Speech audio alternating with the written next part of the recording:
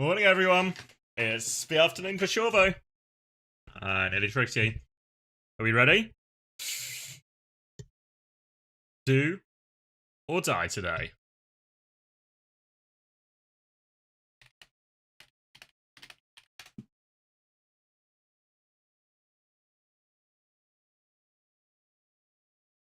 Hold on.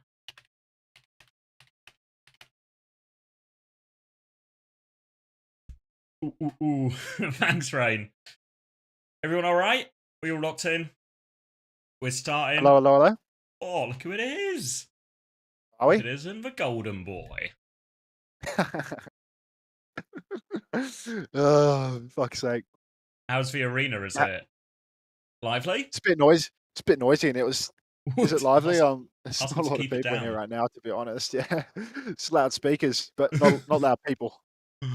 It's like they've put the Twisted game as the first fixture of the day, but all the Saudis are asleep at this time.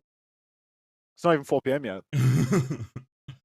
Oh, Chrissy's here as well. Fuck, everyone turning up for the playoff part. The biggest game of the year, you know.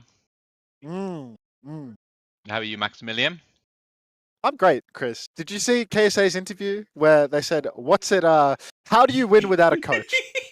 How do you win without a coach?" It's crazy. And then he replies, "You do not need a coach when you have Yubi."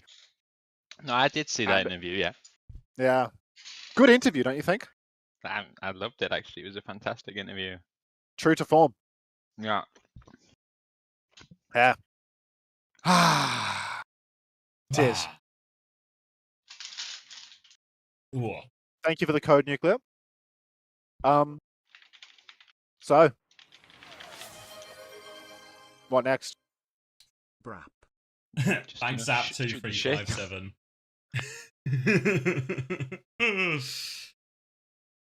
Does Chris still hate us? Chris, do you hate Painkiller? Do you hate Sign? No, actually, I would say they.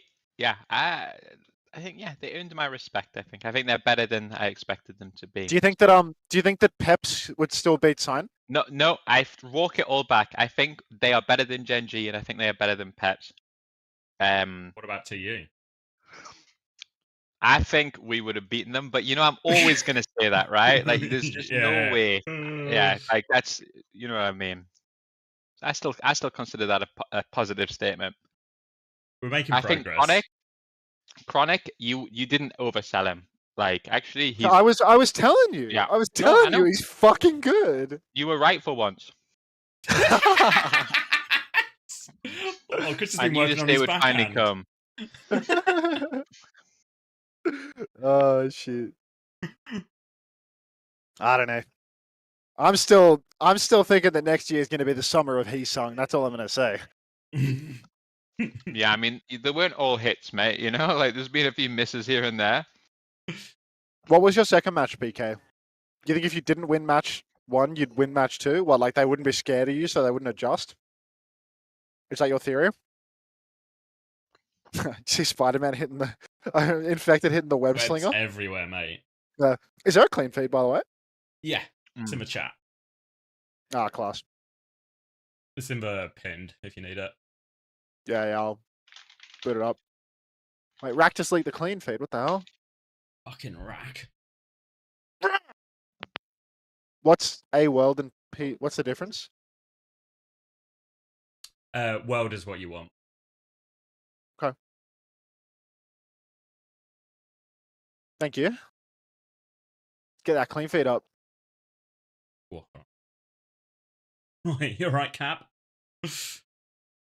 Cap, I left your chat last Doesn't night. he owe us some money? Did you take? He owes us some money. You surely. you owe me $100, I think, Cap. What? What for? For TMB and Sign. Oh. He put $100 on the repeat win. Well, he's claiming he declined the bet now, but there was a lot of witnesses, Cap. That's so, such a classic cuck behavior. That's a classic capitology right there.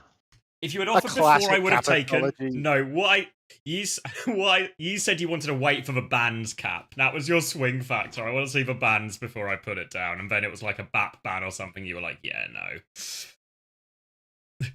Lost at the draft, unfortunately. So close to Cockatology. squeezing 100 Yeah, out of him. we can start that movement. Come on, guys. We only have 31 likes on the YouTube stream. We were trying to get 6, 7 likes. Remember, let's keep it pushing. Keep it pushing. Can I get some likes on my YouTube as well? Any likers? Yep.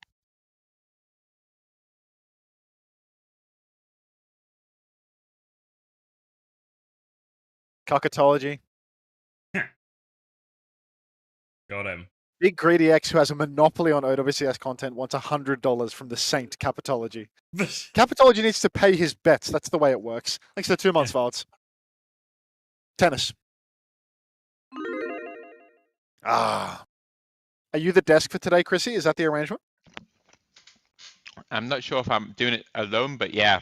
I think Crispy's going to be here in a bit. Hattie might be here later, and I think Jamie's at a barbecue. Okay, so maybe it is just the big three. Whoa. Big three? Wait, I mean, let's be real, we wouldn't have it any skipping other a day way. at the office while unemployed?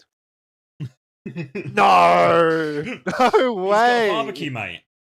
I might even buy my own stream on, out of respect. Go on, mate. Those meats aren't going to cook themselves. God, there's a lot of tennis. Majid will be next to me, but out of respect, he's not here 10 minutes before the match. We get knocked. It's okay. He'll boot up on kick and instantly have more viewers than me, so I'm not worried. I think he's actually live 80 times. I think he's live right now. Wait, can you go on the Magic stream? His start streaming button is just green. Oh. Yeah. I guess out of respect for the country. Are you booting it, Chrissy? I'm finishing eating, then I think I'm gonna hit the boot button. Boot it up, as they say. Boot it up. Yes, this is a rerun as well. Did you see what they've done where they've given every stream the drops instead of the co-streamers? Yeah. Did you see what they also did where they said I could have a host this weekend, and then there are no hosts this weekend? I mean, if it makes you feel any better, August does have 6,000 viewers right now. Oh. I mean, it is August. All right. Oh, he's usually quite large and girthy. But they have I don't know why they put the drops on every channel in the game. It's just to undermine the partner streamers, I think. Me and Rack have been targeted. Me, Rack, the Titan. Oh, me. And now you! Again. Yeah. Again. There was a few days. Congratulations, Max. I just want to say officially, congratulations, mate. On what? Team Liquid. Ah, yes, of course. Team Liquid, the unofficial quiet behind the table. It's in my stream title. Ergo, I am now employed. Like, people keep asking me, "Hey, you unemployed bum?" It's like I have Team Liquid in my title. You fucks. Like, nothing like unemployed people making fun of other unemployed people who are actually employed. Yeah. I mean, joke's on you guys. I have a job and you don't. Thank you very much for the 8 months, Limmy. Somehow scamming your way into jobs still. I mean, it's like when they announced the B stream talent, I saw the Reddit thread, top comment by a country mile. Somehow that charlatan onto stealing his way to the tournament. It's like you make enough self-deprecating jokes and suddenly you actually are the scammer. Yeah, it's like I start this, you know, like I say this about myself and now I'm the charlatan. Like, it's insane. All these people with too much fucking autism to recognize sarcasm. I even saw did you see the clip from Sugar Free where he was having to do like a defense bit as almost as well? It was like, you guys know it's all a bit, right? Like, when was this? There was a clip where he was like, someone was obviously doing whatever, like comment in chat about like, unto shit his job, eh? And then Sugar Free was like, you know, he's actually a really good coach. Like, it's all just a bit. And it's like, unfortunately, this is what happens when you're such a qualified spin doctor, is you've actually spun yourself in your own web. I spun myself in my web, and now I can no longer escape. I'm trapped in the clutches of my own silk. Like, it's over. Fuck, dude. You know, honestly, I thought you were congratulating me for being able to cast with ZP and Wolf, but... No. Yeah. No, mate. Well, also congratulations for that. Double grats, bro. Oh, Jesus, let's glaze. hell of a week Hunter for is a you, certified Max. doctor, can confirm from Dr. Suleiman. Thank you. Thank you, doctor. Mate, let me send you guys a picture. Maybe I already showed you, actually, but send it anyway when I'm all made up. Oh. You know what? Now you're off air. I wasn't going to tell you yesterday, but I feel like that shirt didn't compliment you. Yeah, I thought it was terrible. I saw it on the camera and I was like, this is the worst choice ever. Like, It's just like I had a nice shirt with me too. It just doesn't work. what was wrong with the other shirt? I don't know. I just want to wear something loose, but I don't know. It's like too. I'll know for next time. You need like a darker color, I think. It's the color. Like, it's just the same color as my skin. It just looks wrong. You look should have worn a like you're on shirt. You look a bit like you're on like an archaeological dig. Your whole Discord was shitting on your shirt. Shirt on day one was nice. Yeah, I mean, I had a nice day too. I had a nice day two shirt too. I just opted to not wear it out of respect, you know. That's so fucking Australian. Yeah, that seems about right. Yeah. I mean, I think I was pretty much giving the whole like bogan Australian at a resort in Bali for a week where they give you your linens when you arrive at the door. But the problem is, like, I just don't have the skin color for it. Actually, Color Hex, he looked. I know he's not Australian, but he's looked so Australian, like proper bogan with his haircut. Oh, I mean, he's had it permed, I think. Yeah, it was proper like there's like I can't remember what movie it was called, but it was a movie where like these two people go for like backpacking around Australia to end up working in a bar, and I was like, yeah, just like some rural ass bar, and I was like, yeah, Color Hex would blend perfectly in this bar. I mean, did you see Light? I couldn't stop looking at him. Sausage influencer. I didn't have RMs. I did have some boots, but not RMs. It wasn't I don't have any Kangaroo RM Jack. It's fuck's sake. I really wanted to wear the thobe, but thobes are expensive. You know, I could get myself a tailored thobe if I wanted, but it would probably set me back a pretty penny. Should have seen a gator if it would have lent you his. Captain Underpants walking around on the stage like. Literally, he buys such a cheap, crappy thobe that you can see right through it, and you can see his jocks underneath.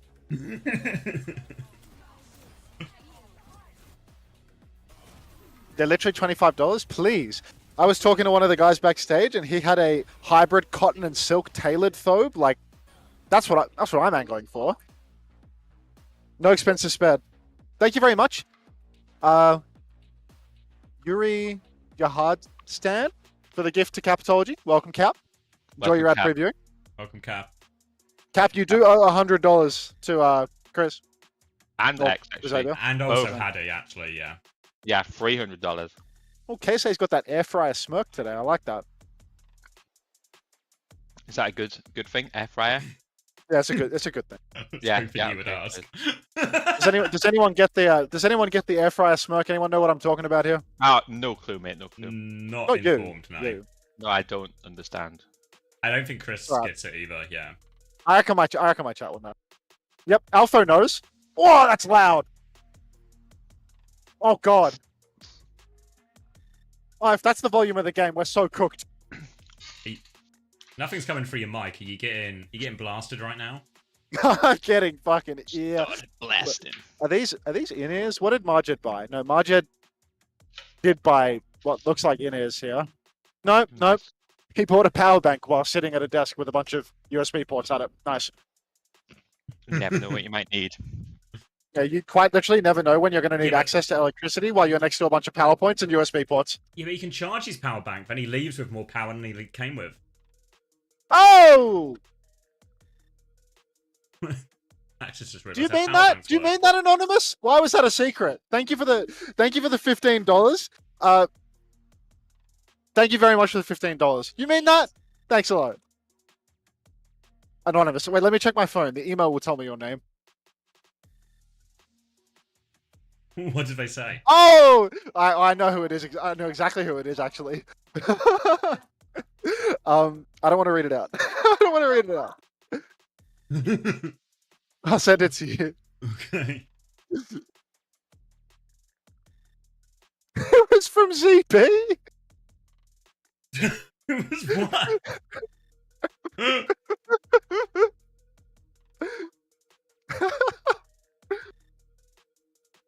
I'll put it in the group chat. Hang on. Okay, guys, I'm gonna go live, so just stop all the racism now, if that's okay. We'll start making it family friendly from now. I got approved for the co-streamer, by the way. Congrats, mate. You've had the best performance of anyone so far at EWC. Did you watch the A stream? I mean, I'm a B streamer, if you couldn't tell. So all of the talent on the A stream were probably running rings around me. Let's be real. Oh, I'll spit out the gum. Sorry, the lip smacking is probably going to drive you all nuts. Wait, someone said something. Was Adam Savage shot if... Okay, Adam Savage was not shot in the head after what he did, but he did get on the next plane out of there. He got out of there real quick. A slip of the tongue. Let's go, Twisted! 5 minutes from now. Jazzy6974, thanks for the 7 months. Thank you for tickling me. I felt that. Oh my god.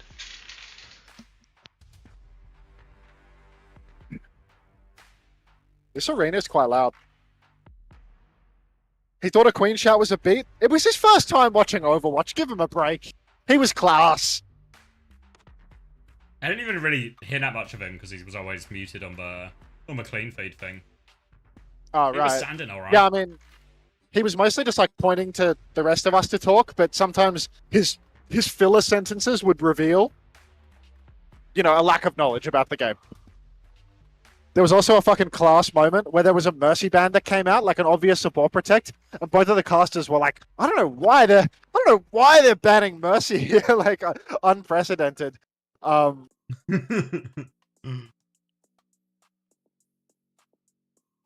do I turn my sound up?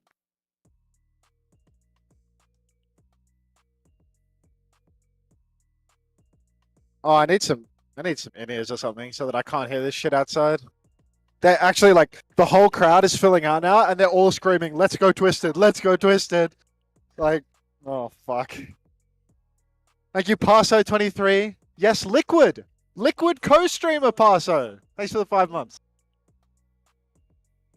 Hey, Majed. Hey, come on, dap me up. It's the only... Yes, son. Oh, thanks, Scandal. Appreciate it. Can you turn Chrysler up? Looking into this. I've knocked you, Chris, but I don't see you in the call. Wait, sorry, mate. Let me accept your knock. I was doing some... Go to the door. Wait. Where are you, mate? Where does it say? Where do I get my knocks through? from? It's like a notification. Yeah, can we get some Aga Bibbies for Majed, please? Oh, yeah, I got a knock. Yeah, I'll accept, mate. Well, there we go.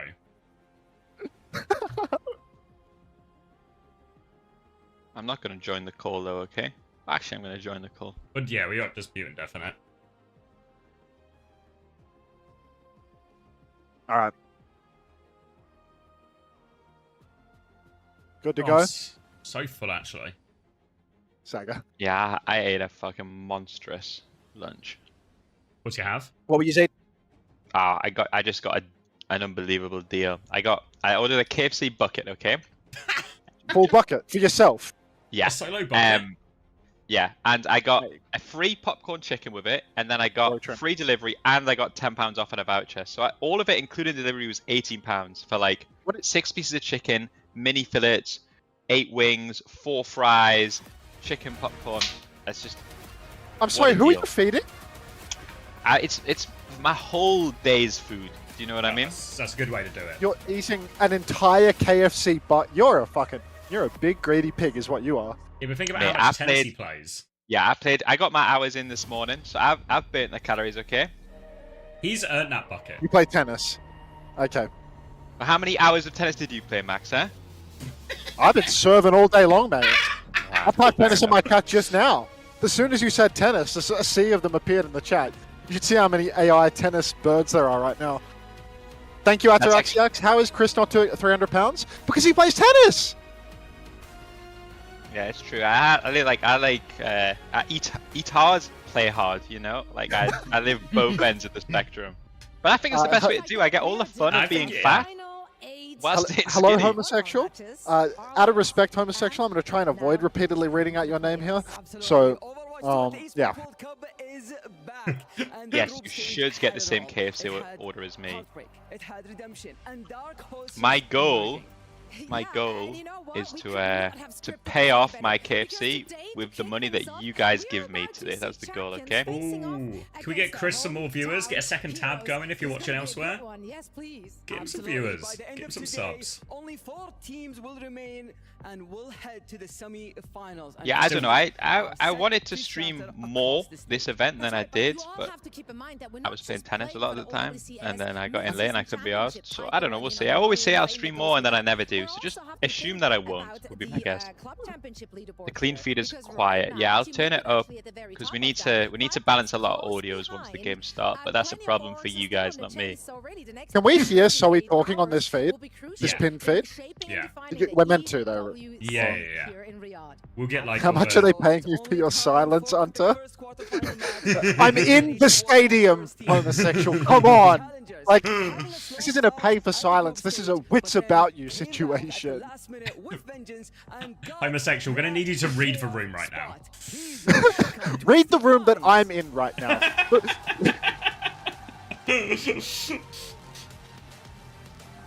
Okay, guys, how do I turn down the alert sound when I get a sub? Anyone know? It's like a monitor it. Do you have like a if you on your OBS? And wherever your alerts box is, if you right click on it and go to properties, there should be like a control audio via OBS. Audio, that's it, yeah. And then once you do that, it will just add like a slider you can sort of turn up and down. I don't know if I have an alert box on my OBS. Do you know what I mean? I've got display capture and I've got a video capture. I keep it pretty raw. Have you ever set up an alert box before in any of your time streaming? No. Thank you, Moloch Walker, for the tier 1. It was loud, but that means you're important. So maybe we just keep it like this, you know? If you want to be important, you should subscribe. Shoes to a thumbs Everybody down. knows when you go to the pub, the loudest person is always the most important person. That could be you. Does Hunter know about the Alvocates incident? I heard that Alvocates was an excellent guest on Commander X's stream. Is that true? It was a cameo. What an addition. What an addition he was. Come on, guys. We're closing in on 6-7 likes on the YouTube stream. Let's keep it pushing. He burnt her fast and short. Twice as bright. Twice as bright. Type situation, or yeah. Yeah, something like that. Yeah. Yeah, 6-7. 7. I don't get this 6-7 thing. What's the bit? Don't even just say the what. Just say the numbers, okay? Just say the numbers. If I say air fryer 6-7, am I fitting in? No. Air fryer's like years ago. Air fryer's like a 10-year-old joke. What are we saying now? Toaster 6-7? God, don't try to change a thing. I think I've got it. Feels like you've got this down to a science.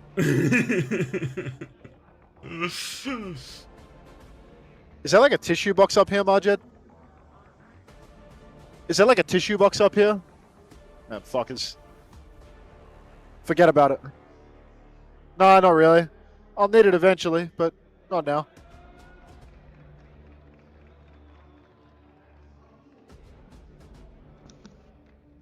Alright. Shu is so handsome. It's true. What's for Pred? Oh, alright. So, I think there's some stuff that needs to be said about this game. I think the first thing is the jump in versus max factor. I think is really important today. I think Max Max was losing a lot of his maps versus Team Liquid. I think that the max maps are where TM have to win, and the jump in maps. I think if TM can take one jump in map, then they've got a chance in this one. Are you expecting to see more of this Winston Sim stuff?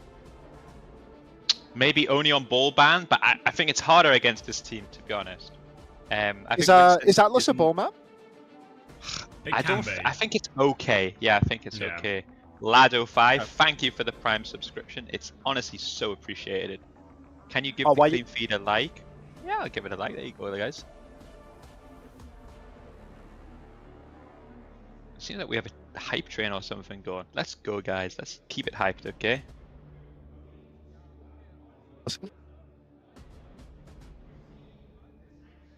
Update bracket? Yeah, we can. I'm sure the mods are all over it. The attentive mod team is on the case. Would you consider killing Krusty and take over Gen G and add Hattie and Backbone whilst keeping Who Are You and EXO? That sounds an awful idea in so many ways, actually. Why have I now got 3 DPS?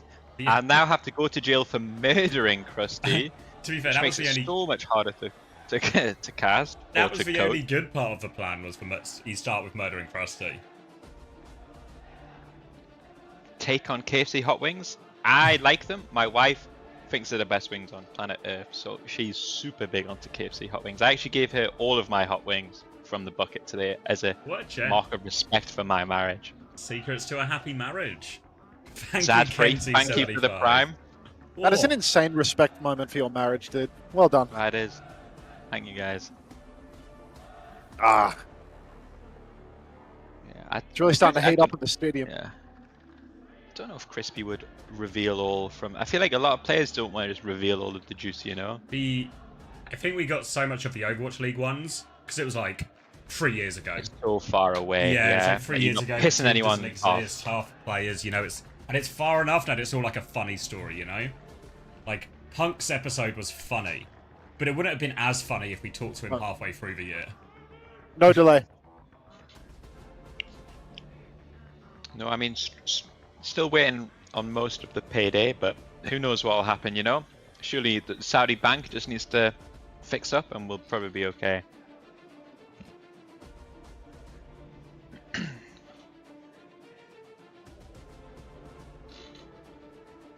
Any more analysis that you want to provide before we get into the game, Chrissy? Oh, thank you, Oh my Gumball, for god, the what was 2-1. that? Did someone just get smacked? I just clapped out of respect for the game. Yeah, no, that was nice. Do you use no noise suppression? Mate, I just stream, mate. It's not that big a deal. Just turn it on and see what happens. I don't do all this wishy-washy woke shit that you do, you know? I just stream. It's a put feature fucking on camera Discord on. that's automatically turned on. Like, Fucking woke man. Utter woke Full screen. nonsense. Yeah, good shout on full screen. unbelievable. Like, these... can't be helped. Alright. Full screen is not woke. guys. Are you woke, Hunter? Wouldn't you like to know? What's the bands? We have the bands. I just see Lip at the moment. I see Moon. I see I Lip. see the key. Should we See a try and key. sync up without a timer? Do you think it's possible? Yes, Alright. yes, yes. Alright. When we transition away from Lip, Yeah. Let me Everyone know. say yes. He's missed a hair on his mustache. Someone Yes. tell him. Transition. yes! So you need to flick a pause, Chris. Yeah, I flickered Alright, it. I'm flickering. too. Okay. Yes!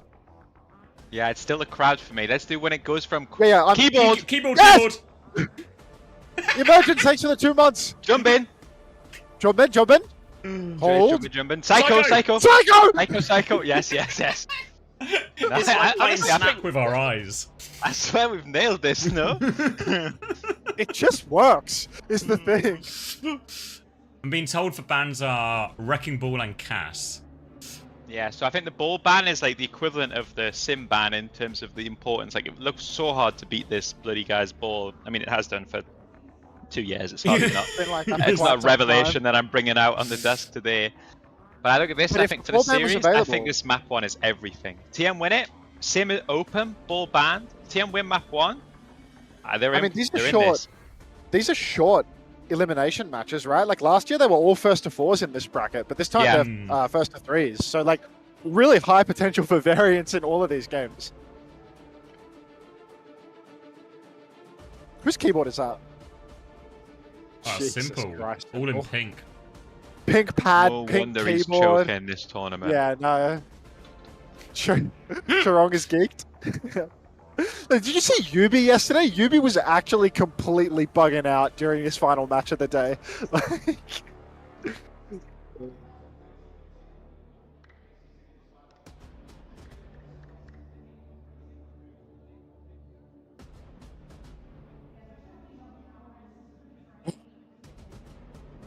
Can we crank ads up? Crank it. How cranked are we talking? Chrissy isn't knocked? I swear Chrissy's knocked. I'm in, guys. Wait, no, he Please seems to knock have me. unknocked himself somehow. I'm gonna knock you guys, okay? I'm knocked. I am the one who knocks, okay? Oh, something went wrong? Maybe I'm blacklisted. Well, I'm trying to get him. Alright, mate. Knock me again, please. What is Moon Actually- Theory? Probably could get in the lobby too. Like that, like my viewership would go so hard if I was in the lobby. What a co-stream. Wait, are we have. hearing the Someone game in the background? arena, someone in the lobby. No, Fent Freddy. You're definitely not hearing it, Fent Freddy. Alright, try accepting that. Bounty knock. 7M, thanks for the 3 months. Yes, I'm guest starring. Fat Hammond, I want you to give me your money. I don't want to be tickled by you.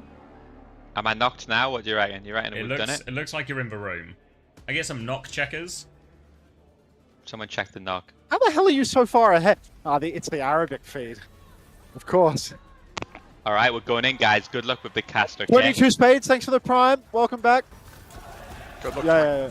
Oh, look who's just about on time for work. Oh, seconds to spare. Fashionably on time. All right, let's see how We're in good the game. we were at shouting keyboard. 27, 26, 25, 24, It just works, Xavier. 23. Let's get We're let's so keep it good push, at shouting keep it keyboard. push. I only know how to do color, so can you do the play-by-play if at all possible? All right, pay close attention, everyone, and I'll show you the hidden secrets of play-by-play. It's going to be a swap Please to D. teach me. It's going to be Diva swap for KSA after seeing the Farah. No Anna from Chu on this one. He might play it on some of the other stages. Now, though, Twisted Mind's already on that point, just trying to keep this Farah in check here. Crazy Raccoon looking for their timing, but much harder without ball and Quartz. Opening pick. Instant pick from Quartz onto Lip. That will secure Twisted Minds the cap. Crazy Raccoon, they're scrambling for life, but Jumbin, he's in so much trouble. He's going to go down to Yubi. Difficult for him now. Lip's going to swap onto the Sojourn. It's the ball ban really coming into play here. It's so hard for Jumbin to actually engage without it just being turned into a one-way trip by all of Twisted Minds. And they're probably just going to poke up a little bit at the front here and then just go back to point and do the same thing. Onus really on Heesang or Lip to try and find an opening. Heesang has really got that barrage too. Already, Kitsune Rush available for Simple. Twisted Minds, they can get aggressive with this. The TP comes out from Yubi, but funny, Astro gets caught on the rotation. Quartz, he answers back with a pick onto Lip. Simple, he's thrown out the Kitsune Rush in the mix here, but Heesang's been traded as well. Back in control now. Quartz focusing down Chirong. Jumbin's trying to trade that, but he's so low, and Yubi will deal with that one as well. Looking for a couple of late kills on the supports here. Shu and Chirong on the run. With Crazy Raccoon, that's 2 fights now. And still only that barrage to work with. Barrage available, but KSA, he can counter that out. If he's attentive to the Farah's position, Twisted Minds, this ult snowball, it's getting out of control for them. Jumbin, he can't get anything done. No Primal Rage available. Beat push for Twisted Minds on the cards here. Heesang getting into position with this barrage, but has to be careful with that TP. They've TP'd it forward as well, but they're going to try and flip the point instead. But KSA's killed Lip. KSA anchoring the point, has for self-destruct. Heesang's in all sorts of trouble. The beat comes through. KSA kills 2 before that. And this Kitsune Rush has got nothing from Shu. Kitsune Rush from Shu, no value whatsoever. Medi has the bomb. Quartz has a clock. It's already final fight territory. Crazy Raccoon, they have fantastic ults, but they're in spawn. The clock comes out from Quartz. He hits the shot. They can't leave. Twisted Minds pinning them back in at the Sorry. spawn. Mic issues. Crazy Raccoon now. One last desperate touch, but they have 4 ults with which to do it. Yubi has the symbol. Simple has a second Kitsune Rush all ready to go. Jumbin gets the first touch. Kitsune Rush on Jumbin. He's going to have to Primal soon. They beat first. Still doesn't have the Primal, but he should be getting to it. Symbol is in play. They try and focus him down, but Shu gets the kill. Primal now up. Heesang looking for this barrage timing. Jumbin is taking his backline for a ride. Astro's in all sorts of trouble. He will get finished off by Chirong. KSA still has the bomb if they want to make a play for this. Jump onto Simple. He TP's over to KSA, who chooses not to invest for bombs, so they're going to play retake here. Crazy Raccoon, it's so crucial that they're able to keep both DPS ultimates. Shu, 70% of the way over to that Kitsune Rush as well. So Twisted Minds, they have a huge opportunity here where they need to play slow, they need to charge up Bunny Astro's beat, and then leverage the beat advantage. Otherwise, Crazy Raccoon, they're going to keep cycling these DPS ultimates. They're going to push with the Kitsune Rush. KSA has the bomb. Astro nearly up to his second beat as well here. Twisted Mind's just so quick off the mark with a lot of these ultimates. They get into their second ones quicker as well. Gonna have to just watch out for this barrage, watch out for this overclock if they come. Just need eyes on Heesang. They're clearing the U first, want to try and get Lip out of position. They're gonna rush forward to point now. Need to keep their eyes on the sky. Astro goes for the beat, in the bubble a little bit. Quartz doesn't get the beat. He's gonna fall, Jumpin dies for it though. Lip still getting killed with the overclock. Bomb is out now, barrage up top. After the D-Mech kills the baby. The KSA trades Heesang. Simple taking the duel with Lip. Simple so low, they kill each other. Chirong still lurking around, trying to hold on. It's for supports versus Yubi, and they've taken care of it. See our hold.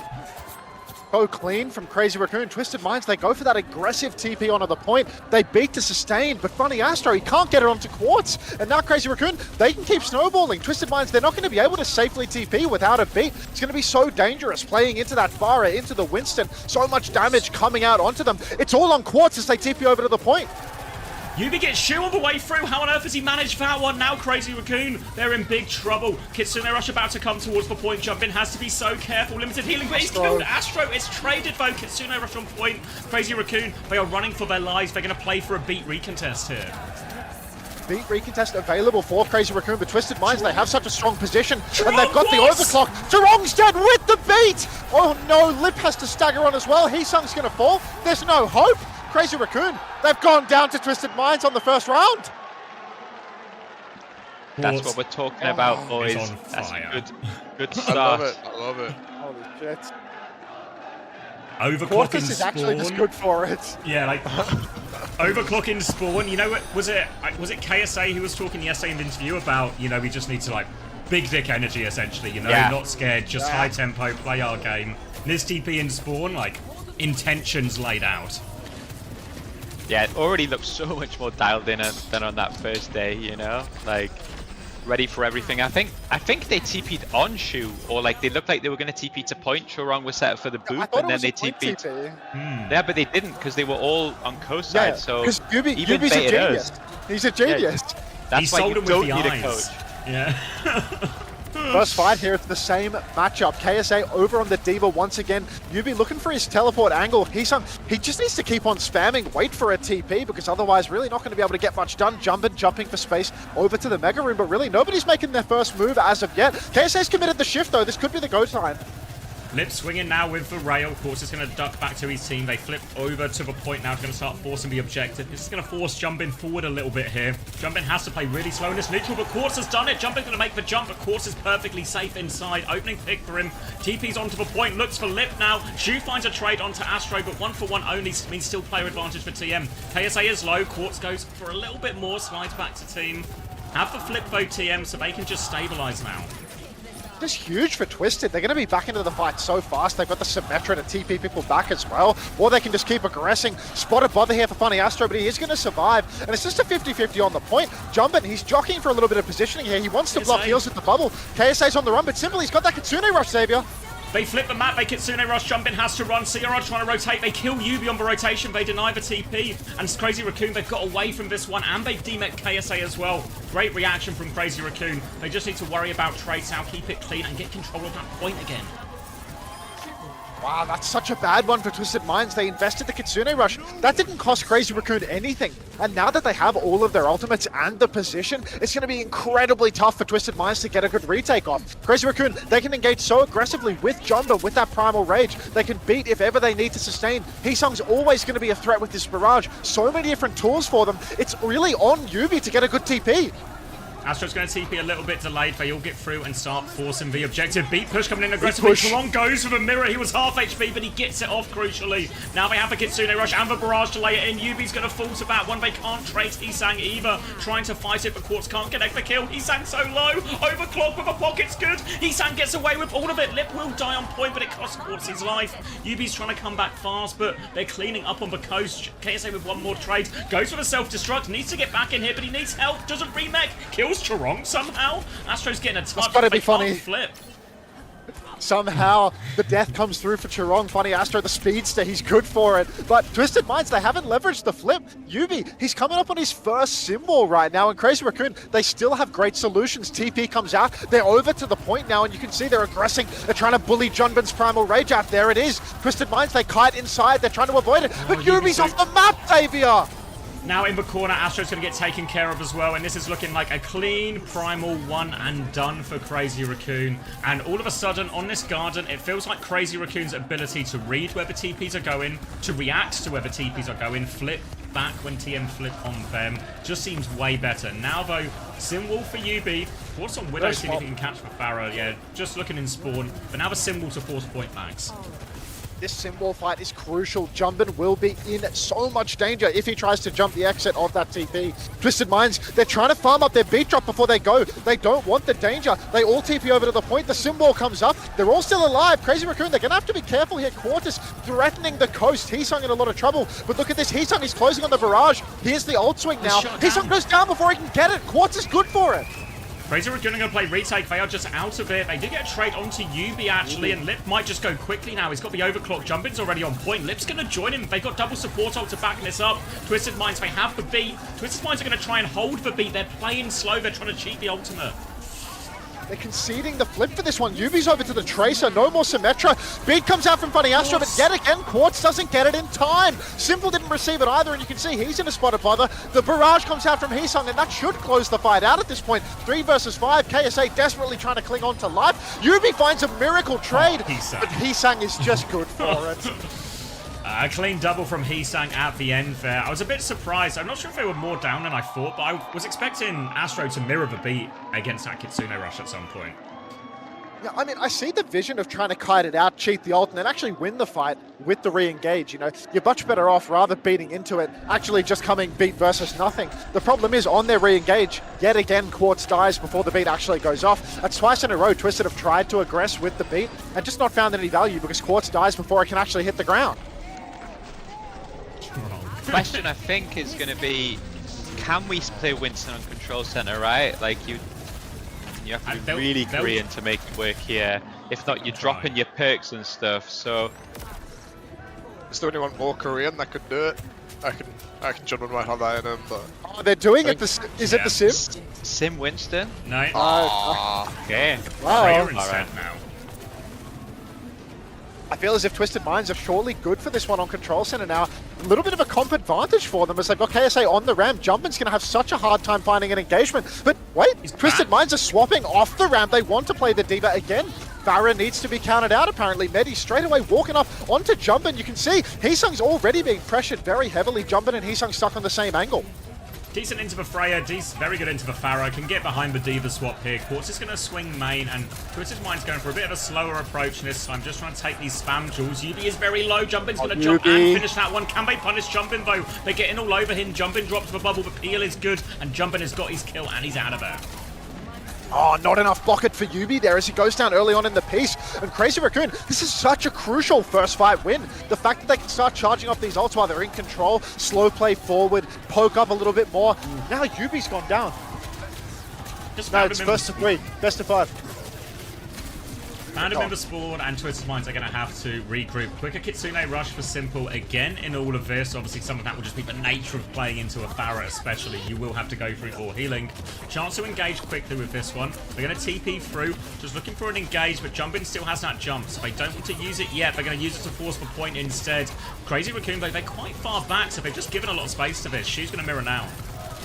Big exchange on the point, no kills as of yet. Funny Astro goes for the first beat, and Chirong doesn't actually have it yet. Bola shot from Lip, it hinders the side of Twisted, but it doesn't secure a kill. Jumpin's primal raging, he's tossing Funny Astro all over the place, but Lip is whiffing everything. Beat comes out from Chirong now to keep them going. It's still a 5v4 though. Jumpin is so low, he's going for Yubi, but Funny Astro's just good for it. As Twisted Minds, they're cleaning up.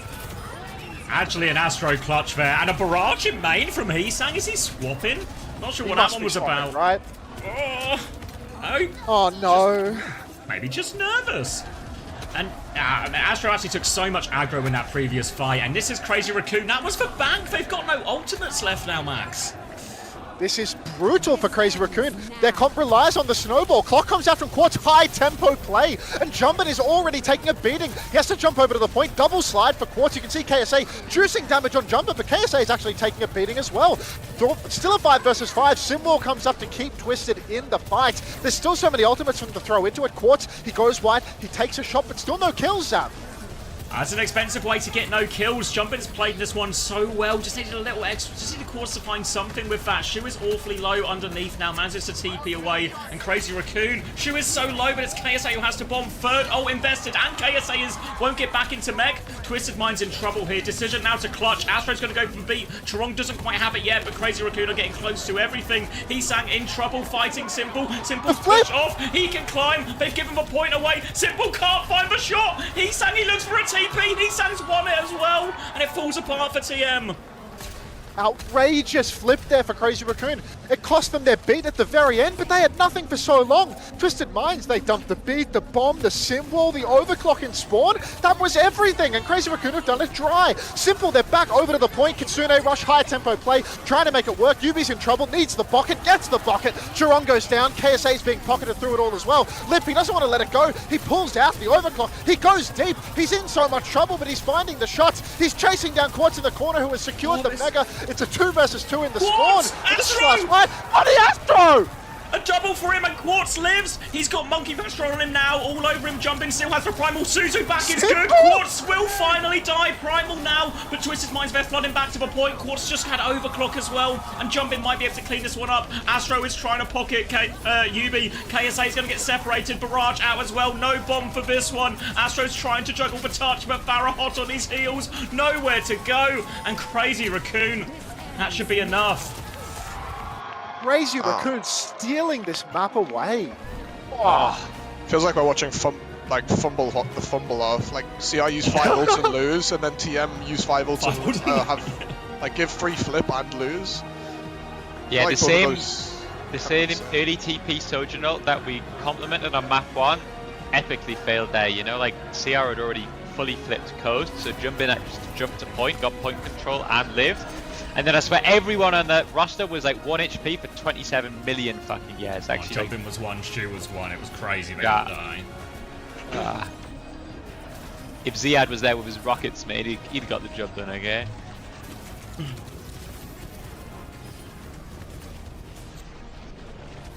I mean, this is the type of map where at the end of the series you're gonna be like, yeah, wish I'd fucking won that one, you know? That was such a good situation once they got in, because, you know, once you get back in control and they've blown their entire bank, you've got 3 ultimates, you're just looking for one and done for a couple of fights, you know? You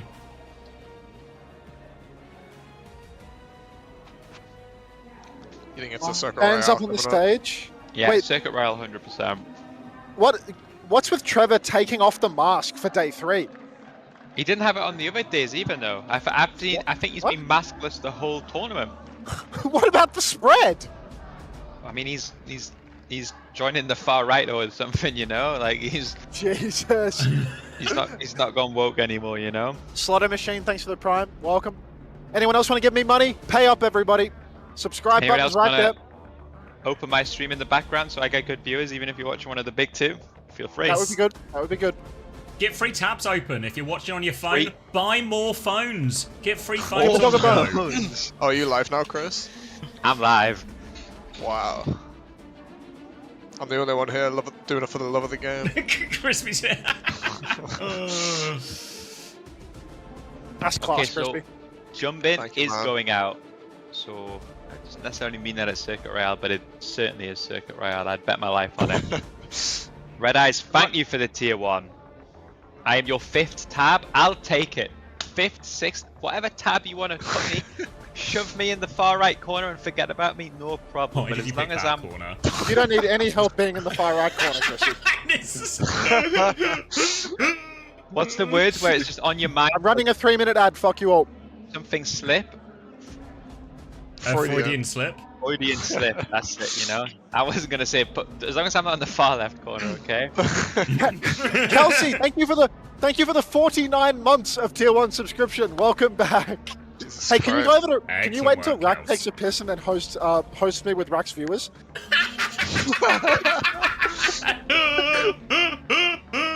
Just wait until he leaves his computer and give him over. How do I control the ads? You guys know how to control ads? If you got your like dashboard open or the stream manager bit open, Yeah, I can do that. and then on Fan quick of Old Ocean actions, EWC. there should be an ads manager and a quick actions. stream manager. I'm in. It's loading. Oh, shake tons. Is his EWC crush? Oh yeah, I see it. Yeah, then you might have to turn some of them on, but if you go on quick actions and then like the 3 dots, you can edit quick actions and you can like add for ones for the different lengths of break. And then press one of those buttons, it plays an ad, and there should be a snooze ads button you can add there as well. Alright, okay, I should have snoozed it because I think I accidentally hit all my loyal viewers with an ad mid-round. No, surely not. Only Hunter would do that. I'm going to give you 1 minute of ads, only 1 minute. Wait, thanks for the 5 months, W1. So if you're on Hunter's stream, you can come back here 2 minutes faster. I'm just going to undercut the ads market. Somebody donated $10 and I didn't even notice. Nice, I love $10. Wait. Yo! No idea. Thank you so much. Welcome back. Did I thank you, I spiked, or am I just not very good at this? Either way, thank you for either the first or second time. You think Max is good for his map? Max has to play many maps. Yeah, true. Doesn't look great. Has he won a map yet? You guys. Yeah, he has. So I know he lost them both to Liquid. He lost one. He lost one to Liquid. Did he? Oh, he lost both.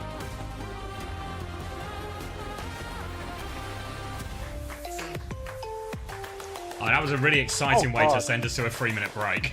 Yeah, this would have been a great. This would have been a great time to hit the 3-minute ad button. Fuck. Level up your gaming experience with over 80 playlists only on Spotify. The official. No way it's playing me the audio from the ads. Grow up, please. Guys, we're at 66 likes right now on the YouTube stream. If we could get it to 6-7 likes, like. Yes, go 67. We can do that, guys. Wait, I'm nowhere close to 67 likes on my YouTube. Come on, YouTube chat. The more you like it, the more people can see it. Please. Are you yes, we're at 6-7. Are you gonna let Unser's video get more likes than mine? Come on. He's in the arena, to be fair. He's getting the emotion points. I'm being told. I'm emotional listening to Max. Max had 3 maps, different Max. Max had 3 maps versus Liquid and lost 2. That's true. That's a fact. Not cheap, Josh. Fair enough. The thing is, the circuit, at least it denies the jib too, which is like the really scary thing against a team like this, I think. Well, at the end of the day, whatever we do for push or we do for flashpoint, there's a hope here. Seiko has some of the better drafts in the tournament, so shout out to him. Did I hear 6-7? I've shot past 6-7, mate. I mean, Benjamin's now got my YouTube on my 8th tab. I'll take 8th tab. I'm up to 81 now, actually. Yeah, we're hooning. Like theory. Thank you, FLX Red Eyes. Appreciate that. Hope you Benjamin, do you have a 9th tab possible, mate? Oh, no. You can just hit me with number 9. Oh, honestly, that would be greatly appreciated. I want to get a coffee. Yeah, I might get a coffee, but I think I can't. Actually, I probably can get it brought to me, to be fair. I'm literally married. Tell your wife to bring the fuck off. I mean, I gave her some hot wings, so a trade's a trade, surely. Who's that on the right? I have no idea. It's Different game? Machine Gun Kelly. Yeah, I think it's Machine Gun Kelly, actually, yeah. Machine Gun Kelly, of course. Uh-huh. I'm being told he's a Deadlock guy. Doesn't look like ZP to me. Deadlock guy?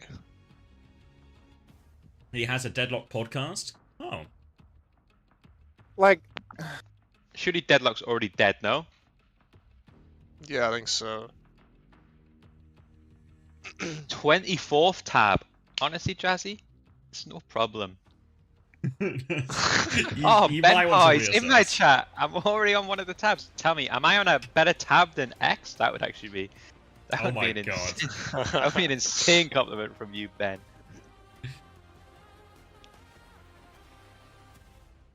Rowan says I have 15 phones, but I'm saving them all for Crispy's stream. A real man. It's fine. When they put fiber internet in my street within the next year, you'll be fucking living. I'm still counting down the days until we get your next frag video, Crispy, in 3 years. No, that's never happening. I'm retired. I made that one and I retired. I just don't have it anymore. It was good though. I enjoyed it, but I mean, maybe it helps because it was over 4 years. But the quality of clips was so high. Yeah, that's why I'm never ever gonna make one better than that. So I might as well just give it up. You can't make frag videos every week when you're over the age of 18. It's not a thing. You lose the source. All right, take care, Cap. Enjoy assembly. Cap or cat? Cat. Cat. Ah. You missed it yesterday. Onto X, Chris, and Hattie all just joined Cap's stream at the same time. Just tried to rage bait him while Sign were losing. And now Cap won't play it. Pays $300 he owes us. Yeah, insane, dude. Insane. All right. Some kind of circuit. Ramantra ban in response to Nisfara ban. Oh, I'm being told that I am to pan my camera down ever so slightly. Get as panning. not to spoil anything. Do not spoil anything. Yeah, because, you know, I'm 5 minutes in the future. There you go. Yeah, that'll do. Tilted pant. Tilted pan. Is there a KSA Ryan showing on this map? There's no way. We ready to rumble? There it is. Rumble. He's going Ryan.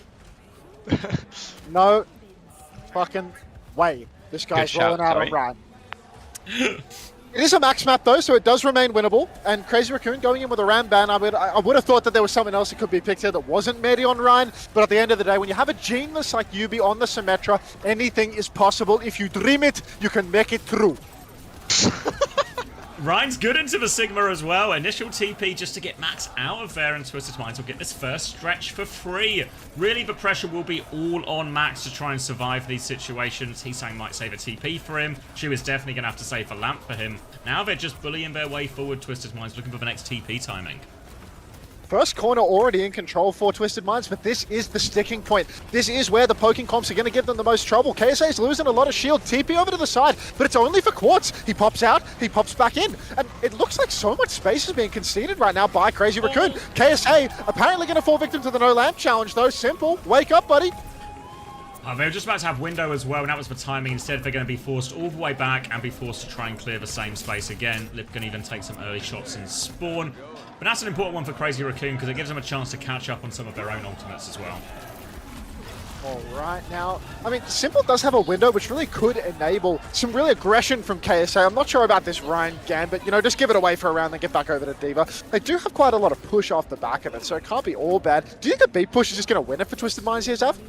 Yeah, really difficult. We were talking about it a lot this weekend about how powerful these beat pushers can be now. They window to clear the first bit of space. They get it to the corner. All eyes on Astro with this beat now.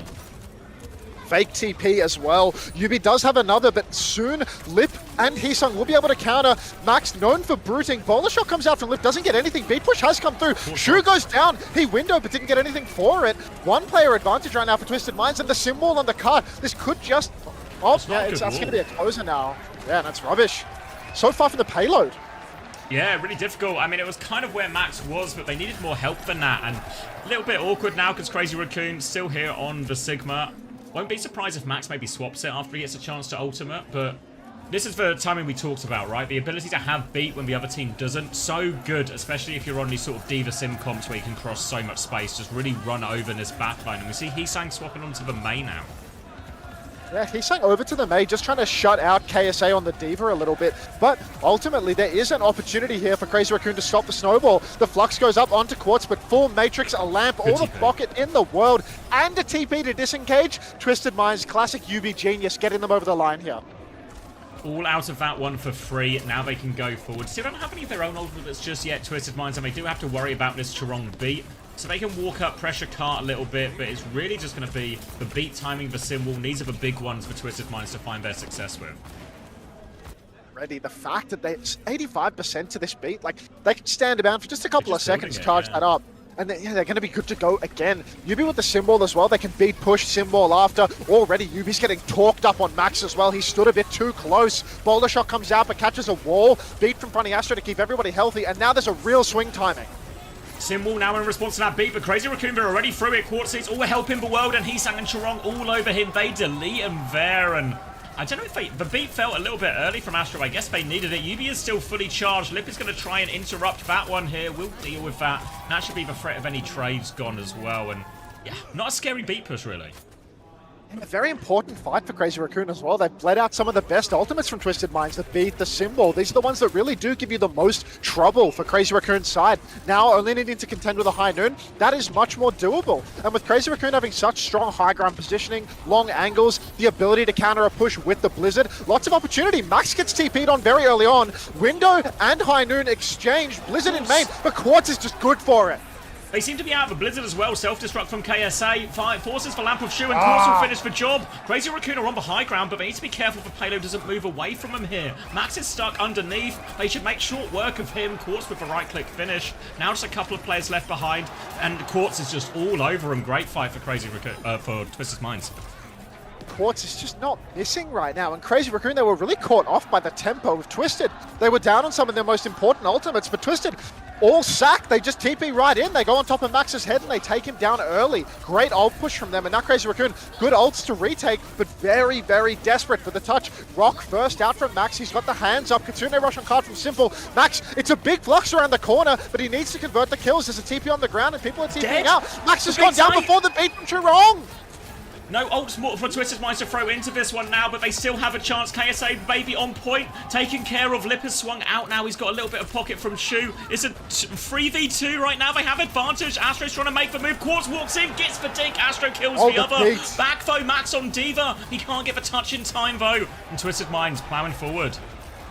Yeah, now Max is just going to be staggered out on the Diva, dies later than everybody else, different respawn wave, and Twisted Minds, they're really stealing this one away here on Circuit Royale. Such a strong performance. The fact that Max died after the Flux, didn't get the beat from Chorong in time, absolutely critical. As Twisted Minds, they're back up on these snowbally ults. The Symbol's just around the corner. KSA's about to have that bomb. He sang with a TP over to the side, but I'm not sure that this rotation is going to catch out anybody. Twisted Minds are very switched on.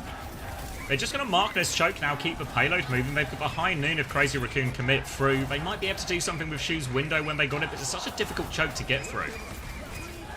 Window up on the high ground from Shu. Bomb and Symbol coming out from Twisted. They're not even pushing the cart during this ult exchange. This isn't great for Twisted, I'll be honest. 2-for-1 trade and not much cart push leverage, but now they're flipping around the corner and this looks good. But Yubi caught on the rotation. Disaster.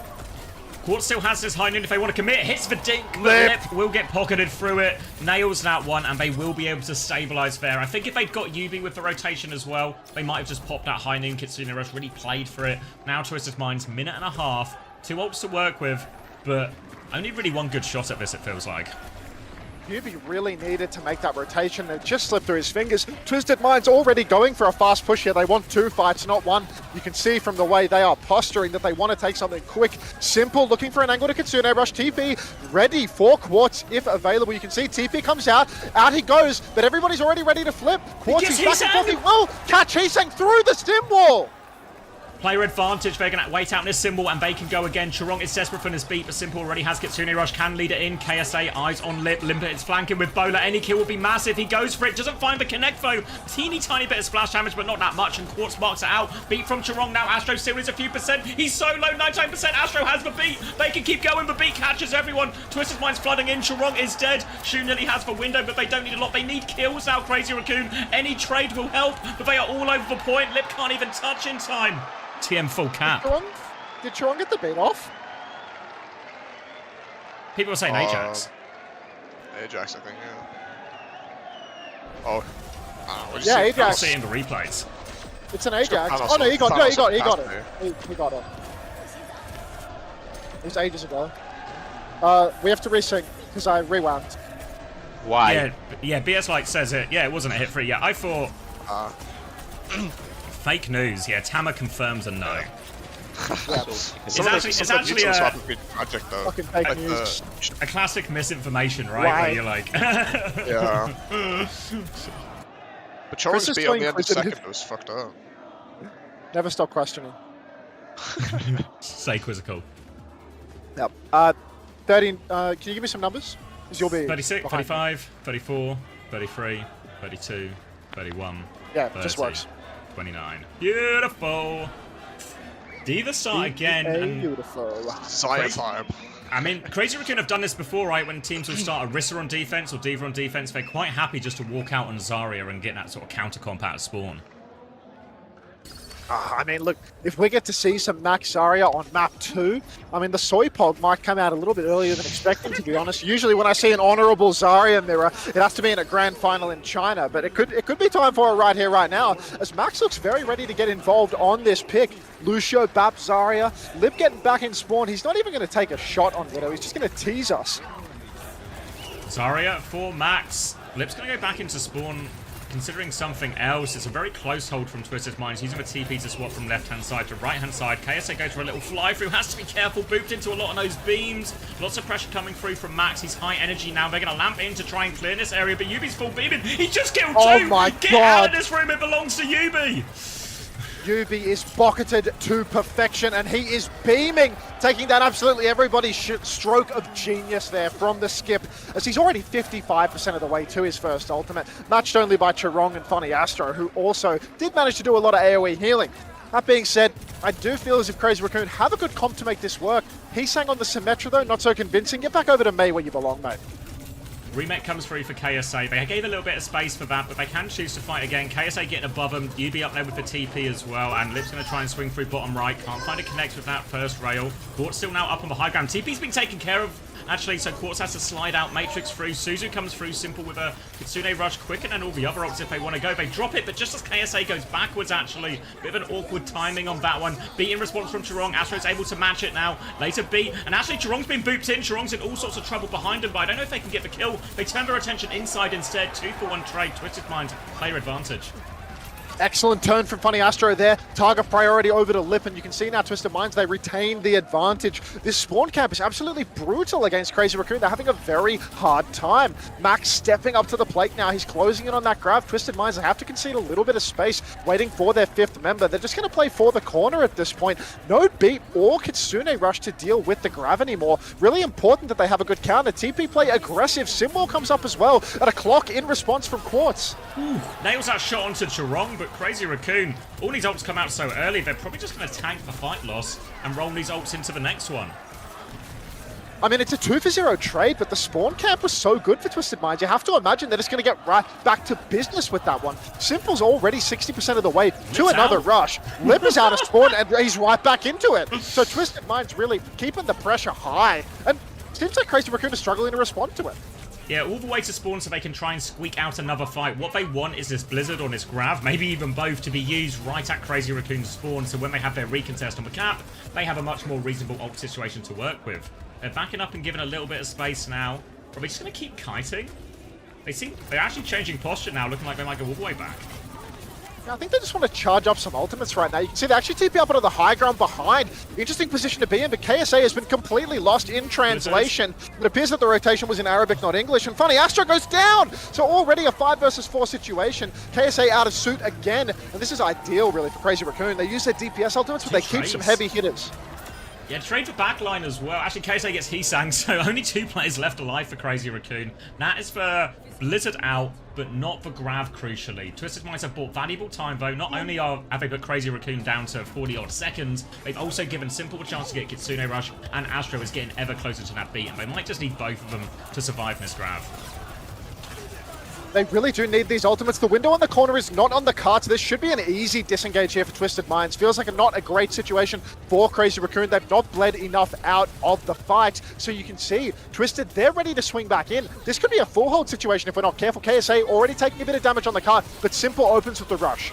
Crazy Raccoon kites it, overclock from Quartz. They need it, beat in response. Astro's going to match the beat, but now the Grav comes out. The Quartz finds a kill. He's locked in for Grav. He's trying to live. The TP gets him out. The Grav kills nothing. Twisted Minds 5 on point. They deal with Heesang. Crazy Raccoon are out of time. It's looking like a full hold. Max will fall, and Twisted Minds dominate on Circuit Royale.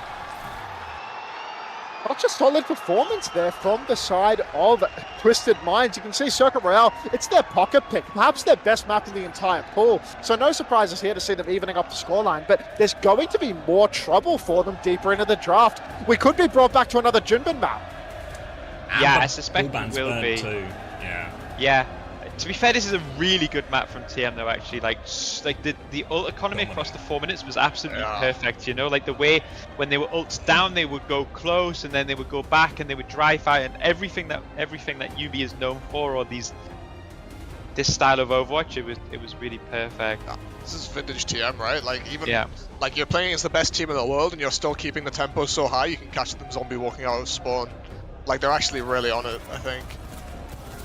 Like, even when they lose that fight on first, but they force out both DPS ults and they trade 3 fucking people. Like, that's crazy.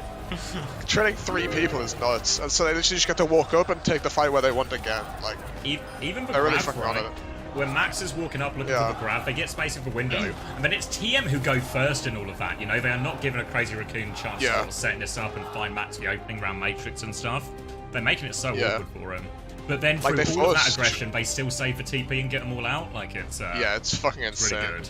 Like this Crazy Raccoon's beat push time should be insanely strong, right? Like with the Zarya and the Mei, it should be really impossible for TM to live the beat push. But every time TM just go first and force the beat on their own terms, and then Astro's like second beating every time.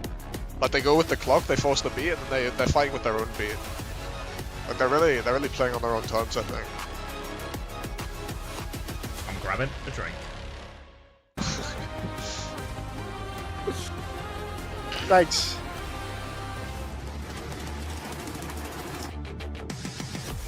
I'm gonna mute stream. I don't like the music. 5 minutes. The pauses, dude.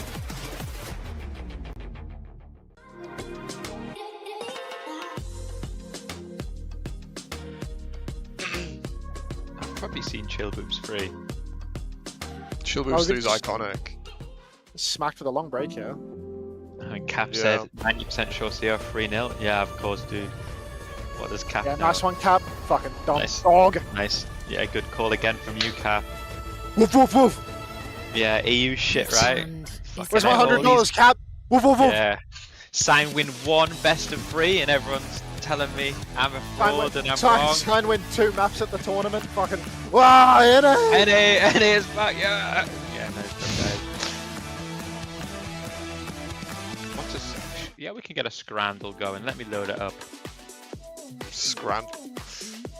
How did Unta get the Liquid sponsor? That's ridiculous. What do you mean? What's ridiculous about that? Do tell.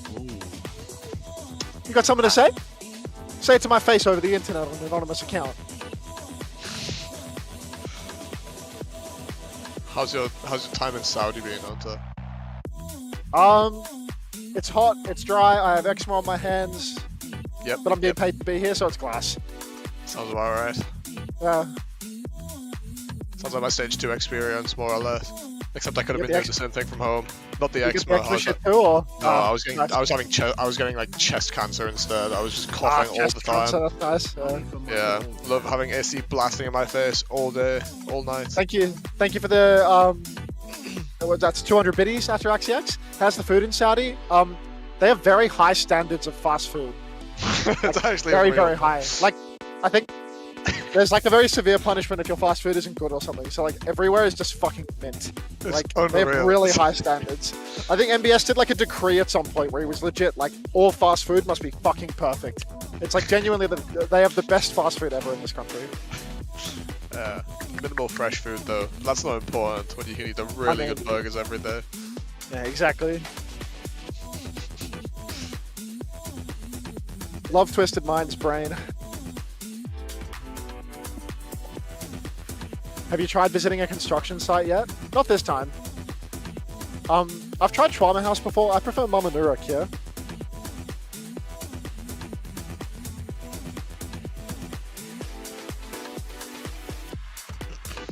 They also have the best healthcare sponsor. Retweet.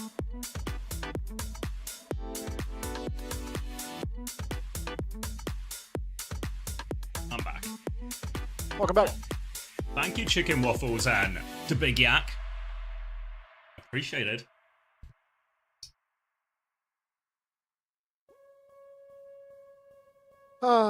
Yeah, W Doctor. And if you talked about it already, are we expecting Jumbin back in? Yeah. I think the longer breaks signal that a roster substitution has been made and they need more time to turn over the stage. I did spot Jumbin lurking in this, whatever you call It's a bit of that stage area. bit of that you know, Hollywood magic being pulled behind the curtain. Yeah, I mean, I wonder what map they go. Maybe you go like push, so Twisted can't take you to New Junk or something like that. Go Esperanza. Or go Flashpoint, sorry, and go Atlas. I don't know, something like that.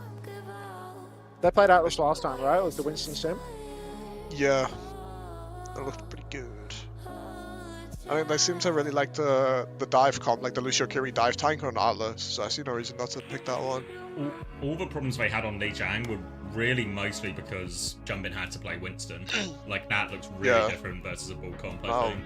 All is like unleashed. So I think they just... But yeah, I don't know. I think they have to maybe get a protect ban going so like TM can't ban Kiri. So I think I mean, maybe they're fine to play the Ana, but I think the Ana gets really dicey into Diva. Like when KSA gets on, when you're on Diva Sim, I think the Ana's really not that scary. The TPs too are going to be a nightmare for the Ana. So I think you gotta get a support, go Atlas, protect support, and then I guess TM would ban a DPS, but I'm not sure what DPS. Like Tracer, Venture probably. You surprised we haven't seen any Venture so far from Heesang? I actually am, but I guess they've both been pretty good. Like, I mean, I think the first map's obviously, that's a Pharah map, right? Like, but yeah, I am honestly. Like, especially on Control Center, I was really expecting to see a Venture. So I feel like it's kind of like, you don't want to play the Tracer, right? Because I think the Tracer is kind of low impact into the sim comps sometimes. But I think Venture really fills the niche of helping your Winston more. So a lot of the times on Li Jiang, I feel like Junbin was kind of solo queuing. Like, he jumps in, but both of his DPS are just spamming, so he kind of gets focused down, but I think the Venture would have looked good. But I think we'll definitely see it on some of these maps. Yeah, there's Junbin in.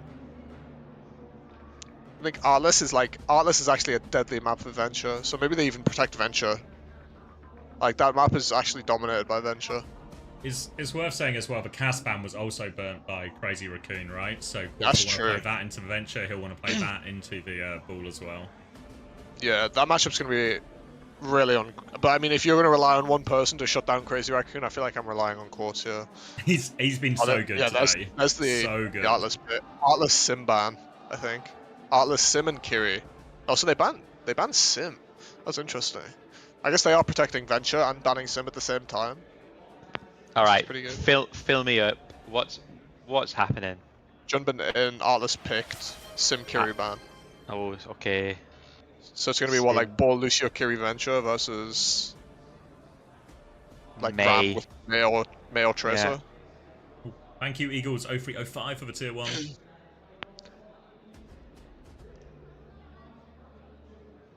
Yeah, Kiri ban, sorry. Oh yeah, so, Kiri ban. So it's either Ana, Bat, I mean, the Ana should be, with no Sim, the Ana should be fine, I think. Like it's not great, but it's Shu. I don't know. Or maybe they just go Bat Lucio and pick a rush comp. I can see them doing that as well. So I think, to be honest, this map might just suck for Ana, unless Shu's gonna sit and flank every fight. Moira? Isn't she meant to be bad at Moira? I think that's that has to be propaganda. Well, and Max is viewed at the moment, but I feel like that's I swear I feel like Max said that because yeah. I remember them saying it was they played skewed instead. I think when it was like brief Moira appearance. Yeah. In, but to be fair, I think the way you play Moira these days is so much more different because you don't have 2 tanks to sit in pocket. Like you have a bit more freedom on Moira these days. I think. Waiting. Sorry, I unmuted to talk to my chat, but I was already muted, so it was like, do you know what I mean? You're bringing clapping back, mate.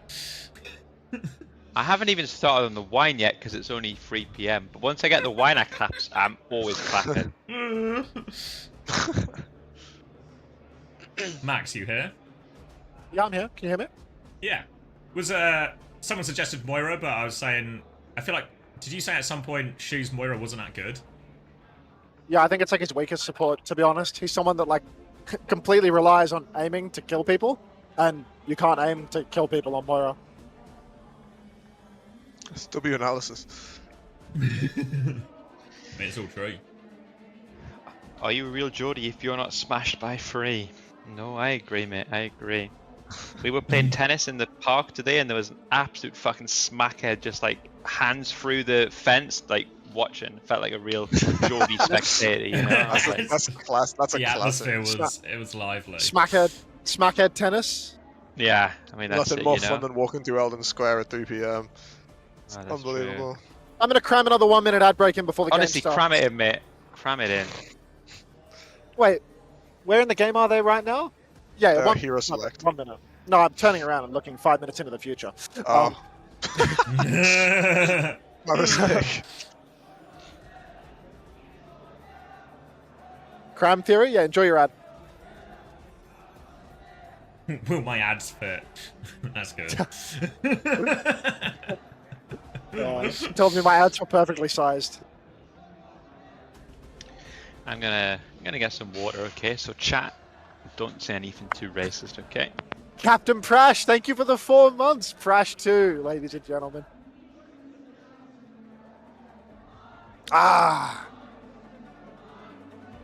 Yeah, no, to be honest, the big ad breaks hurt, so.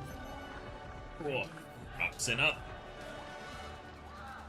I gave you a modestly sized ad break.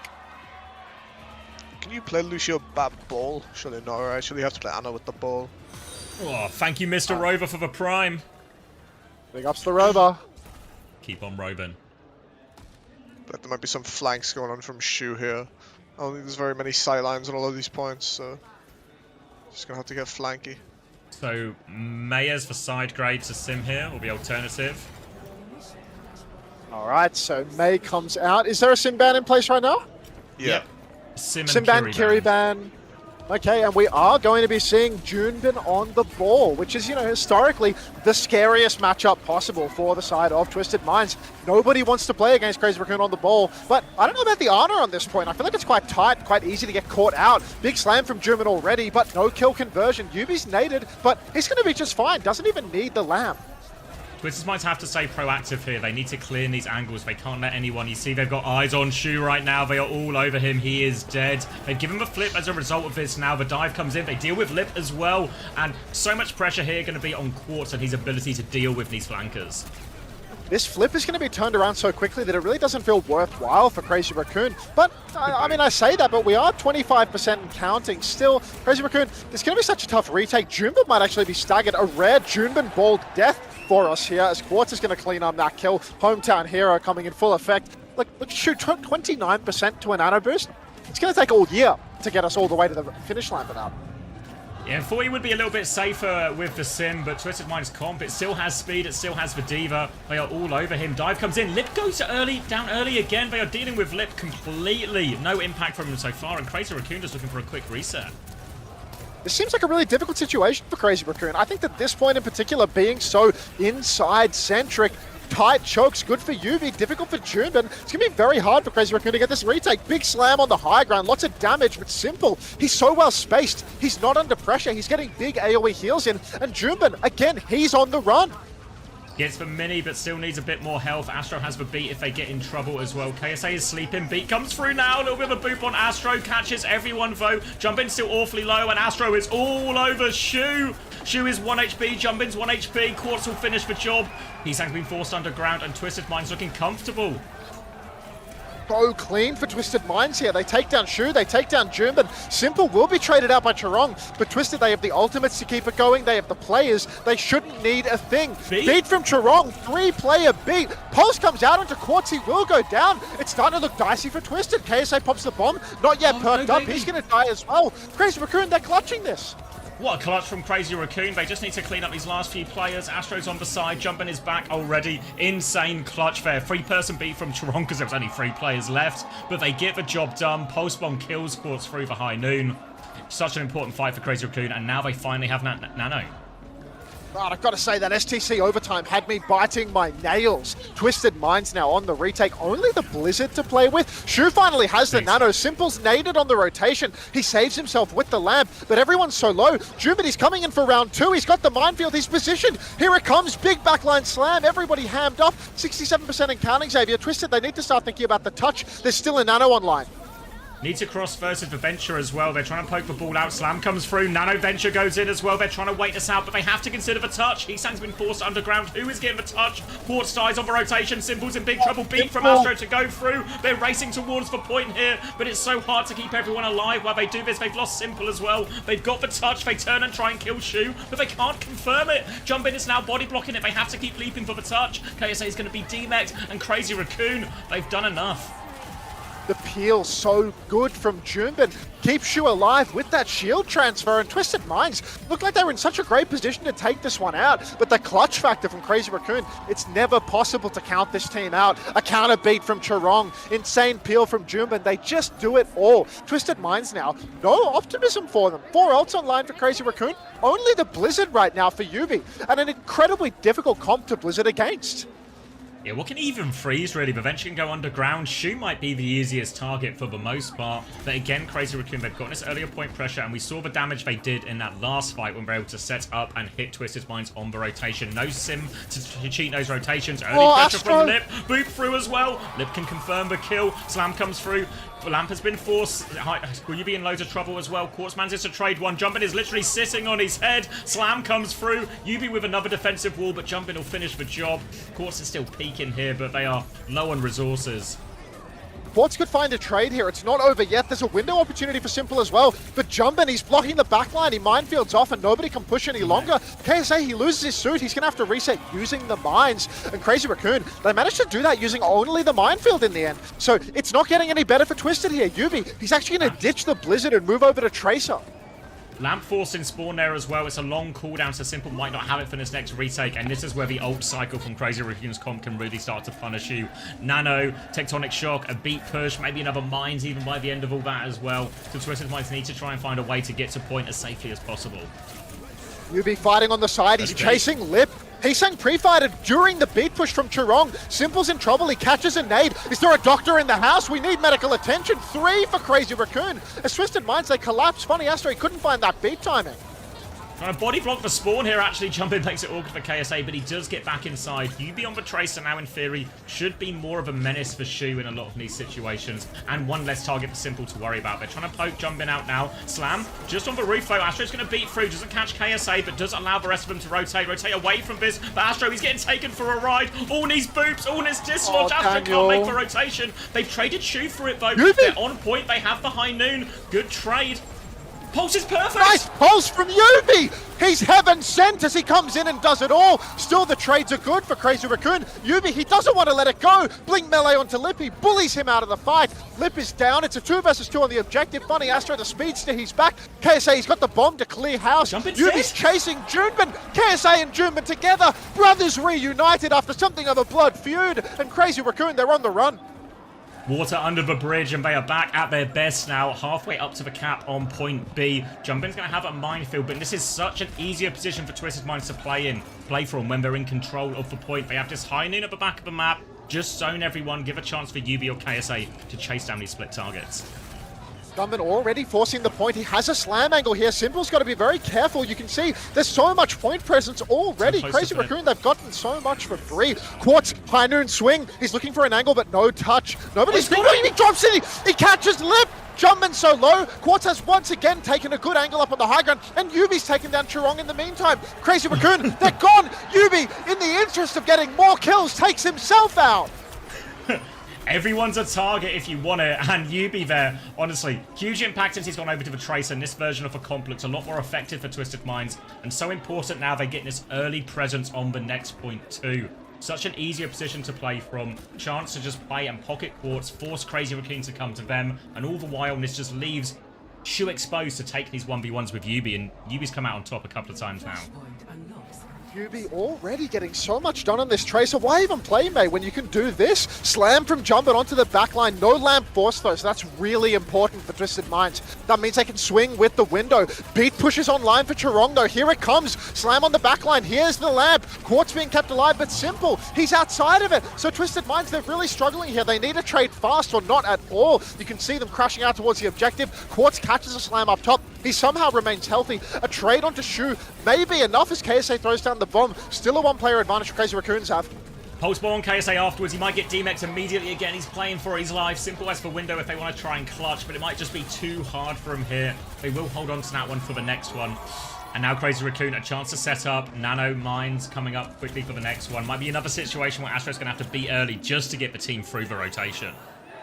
That was a beat and a pulse coming out from the side of Crazy Raccoon there. Twisted Minds only investing Medi's bomb. Simple has the window and Funny Astro as well with this beat drop. Really relying on Daniel to get a good beat here. Quick rotation through the coast. Simple's in trouble. He doesn't lamp! Simple's gone down! Such a disastrous scene. They needed that window. They needed their Baptiste. Funny Astro dies without using the beat as well. And Quartz's trade means nothing. Disaster for him as well. I think as soon as Simple's down, it's always so rough to beat there, so they end up having to save both ults, but this means it's going to be last fight. And this situation, not just a TM having to retake, but they have to get the touch. It's easier now they have the Tracer, to be fair. They can still take their time on this rotation, rely on Yubi to try and get the touch while they do it. Yubi should be good for the touch here. He just needs to sneak in on the side. Same rotation. Beat here comes from Funny Astro. Catches everybody. Counter window as well. Shu is self-nanoed. Funny Astro's gone down to the minefield of Junbin, though, and you can see Heesung just grinding through the backline. So much damage on this venture. Doesn't matter that Twisted has secured the flip because they've lost the fight. The beat came through early, it hit everyone it needed to, but the Nano Venture and the Mines just did so much damage. Astro died through the beat, Quartz was solo after it as well, and that's going to be Crazy Raccoon taking the lead, 2-1 up now. Already a reasonable lead here for the side of Crazy Raccoon. Twisted Minds really scrambling. That was their ult fight. That was a huge one. Now there's another beat push for Chirong, and it's so difficult for Twisted to actually survive. Not entirely sure what they can do here other than get a miracle pick from one of Quartz or Yubi. Really relying on the DPS talent to carry here because Jumbin, he's such a presence on all these rooftops. All these spots, looking for the rotation. You can see him pinging it for him as well. Simple spotted out in this pool early. Yubi's going to come put some pressure with KSA, trying to get this pool at position so they can get closer to point. Jumpin is going to back it up. Has UC shields as well. More pressure. Flashbang out. Lots of damage onto Jumpin. High Noon. But Sleep cancels for High Noon. He's saved. Quartz needs more help. Lamp is good from Simple. Flying in now, but Jumpin still going through. Tectonic Shock doing so much damage. Heesan gets 2 with that there. And you just see how difficult it is. Twisted Minds, they survived the first 2, but they can't keep surviving. My days, Twisted Minds, they're incredible at surviving these pushes. You see Slam, everything coming into them, and they do manage to survive, but ultimately, when you've got your 4th ultimate being plowed into you, it's very difficult without beat to keep you going. Simple's actually going to swap over to the Ana now, and I think this is very dangerous. I think this is a liability pick. I don't think he's going to be able to make it work. He's on Ana, he's missed his sleep, he's already in trouble, but he has forced the recall. He has taken Lip very low, 19 HP on the point. Yubi, turn around! Low HP Lip, he's getting topped up by his supports now, but it's actually made some space. Shu and Simple both in it now. Quartz, Sleep comes through now onto the ball, saves him from behind. Simple is solo, full Matrix, Heesang. Melee through it though. KSA is going to fly over to point. Has the bomb, doesn't use it. They have traded Shu late at least, and now they're going to try and hunt down Yubi late if they can.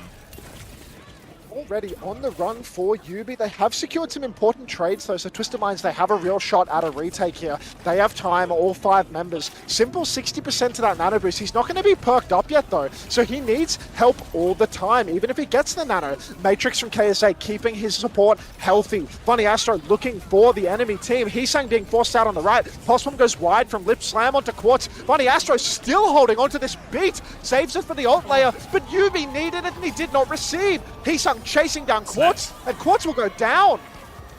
Lip, half HP, waiting for this Mega. Heesang's going to finish off Astro as well there, and Simple still peeking in. He has the nano. He's going to nano the baby. Remake kills Heesang actually, but now Simple's in big trouble. Lip cleans this one up. KSA's asleep on the point. It's a sleep to finish it. It was off screen, but it was a sleep from Shu onto Yubi to start it as well. And now Twisted Minds, it is desperation.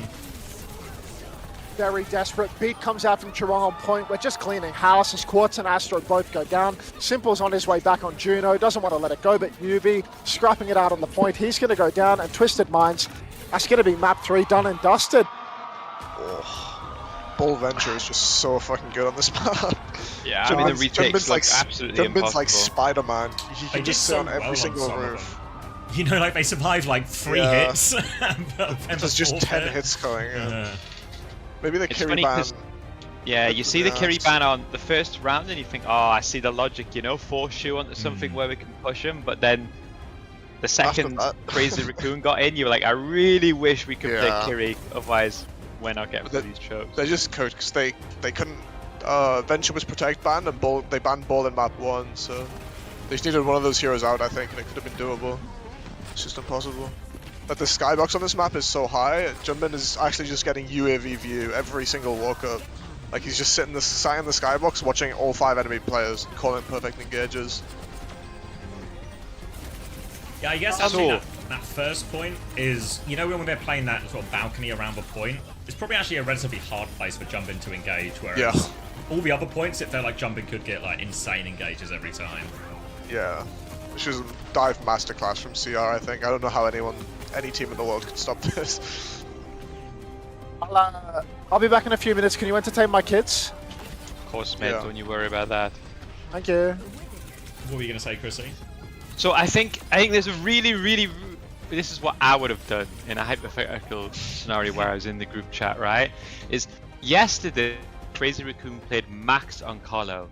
I think you have to pick Colo now and gamble that Moon is going to keep playing Max. Because I'm thinking of the hybrids pool. All 3 of them are Max maps, right? Midtown, Icon, what's the third? Blizzard World. Ah, fuck. Blizzard World. Is Blizzard World a Max map? I feel like it's actually pretty good for Ball. Yeah.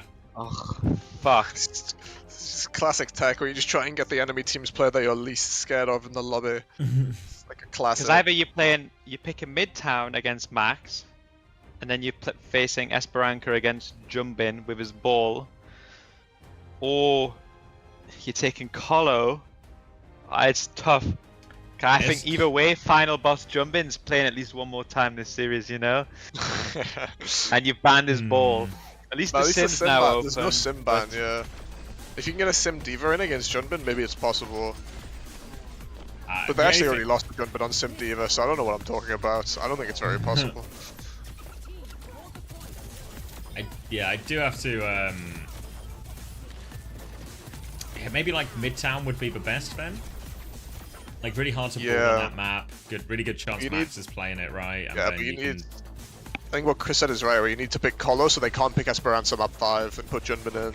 Esperanza's so awkward versus a Bull Tracer because your cart control is so cooked in so many of these situations. Yeah. You can even play. Hisan can even get back on Farah if he wants. Like there's so many options for CR in that map, I think. So I think Chris is right that you need a Colo pick to come through here, and then protect Diva maybe. Oh, if Max is in, you don't really need the Diva, right? So I guess you just protect support or something. Yobi killed Shoot twice as much as Shoot did Yubi. Yubi equals 2x Shoot. Thanks, Monkey Mans, for the prime.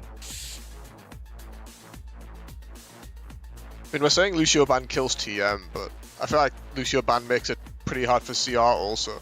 Like, Choron can play other heroes, but what do you even play if Lucio's banned in this economy?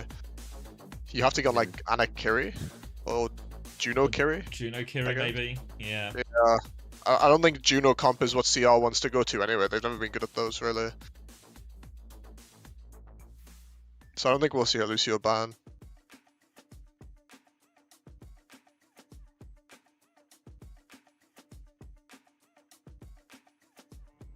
Cool. Thank you, AskKaz995 for 17 months prime. That's right, Pocket. Me and Avril live here from the STC Arena. The energy inside of here is just amazing. Oh my God. Avril in the STC Arena? Are we getting this?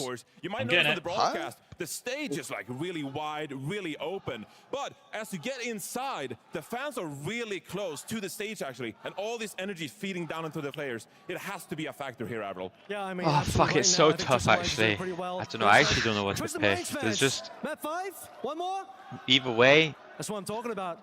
I mean, we're the already in a road to 2-1 victory doesn't situation. That look one map easy. that You Twisted know, Bot was it really, actually really looks quite competitive. challenging. If you Because you were Junbin really is hypothetically just in the throne waiting for map 5. Is it a classic case where TM lose a Lijiang Tower and the whole series looks really difficult? I think, yeah, probably, Yeah, probably it is. right. They just needed to.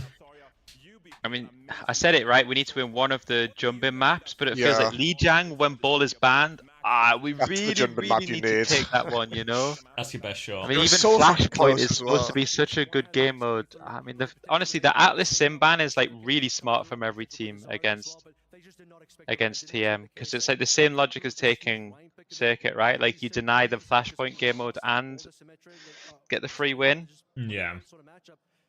Run Preds 100%. Do honestly, you're the only moderator on my chat. You can actually do whatever you want. Permaban anyone. It's a Do whatever dictatorship. you need to do. Yeah. You are so in charge. It's unbelievable.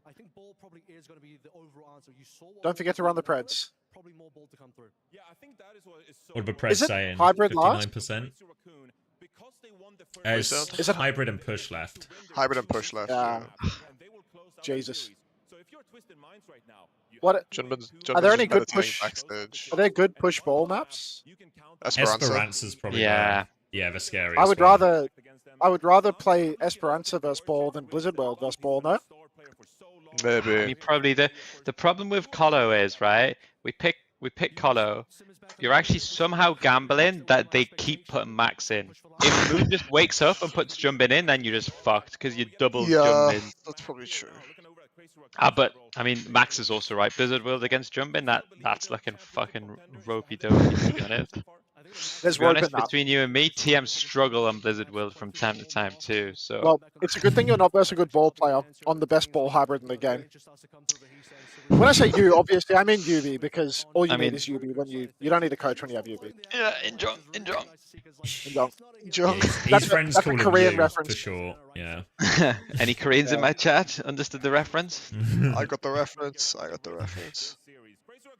Up 2-1 against Twisted Minds. We're gonna send it over to the casters to get the fourth map going. All right, decision time. I feel like for this EWC, more non-Saudis like flew out for the event too. I remember last year it was like pretty much like a few Chinese fans and almost everyone was like a local. Maybe, I don't know, maybe it's all paid actors, but actually I swear there's like loads of like Korean and even some white people in the crowd. Yeah, I mean, there were a lot of giveaways, I think. Like a lot of like the VP guys were all doing giveaways for tickets and stuff, right? Maybe contributing. Yeah, Cruzzy's there. If you recognise that the name crowd from is chat. the crowd is quite literally packed with people that got like free tickets and stuff flown out. You know, like lots of different like family members and stuff like that. Like they did all the giveaways on Twitter to all the partner clubs. So like, there's a million ways to get a ticket to come here. Yes, real fans with real tickets. Yeah, I think if Junbin comes in for this map, you need to see a Diva Protect ban surely from TM if they have the chance. I guess that's the other thing, right? They have to worry about this, and the Kiri ban is actually maybe now better for Crazy Raccoon, right? Because they saw what they were doing to Simple when he was stuck on BAP. Yeah. That poor guy. That guy's actually just trying to put BAP into ball venture every fight. That's Vienna wasn't too bad. They had to try really hard. You need to get him on Moira. Like, I don't even. There's no hero he can pick that's gonna survive. I'm gonna get a coffee, okay? You guys and keep my chat entertained. You can do that. Love a cup of Joe. Drop a 100 in Chris's chat if you like cups of coffee. Ooh, controversial. Yep. Oh. It's about as hot a take as what Avril presents. Oh, he had a steaming hot one yesterday, actually. I'm trying to remember. Oh, fuck. It was insane. Too hot? Burnt through your memory? It's actually burned a hole in my brain, I think. I was something like so crazy, like T1 look a bit better than Sign or something, you know? Like just total fucking like nonsense. Can you even say that? That's too hot for TV, I think. Jumping in. Oh no, jumping in. No. The red boss. No, they want to win. No. I hate when Jumping doesn't get his mandatory 30-minute break between every win. They've seen through the scheme. It is Cole. We're just gonna fuck it and play ball. Oh, Ana ban, Ana Diva ban. So they didn't protect Diva. That's interesting. Hello, Diva banned. They have to play Ram vs Ball. Is that it? Yeah. I don't mean, to be fair, like. Oh, maybe. He might actually go on Maugo with the Ana ban though. I'd rather have the Diva available on hybrid if I'm that's TM, you know? true, Like, that's I'm really true. grateful if we can get to hybrid, that I've got the Diva available. And Anna's not too bad, I think, actually, Colosseo, you know? Like, these really long fights, you can just play in the high ground. Yeah, but that means she was locking Ana on Blizzard World, and that's terrifying. Yeah. But, I mean, I think we'll probably see some Mauga here, right? I mean, no Diva, Ana ban, no nade for the Mauga. I think we could see some Mauga, Lucio, Kiri, I feel like you would if it wasn't if it was Matson, if that makes sense. Like, I don't know if it changes with Oh, but into the bowl, I think the Mauga's really. You think? Yeah. That's a KSA classic. Especially with, I think the Lucio Kiri Mauga sim, that should be pretty hard to crack without an Ana nade. Because it'll probably just be what? Just they could probably even Pharosogen if they want, but it might just be yeah.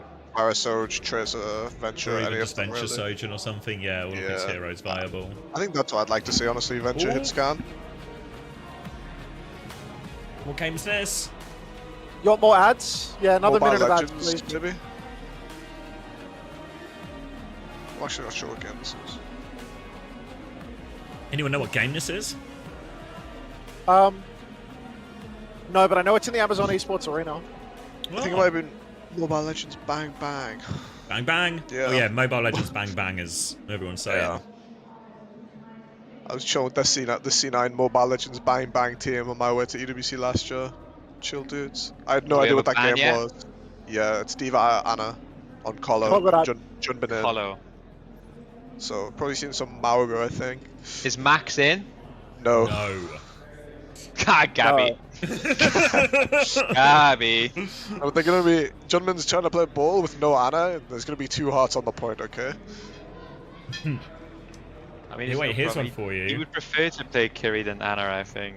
Yeah, that's what I was thinking. But go on. YouTube chat is saying Scrimbucks say Crazy Raccoon have not been scrimming Blizzard World. How would anyone in your YouTube chat Crazy know that? Scrimbucks Right, so in your well-informed chat. Who told I'm you the that? only one. I'm the only one with real Scrimbucks. You know what? I've I've got a fair amount as well. You didn't even qualify for the event. Thank you, Sexy Vanilla Freshness, for the Prime. That's true. People keep reminding me. Oh, thank you, Abski, for the Prime. Thank you, Abski. If you want to open up a second tab, maybe a second subscriber, I'm over here, mate. Okay. Tabs for Chrissy? I'm getting prime jealousy right now. Can anyone subscribe to me to make me feel better? Prime jealousy? Max has only got 2 jobs at the moment. Can we get a third job going for Max, please? I don't want a third job, but can I get like just some tiny little trickled donations? 8, 7, 6, 5, 4. Tell me it works, man. 3, 2, I think we're good. 59, 58, 57. Looking good? Yep. Go again. Right. Okay, 53, 52, 51, 50, 49. Sing now. All right. Go on. Sim, Ram, Kiri, Lucio, Winston for jumping here. I really thought he would have played ball instead. It's Farah, Freya, so Crazy Raccoon playing slow and steady, but I think it's going to be awkward for him to control the payload here, so Twisted Minds might be able to get a good few meters for free. I think car control is so hard, but these high ground fights will be good for Crazy Raccoon. The Winston's still very playable in this matchup, really relying on Quartz and KSA to ham up Junebin, but you can see everybody's just vying for space right now, and already Twisted, they've stolen the cart, they're getting meters on the board. Yeah, they're just walking away with it now. Heesang's going to take the high ground, but Crazy Raccoon are all behind them. But Quartz dies early. Now the dive comes in from Jumbin. TP for Funny Astro, but he's going to have to use it to make evasive maneuvers. Simple comes out for TP, but it's a death trap. Yubi's also won, and it'll be easy cleanup for Lip in the end. Such good discipline from the side of Crazy Raccoon, keeping Heesang in spawn, forcing the pinch. They knew the flip was coming, so all they needed to do was keep one of their DPS back in main and wait for the pinch to naturally come to fruition. Twisted Minds, they had nowhere to push. Now Crazy Raccoon, they're getting meters on the board, and as high ground starts to become a factor, Crazy Raccoon's comp just gets better and better, Xavier. trying to walk in. They can't afford for Quartz to go down early while they're trying to live through all this long-range spam. They really need Quartz to be proactive and clearing these angles just to stop that damage raining in. Now, Kayse's going to drop. Numbers. All right, 26, 25, 24, Just 23. works, just works, sorry. Beautiful. KSA down to half HP. Astro has the beat if they need it. Bola thrown in over the top. Doesn't find all that much. Simple also has his ult ready to go. Kitsune Rush coming through. Beat in response from Astro. Catches everyone. Charong's going to beat back. Now later Kitsune Rush layered in as well. Barrage is out. Quartz is going to die to it. Hisang just get traded. Jumping doesn't get to the primal. Player advantage for TM. They push forward. They regain control. And they should be good for avoiding any more trades now too. Chance for TM. Real opportunity for TM here. Good trades. Support ultimates spent for them, but really Crazy Raccoon, they've spent such a huge amount of ultimates. The Twisted Minds, they could just steal this away. A good High Noon from Quartz, a good Simwall on the point from Yubi. It's all to play for right now, and I'm not talking about the marbles. No marbles yet. Quartz kills Hisang early. Opening for Twisted Minds can maybe TP to take the high ground here as well. You can see they're just letting KSA push these meters underneath though. TP available. They're going to flip underneath actually. Under the bridge. Pivot round. Get KSA through there as well. Keep this robot moving. They're underneath right now, but this is a scary area versus a Primal. Very scary space to be versus Primal, but Yubi's going to keep him healthy with that symbol. Allow them to keep pushing the card. Hisang, he's doing bulk damage, but it's so hard to follow up. Lip has the bowler shot. That's big damage as well. Bonnie Astro, 80%. And Quartz, he's found an angle on Hisang. No barrage. High Noon throwing everybody left, right, and center. Quartz! But Shu goes down. That's 2 more Twisted Minds. They're surely going to be able to get the checkpoint here. Booped back, Charong's going to die as well. This is going to be checkpoint here. All the cleanup for Quartz, pushing forward, eyes on jump, and he's forced all the way back into spawn. And Crazy Raccoon, they spent for that as well. The High Noon from Quartz, honestly, it's the best High Noons of the world. Sim or no sim, he always finds so much value with them. And now Twisted Minds have great ults for the snowball. Great ults available for Twisted, continually pushing the card. You can see the power of this Ramatra. Big drop available for Funny Astro if they wish to aggress, but they're happy to just keep playing card. Make them come to us. Our card control is better. Quartz needs healing. Suzy Q comes out from Simple. Kitsune Rush on high ground from Shu. There's a beat just around the corner for Charong, but Simple, he's pocketing them through it. Quartz, again, he delivers, Xavier. 2 more for Quartz, chasing down Lip, and Twisted Minds foot on the gas right now. Charong didn't quite have it. Thank you into Tiny Flames for tier 1. And this is a great situation. A Kitsune Rush trade, and the payload keeps moving. Hisang's going to change hero again onto the Venture. The crowd are up, Twisted Minds on the front foot. It's only been 4 minutes and they're already here. Such a good position for Twisted at this stage. 4 minutes burned off the clock and already 100 meters. We're closing in on that critical juncture, Xavier. Big jump from jumping deep. Beat to keep him alive, but the flip back and forth. The TB all over the place. The High Noon breaks the bubble. Shu has nowhere to run. Bowler shot comes out, but no kills converted. Charong has fallen. Twisted Minds, they're still on the cart. They're still going to keep posting meters. Hisang has fallen. No trades. Twisted Minds are twisting the game. All going for him. There's surely no way out for Shu either. He's going to die a little bit late. Jumping is on point, but where can he go? Quartz is just going to walk to the spawn. Seen this one a few times. Front foot Annihilation Symbol to finish the job. Crazy Raccoon might just be done on Colosseo. This could be a full push in no time at all. Symbol available for Yubi. KSA can go deep with the Annihilation, but he loves to stand on cart and keep on blocking. Wall comes up. 3 meters on the clock right now. KSA, he's taking a lot of damage. He will have to use that Annihilation. Jumping goes down. No Primal. Simple as the rush. Charong is dead. It's a 5 versus 3. 5 versus 1. Twisted Minds will full cap the map. Oh, that was so smooth from KSA at the end as well. No drama at all. That's an aura Colosseo. And we get to that point, the map is going to be tricky, but I tell you, there's no fucking bans left, you know? Everything from everybody's comp is wide open. Cass is going to be open, Sim's going to be open, Ram, Diva. It's a Lucio ban, right? That's if we're smart, we go Blizzard World, ban Lucio. Has to be the way ahead for Crazy Raccoons. Yeah, probably. But what do they even play if you ban Lucio? There's your jump in map, mate. There's your jump in map. Yep. Consider that one. So like I said, go Colo. Maybe. I think, I don't know. The ball is pretty, I guess it's pretty hard in the middle of the map. But I think Winston, I don't even know. I think TM are just playing really fucking good. I think they're just controlling points so well. Quartz is free roaming. It's all about, like, you know that TP where they went underneath? Because that was the difficult one, you know, where KSA gets the robot underneath bridge, and then they have to find a way to either TP high ground or TP around it. The timing of that one was so perfect. I just hit the biggest button there is. Yeah, like the hardest. Quartz, every single like pre-fight before an ult, it's just Quartz is dinking someone, you know? Yeah. Like, he won 4 fights just through. Ult economy is so easy if Quartz has already killed someone on the other team. Like for TM to take the high ground, it should be impossible, but he just pre-fights Hisang, and there's just so much pressure off them to just push the card all the way to the checkpoint. With this version of the comps, when they're playing like the Pharah Freya or whatever like that, it's really just, there's going to be so much damage coming from all these different angles that eventually something on TM breaks. But it was the same on Li Jiang when he was playing Sojin. Like, Quartz is just, he's the only one shooting back or like as deadly at that range, but he's just winning these fights with Hisang or Lip or whoever he's taking them with. Yeah, he's taking so much pressure off the rest of that team. Like, how easy does this game get for Simple and Astro when you take one of the... All you have to do is take one angle out, right? And they get like a place to reset, a place to kite to when one of the angles is gone. Like, when the rockets are being taken out of the equation, it just makes it so much easier for TM to survive on the point. He's really just up for it really too. good at all. No, Yubi, this guy is fucking ready, mate. This guy is locked in right now. And this is it as well, right? This is 2-2, single elimination. Yeah. One more map. Quartz takes the glasses off, puts the jacket on, and he's just a different beast. The raccoons are lazy. Lazy raccoons. Good shout. My happening guy just called and said something is happening. I wouldn't go that far, but... Lazy raccoons? Come on! Yeah. Lizard Word, Lucio ban, Tracer. Damn, Lucio ban is insane. I'm actually really excited. The Tracer ban's pretty good though. You know one of those cart control problems we were talking about Yeah, in Blizzard exactly. World? Yeah. It really interferes with that. I feel like...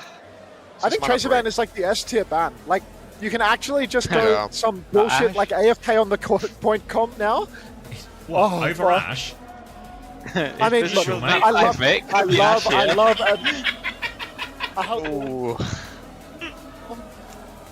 I didn't even get a sub when I begged last time. I'm really losing my touch. Think we're gonna see some bad break from TM, or maybe with the Tracer ban you can play Juno Kiri, right? I mean, Just worry about the venture still.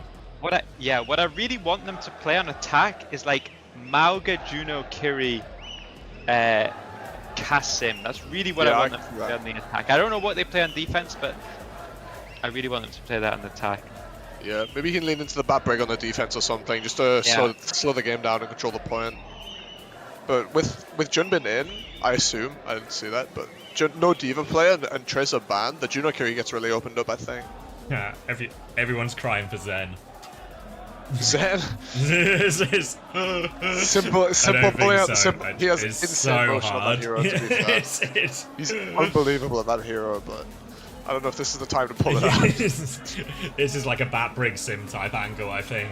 Bat Brig Sim or Juno Kiri Sim? God, there's no way that funny Astro on Brig is going to knock Crazy Raccoon out of the bracket, though. You know what I mean? That's good into the venture, though. Like, Bat Brig into the venture, I think is really good. It's Daniel. Shut up, Max. It's just cinema. It's Daniel. What would you rather him play, then? Lucio! Oh, he's too cold.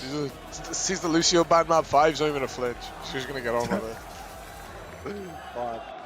I really think no matter what they play, you can full cap if you play this fucking Juno Maga shit. Just I agree. Jump to bodies on point. All your ults are insane for capping. Defense, honestly, you're a bit fucked, I think. But it's just you have to just keep pushing more and more. Go to overtime, push it again. Second overtime. Get to 4th point, get to 5th point. You get a 9 points. 9 points and then win a big old fight. Alright. They're rolling around Alari? Juno, oh shit. Alari. He's on Juno! Yeah, Tracer ban is Bishop. might not be bad. He's good at Juno. Yeah, and then Lip is gonna go Sombra. No, shut up, mate. He won't. What is this meta read? I've never seen this guy play Sombra. It's like since like 2 years ago. Oh, he's on Sombra! No! Go back! Go Sombra versus Funny Astro and Juno with no Brig. Good luck. Go back! No, he's on Cass, Oh. We'll take it. Freya will take Yes. Yeah, Astro's going to carry it now. Come on. They're going to go with a little look at the comp, see what they see Heesang saying in spawn so they can TP back as well. And now the decision is going to be Heesang Sombra. That's actually fine. That guy's a bot. That guy basically got kicked off SF Shock for playing Sombra. So I think they can do it again. Twisted can twist the game here. Jumbin's setting up behind. He rolls into the back, just taking his time to get some positioning. But at the same time, you can see he's back in the mix. Crazy Raccoon. That's a great flashbang from Quartz to slow down Jumbin's advance. He might actually get picked here. He does. Dodges the boop as well. Jumbin tries to twist it back on him, but he can't. Now looking for the Sombra as well. Quartz just loses him. But this is what they need to do. They've lost Yubi. They do get a trade. Just need to be careful getting the sim back from spawn here. Already need to taxi the sim back. Need to be careful not to be spawn camped by Heesang. Fortunately, that guy doesn't know how to spawn camp anything. Lip flying up into the high ground already. Looking for a couple of shots, but he's whiffing completely. Zhurong's actually made the swap over to the Juno. Now jumping on Winston. This is dicey for Crazy Raccoon. I feel like they're no longer on their strongest hero, Zap. No, not at all. And this is much easier for them to deal with as well. This Winston, the ram slow is going to be such a big punish. They drop off the high ground here into Snacks. They keep everyone alive. Heesang can find a hack onto KSA. But KSA has that form going. Where's Yubi? He's so low. He's been isolated. I think they maybe interrupted him. They managed to go before he got back. See such a hard time for Yubi, and now all of Twisted Minds are balled up in the corner. Long shot bowler will not connect, but Simple's taking so much damage. Jumbin's inside. He might just go down here unless he can get out. Pocket from Shu and Churong looks to be good. Simple's pylon has gone down, but still no ticks conceded. Quartz getting incredibly aggressive. Suzu forced, but now's the engagement inside. Kitsune rush from Shu to keep going as well, and there's nothing to respond with just yet for Twisted Minds. They're on live support onto the coast. Hats out of the sky, falls into the ocean. And Crazy Raccoon will get first point off that. Oh my. This is a rough situation for Twisted Minds. It did not cost Crazy Raccoon much. And Twisted, they had a good comp to keep it going on first point. Yubi going down twice in a row, isolated critically, really hurts. Now on second point, it's much more difficult to prevent Crazy Raccoon's comp from taking space. Heesang with an EMP. Lip's going to be able to fly up top. Jumbin can pinch. It's so tough. Really need Yubi to clutch with these TPs. EMP coming up soon for Heesang as well, but he's taken care of Quartz again. How many times has he done that in this series for Twisted Minds? Just find a pick that relieves all the pressure, allows him to stabilize on card. But Simple's traded by Lip, not out of it yet. Crazy Raccoon can keep committing, but Quartz again, just winning these duels time and time again, and Jumbin can't make any sort of forward moves yet.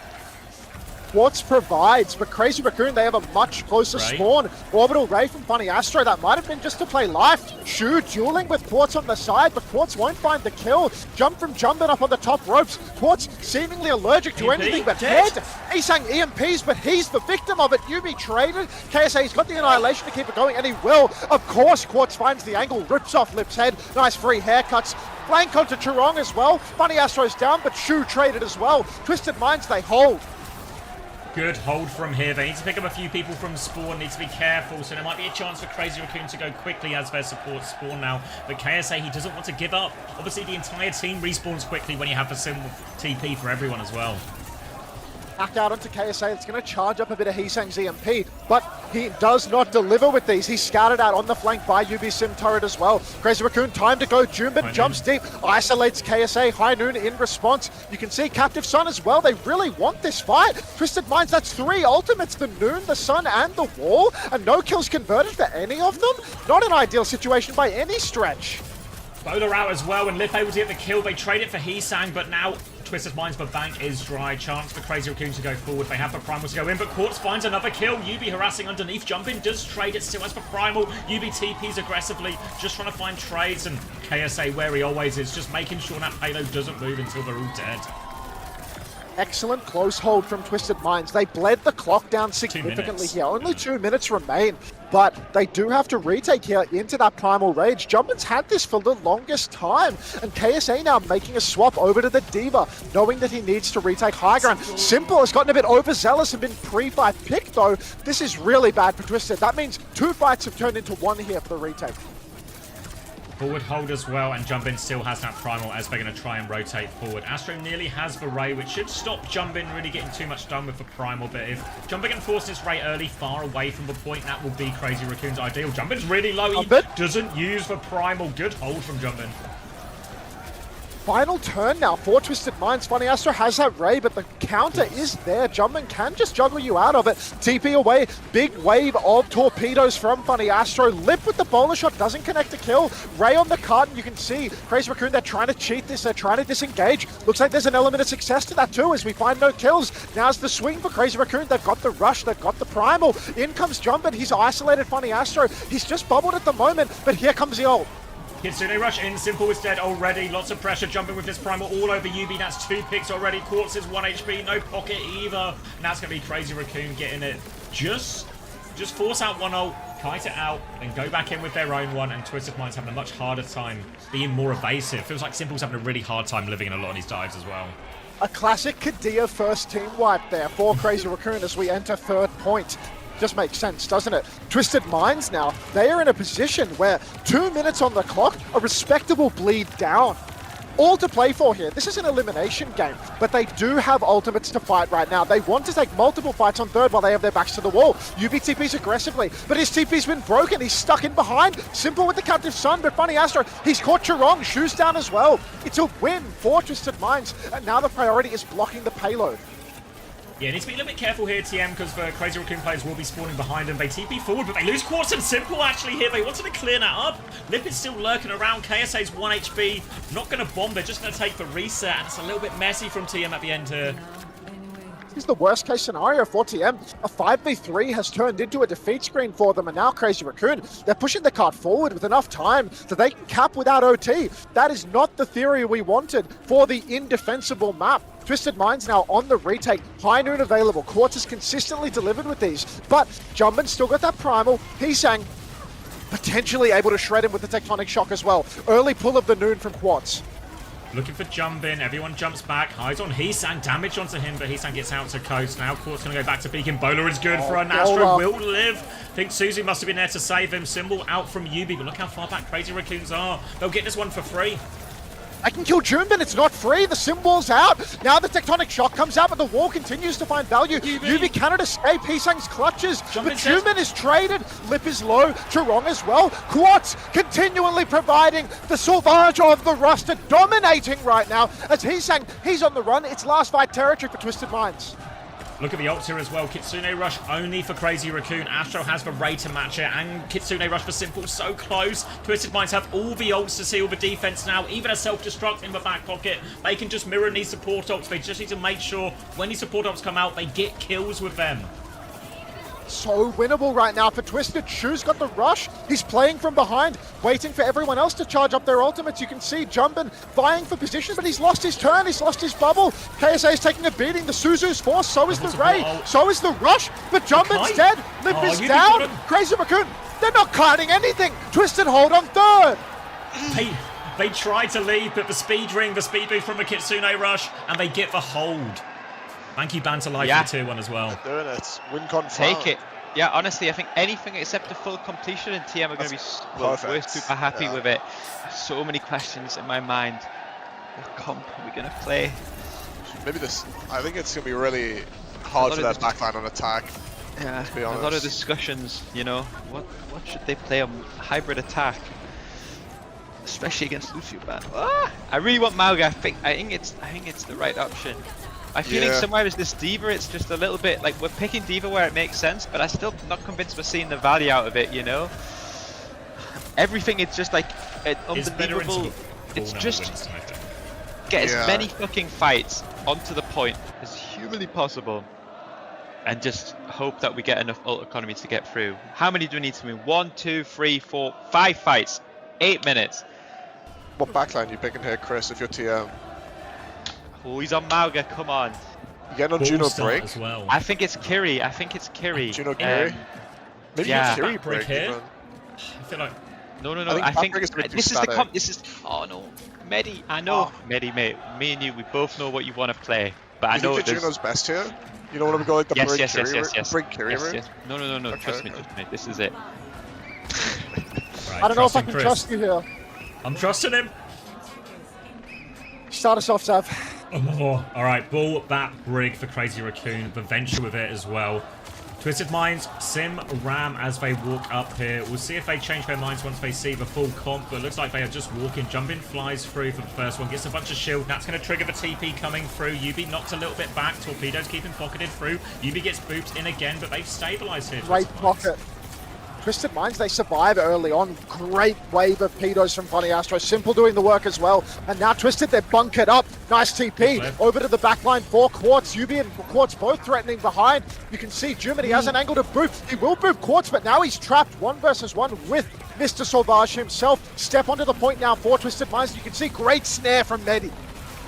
Quartz gets Shu, the TP aggressively, they kill him. Quartz is traded right back, 4v4, but Heesang's under a lot of pressure. No cooldown just yet, but the Brig is with him. Chorong is fighting back. KSA is being pushed back by this venture for now. Out of form timing as well. Yubi's fallen, the supports are trying to help KSA. KSA has killed Chorong, he's regrouped with his supports as well. Jumpin is trying to split and divide people, but KSA, he's got another form timing. Heesang getting full pocket, 250 HP. Silver Slam comes in, and Baram just can't deal with this venture.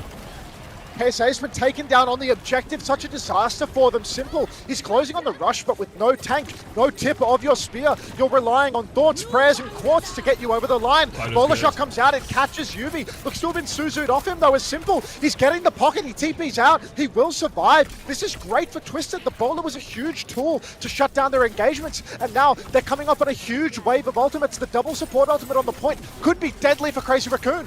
They TP and they're going to come through left-hand side. Double support ult soon for TM if they want to start forcing a point with it. Mines, Jumpin does have to stall out a bit of time. Of course, speaking onto the high ground, but 3 people staring him back. Going to keep going, little dink on Shu, but falled off damage. Now the TP aggressively with behind noon. Mines come through, looking for it. Few heads, going to take the TP back. Turns around into Heesang. Wasn't expecting that one. Window out from Shu to try and turn it now, but TM, they've got round the corner.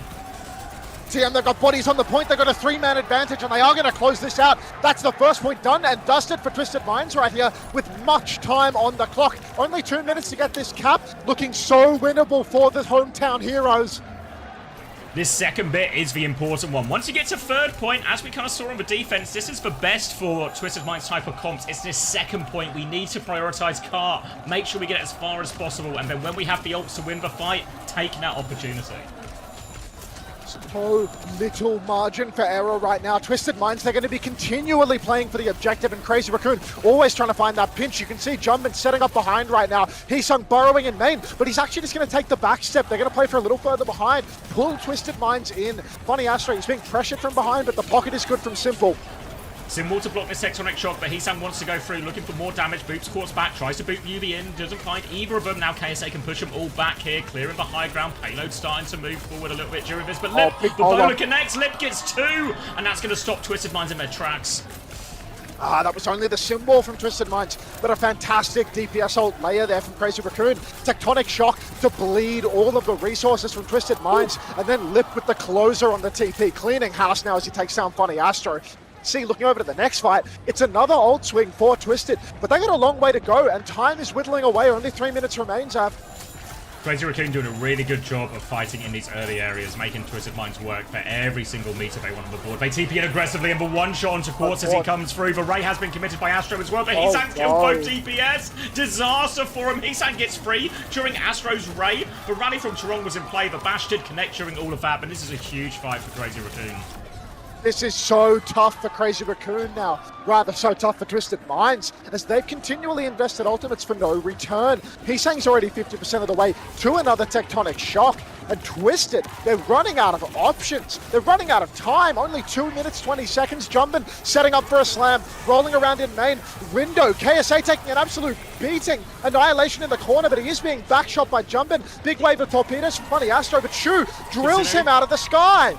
Mine's on top of this Kitsune rush now. Jumpin doesn't find the slam node. He's 5 HP, gets away with it. And Crazy Raccoon can regroup and just wait out this Kitsune rush and go again. Slow onto Heesang, forces him all the way back. Another slam comes through, but KSA does punish the venture. They've dealt with it. Now finally they can get some progress. Quartz is low. They need to avoid trades if they can. Massive. No trades. Such a good clutch there from Twisted Minds. They were down their tank, but they still get it done in the end. So good. Now Crazy Raccoon. Few ultimates on the cards, that DPS ult layer that we've got to be worried about, but Jumpin, he might be hunted out here, or they could just ignore him. You can see Quartz knows Jumpin's position, he's watching the rotations, but he's ready to high noon as well, jockeying for an angle. Heesang Burrows underneath on the cart, controlling the push. Lip has the boulder shot available. It's so slim of a margin right now, Zab. They're getting the payload underneath. Bowler's out. Shielders up. Quartz finds the kill. Now this is the opening. They have the High Noon still to go. Can they flip out with the High Noon? Heesang and Jumpin both coming for the touch. Jumpin's going to be forced back. Shu's peeking aggressively. High Noon out now. Where is this TP going? Eyes on Shu. Eyes on Jumpin. Just takes the damage onto Jumpin. Half HP. Look how close the cart's getting. Already the on-burrow. He pops the tectonic shock and he goes down. Jurong, he's got the rally. He can still clutch this. He bashes in. It's a double bash, but he's in so much trouble. KSA takes him down. It's a two-man advantage. Crazy Raccoon, they're scrambling. Lippy's face-to-face with the sim. He hits the shot on Yubi. This could be the difference maker. Or no, funny Astro, no! Oh, we raid for it as well. We do really kill the Widowmaker, sure, but... Wish we have that Ray for the next one, but it's not the end of the world for Twisted Minds. Look at the ults max, even with that wasted Ray. 3 ults for Twisted Minds, nothing for Crazy Raccoon. Nothing in the tank for Crazy Raccoon. It's so winnable for Twisted. But Funny Astro, he's got to be kicking himself about that Ray. Simple, he can make it happen with the Kitsune Rush Yubi. We know he's good with these walls. Jumpin, he's not blocking cart right now. He's being poked out early. It's a disaster scene for Crazy Raccoon right now. It's Simple, he's ready to push with this rush. He's hung on Burrows, and it's time for Twisted to push Xavier. Jumpin is so low inside. KSA's got him caught up. This payload's going to keep moving. Crazy Raccoon, do they give space or do they play for trades? Heesang's going to get the first touch. KSA is looking for the exit kill. Heesang is on the run. They keep pushing. Twisted Minds have the ults to keep going. Crazy Raccoon, they are backing it up. It's so incredibly winnable. Twisted have everything they need. Crazy Raccoon, they're almost dry. They need a miracle clutch, but these are the miracle merchants. Simple, he's got the ultimate on the card. The ping pong begins for the side of Crazy Raccoon. There's not even 5 meters remaining. Heesang disengages. Jumpin's down. It's a one-man advantage. They need to touch. Medi, Simple takes down Heesang. And Twisted Minds. I've done it. Crazy Raccoon out. Twisted Minds. This is, oh, what a performance, what a result. You need to win a Jumpin map? What if you won 2? What a fucking banger series, holy fuck. Holy shit. How no Scrimbucks looking now, Cap? Yeah, everyone in that Reddit thread 2 days ago shitting on me, apologise right now, okay? You can apologise in the form of a subscription on twitch.tv, okay, guys? Wait, a copy bastard coming in. Does Moon do any legitimate coaching? This is Crazy Raccoon's lowest ever finish. By a long shot as well. I mean, it's their first non-top 2, no? It's their first tournament they're not in the final of. Yeah, that's crazy. What's that, top 8 for them? No, 5th to 8th, yeah. You can maybe make an argument they might be closer to that 5th to the 8th, but... Yeah, well... What the first team are. It's just a UB world, at the end of the day.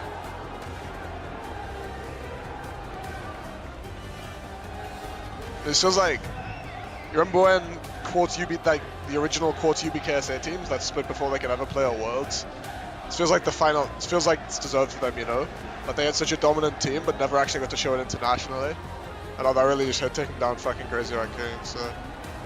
People pointing out as well. I gotta send CP a message on WhatsApp, because I was telling him leading into the tournament that Alcat and Twisted were like really, really good and like definitely capable of causing upsets. And he's like, EU always hypes themselves up and they never deliver. Blah, blah, blah, blah, blah. Shut the fuck up. Like, hey, Max, you said the same thing. Max, shut the fuck up. You said the same thing in our fucking group chat. What are you saying? You were the one that was saying, Koreans are just downloading in scrims. Oh, what a surprise. Oh, nice spreadsheets or whatever.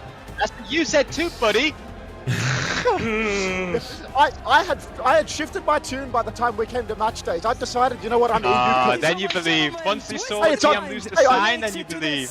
This is a UB interview. A UB interview. Also, this means EMEA semi-final, EMEA team guaranteed in the grand final of this tournament. Oh shit, yeah. First, how did you guys prepare for this match? You're going up against literally the title holder of the Esports World Cup. Just tell me how you guys prepared. صراحة الشعور ما صراحه الشعور ما اقدر اوصفه. الله يسعدكم جميعا على الحضور وباذن الله نبيضها. ادري قبل يومين زعلناكم لكن حاليا فزنا على كريزي راكون وان شاء الله ما راح يوقفنا لنا الكاس باذن الله. Gas interview, no? Yubi is saying before anything, I just want to thank the fan and tell them that this is only the first step and we're going to get this trophy at the end of this tournament. But you have to tell me, how did you guys prepare for Crazy Raccoon? الصدق اللي can Alcatch face Twisted تعلمنا in the منها. final? قررنا ان خلاص ما عندنا كريمي تيم لان يوم سكرمنا قبل البطوله كنا افضل الناس يوم جات البطوله ما لعبنا لعبنا قلنا راح نلعب لعبنا وتفر ذا سكور اللي راح يصير احنا على الاقل سوينا اللي علينا. اما احنا ما نلعب لعبنا ونخسر احسه صراحه شيء في حقنا مو ودي صراحه بعد نزعلكم. You'll be saying that even though we lost 2 days ago, we didn't care. We didn't want to focus on the fact that we're going to lose or win a single match. We just want to focus on doing our game and take it from there. Well, Yubi, this is a historical moment because you get to crush the first ever title holder for EWC's Key and his Crazy Raccoons. Are you ready to do that? Yeah, I'm ready. All right, let's head to the Key Crusher. Twisted Minds locks top 4 and they get to crush the title holder's Key. This is a big moment for the Saudi fans. We'll have Yubi enjoy it.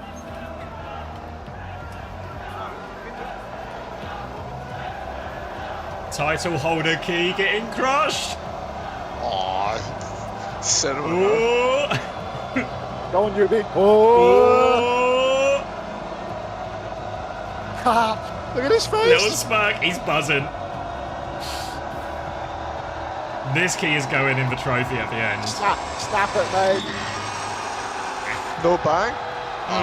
It was like a grind, you know? Yeah, that was a series. You got to grind them down, you know? Today, let's head down to Zoe with Maddox for the exit interview.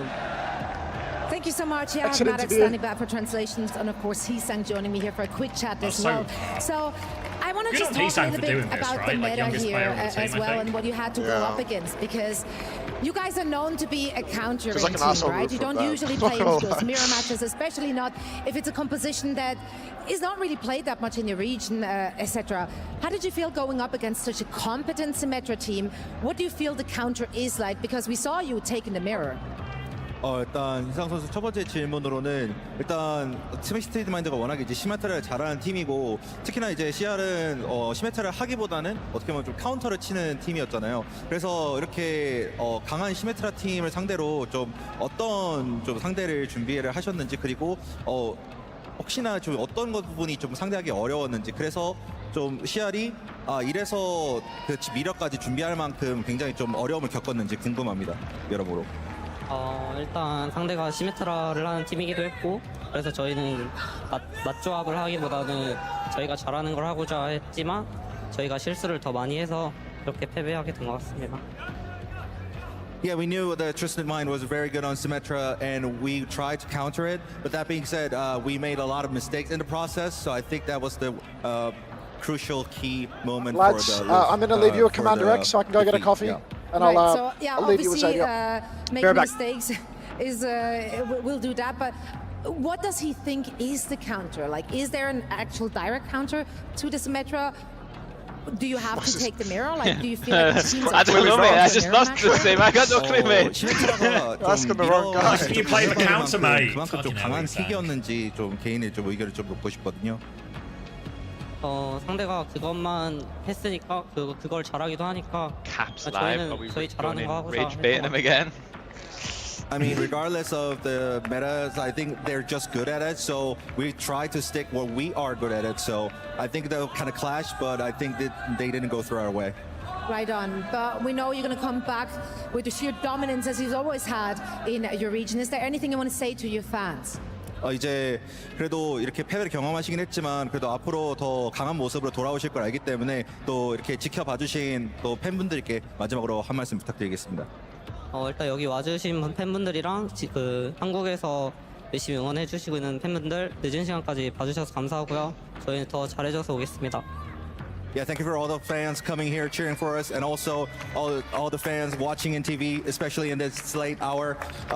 We'll try to come back stronger as much as possible. Thank you so much.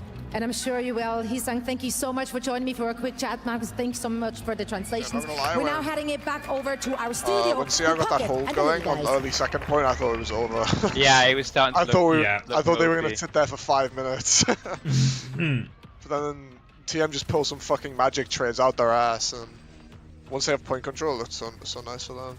This is such a tough result for all the drongos on Twitter and Reddit, because on one hand, they're always complaining that Crazy Raccoon always win, right? So now Crazy Raccoon have lost. But it's TM who have beaten them, and Yubi, so what? How do they side with TM, Yubi, and Chris? Like, the three evils of the Overwatch community. Saudi, Yubi, those and reactions Chris. are hype. You see Astro just go fucking... Look at that. Simple. Even Simple's going for it. Absolutely insane. Insane. Such a big one. That's one of the best Overwatch news I've watched in like a long time. This also, what a confidence boost this is as well, right? Like, this is like, you're the top of the world now. Yeah. You're done for the day already, right? You get to sit back now, watch all the other games, get ready for your semi. And EMEA is the semi-final. If Alcad win, that game is going to go nuclear. Like the TM Alcad semi-final, those are always dogfights, right? And they're both going to have home crowd advantage. If we don't get flares in the crowd for that game, we're never getting flares in the crowd. Got the ultras out, yeah. That's fucking crazy. Do you think this is like another interview? Yeah, they got Astro on the desk. The... Hold on, it's not on the. They don't put the audio through for this one, though. Give me a sec, guys. I can get him up. Oh wait, is it just gone? Oh. Maybe I missed it. I think they might still be talking. They're just showing clips over it. I'm not sure. Give me a sec. Yeah, he's still talking. Where am I going? Overwatch Esports. Give me a sec, guys. As we're able to go up against Crazy Raccoon and Falcons in Korea, maybe you beat them in the scrims. You didn't lose this time, but you got that revenge. What's happening? You guys, how did you guys make the comeback happen? Because you guys look so good now. To be honest, against Sign, we were kind of just sleepy. We were tired. We weren't playing the game. We weren't doing what we do in scrims. Jet lag. Yeah, exactly. Jet lagged. We're a little bit sick. There's a lot of excuses that we can make there, but to be honest, we just weren't playing well. But it was actually a really good loss for us to have because it's a good wake-up call. Make sure everyone gives 110% in the matches from there on, and that's what we're doing now.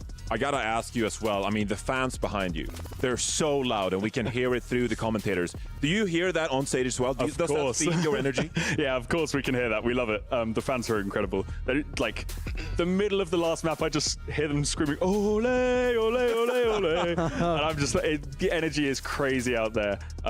We wouldn't win without them. Look, you just said right now, if you can beat Crazy Raccoon, you can win the entire thing. Look, I believe you, absolutely. After that game, you just took down the reigning EWC champion. They just won Hangzhou as well. But you still have Alcatia ahead of you, potentially. You got Falcons on the other side. What do you think about that? Because you guys did lose to Alcatia in the EMEA final. Falcons, they're looking strong this meta as well. How are you feeling about those types of teams? I'm looking forward to an EMEA-only final. It's going to be us against Alcadzir, I think. They're on your side of the bracket. Yeah, so. they're on our side? Yeah. Oh, you might play them next, yeah. That's our fault for losing in group Who do you want to play? Who do you want to play, Alcadzir or VP? I'd rather play against Alcadzir because our matches against them are always really fun. They're really close. We have a lot of history together. Right. We've played multiple LANs this year already, so we're looking to get some revenge off the OWCS. You just took out the reigning champions. You are the first team into the Final Four, and with that victory, you tacked on an additional $25,000. You're now up to $60K in the running for the lion's share. Are you guys even thinking about the money, or is it all about the trophy here? No, I just want to win. Funny, Astro, can you give us a little background?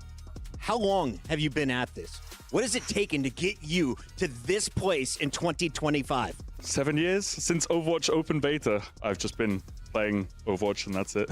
And what is it about this current team? We have 3 Saudis on the lineup, and if you would have asked me 4 years ago, would Saudi Arabia put out some of the greatest players on the planet, I'd be like, no way, bro. They're only coming out of Korea. To be honest, it's just the vibe. Like, a lot of people, they look at our team, they think it shouldn't really work. You know, we've got a single Korean with no Korean coach. We have no coach at all. Yeah, expand on that. Expand on Yes, that. Yeah. please. We don't need a coach. We've got lots of veteran players, lots of people who are smart and they think a lot about the game. So we don't really need a coach. Right? Is this your proudest win to date in your career? Close to it? It's got to be close. You won the mid-season, right? Yeah, I've got a couple of other tournament wins that Got are a good. few golds, all right. A couple. But this one has got to feel the best. Funny, Beating Crazy Astro, Raccoons. You put on a show in front of all the fans, but can you tell me about this guy? What makes Court special? He's just a funny little guy, you know? He just likes walking around the map and clicking on people. Good. What about the leadership from Yubi, though? Because we talk a lot about how he's playing the Symmetra, of course. He's very instrumental in guiding the rest of the team. Is he someone you're listening to a lot of, like, take this TP, or like, I'm faking this TP? How does he guide you in-game? He makes a lot of calls around the TPs and around the team comps. I would say he pulls the majority of the weight that a coach would normally do. I'm actually so happy for Simple. There's a mix of everyone in the team. Everyone's calling, everyone's giving ideas where they want to push, where they want to go. Sometimes people are asking for TPs, like Quartz wants to go on an angle somewhere. He asks for the TP and Yubi gives it to him. 5 voices. Gotta love that. Exactly. I'm gonna say this is really important. Now that you've been Crazy Raccoon, has the gap between Korea and the rest of the world closed? It's closed. Woo! We did it. It's closed, baby. It's officially closed. It is closed. Funny Astro, we could talk to you all day, but I want to let you go celebrate. Do you want to say anything to the fans who've been supporting you out here in the Kingdom of Saudi Arabia? Thank you for supporting us so much. We wouldn't win today without you, and we're going to win the whole tournament. They're going to win it all. They're done for the night. If you see him on the street, get his autograph. This guy's going to be famous. Ladies and gentlemen, we only have 1 match done and plenty more to come. Johnny, though, I'm told we have something very special coming up. Blizzard has given us the ability to release the numbers. Where does Twisted Mind stand in our team pack sales? We are going to be releasing that. What a start to the day, eh? Got to be at least first. After this, you will be first. I have to dip pretty soon. We're going to a quick break, and we the come VP back. Series gone, but making the trek over to Newcastle for the night. God forbid. No way. Where you going? Just out for a friend's birthday. Where you going? Or comms? Bro, I don't know. We're going to his for a while and then going out somewhere, but I don't go that much, so leave that to other people. 1 hour 33 minutes. I need to see this, let me. Oh, it's Cafetology. Okay, we can hate watch. There's no problem whatsoever. Wait, is this the Gandalf thing? Gandalf linked me something, but I was caught up. Hold on, I'll get out for you guys as well. Give me a sec. What timing? Let's see. 1 hour 33 minutes. Let's go. 1 hour 33. Give me a sec. I'll be there too. Like you need to unlock. I'll pause it at 0. And however 33 you do that, 0, and then we can go together. Predictions. Hey, give me a sec to get I mean, there. I guess the rest of it's all pretty normal, right? But Falcons Maga Comp at Stockholm was peak brawl. I mean, okay, I'm there. I'm there. Oh, thank you, Archie, for the prime. Yep. 3, 2, 1. Say peak brawl was. Oh, he's looked at my Preds. 3, 2. Falcons in Perfect. Orisa, Kaskinji, Jinobrig. But what you even call brawl nowadays is just like a fucking semantic argument. Because the game just the comps in the game don't fit those criteria anymore. But mad because you be on top. You say you be on top like he didn't barely squeak out a revenge victory over the 3rd place at 18. Barely squeak out a victory. I don't know. Yeah, that 3-0 was barely. He is in the middle right now. And now he has to play Crazy Raccoon. And if he loses, he gets 8th place at the tournament. Like, but take any 6v6 comp. I mean, that was fucking 10 years ago, bro. Who's counting any of that shit? I will be saving this set of Preds for later, though. You please do, Save it, mate. Save it, mate. Save it, mate, please. Look at all this shit, dude. They started this with me. They come into my chat. Yeah. Oh, yeah, go on. Oh, let's go, their mate. Team is finally I'm going back into his chat, okay? Wait, let's hear him out. You joining me? Strong attack. All right, I'm getting in the chat, guys. I will be instigating. If you're going to be saying that Twisted Minds is going to beat Crazy Raccoon tomorrow, I'm ready. And you better be ready, mate. My friends. And you have 1,000 viewers, Commander X. Thank you. So it's going to be a little bit less impactful, but we will be there. There will be 3 prongs. We'll do the Crazy Raccoon ball comp formation in your chat, and you might not even see our messages because you have so many chat messages, but we'll be there. So you'll be there, will you, mate? I'm coming to you, mate. You sit tight, buddy. It's kind of I don't really remember what they were either, to be honest, because I also have amnesia from yesterday. So thought you were coming to my chat, mate. And I don't have the file anywhere. What happened? Andy has amnesia. No. It's just you be on top at the end of the day. Are you coming to my chat, mate? Oh, was I supposed to come to your chat? Dude, what happened is CR fucking choked. To call that this guy does better cope than me. That's like my thing. TM played that match exceptionally well, and I also think like the draft from the European teams, like, and this is if you came to my chat to clip something, this is the one fucking piece of genuine. We've also just doubled his viewership. Compliment I'll give to EU is that the EU drafts are far and away better than both other regions drafts at this tournament. Like, I actually don't think it's close. Like, I think TM, especially in this match, just fucking dominated the draft. And I think in a meta like this, where it's like there's a very region-heavy playstyle you're trying to enforce, like that's a gigantic part of the game is nailing the draft. And the Korean teams that fail to do that are not going to come away with wins. At least not from TM and Alcad. Maybe not even from Geek and Liquid. Like, you already see, like, CR was semi-fumbling their draft against Liquid and is almost He's just moving it on now. Nah, it's okay. I got. He took it well. Okay. EU is insane. I'm moving on. He's immune. He's delving into the nitty gritty to move away from it. All right, everyone that went to watch Cap stream and gave him back to Chris. Get that tab off. Get that tab off now. Get me on that tab, guys. Okay, get me back. He's right though. I saw the drafts have been like pretty good. The drafts have been strange this tournament, especially from the Asian teams. I think somebody said it. Sorry, I forgot who it was who said it in chat, but someone did say it was not a bit weird that Crazy Raccoon rolled out on Bat Brig. Yeah, I don't know why they're not playing Ana. Yeah, I thought like an maybe Ana. They're scared of Diva, but I mean the TPs are still really hard for the Ana, but I think on that type of map, there's enough places your Ana can play, and that can make it really awkward. I just feel like they didn't have enough. Like, I don't know how to word it. They didn't have enough kill threat in their comp. No, they're playing like Bat Brig Ball. Like, their DPS have some kill threat, but there's so much HP, so much sustainability to get there, and I just don't think you can do that on Bat Brig. I mean, they kind of nearly had it. You know, like the first choke of second on. Yeah, that was where they needed to hold, right? And yeah, they were getting so much done. But then once we get underneath TM, it's just a classic, right? Because it looks like that part of the map should be so hard with them stalling from the high ground to venture touches, ball touches. You're eventually bled out. You have to make an aggressive move, etc. But then Quartz just finds a pick on someone, and once Quartz finds that pick, and the payload keeps moving. Like, how many fights did they win on second? One at the choke.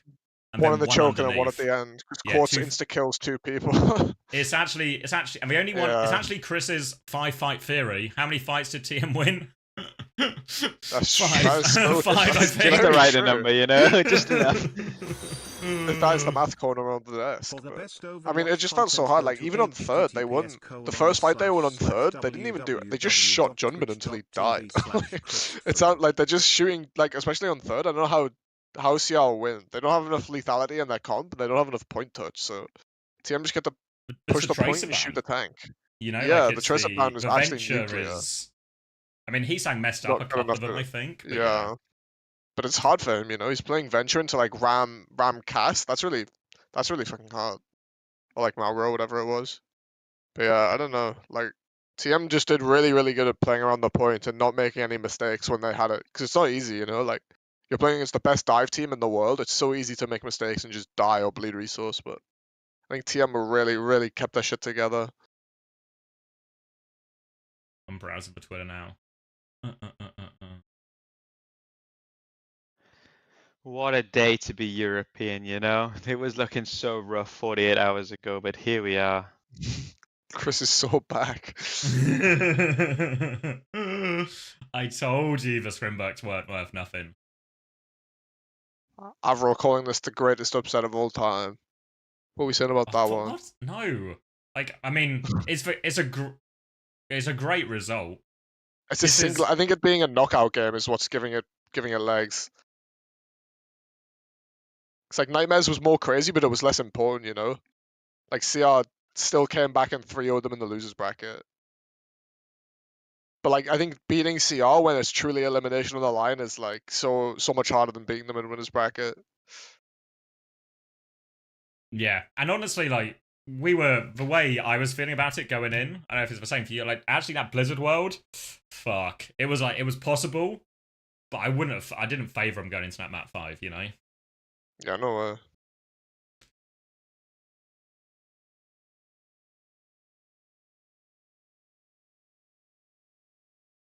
Twisted Minds have tweeted as well. Was it really an upset though? Yes. It's maybe it's not the biggest upset of all time. That's a monstrous upset. Like, yeah, they're like Crazy Raccoon have won. What was it? 3 out of 4 majors. Yeah, that's probably the best team in Overwatch history. Like the most clutch team in a single limb game, you know. But to be fair, I think it's really impressive. I think the singular limb is what's making it so strong. Yeah, like a lot of teams have pulled upsets, but doing it in the winners bracket is completely different, I think. Yeah, a few people saying R1 over Atlanta. I think, to be honest, my main problem with it is as soon as something happens, this is like, maybe it doesn't fall into the same category, but it's like Zuma bullshit almost, of like, as soon as anything happens, it has to be the best something the best ever. Of all time. You know, it's like, can we not? Yeah. We just saw a great game of Overwatch, a crazy result. Crazy performance. It has to be the best one ever. Yeah, like just enjoy it for what it is, you know? We don't have to immediately tear like every experience in our life every time something happens. Yeah, like in the same way, you could even argue Sign beating fucking TM was a bigger upset, right? But that's like yeah. It's like I think the stakes have to come into it a bit. Stake theory. But stake theory. It's a different type of stake that's theory. The ultimate theory, you know.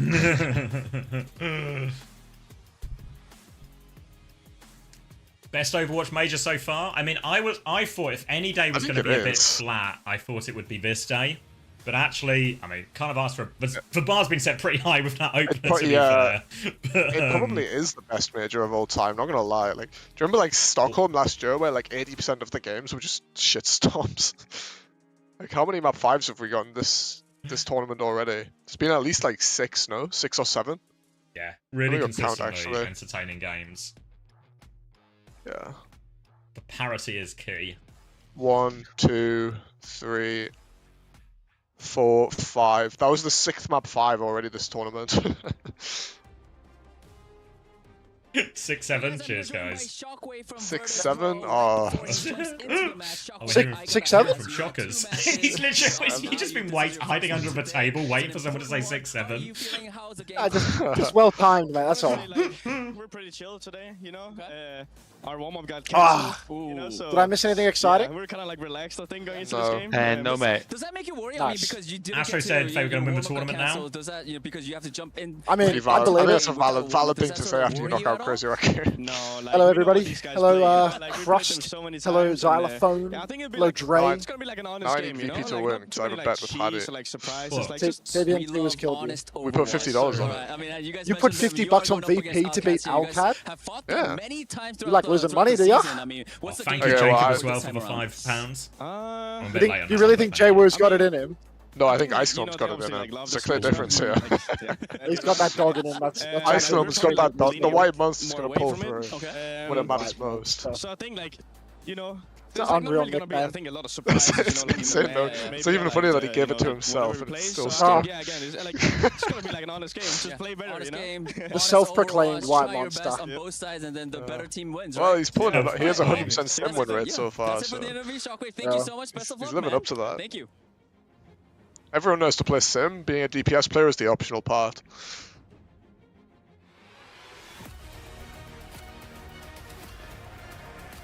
Fuck.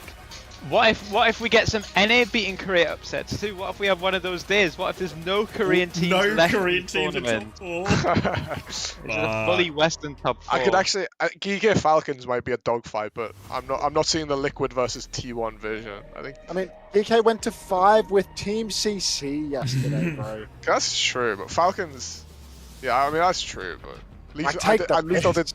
I did see Lethal on Bastion sitting on the globe on Gibraltar. Like, surely they have to have just taking the mic. Yeah, that's true. Like, Kufa was just dead. Something's in the air this tournament. The tank players and the mid-sport players have just been dying. And we feel like every single team that's left in the tournament is now at least like semi-erect, because it's like immediately winnable, you know? Like if you're T1, you're like, holy fuck, we're winning this. T1 have had like the miracle run though. They didn't have to play TM in groups because Psy knocked them down, and they're not gonna have to play Crazy Raccoon at all either. Like T1 are like slobbering. Slobbering? Yes, bro. They can win the tournament without being the. It's a semi. They can win the tournament without being the. Yeah, they can win the tournament without being the only team that's beat them so far, like since they got Vigi, pretty much. Anyone got semi-funny semis? Only if VP wins. I mean, I think VP, the problem is, I feel like they got away with it a little bit. Like, I mean, got away with it is the wrong word, because they did really great to get out of groups. But I think it did help. Now they didn't have to run into any sim-heavy stuff. Yeah, it gets really dicey when they really have ran to run into into it. Yeah. It's ran headfirst into it. There was a sim wall in front of them they're running into. Yeah, they're just in such an awkward spot, right, where they're like half a sim team, half not a sim team, and now they're playing against the fully extreme. Oh, there's Ziad. They've got the reps, is the thing. It'll be a rep difference, in my opinion. Like rep theory. Yeah, just classic rep theory, where they've actually had so much practice against Alcatia, they were just one rep away from leveling the fuck up, and they got it. You think they still put Ice in on circuit, even in the sim mirror? No, they only do it on their map pick, right? Yeah, but I'm saying like, I think they should. I think they won't pick it. I think they won't pick it. They might not, actually. That's a good point. I don't know. It depends if they want to try and win in the sim mirror on times, or if they want to try and dodge the sim mirror as hard as possible. I wonder what their thing's gonna be. I think they'll just play a little bit of sim where it's good, and then try and not. Like they're not gonna go all the way in one direction. Best in first as well, right? So yeah, I'm expecting Hazard. Who picked? I swear it'll just be like Ram Sim versus Ram Venture. Probably, but I don't know how good VP is on the Venture comp. I said Tracer is fully capper if you play in this mirror though. Like, yeah, it is. You have to play the Venture, the Faro, something juicy, you know? I think you're just asking to lose on anything other than Venture or Sin in the current meta, which is insane. But Farah, surely. Farah? I'm not a. Joey doesn't like Farah. Doesn't I'm he? not a Farah, but I thought he did. I mean, he's saying got a 2-0 Li Jiang with it. Jay was balling out against Weibo yesterday on it. Maybe Jay likes there's no Ziad in the lobby. I think it's Jay who likes Farah, but Smash doesn't like Jay who's Farah. I can believe that. Yeah, I've seen that before, you know. But it's always going to get hard when Ziad's in the lobby. Well, Landon is just in the zone right now. He lives in the zone. Look at him. He's fucking... He's like meditating putting that headset on. Hey, he's a box breather. Wait, was that a box headset put on? Are there any sports psychologists here? A box headset.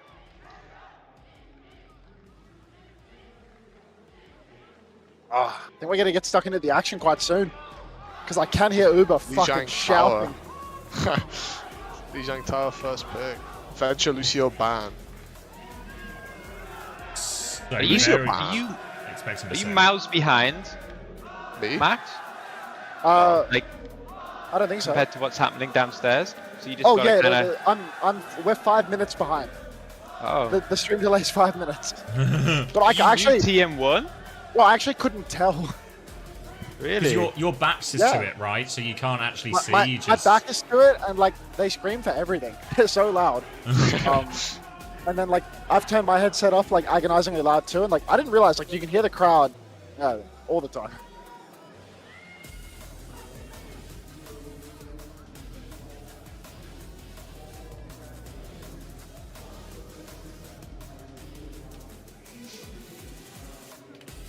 The crowd doctors in chat knew? Yeah, well.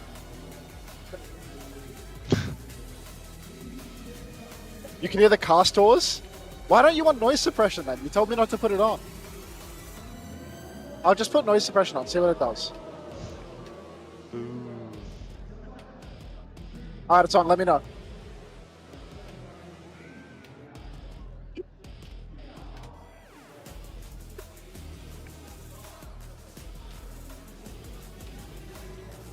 That sounds awful.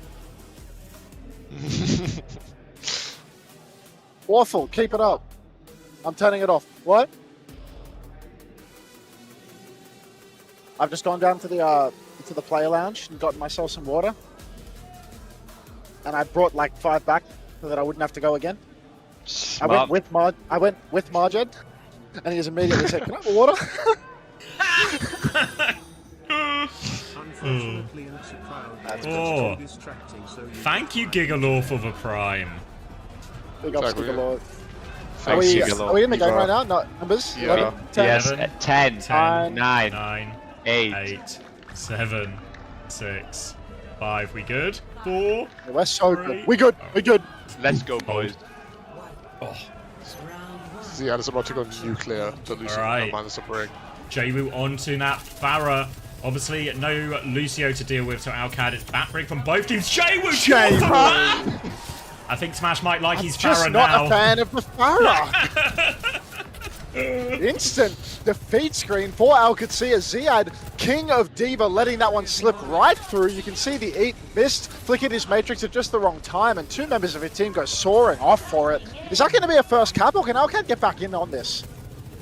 They have the TP, but no speed. They're going for it. Another boop. This time, everyone stays on the map, but VP do get the cap as a result. TP flip coming through, and Lupta, the rail hits, connects. They lose Landon, though, so no Baptiste for anyone. Dink onto Jaywu, forces him back. Second for Lupta now. Player advantage. Pressure onto Vesta as well. His form has expired. He's solo. Disruptor shots a miss from Lupta, but they'll clean up the kills nonetheless. These Saudi hit scans, just non-stop monstrous performances. Lubda, he finds the angle, he takes down Gala, he takes down Jaywu, puts in the work when required. Alcatia, such an easy retake for them, and now Virtus Pro, no ultimates on the cards. It's going to be a difficult one. Going up against the Sim, constantly TPing behind you, going up against Ziad, who will eat you alive if you give him an inch to breathe. Jaywu, weight of the world on his shoulders here. Gonna move over to point, but Lupta again, opening pick, slows them right down. You can see what VP want to do on their retake here. They want to get Jaywu over to point, start trying to force the objective, but it's scary for Virtus Pro's comp to split too much, because with the Sim TPs, with the Diva, so many opportunities to shut down these side fights. Really huge opportunity to shut it down. And Lupta, I mean, look with this overclock, he's pulled it already. He's swinging in main. No real angle right now, though. He's face-to-face with the tank. Vestola might be able to shut him out. But it seems as if Vestola just getting backshotted as well. He can't really get much done. Victor bashes across in the open window from Landon now, and everyone from Virtus Pro has to hide. Victor hiding behind the point now. Jaywu's stuck in behind. They don't know. Barrage is good. Matrix saves everyone except for Landon. Ziad down to half HP. Doesn't quite have the bomb yet. Really needs his last couple of percent to get the self-destruct. Window dropped down as well. Ziad does have the bomb if they want to clutch. He's going to go for it as well. Disruptor shot underneath. Kills for Baby. No remake available. And this is Rally invested as well. Alcad threw everything at that. Huge performance from Virtus Pro here. Great retake. Only cost 2 ultimates. Alcatia just didn't want to let it go. And now it's only Checkmate's ult versus the world. Vestola, he can keep on swinging right through that. Same with Fixer. 2 ultimates that can really just override the issue of the symbol. Checkmate, fast retake over to the objective. Bodies on the point. You can see it's Normandy for these Alcatia players as they step up. Damage raining from all sides as Checkmate now has the symbol so they can start playing towards point. But Virtus Pro, Annihilation Rally, they can go through straight into this wall if they want. It's a TP flip first, though. Checkmate drops it. A little bit on point, but not that much. Rally comes out, only a bash onto Ziad, though. Lamp has been invested 2 from Landon. Vix is down. Disaster scene here for Virtus Pro. They had the support off, but he cannot live. Gala's been taken down by Lubda as well, not able to get that kite off. And what seemed like a good ult situation has fallen by the wayside. Alcatia really just playing to clean up at this point. VP, nothing but staggers. Really nice. So many times now, just for flip behind, what they do is they give Lubda full charge on a rail, then they hit the flip, and the number of times Lubda's able to find some kind of early pick in this, it's been a huge for Alcatia so far in this series. Now it's VP again. We talked about their difficulties on retake. They had an excellent one before. They have the Annihilation to force point, but a window and overclock is going to be a shooting gallery for Alcad. Jaywu is once again pushing over on this side, but Lubda, he knows exactly where Jaywu is, and he's got the clock to make it work. Everybody's stuck indoors for Virtus Pro. Vestola, he needs to close that gap. Rail window combo doesn't get anything. Jaywu, he eats a headshot, but it's not charged up enough. So Lubda, he's had his ult kited more or less. Landon with his window, same story. Jaywu, he actually gives Lubda the slip as well. So clutch, 2 for 0 exchange. Now Vestola, he's pushing deep with the Annihilation. Gala's got the window to keep him going. Wait, Gala's gone down with the window. though. Shockwave as well. Alcatea, they're clutching this one out. Landon and Kellex dealing with the Annihilation in the back. There was no support, and that's going to be Alcad taking the first round. Bomb kills Fixer as he gets Lubta. And you saw there, and I feel like it's been a continuous problem for Virtus Pro at this event, is sometimes Vesta is going really aggressive, but their backline just can't follow up. And we see situations there where Vesta's got Annihilation, but he's stumped just versus the back Brig and maybe even Lubta as well, and he can't get anything. It's funny because... Oh, you go. Yeah, it's funny because the comps in a way looks like it's really smart from VP, you know? Like the Pharah forces Ziad to feel like he has to play D.Va, and then all of a sudden the Bat Brig mirrored backlines on the Lucio bans.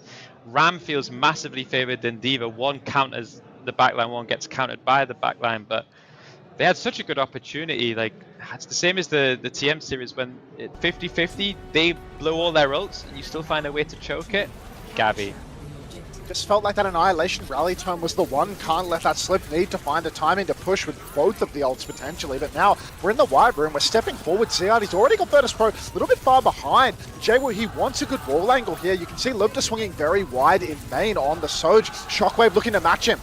Hits for Dink, Lubta's 1 HP, gets got around the corner, Shockwave's got the opening pick, and now he's got this angle all to himself, opposite side of point. There's a TP above him though, so they're trying to clear him out, but Shockwave actually has plenty of space to work with. Turns at checkmate, can't land that Dink, but it's Alcad who are just conceding space.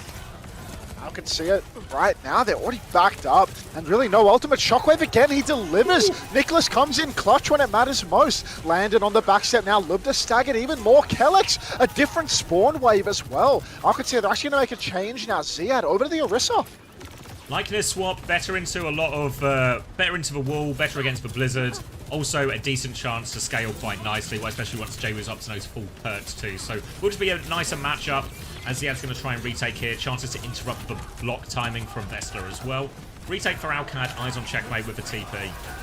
Well, Lubta shockers again. He does it. He can't keep doing it, but he does. Takes down Lubta once again. Everyone from Alcad just on the run. Lamp forced live from Riyadh. A Western man in the crowd. He drops up a hard hands and then goes right back to cheering. That's not a paid actor for sure. Easy backstep now for Virtus Pro.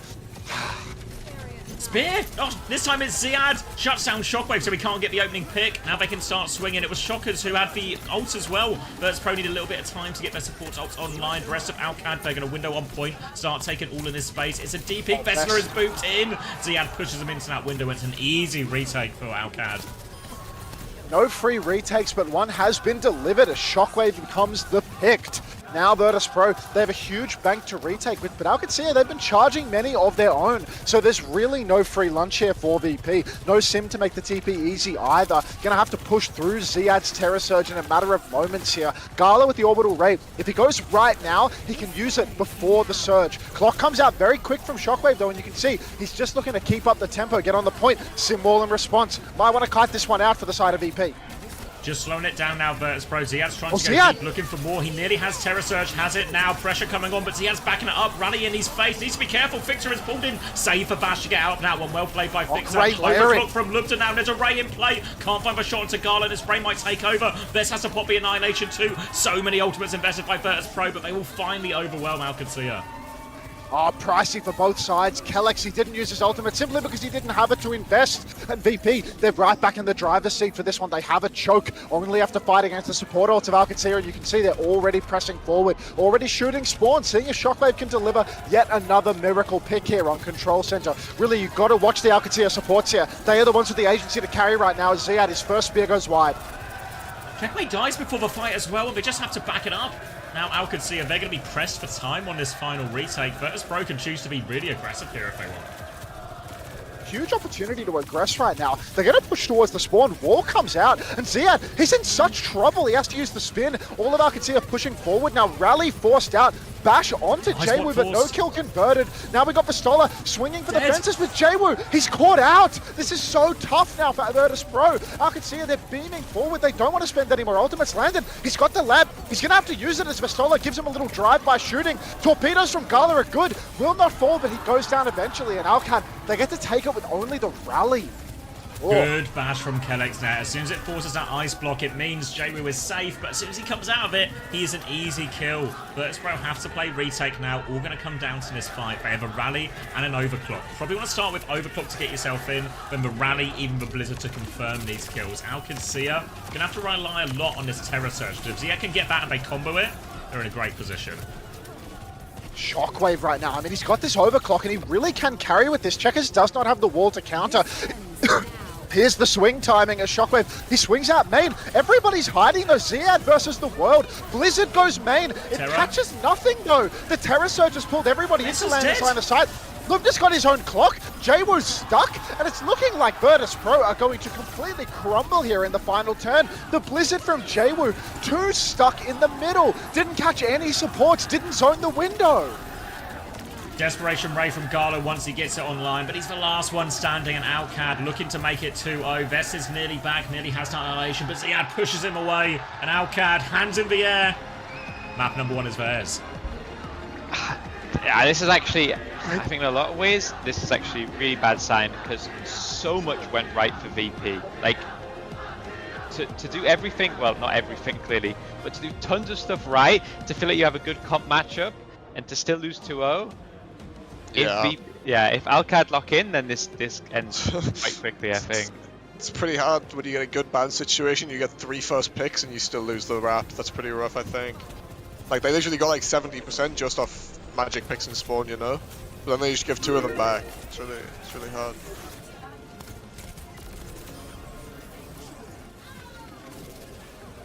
What are your guys' thoughts on the Mei against the Sim?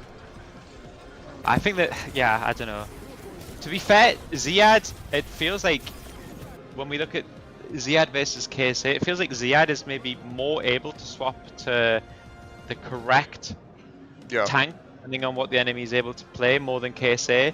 Like, I think if Jwoo's on Sim, he would go Ram, he goes Mei, he goes Orisa. If he's on Pharah, he goes Diva. He feels quite comfortable in all these situations.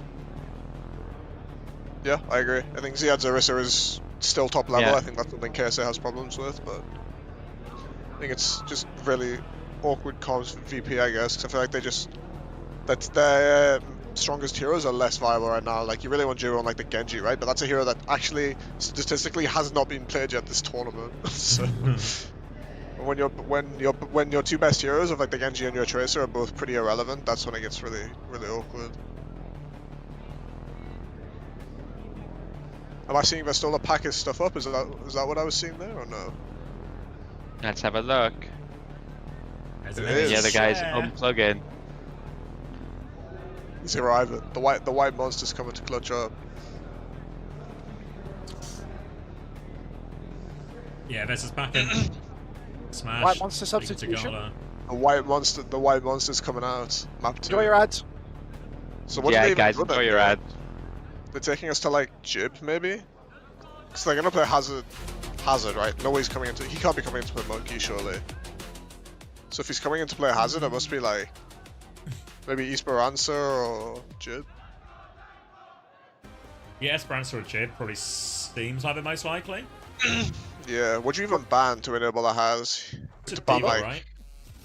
Yeah, I think the Haz is good into the Diva, to be honest. Yeah. I think the Haz beats the Diva. Yeah, the question is going to be when do we try to use our Sim ban, but maybe there's like, I don't know, everything just feels a bit losing, doesn't it, you know? It does. But I wouldn't, I'm not the coach here, I'm just chilling, but I wouldn't use this. If you can pick a map that's good for Isis Hazards, I think you protect, and the Sim shouldn't be that powerful. It's like Jib's ban Diva seems really logical, but something like that, or Esperanza and do the same thing. I think the thing is, I think Ziad's going to mirror the Hazard in that situation. Yeah, but if you're VP, that has to be one of your win conditions, surely. Like, there aren't many of them, but you have to take what you can get. I think you have to pick a map where the Hazard's good and the Sim is bad, so that you can keep your Sim bad for later in the series. I think that's the best win condition I can see anyway. But maybe Smash has got it down.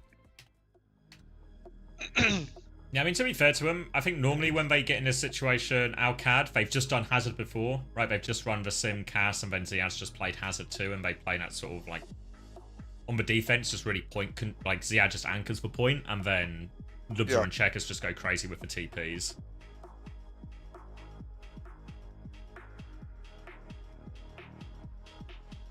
Yeah, I don't hit. I think putting ice in is like, I feel like it's like a good way to try and win, I guess. Because I think maybe it's not like a guaranteed win, but I think it's better than just sitting and taking the ground tank mirror every map, you know. You gotta try and take your advantage where you can get it. Also, I think Ice is just having a good tournament. Like, there's like, you can talk about momentum or whatever, I guess, but I feel like most of the times he comes in, he wins. So, like, there's a psychological aspect there as well.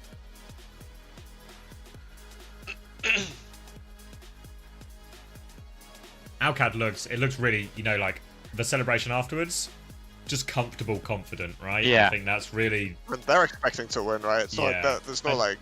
They must have been so happy when they saw this draw, right? That they get a quarterfinal against VP, and then they get a semi-final against TM. Like, okay. Yeah, I mean, this is for these two, for that team. Like, there's no better draw really. I mean, like Alcad and T1 have seen like a really good side of this tournament where they're just playing against teams that like they should be comfortable playing against.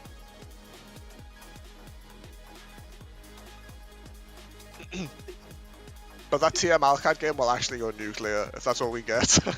That might end up being the best game of the tournament because it always is somehow.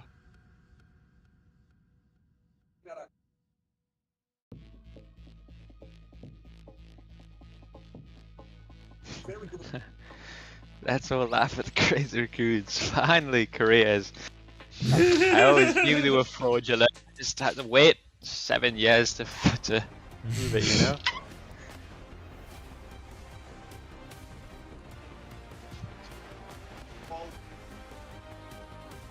If Falcons or T1 still win this tournament, we still can't get career off top, then it's never happening. Yeah, I don't know how you guys feel, but I have like this slight worry that T1 are like.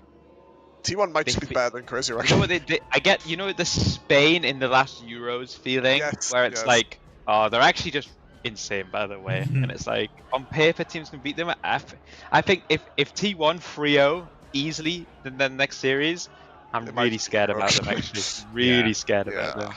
Thank you, B-Man United, for the prime. There he is. What in the world did I miss? Go watch it. Go rewind. Hit the YouTube stream and rewind right now if you missed the first game of the day. How many likes have you got on that YouTube stream now? Oh, I'm at 126. Any more YouTube likers? Love a YouTube like. I like for likes. That's money. Anyone got a tab to spare for the YouTube stream and a like? I know a few of you have a few tabs spare after we all close cap streams, so. Must be. I can't. Oh, he's in the crowd says, "Gaily ha, go I don't know why I thought if I read it out in Korean it's gonna make any sense to me. I don't know. It's all Greek to me. Yeah. Also, chat. I sort of saw it, but I was casting. Was Finzi here for a bit? Did he get lost? Oh. Play for Cloud. Prime. Welcome back. See Ben Best is at EWC. Cruz as well, right? Yeah, he posted a picture of him on Twitter with all the old Paris Eternal 9K players. posted it maybe or someone, or one of the old Paris Yeah. guys posted it. Why is he there? The story is insane. Like, I know the answer actually. Yeah, insane. Is he like I could give you 20 million guesses why Ben Best and Cruz are there, and you'll never get it. Cruz is there. Oh, I didn't even see that. You'll never get it. You'll never get it, mate. It's impossible. Are you gonna tell us, or is it something you can't tell us?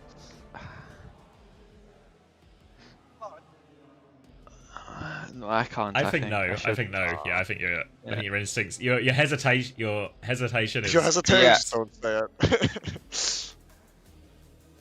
Maybe in the uncoachable Q&A, you know. Yeah, it's nothing. It's nothing like dramatic or bad. There's no like drama here or anything. It's just. Yeah, fair enough. Where do I rate Simple and Flex supports? I mean, this season he's been insane. But to be fair, I think this tournament he's actually been. Maybe it's just that one best of 3. Maybe all of TM. If you take away that one best of 3, they all look insane. Jib, Freya, Diva. Oh, fellas, check this out real quick. I'm checking it. Yep, I got check him. something very special on the stream right now. Opening the onto stream. Should I open the stream? Where am I going? Looking for the onto Am I stream. ready? Open. I'm not Dr. ready, Suleiman mate. Al Habib Medical Center's newly opened IVF center. Al Habib fertility and assisted reproduction, endometriosis, polycystic ovaries, endocrine disorders, infertility, hysteroscopic surgeries, recurrent miscarriage, I've got IVF, all and of those. ISC.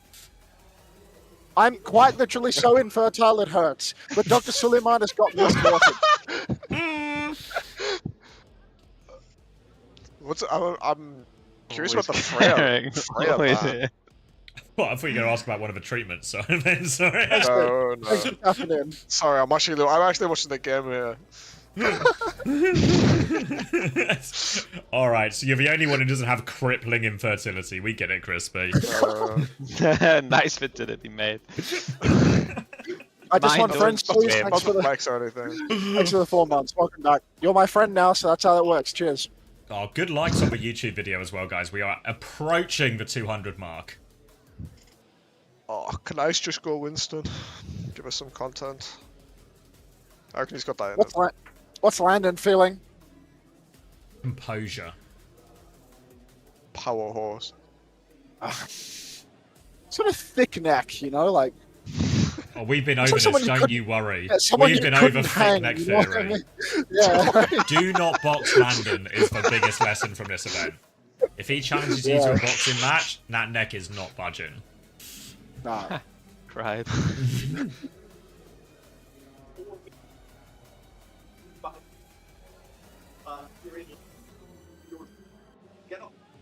Is it really an EMEA win if the coaches are Korean? Something to think about. Cheers, Alpho.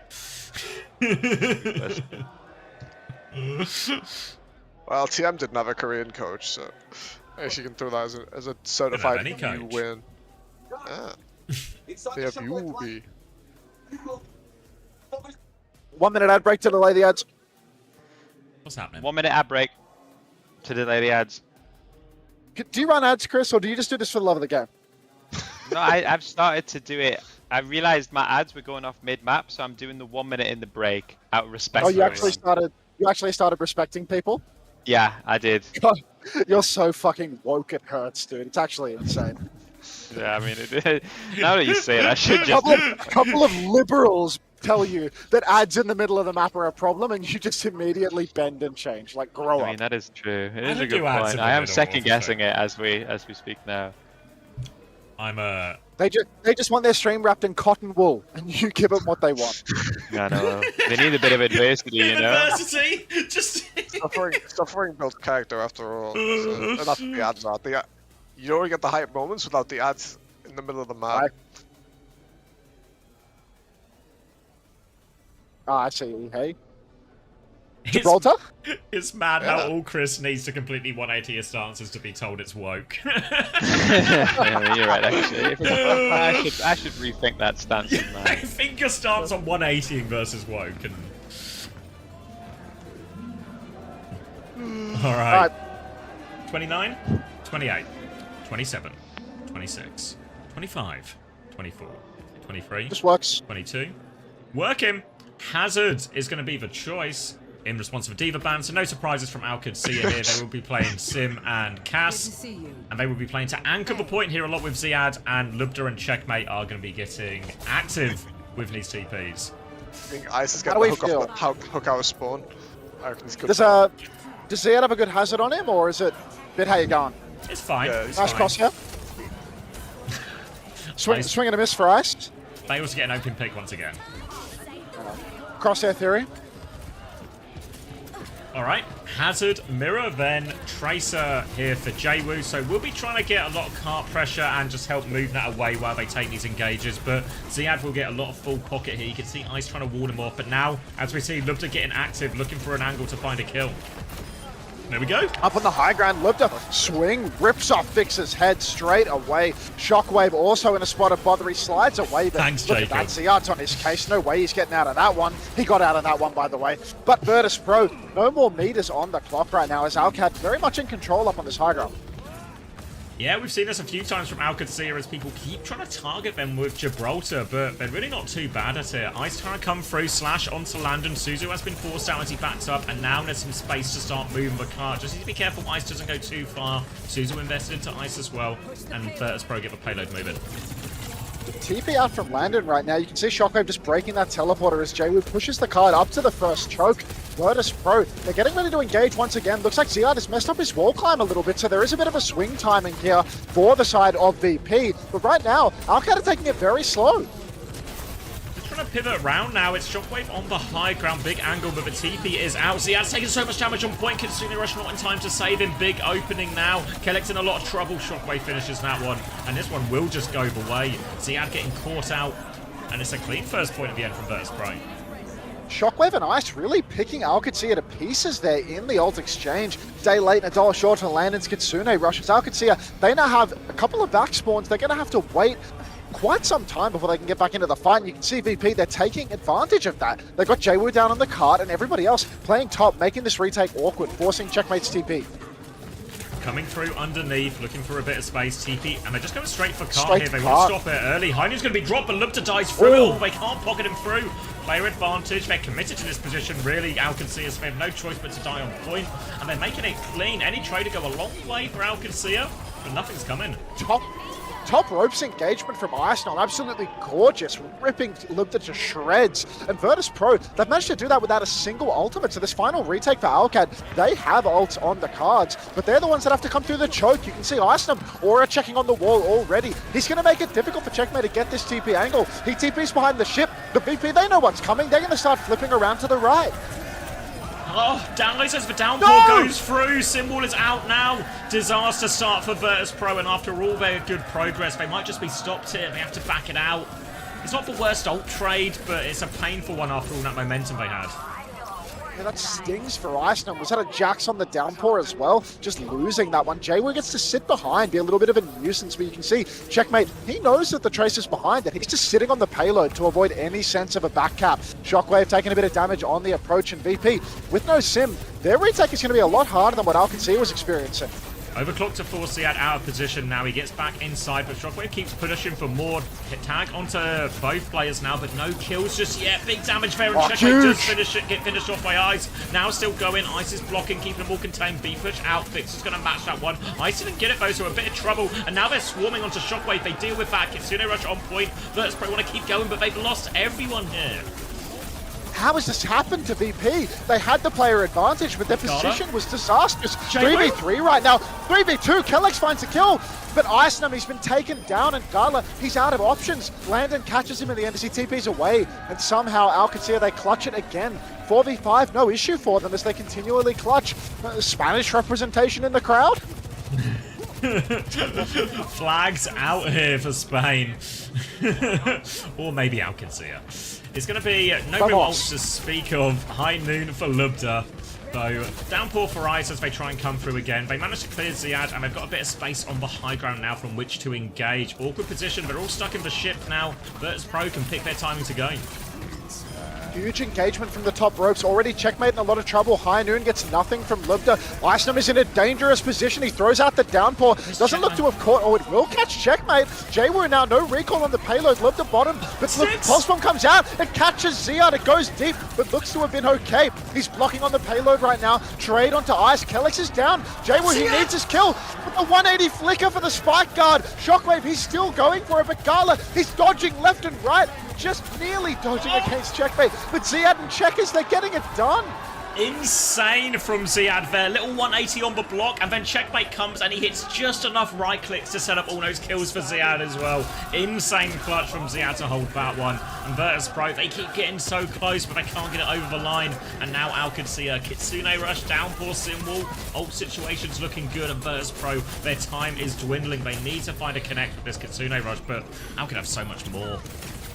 Can't keep getting away with it as Alcacer continually clutching with this respawn advantage. Virtus.pro down to perhaps their last life here if this fight goes long. Icenam once again, high ground, posturing, looking to box Alcacer in, but it's so hard to trap them anywhere when there's always a TP opportunity. Wall underneath, it slightly snares them, but look at this TP. It's going to get them all out of dodge. Shockwave's been flashbanged as well. Manages to pivot away from this, but stuck in the corner. Lando wants to find that one, but cops a body shot, and they're just trying to wait out this symbol. Now Kitsune rush from Ghana a lot later, but Kellex has the beat. Downpour thrown in by Ziad. Doesn't seem to find anything. B to keep him alive. Later beat now comes through. Checkmate trying to find his right click connects, but both teams, again, BP pivot the point away. Give it away.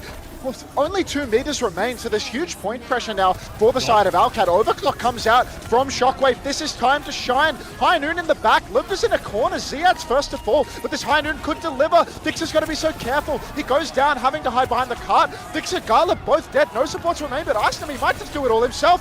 Look at Libda. He takes down Jaywu. Such a clutch shot. Aston versus the world, but Aston, he's done it. Oh, so close. Ziad not quite back quick enough on ball, and they get it over the line. Classic STC overtime. Virtus Pro, it took 3 absolute dogfights, but they win it. Final time of asking, and they have a chance now at third point, but very low on time overall. Nothing but a pulse bomb for Virtus Pro to work with as well, but they're in the free cart push part of this third point. Looks like Alcacia just going to play it at this corner, have the TP to take this top left area as well. TP will enable them to take lots of space, relatively free of charge. Jaywu being poked out from all around. Flashbang from Libda comes out early, doesn't connect. That could mean disaster for Libda. He's going to have to back up. You can see now Jaywu goes for the pulse, goes wide, no kill converted from that one. Nobody's jumping on that one, nobody catching a grenade. Wall in main does not connect from Ziad, but they continue to push. Icenam very aggressively positioned. He's knocked off high ground. He's in trouble. He's down. Jaywu dives in for a trade, but has to recall back to high ground, can't find anything. Jaywu might be in a bit of an awkward position behind here if they want to chase him. He's out to the right-hand side, so should be safe. But now, 25 seconds left. Double support ult for Alcacia, very close. Virtus Pro a little bit behind on both of those support ults. Virtus Pro, they have to play slow. They need to get these ults online. Ult's just around the corner, but they have to farm them all. If they rush, they will lose. Alcacia, they got to recognize that they have the advantage. They need to push fast. Kitsune Rush comes out from Gala before the ults are online. Shockwave's in huge trouble in the back of main. Gala's going to have to back it up. Icenam bullies Libda down to the ground. 17 HP in a dream, but he hits the shot. Dare to dream. Icenam over on the side, taken down before the ults are online. Shockwave, he's got the clock, but nobody can touch. Decent enough start for Virtus Pro, but Lubda just finds that crucial kill. The symbol just in time, hits the dink on low HP, and then just all the ults come in. And it goes Alcacia's way. This is one now for Alcacia. Saudi hit scans. Yeah. And Ziad's block is just so fucking heavy. He's so spiky. He's so spiky. He's actually, insane, you know? Him killing Jaywu there with the block, actually, like, it's actually nuts. I think there's something to be said for when there's such a logical map pick and ban against a certain team. When you do it, they're so prepared for it because everybody's been doing it to them as scrims and they're prepped for it. I feel sometimes when I watch this Jib defense from Al-Qaeda, I'm like, yeah, they've actually played this so much in this exact same situation. Even though it's super logical, it's probably close to their most repped matchup, you know? Yeah. Like every time they have like the specific spots to TP Libda onto high ground and he just dinks the lobby out for no reason. Yeah, I think they're doing a good job as well, right? Like you see Shockwave and Gala actually like they'll flip away from the TP like sometimes twice in the same fight. But Alcacia are still just like there's always another TP or another thing coming. They're just good at it. Even if it's like the way you counter Alcad, they're all just still good at every hero they're playing at the end of the day. What's up next for us? We've got Jaywu slithering on in from behind. Alcacia, they are just bunkered up on the point right now. The sim makes it so difficult. You can always be caught out if you swing wide. The Virtus Pro, they're playing a very high-risk comp. Shockwave, it's going to be feast or famine for him. If he's not carrying, he will be the target. Nice coach gun to start things off, though. Keeps him safe. But Ziad is high ground, and Gala's down! They've just been walked over here. Virtus Pro wanted to play that greedier version, but it's just easy pickings. Ice with a trade onto Kellex won't be the most impactful. At least they died on point. Jaywu might have a bit of a hard time getting out. He's trying to provide a TP option for Fixer, but no such luck. And BP gonna have to play full retake. Jaywoo's going to escape, but you've really got to be so careful. Virtus.pro's backline, they're under all the pressure in the world. Shockers and Gala, they're both on characters which can just be caught out by a single TP. Lubda's always going to be a threat, as will Ziad, and Checkmate, he can put players in positions to absolutely dominate. 5-man anti-heal comes through from the side, but the Suzu is good, and it's Iceland getting pinched. He's going to go down. Same for Shockwave, so it's feeling like an easy first point now for Alcat.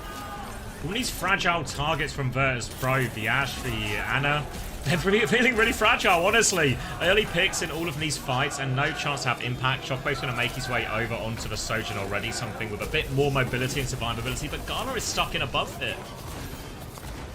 Look at this now, it's staggered deaths really for Virtus.pro as Jaywoo, Lubda with this boring ass clutch gimmick.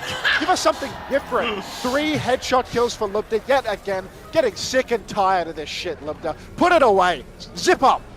Virtus.pro really on the ropes now. 4 minutes 45 on the clock. They've got ults, but the staggers are continuing. Look at this replay, courtesy of STC.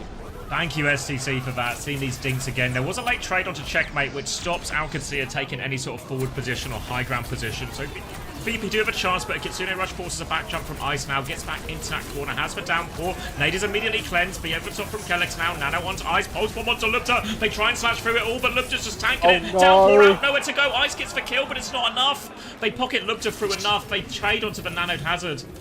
It's so brutal now. Virtus.pro, I mean, they've got one last chance at this. Only 3 players remain. But Gala, he will be TP'd on. He's already taking so much damage. He's gone. Gala, Jaywoo, both dead.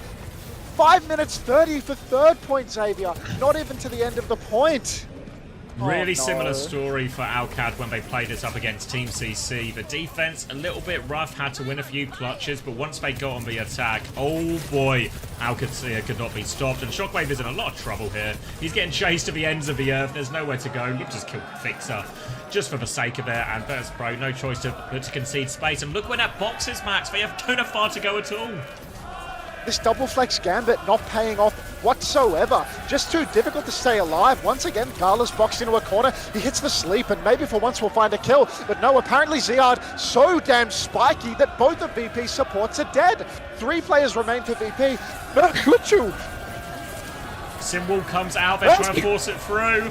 Overclock for Shockwave, needs to find the connects. Lubda is low, Suzu's out low again. Where are the kills? Checkmate kills Ice. Jaywoo and Shockwave find more trades. It's not enough. Ziad is back on Mauga. Fixer's found a kill, but now there's a Mauga to contend with on point. He's beaming down Fixer. He's beaming down the backline. Pulse bomb's out, but Ziad will just stand there and tank it. Puts Gala underneath his feet for good measure. And Alcad takes second map. This shit is cooked. Oh.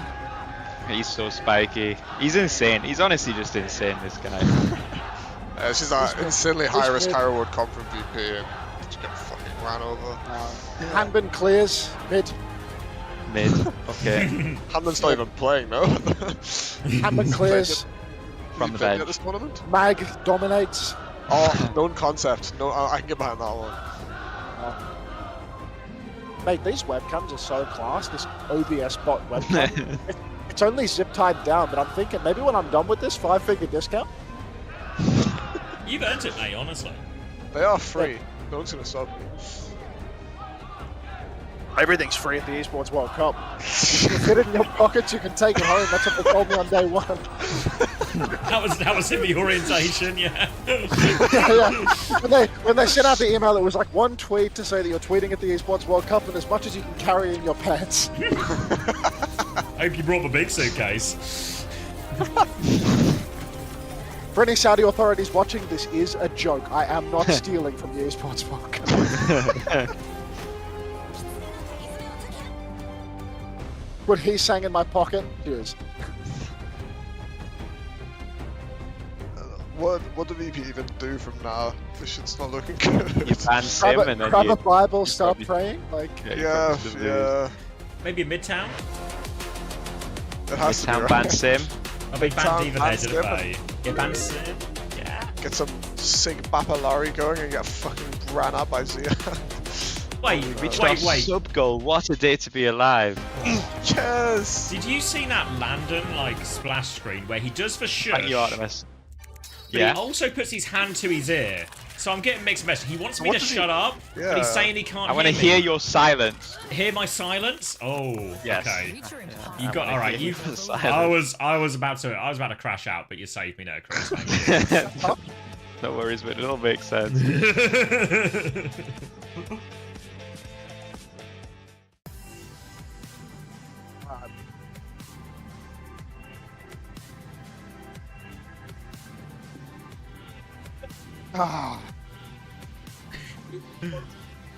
I want slop so badly, but like, just don't want that YouTube demonetization. I'm scrambling for every cent today. It's been tough only having 2 employments, you know? Mate, every job is in isolation. And jobs 1 is done, job 2 is like completely separate psychologically. So you might as well work on that 3rd income source. In the spirit of a 3rd income source, does anybody feel like giving me money right now? You've got 30 seconds until the next ad break, by the way. I'm grabbing a drink while... Well, you see, the thing is, Crispy, shame doesn't pay. Okay, that's true. VP, you're saying there's 3-0, so it's gonna be an easy match. Yeah, for me, I think so. Yeah. Easy match. You're gonna pop off, Labda. Yeah, sure, for sure. Yeah. Yeah. Tell the camera, I'm gonna pop off. I'm gonna pop off. All right, Labda. Best of luck. Thank you so much. Good luck. Okay. Thank you. Thank you. Thank you. Can you react to Cage-War videos? Red Eyes with the gift sub. Thank you very much. Money in the pocket. Appreciate that. Welcome, Kale. Oh, God. I mean, there we go. Horny Assassin. Porn Assassin. Thanks for the tier 1. Welcome. Keep filling these pockets. I'm big and greedy. Line me up. He has big pockets. Yeah, I'm going to fit one of these OBS plot webcams in on day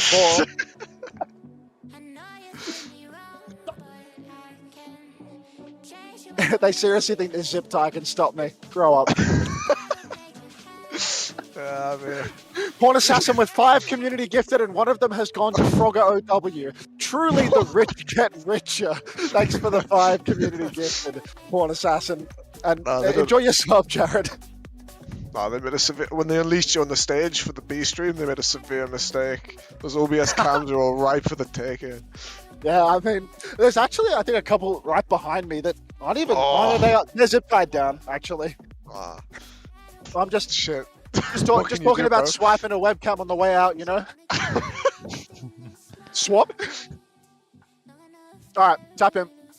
Tapping in. Tapping in. What am I tapping in for? What's good, guys? Oh, what's yo, let's go, bro. What? Wait, is there people inside? Inside? You mean like on Discord? Yeah. Yeah, good, guys? We're inside, mate. Who am I with? You don't recognize the voices? I know Chris. Who else? Okay, thank God. Xavier? He's somewhere. Might be getting a drink, mate. Gex is AFK. Is that Crispy? Yeah. Let's go, bro. Good, bro. Nice to meet you guys. Nice to meet you, mate. We've never met No, before. I mean the chat, not you guys. I'm talking. I don't know how this shit works. I'm talking to Hunter's chat. Who do you think is gonna win the tournament? TM, mate. TM? Yeah. I'm not sure. Taking what about you? You think Falcons? I think Falcons. Yeah?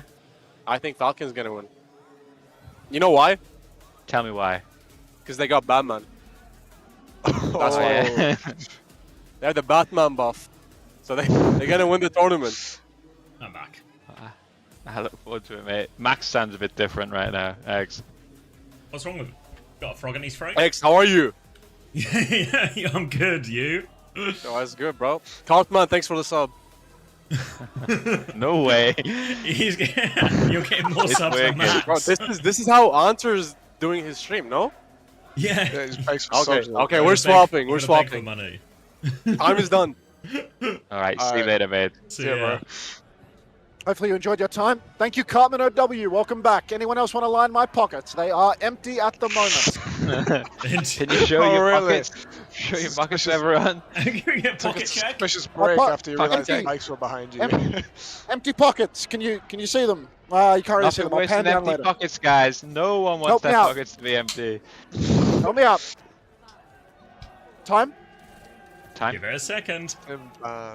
29. 29, 28, 27. Just works, baby. 26. Let's get into it. All right. Hazard again from Virtus Pro. Ice is staying in the lineup here. Matchup into the Diva. The Ram ban sort of means we're probably going to be stuck on this tank. This tank matchup for all of it. Sim ban as well. A big one here. But checkmate. No slouch on the Tracer. No slouch by any means, but we have seen situations where the ban comes out and he struggles versus even Yubi. So this is possibly the best matchup for VP. And straight away, Icenom, he's flying in. He's taken down Kellex, spiritual leader of the team, down, but Vix is traded out. Lubda with another one. No, someone stop this guy. Jaywu is behind, but Checkmate trades it out. Checkmate has no recall, I don't think, so can trade it. Jaywu has to recall, can't confirm the kill. Lubda and Checkmate are both so low, but they can't find them all. This is a real opportunity here. Jaywu, Tracer, he's looked lights out so far in this tournament. But in the clutch, Alcad come out on top. They'll get that first split. They'll play retake. There is no support ult charge to speak of because everyone died so early. Truth is, no matter how lights out Jaywu has looked, the Saudi hit scans have well and truly been on top today. You can see they have been invigorated by the local crowd as Lubda and Quartz both consistently delivering. Ice bullying back Ziad, but Alcad, they're in control. Big spike block right now, but Ice, you're not as spiky as Ziad. Comes in for another. He takes Lubda very low, but the Suzu's good for Landon. Gala's committed in, so both Kirikos are going to fall, but Ice traded immediately after him. Lubda with 3! The plot armor is criminal for this guy. Every single fight he is just consistently killing everybody. It's like he's laning. Constant last hits. He takes down Shockwave, 65%. Not quite a backspawn as he's on the same wave as Jaywu, but really it's going to be a stagger touch for VP as their Tracer's far behind. No ults just yet for Virtus Pro either. Lubda can start early with the overclock, and Virtus Pro, they're going to have no choice but commit to this. They need to kill Lubda through this overclock, really. But Landon and Kellex, they're going to be saving full pocket from him. Matrix too. Ice trying to find his angle of approach. They've got the touch underneath now. Overclock popped. Overclock out for Lubda. STC overtime in effect. Thank you very much, STC, for gifting us this overtime. In comes the Kitsune rush from both flex supports right now. Nothing for Lubda, but Ice and Gala have fallen. And that should be the end for Virtus Pro here on A.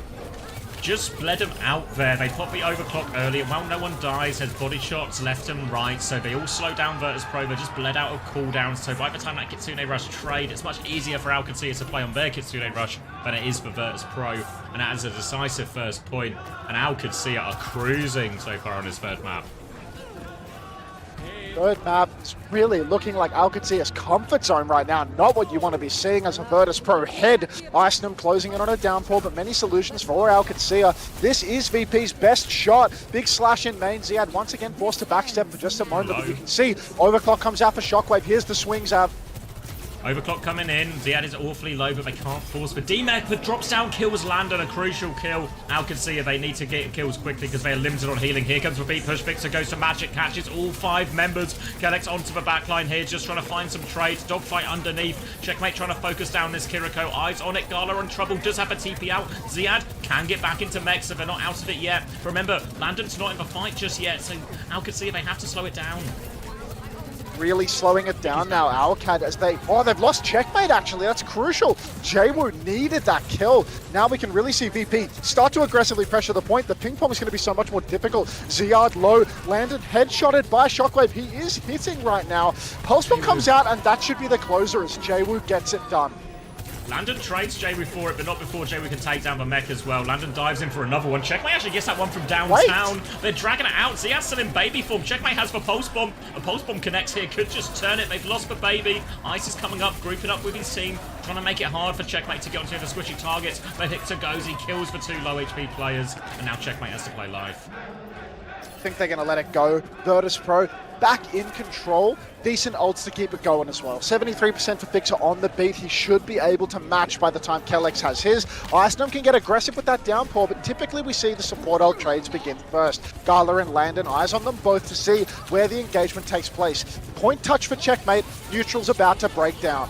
Kitsune Rush is traded. Ice now looking for his opportunity. If the Suzu comes out, there will be a downpour opening. He's down to half HP. They're just trying to wait for that. Fixer's getting close to B, as is Kellex. Checkmate is on the backline looking for the stick. Has to recall out of that one. Eyes on Gala. They're all so low on Virtus Pro side. For Pulse Bomb goes out, but Ice is already dead. Now forcing the Tracer back. Jaywu's taken care of, and Alcatia get themselves back onto this point. It's a very quick flip here for the side of Alcat and only required the Pulse and the Kitsune Rush. So really not ideal for VP. They needed a fight where Alcat had to spend a lot. Can't just give up in a 1-for-1 exchange. So close. Iceland now really struggling to find the timing for this downpour as well. So many tools for Alcatia to dodge it. Makes it very difficult to find your moment. But we need moments. Otherwise, we are going to go down 0-3. Vixen now retaking with his little love heart of a crosshair. But Alcatia, so many answers for what's next to come. Thank you, Hydro Kane, for the tier 1. Overclock out from Lubda. Now lots of damage onto Ice. Just burns through. That one slides in for more. No way out. Gala's trying to TP away. Any late kills would be painful for him here. They need to reset VP. They need to get another fight. Shockwave wants to turn, actually. Ziad dies. He gets the trade onto Shockwave. He shuts down the overclock. Kellex still has the beat as the insurance policy here. But there's a chance Ice is going to be back first. It's such a tight window of opportunity here for Virtus Pro. They've got the beat, they've got the downpour, but they do not have their hit scan. You can see Ice pressing forward. He throws in the downpour. Where is it? Where's Landon? Landon on the right. The counter beat comes out. Nobody's going to go down. Beat much later for Fixer, but Shockwave isn't here yet. He hasn't received it. Pulse comes out. Shock is on the run, but Checkers is on his case like a bad smell. Gala actually able to pocket him through it. Not enough. STC overtime rolling as Ziad loses his suit. Landon is so low, but he's just around the corner from that Kitsune Rush. Looks like Virtus Pro somehow clutching it out thanks for the 16 months Tom Glass. No touch on this, so VP do get a round on the board. Kitsune Rush is left over for both teams as we go into the next point, but Virtus Pro should be able to get to it first, waiting to see where we're going to go. Regrouping, and Checkmate's still fighting. Can they just catch Ice here? Suzu's been invested. They're really keen to just keep pushing now. Could see her. They get the kill onto Fixer. That's no speed. Ice in big trouble, but Ice gets the trade onto Checkmate. He will fall for it. All a bit of a nothing burger fight, really, off the point. Yeah, not much of a fight at all, to be honest. 10 seconds on the clock. Do Virtus Pro have positioning to start staggering the touch, or is this just going to be an easy first cap? It was I can see Jay War over on the side, but Ice is coming back just now. I think they should be good for a touch here. Yeah, no, wait, Gala, he's gone for such an early rush. Suzu out for Gala already, though. Ziad, he sees that as an opportunity. Iceland taking a beating. He has to run. No Suzu. Second Suzu comes through, but now Jay War's the one to open up the fight. Great kite from Virtus Pro, but where's Shockwave? Shockwave lives, he's with his backline, they can start going on to point. Alcatia have the flip, Ziad marking the choke, but there's still a player down, remember. Jaywood's going to get that angle, Ziad's going to drop the self-destruct, eyes onto Kellex, fighting out against Jaywood now. Bomb buys him a bit of time, remake is good. Down for pulse bomb, out top, Ziad is locked up by Batman as well. Trying to Matrix Landon, but Matrix is good, Landon gets away, but Kellex is low underneath, he skirts away as well. Alcatia live! Landon's going to fight Jaywood now, they need to deal with this Suzu force, and Jaywood goes back, they're still trying to kill, Kellex gets the beat, Fixer drops the counter beat back, later beat for VP, but it's far from over yet. Overclock getting close. Ziad is in baby form. He's half HP. He's so low. He will finally fall. VP finally converting some of these kills. Lubta's got the overclock going though. Wall comes out. Lubta falls. And VP, it looked like it was slipping through their fingers, but they cling on.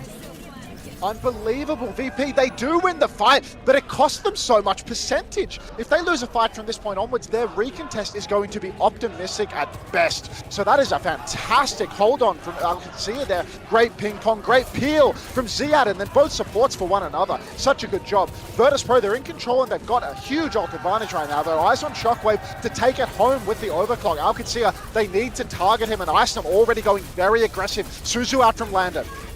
Walter trying to get through in this choke. Shockwave spots for flank coming in from Lubda and Kellex. He's got eyes on him. Overclock pop. Kellex is low already. Fixer finishes that one off for him. The chase is onto Lubda. Can't connect for Rayo, and Alcatia just backing out on all sides here. But Lubda is in a pretty awkward position as they push forward for the late kills here, VP. VP, they just want more. They want to press the advantage. If they can find one more kill, Alcatia's recontest will be in strife. Shockwave, very wide angle, but now the swing is starting to come back a little bit for Alcatia. They've got the pulse. The rush comes out early. Gala's not matching. Gala's actually incredibly low. Now he matches, but looks like Checkers is on his case. He'll go down, so that's a massive advantage now for the side of Alcat. Both supports dead, and we just need to get out. Yeah, it'll go into overtime. Thank you, STC, for that. And they will get a recontest, but it's going to be Strain Virtus Pro. Thank you, 2M1 CAG, for the tier 1 as well. Unbelievable tweet on the Falcons Twitter right now. Some incredibly hard edit of someone hunched over. Just shocking. Shocking. Gamers don't work for posters. Anyhow, one touch secured for Jaywoo. He recalls off the point. Iceland stepping up for next. He's good for it. He will climb up the wall. He will get that tap. Lubda on low ground. He's only 50% to the clock. Really, it's on Ziad and Kellex to carry this one. Fixer is quite far behind on that beat right now. Downpour for Ice. Will he secure anything? He catches Kellex, but no conversion.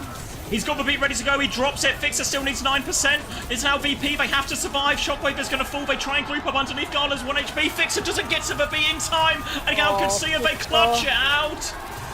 Alcancia, they're so good for it in these clutch moments. Kellex, he gets snared, but Ziad just peels back. Landon peels back. Suzu, Matrix, no chance of a kill. And Virtus Pro, they were just that tiny bit away from the beat drop. Fixer Speed could have saved the day, but they couldn't charge it in time. Now, it's a 2-1 lead for Alcancia. It is a 2-0 map score lead for Alcat as well. So Virtus Pro, it's do or die right now. Can Fixer get it done with the beat?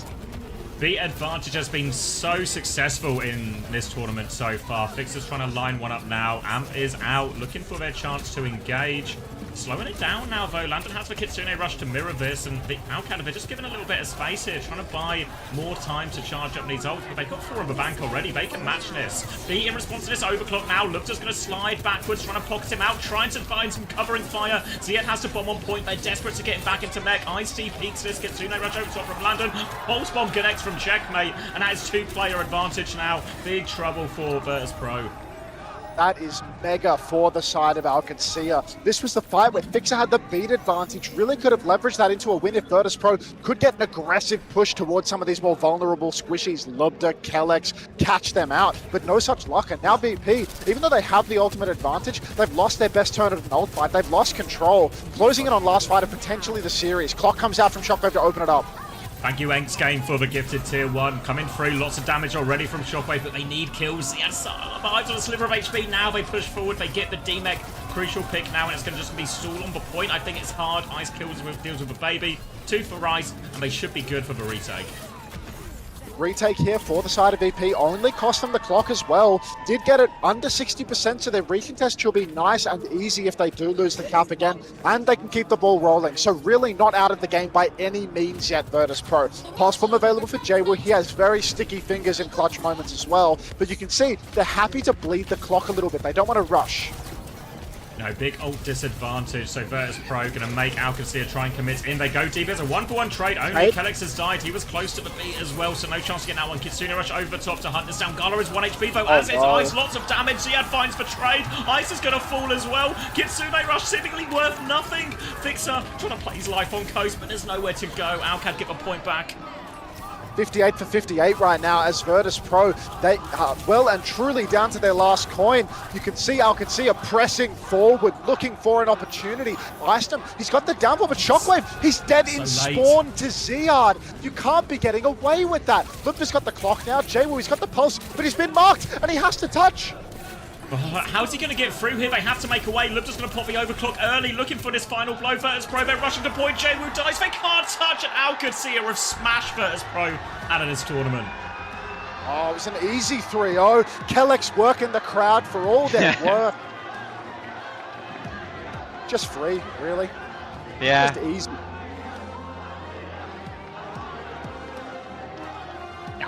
But VP won't be too disappointed, I think. Considering what the expectations, how their scrims went and everything, getting out of the group, I think they're probably pretty pleased. I think. Yeah, like, agreed. Overall, this match was almost free in terms of getting out of groups. They exceeded expectations. Yeah, I mean they got themselves up to like 40k or something, right? By doing this.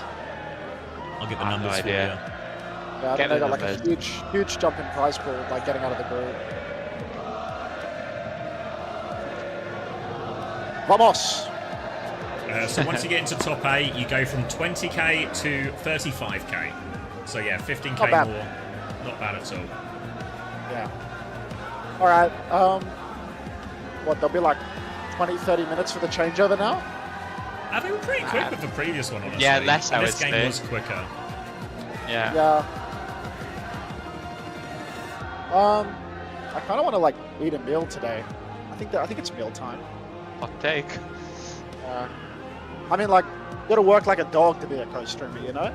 Especially when in Saudi Arabia. Like, there is well and truly like so many moving parts. So mealtime is just not much of a consideration.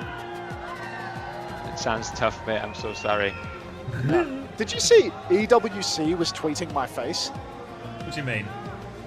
Like, the EWC extra Twitter account. Oh, I saw. Thank you so much, gentlemen. Like, Ziad unbelievable. from Al Qadsiya is with me on Tweet stage your face after a for what? statement performance Oh, the... against their opponents. They Someone holding it up in the faced crowd. Twisted Minds in the semi-finals, but for now, there's so many questions that I want to talk to you about, Ziad. First, you jumped in with this roster and you guys just suddenly stopped losing every single match as their solo tank.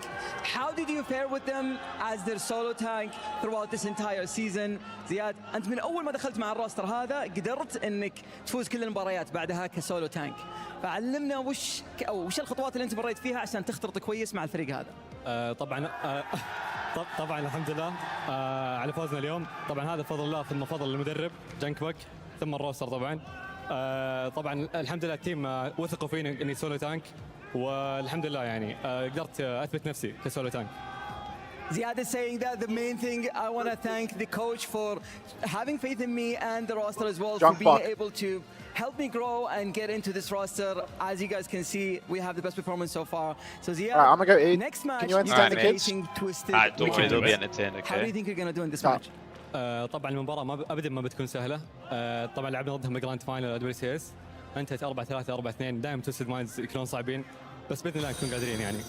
Ziad is saying that they faced Twisted Minds already a few weeks ago and they were able Thank you, to Flux, for Prime. win against them, but it was a hard match, so we're going to try to make our best for this one. Ziad, now that you won an elimination match, you get to crush your opponent's key. دامك الآن فزت المباراة هذه ومباراة خروج مغلوب معناته انك تقدر تكسر المفتاح. Are you ready? Yeah, I'm ready. Let's go to the key crushing one more time for Al Qadsiya as they head to the EMEA on EMEA violence here. here. Esports World Cup, and Ziad will get to crush their opponent's key. One more Saudi team heading to the semi-finals. We'll let Ziad enjoy this moment.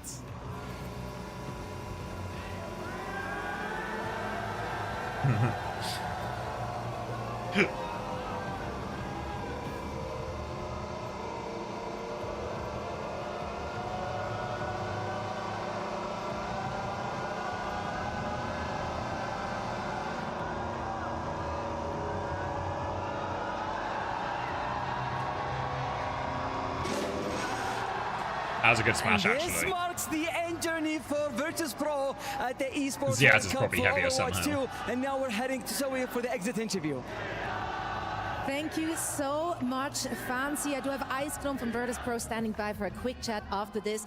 You had to go up against the source problem, the cause of everyone's woes and sorrows with that Symmetra composition.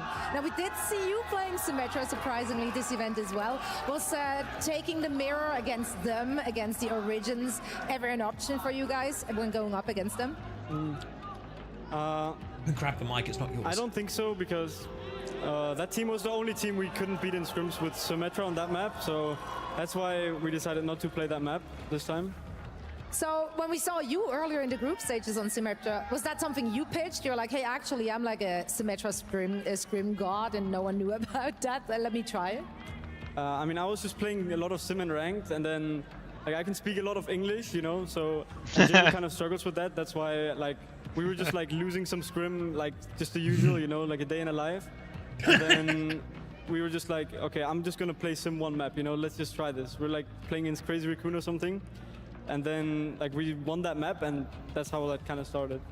I love it though. It's great to see you come on that stage. You're a pocket pick. We see you on that Hazard, and we saw you on the Sim. Everyone was surprised. So it's really cool to see those different looks. I know this was your first EWC, your first international event as a whole. What's the experience been like for you? I think the experience has been really nice for us. Thank you for all the fans as well that have been cheering for us. I appreciate it a lot. That's right. There was a lot to cheer for. You guys really turned it up. You made it to the playoffs. There is so much to be proud of, and we're all so excited to see more from you and VP in the future. Thank you so much for joining me. We're now heading back to the studio with Pocket and the guys.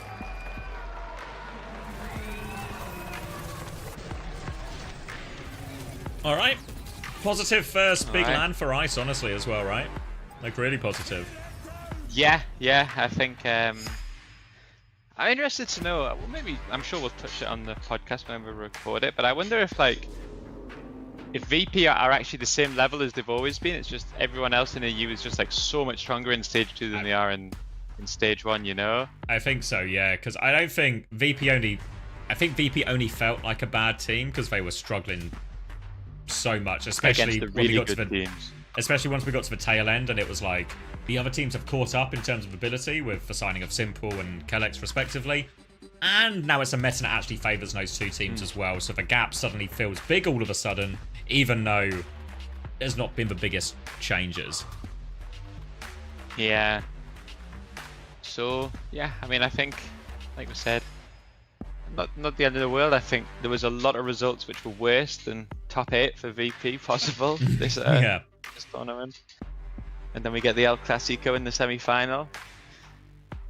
Yeah, in Riyadh as well, so it's actually set up to be an insane... I think that's maybe going to be the opening match tomorrow as well, so it's going to start with a bang.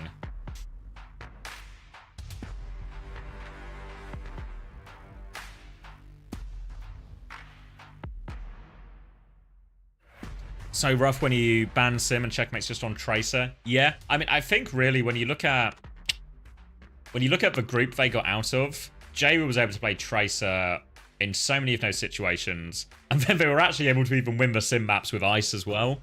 So I think, in many ways, even though they didn't get a good group in terms of a quality of opposition, they got a good group in terms of the composition matchups they would have to deal with. Yeah. Yeah, someone in my chat saying, oh, like, VP can beat Weibo in Tracer Sojourn, but lose to Alcad in Tracer Sojourn. But, I mean, I don't think this is a hot take at all. Libd is better than Shy, no? Like... Right now, 100%, yeah. He's just insane, like... I mean, yeah, maybe Leaves, like, slightly better than Checkmate, but Checkmate's hardly a bad Tracer by any stretch. Like, an Overwatch champion on that hero, you know? Yeah, I think as well, and this is the weakest tournament we've seen from Shy in quite a while. I know that's not like there's not a huge number of things to point at here, and there's big gaps between them all, but this has been the quietest one from Shy in a while. I think Libda versus Thingy is going to be versus Quartz is going to be insane tomorrow, actually.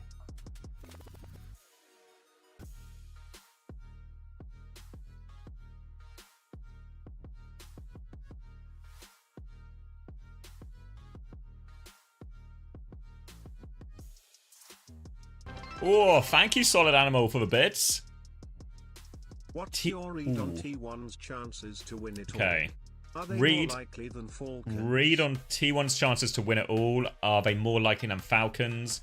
T1, I would say yes. I think favourites for the tournament. It kind of feels like a bit of a hot take because T1 haven't been tested at all, I feel like, properly yet. But I think as much as we talked about Alcadia like licking their lips and being really excited about Crazy Raccoon getting knocked out, whatever they feel, T1 are even happier. I think T1 will have the ability to match some of these ground tank comps more strongly than Crazy Raccoon can, while still having, you know, like we saw on Atlas in the TM-CR series, where they still have this ball option that can make it really tough for them as well. Yeah, I agree. I think from even what I heard in scrims was actually T1 scrims towards the end of last week were like super insane, I think. I think any prediction is probably easier if you give us like 2.5 hours for the games to finish, and we'll get to see the relative strength. Like if Falcons and T1 both win. This is a proper test against T1 now, you know? Like Team Liquid have been playing really well at this tournament, so this is a proper test. But I don't know, I guess, yeah, I mean, there's chances for it to be one of those old-timer days. I feel like in Overwatch sometimes that happens, you know? Like once some crazy shit starts happening on the day, like the next ones that follow are the same, you know? Something in the air, isn't like, you just there, get one of those days where it's just like, yeah, every Korean team is just in massive trouble. Imagine if Falcons win the tournament, by the way, if LCQ to win in the tournament, like they get extra money for that too, That's no? the Jafonzo Award, yeah, Jafonzo Award. I mean, remember this right? It was named after a player. It was like FIFA. It's like a FIFA mobile game, but basically he did the same thing last year, where he went from LCQ to winning the entire tournament at the Esports World Cup, and then he got signed by Al Nassr, which I'm sure you know, Chris. But for those who don't, that's the Cristiano Ronaldo team. Yeah, have heard of him. Alright, I'm gonna go get a drink. I'll be back in 1 minute. Yep. I'll keep everyone company. EAFC, thank you, Arthur. That's the one, yeah. Oh, do you want me to get landed on? Sorry, I've clocked out of that. 2 secs. Show me the landing.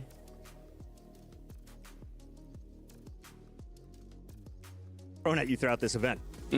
For me, at least, like when I play a character like Baptiste, you know, I spent like 2 years in Overwatch League playing against like, you know, Atlanta Rain, Winston Sombra Tracer, you know, like you have to like earn your stripes there, you know, every life, every fight, they're diving you, you know. So for me, I just try to like rely on all the experience I have and hope it's good enough.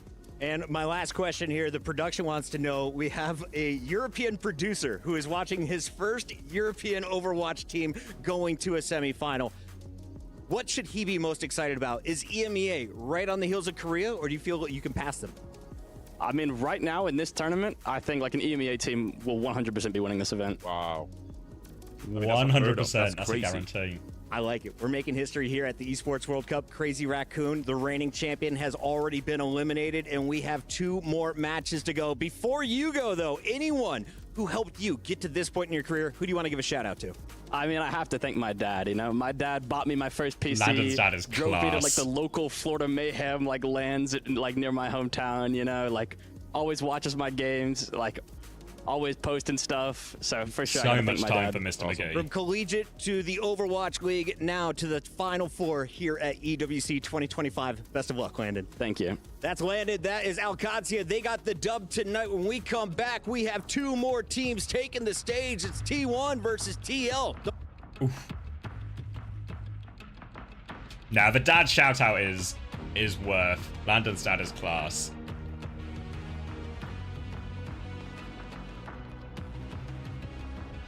Not shouting out Chris. He only got one, you know, the choice was correct. What are we talking about? Sorry, I feel like I've not read YouTube chat in ages. Sorry, YouTube. Winning comms. Yeah, I can mark. Actually, I'll help you with Tracer. We're chasing Tracer here. Hard main. To that way. I'm with Lambda. Testing. Good. Yeah, Lambda with you. Nice!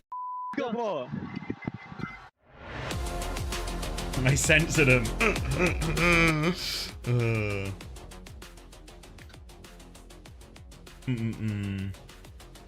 Watch for Vestal a tweet. Oh, alright, let me head back to Twitter. Hold on, I will read some of YouTube chat as well. What are you guys saying?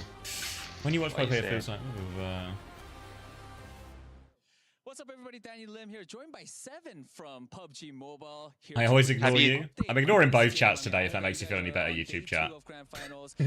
Just locked in, you know. You're right, Chris. Have you gone through Reddit yet? It's so good to read. Like, it's just like... No, I'm hitting Twitter now because someone told me to check the Vest tweet. What did Vest say? Let's see. Is it good? Good stuff.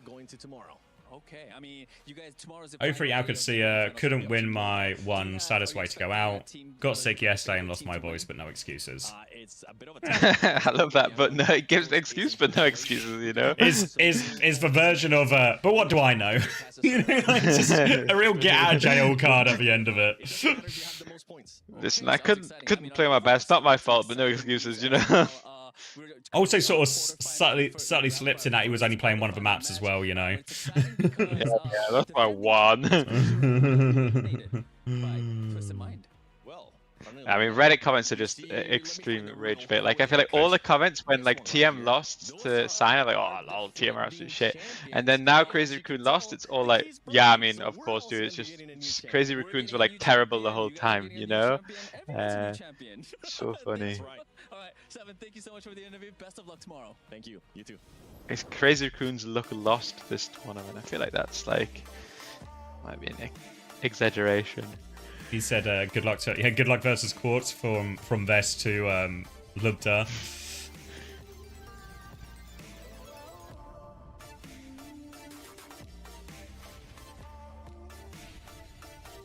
would need to be studied why Crazy Raccoon time and time again take 1 billion years to adapt to a meta. I mean, surely that's such a hot take. Yeah, I mean, that's always the problem with Crazy Raccoon, is they just never, they're always so slow. Oh, unadaptable, slow on their heels, Crazy Raccoon. Oh, yeah.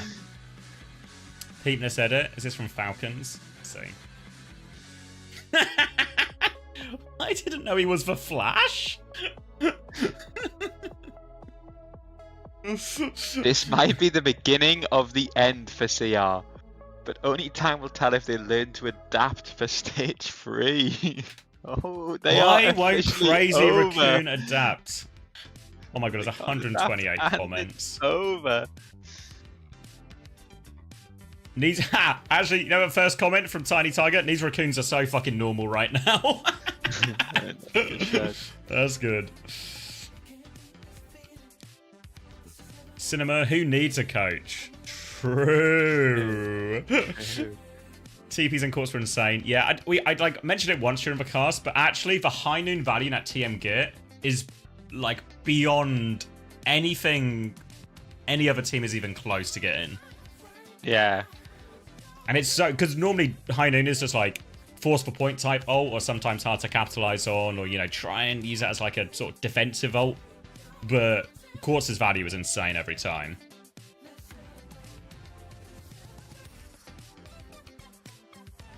Oh, here we go. I'm probably like slightly behind you. Yeah, raccoons have a weakness. It's how slowly they adapt.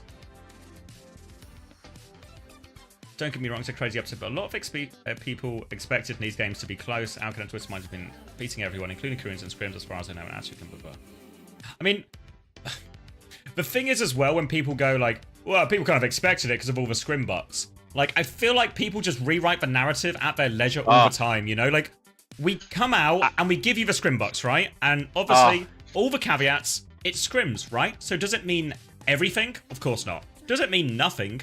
Of course not. Come on, guys. It's an indication of how well teams are performing recently. It's useful information, and then people will only accept it's either like it's worth nothing or it's worth everything, and then they're like, it doesn't even count as an upset or whatever, which is kind of what this is. I know it says a crazy upset, but it's sort of implying, well, we kind of all expected this, right? I mean, it's like, I'm so ready to fucking go off on Uncoachable, but it's like, when the Scrim books are wrong, it's like, oh, what a surprise, the Scrim books are wrong, they always are. And then when they're right, oh, well, of course, that's what the Scrim books are saying, you know? It's like, either way, it's like, there's no, it doesn't work both ways, you know? Like, either way, it's obvious, you know? Well, yeah, that's what the Scrims are saying. Or, oh, what a surprise, you guys believe in the Scrim books. Like, you should know that these things don't matter, you know? Like, just fucking idiots, dude. But people fear nuance? Exactly, yeah. They do. Yeah, this is actually good point from Spilo. Scrim bucks are the only currency that matters pre-match, to be honest. Yeah, exactly, right? It's not for. It doesn't mean everything. It's not a guarantee, but it's the best information super useful. By far. Exactly, right? You want to know, right? Because it informs it, right? Because when TM lose to Sign, it would have been an upset anyway, right? But with how well TM were doing in scrims, it's an even bigger upset than it would have been anyway, right? And when Virtus.pro get out of that group, it's an even bigger surprise than it would have been anyway with how bad Virtus.pro's bootcamp went in terms of sort of results. So it's like, in my head, the reason I'm like, I ask everyone when I do the player interviews is because I think it enhances the anticipation or the build-up, you know, to go in with this information. No, I mean, you're right, for sure. Objectively right. But what can you do? Plebs are gonna pleb, you know? Oh, Kuffer's on Hunter's stream? Is he? Let me... Aussies abroad. Let's see. What are these guys like, nice, eh? What can you do? Plebs are gonna pleb, you know? Can't relate as a fucking backstage bandit. Is he? Let me... Aussies abroad. Let's see. What are these guys like, eh? Alright, today is the day, lads. Today is the fucking day. Kuffer says today is the day. If you dream it, you can make it. If you dream it, you can make it. Accent, yeah, he's also getting cancelled. Shouldn't have said that. Yeah. If you dream it, you can make it. If you dream it, you can make it. Gentlemen. Alright, mate. We were just in time for the dream it, you can make it. Yeah, good.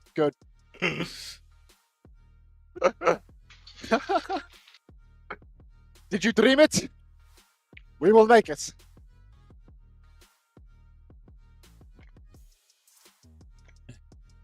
Lip's worst tournament performance, terrible meta read. CR was cooked from the start. You're right, they never had any hope. Yeah.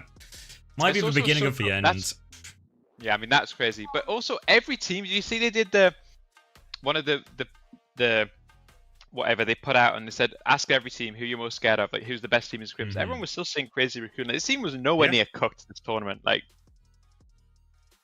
it just was a fucking dogfight. Look at this comment. I guess Pavan and Kong were jerking off while Lip was on his weakest hit scan for the majority of this series. Oh well, what can you do? Like, what? Classic coach gap. Like, it's like a 5-man banger that goes down to the wire. Like, they clearly are being tested.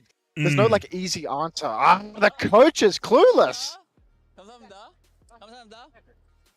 What's up, everybody? Danny Lim here. As you guys could all see, I just talked to T1 right before they heading into their match. T1 pre-exit interview. Very ready to go. I asked team members if they were. I enjoyed it. Someone posted for Psycho. We look unbeatable.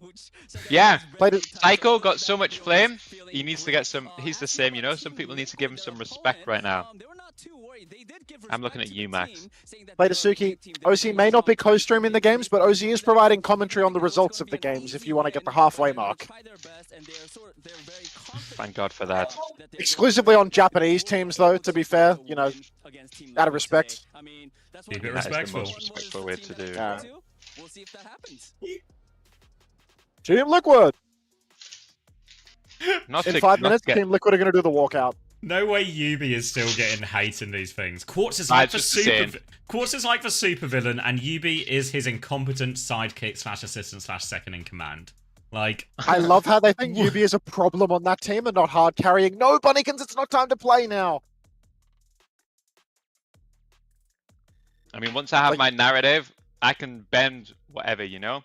Yubi is terrible. TM loses? Of course. They win. I want to see you bend it. Yubi's still terrible, mate. Also, like, people just say, people are so, I don't get why Lip used Freya. You mean like he wasn't just hard, he was full holding him for like 2.5 minutes straight on Blizzard World, just killing everyone, like Bowler every 20 seconds? It's a Freya problem now, is it? Oh, you figured it out, fuck. You should be on the fucking coaching staff. They should, mate. We play out of respect. Not actually play with the marbles, but yeah. How much does this webcam cost? OBS bot webcam. Hold on, I've broken the clean feed, guys. I'll fix it. 700, more than 700, I think. Jesus. Top 5 mistakes reading Reddit. Yeah. Yeah. No, that's the thing is, when people say, "Oh, you shouldn't get." Don't get angry. People don't understand. I love getting angry, you know? That's why I read all the woke people on Twitter, because I just love getting angry, you know? It just makes me happy. The algorithm is like, the algorithm loves Chris as well. It's like the perfect match. Yeah. Oh, he's brought back in again. Look, here is where it's like, for once, Scrims didn't lie. And it's like, what are you... what are you even referencing? Actually, GP theory.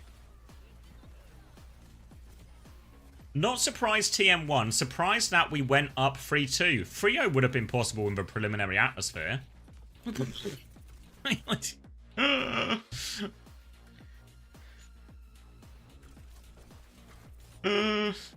This may be the end of the road for Lip. Quartz just looks so much better. And as everybody knows, if you ever get beaten at anything ever in your life, just fucking give up. Quit immediately. Just give up. Someone does something better than you? Then why did you even bother in the first place? Agree.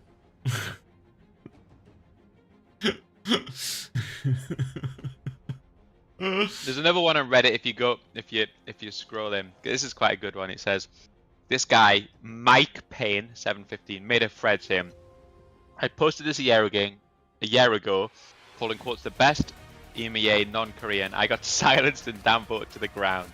He got 0 votes and got flamed.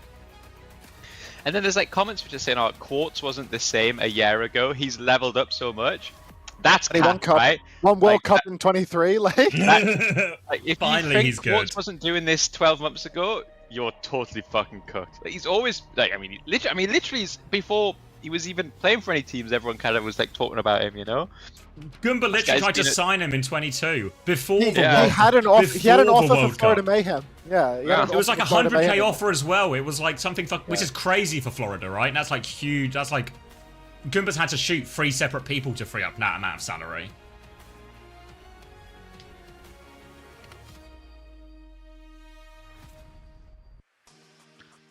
Just love it, mate. Just love it. Great website, great people.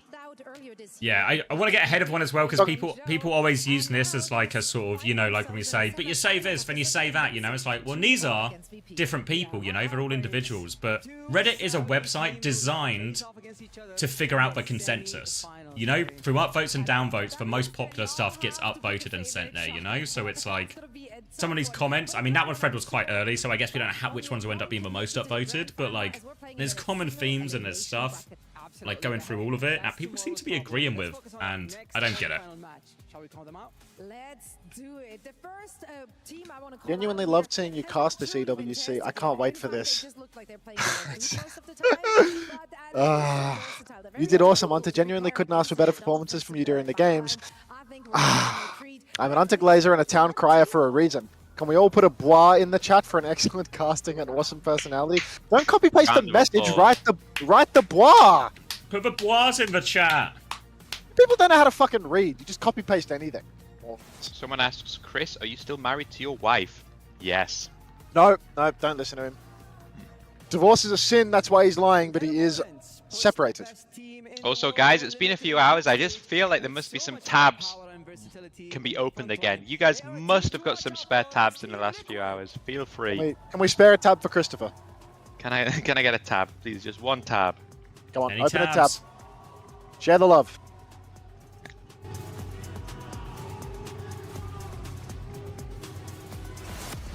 Down where you're from, do you call cigarettes tabs, or is that like a Newcastle thing? That's a Newcastle thing, I think. Yeah, like, I know what you mean when you say tab. Like, if someone said, can I have a tab? I'd know what they mean. You know it's a cigarette? Yeah. Oh, can I have a tab, guys? Can I bum a tab? Thanks, guys. A few first messages giving me their tabs. Now, I appreciate the message. I appreciate the tab. Feel free to go back to someone more entertaining. That's capitalism for you, okay? Follow a tab. Oh, look at all these tabs coming in. Oh my god. And not just a tab, a subscription. That's the equivalent of 27 tabs. Thank you so much. Trekimus Max. There's actually enough for us all to eat. And no, not LSD. Don't. If someone asks for a tab and you're in Newcastle, do not give them your LSD. Yeah, that's true, actually. Are we rooting for in this game? I mean, the ideal result for EMEA would be that Team Liquid knockout T1 right now. But I'm also... what I would like... I'm kind of here for the chaos, you know? Like, I kind of want NA to fail. So, I mean, even though I think NA is clearly the strongest region where all the best people go to play. Coaches mostly, Did you see Sign? Like, did you see Sign in that first to two? I mean, in first to twos, NA is pretty untouchable. Yeah. Will these tabs help the Ultimates next stage? Probably not. Oh, I heard the Ultimates actually got paid. Did you? I was talking to some guy in the crowd out at the venue, and he said that it was sorted. Oh, the banks were fixed. I heard there's one with the Saudi banks. I was talking to a Saudi banker out in the crowd. Oh, really? The money was on the way. Oh, buzz him. Yeah. Well, you didn't hear that? I didn't. 6-7, everybody. 6-7. Yeah. +1 tabby. Also, since the Ultimates aren't a thing anymore, can we get the abilities next stage? Yeah, I'd love to give you a reaction, but I don't understand what you mean. What place did Chris get at EWC? It's not decided yet. It's not decided yet, is right. It's not decided yet. If you don't have a coach, all you need is Yuvi. True. Block the east, please. Everybody block the east. Aren't you too old for these guys? I was just reading the chat. Any member of TU. Do you not have this shit going in your chat right now? What do you mean, block the yeast? Alright, I'll show you. Show me the yeast. I've got this getting like perma spammed in my chat. Oh, block the east. I thought you were saying yeast. I thought it was like some kind of like anti-bakery stance or something. I have blocked the east and fist the west, just getting like perma spam back and Fist forth. the west.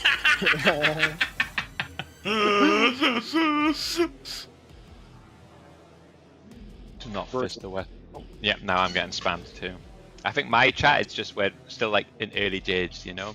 I mean, you don't even have 17E, do you? I think I do. I used to have mods that were adding the emotes, but that was back in the day. Like No way, we just ago. got our follower goal. Yes. Congrats on all the follows for Chris TF. Can we get some money to Chrissy and celebration? God. Come In on, there's a celebration, subscribe button for give a me a reason. tab. Come on, a tab for Chris. Tabs out. NA who? You capitalize the A as well as the N, brother. That's sodium, you wrote. Sodium who? Oh my god. God, look at Donna. Red Eyes with 5 gifted, which actually makes it the best day in my streaming career by far. Thank you very much, mate. It's Nice, massively Red Eyes. Yes! And now you guys are going to get this super loud subscriber sound for ages, so enjoy that, okay, mate? Mates. What's your sub sound? Not mate, mates. I don't know how to control any of it. Nice. I got 4 bits. Thank you. Thank you. Keep the change, brother. I will. Oh, 100 bits. Some pocket change for you, fella. Thank Wow, that's $1. 2 more bits. Oh my god. Chrissy's discovering the scent trains. Bro, The you're dopamine I get from you guys just spitting on my face is insane, by the way, guys. There's a reason so many people do it. It feels good. A new kink is born.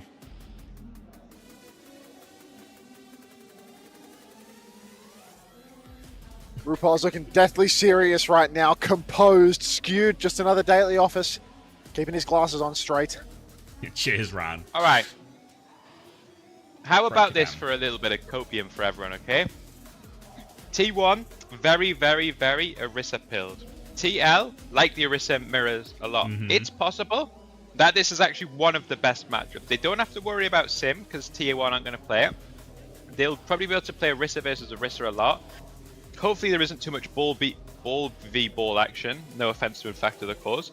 But maybe if we just took only the matchups and not the skill level and everything, maybe this is TL's best chance. Thoughts from the casters? Maybe technically wasn't not listening, best. so I'll let the other caster say it. Maybe, I guess since they had to play a top seed, maybe actually really fine. Yeah. Yeah, I think if they can just get 0, because I think Zest has played like a good amount of Venture, so but they maybe just can get a Tracer Mirror, and I think actually if you put Zest and 0 in a Tracer Mirror, it's really on for 0 actually to like outvalue that. And then Bapillari, I guess, you know, like a Circuit Royale type one, I guess kind of good for both teams. But yeah, I think you're right. If they get Orisa Mirror, like Infected Orisa is significantly better than his Ramatra. And I think the same, maybe not as significantly, but I think the same is broadly true for Donghack as well. So if they just get that, and there's maybe even a chance then if TL want to, of just going Sim their self. We've kind of seen Zero play all the heroes we maybe don't typically associate with him, like the Mei and the Sim at this event as well. Did you see Zera there trying to get out a little chain to show the camera, but they cut him off, so this cute little wholesome interaction was... He's trying to put that thing on his wrist, right? No, I think he was going to show it to the camera. Oh. But I think too little too late. Poor guy. What's Boston saying? What's his? I don't know. His bracelet saying? They've all got the bracelets. Wait, I've got one like that behind me. Hold on. What does yours say? It's possible Les says the same. Mine says... Did you see a Busan? Can you see it? It's Busan. I see Busan. Mine says Client of the Week on it. My wife made this for me. I'll put it on. I'll put it on for the game out of solidarity with Team Liquid. Honestly.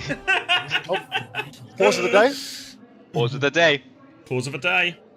3 bits, keep the change. Buy a little something for you and the kids. Now, Will, thank you very much, mate. Get yourself something nice. Do you think Christopher is mad about Russia's success at EWC and Chris's lack of? I understand why Chris wants T1 to lose. We can challenge Rush to a game of tennis. Now that would realistically be a 3-0. Well, yeah, tennis reference? Yeah. What do you think is in Kasaris' little black book back there? I feel Cass missed an opportunity to clown you back. If he was a real one. Someone said if he was a real one, he would have had a book with my face on it. Especially after you signed for him as well, it would have been like, yes, yes. And yet, no personality, just a regular book. A regular book from a regular guy. There's nothing regular about Kasaris. On pause, 27. 26, 25, 25, 24, 23, 22, 21. I think maybe a half second ahead, 20, 19. Beautiful! Alright, starting on Sanctuary as well will be the choice, obviously, of T1 to kick us off, so no surprise we've gone to the most ball-friendly map. Donghak will be starting on that ball, and maybe Infected's just going to cop the mirror here. Infected with a ball mirror against Donghak. I will say Boston Fine, it's his best character, but this is a signature character for Donghak as well. So really, Team Liquid, they're putting it all on their ability to go pound for pound with T1 in this matchup. You can see Zera heading over to the left-hand side, but Proud already hitting a couple of bolts. Vega bullied back to spawn. Pressure coming through now. Proud's taking this wide angle on the left, looking for an opening, trying to close the distance. Slam comes through from Infected. He's sort of caught up a little bit, drops the shields and backs out of there. Both teams just kind of pivoting away from each other's balls right now. Infected's going to roll through. Going for a big slam here, catches it. Doesn't find the kill though. The slam. Already, though, good shield transfer from Infected, not enough to help them actually get the cap, so T1 in the chaos, they've slipped the cap through. This is really bad for Team Liquid. You can't be letting things like that go through in the first fight. Good bolts coming through from Tree. He is getting a little bit ahead of Proud on damage, but again, the cap has gone the way of T1. They're buying time and they're getting value for it. Zest getting bullied back, doesn't have recall, so has to be careful, but they were slowing it down because Infected was low, but he's got some health and he's killed Proud now, an opening for Team Liquid. Second one! Huge kills for Team Liquid here. They may have won the first fight eventually. Essentially the same as losing first fight, retaking on second with that 30% up top, but now in a good position. Tree, thanks to that Freya passage, he is up to... he didn't even get any final blows. He just has ult. He's just done damage. But again, Tree ahead on the boulder shot, and that's the only ult in play right now. So if he can snare up Dark, could be a bit of a disaster. Slam comes in, Proud deep peeks a little bit. T1 trying to take some of his space on the right, but Infected is behind him. We're getting harassed from all sides. Can be a very difficult point to flip here as well. Proud, you can see, relatively passive. Bolt's going to hit. That's going to slow him down as Infected comes through for another drive by another bolt onto Proud, just keeping him under pressure. Bolts all around town. Proud under so much pressure. Zera finishes the kill, but Infected's traded. I'm not sure that's worthwhile. Tree and Zera need to clutch up here. You can see Zera running away to the pack, and again, the flip for T1. Twice in a row, the flip bandits. Now RuPaul drops a Kitsune Rush, but a Minefield's in a zone everybody. Donghak's low, and now Zera waiting for a top-up, and he can go contest. They don't have control of the point, though, so Zest can stall it out for a bit. Infected is back, though. Bulls will be back really fast in this. Skews going to beat to keep the point contested here. T1 investing. Vega's going to get the later beat going off. Proud's peeked back. Pulse Bomb, Bowler, everything being thrown out, but no connections. Again, Bolt forces a Proud deep peek. Bowler's going to connect, though. All over Skew. Tree gets taken down, but they take people with him. Player advantage now. All over Donghak. He's going for the slam. Pulse Bomb misses. Donghak confirms the kill. Donghak's going to run for that Mega 2, and I don't think they can get this kill on Donghak now. Liquid, they're too focused on the kills. Even if they get Donghak, they've let the cap slip away. They've let their capture percentage go. So again, there's more stall coming through for T1 here. This scrap is going to take it all the way through to 99. Team Liquid now, they're fighting for Proud, trying to ham him up, but he escapes out through the side. And again, you can see the cap continues to rise, Xavier. Proud getting really aggressive up top. Slam comes in onto Tree, and Proud wins natural. Opening now for T1. They've had the cap this entire time, so it's only 10% left. One more chance for Team Liquid. T1 so good in the scrap. Team Liquid, they need to rush back into this one. They're down a man. Zera gets the first touch, and Infected goes down off the screen. Zera, you can see him playing for the tap as the SDC overtime is in effect. Zera's down, Vega's down, and Team Liquid, it felt like they only meaningfully lost one fight, but 100-43 because of their lack of control over the objective. Yeah, it's pretty bold to leave the ball unbanned and take the mirror, but it didn't feel like they were that far away in terms of their ability to fight or win fights. It's just like Max might have mentioned once or twice, if you keep giving free flips on a comp which is almost impossible to get the flip against because there's so many stalls and you don't have like a big fucking meaty tank to get the point, then all it takes is one pick and then the game is done.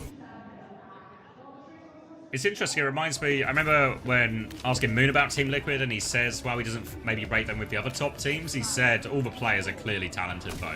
And it kind of feels a little bit like that, right? Like actually went blow for blow, even on T1 on some of their best heroes, but couldn't manage a point enough. Now it's going to be a very different matchup, and this is going to be a pivotal matchup in the series. Who looks better on the Orisa mirror? I mean, both of these players, both tanks very confident on the Orisa. You can see Dark taking space already, but Tree caught out very early on. Dark, he starts blocking the Tracer a little bit, and Zest, he's already on the case. Infected, he's trying to find a trade, but it's the Scucio to take down Zera. No DPS line remaining for Team Liquid, and that should just be first cap going the way of T1. Yeah, a bit of a nothing burger of a first fight, and they get control of the choke. Again, this is a difficult one to retake on. Team Liquid going to try and go through the right-hand side as quickly as possible. They do get the space for free, just playing the opposite side now, so a lot of space for Freys to work with. Already so much space for Tree. He has a nice wide angle and he's going to capitalize on it. Pre-fire pick onto Vigilante, perhaps an unforced error somewhere there from Digi. Now there's a point touch coming through. Zera's on the car, but that means that it's a 4 versus 4 on the high ground. With no healing for Dark though, it's so hard for Team Liquid to actually lose this. They really do need to get double bolted, and that doesn't seem to be happening. Yeah, Infected didn't really want to take the fight, and they're just holding the space while they force the cap. Now they back it up. Infected's going to push back onto Donghak now. He throws it out, no vision, but throws it out to pinch the backline of T1, and it works. T1, they kite right into the ultimate, an easy cleanup for Liquid. Really nice now as we come into the next fight. They're 90% on everything but the rush. So this ult exchange, if they can just get that final 10%, will be huge. Tree under a little bit of pressure, but Proud, he hasn't connected the bolts, so should be totally fine for Team Liquid to stay in control. Tree's going to bolt Proud a couple of times. That's an easy fight win for them. Lovely one for Team Liquid there. Means they get it for free, don't have to invest any of these ults. Vigi is going to have this Kitsune rush, but it's going to be a big ult trade no matter what. So Team Liquid, beat to match Skewed Speed, in Terra Surge to match Donghaks as well. Obviously T1 have the DPS ults as Team Liquid too, but there's a chance. But Infected's been pushed off the high ground, so T1 get all the space for free. T1 so much free space, a little bit of an advantage for Team Liquid, but Tree, he goes down before any ults can come through. What's going on here, Team Liquid? We're just dying with all of our ults in hand. Give all the space, don't match the ults. A very bizarre fight indeed. I don't think he intended, yeah, he just got booped off the high ground Infected, and then Team Liquid couldn't control or couldn't change their positioning to get back with him quickly enough. They need to just go to the back of the map, buy more time, regroup formation-wise, keep a point contested. And that's an even freer retake for T1. I mean, they talk about free retakes. It doesn't get much more low-priced than that. Zera sneaking underneath now. He wants to tap point as Team Liquid push up on the high ground. Nice little timing here. As you can see, the swing takes place together. Zera continues to get that cap, but Zest is marking him. Rush up on the high ground. Everybody's rather low. Infected looking for an opportunity, but it does look like Team Liquid, they're mostly going to kite this one out. RuPaul bolted, has to use a Suzu. Beat from Vega. Bowler shot's massive, but the pull is huge as well. Trades either way, but T1, they're all out of ultimates. Trees down. RuPaul's got the rush. So many ults for Liquid, but none being used yet again.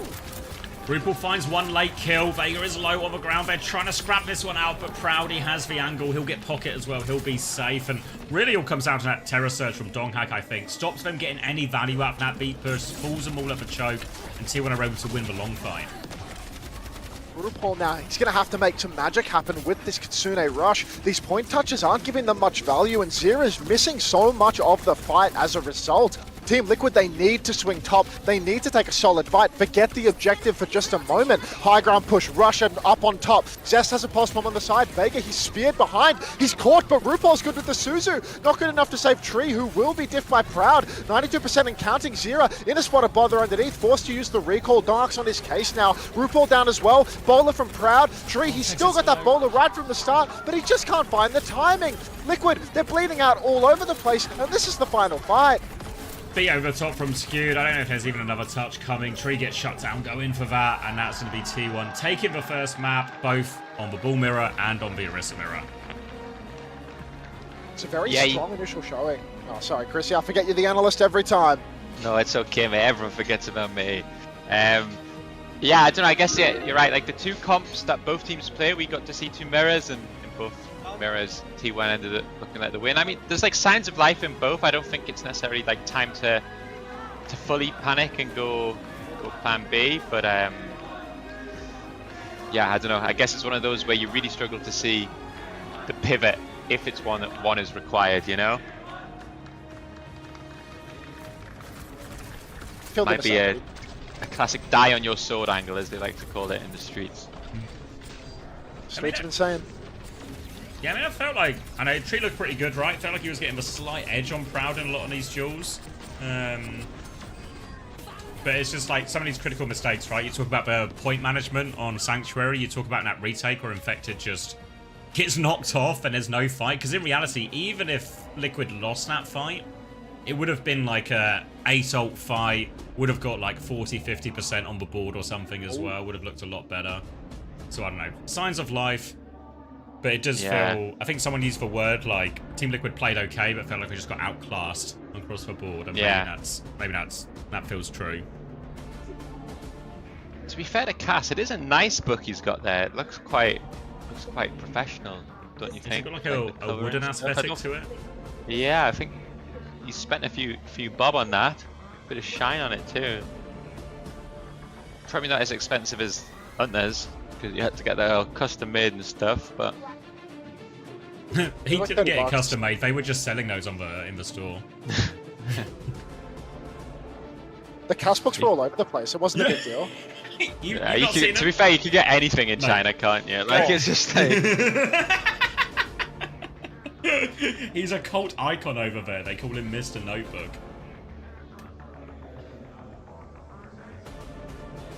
My audio is completely fried. As in, you can't hear anything? No, there's like my headset is completely cooked, but it's like it's me, because yeah, it just sounds like incredibly robotic, but it's not happening on the stream, so I don't know what to do about that. I'm not an audio engineer, and there's like a whole interface thing going on here. So Alpha? Yeah. Get out of there ASAP. Where is he? Oh god. Can someone get our producer? To Saudi Arabia ASAP. Anyone got a plane or some kind of chopper that they're not using right now and wouldn't mind popping a friend across? Feel Marget's headset? No, I can't. My audio is like dead. I don't know, it sounds like a robot. Just sounds like a loose cable or something. Huh? Yeah, I can see where the cables are going in. They're all plugged. Tighten them up, mate. I've given them a real tight push, you know? It's like an interference sound, you know? Like getting hit offline by the Decepticons or something right now. It's not looking good. Possible Cap is running interference to try and get revenge. That would be very Cap-coded. Oh well. Maybe if I just sit here doing nothing, it will fix itself. Time is a great healer. Time heals all wounds. Restart this thing? Yeah, it's a good question, Quadriplegic. What does TL do? The draft feels a little bit rough. No, I mean, I genuinely think if you're the coach, you just keep mirroring until you find a way to win. I really don't think there's like a... Because even like the double flex options, T1 also play that. These teams are actually, when you think about it, these teams are so similar in terms of what they play. Yeah, all their strengths aligned. Yeah. Just play a bit better, mate. Just step it up, huh? Yeah, I mean, there is like, I feel like what you're saying in that, if you're Cass, is that actually, you know, we just gave a flip for no reason, and then we had to go a free retake on Busan, on like Mecha Base. Like, don't overthink it. Just keep playing our game like it's there, you know.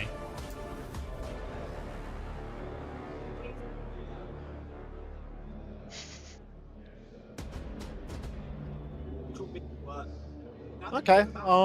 This guy loves the Red Sea.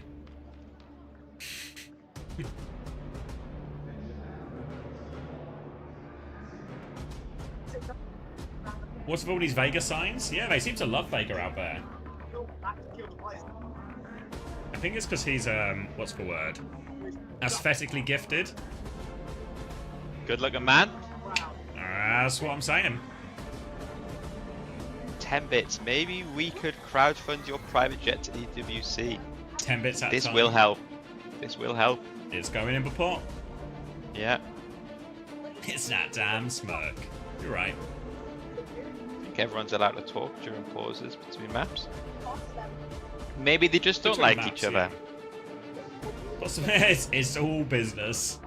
What you can't hear right now is Rush is giving an incredibly detailed plan to the T1 players in their headset about how Careful if they use everything. Every single rotation, everything. Consider hazard ban, venture ban.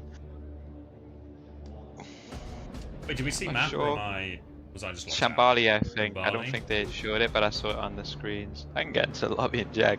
Yeah. Sideline reporter on the case. Okay, I think I fixed it by restarting the interface. Cheers. The old off and on again. The old, yep. Unplug it, plug it back in. Cheers. Alright. That was painless. Glad to hear, mate.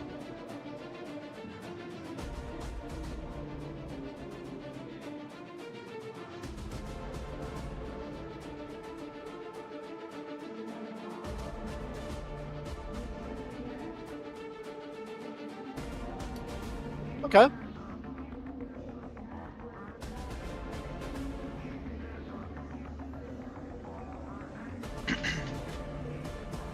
No, Tom Glass. There is no alcohol available at this event. This is an event in Saudi Arabia. Good chat from you. Always worth checking. I don't make the rules, I just follow them. To the letter. Oh. Like, seriously, Make I would sure not break everyone a rule understands he does follow the rules. There's not a single deviation.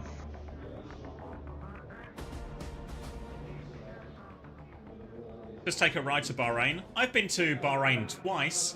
Just in the airport, both times I had KFC. Not a bucket like Crispo, for I do not play tennis. Didn't you show up late and hungover last year? That was Stockholm X game, completely different. we were late and we were very. No, that's not against the rules in Stockholm. If anything, I'm pretty sure they were encouraging it at the door. Looking a bit sober there, I was just following orders, okay? All right. Hazard ban from Liquid. Dong-Ark, too much aura on that. Venture ban from T1. They're just going to have to win the mirror that they lost on... What was that? What's that called? We've got a bit of sim now, so that can change a lot, to be fair. It'll be interesting to see if Zest is sticking, but I kind of get the feeling he will, actually. I think, yeah, they played it a decent amount before, yeah. Yeah, Venture ban doesn't feel like the best tracer, so some good old-fashioned sim Overwatch. Alright. Vigi going to be on the Baptiste as well. Widow out of spawn from Proud. Anyone having a look? RuPaul is, but it doesn't connect. Proud will go back over onto the Freya here instead. So, I often see Cass a lot in these Orisa mirrors, but especially on this first point, and even on second actually, feels like Freya can actually exploit a lot of these high grounds that other hit scans can't. Infector's taking a real beating early on. You can see him peeking top right, trying to get some damage in. It just gets immediately chunked down. Has to use the spin as well. No card stoppage whatsoever. Dark is really stealing this one away for the time spent. TP now invested by Zera, getting an angle over to the side, but T1, they're going to instantly capitalize by taking top. Now they're fighting for top. Infected swings back in. Dark's actually taking quite a lot of damage, but Zera, first victim of the fight. Spin eats up the flashbang from Tree as well. Tree boxed into a corner. It's going to be so hard for him to win this. Just forced all the way back in the end, and if they can just sort of play these sort of, I guess, mid-range fights, there's a chance for the Freya.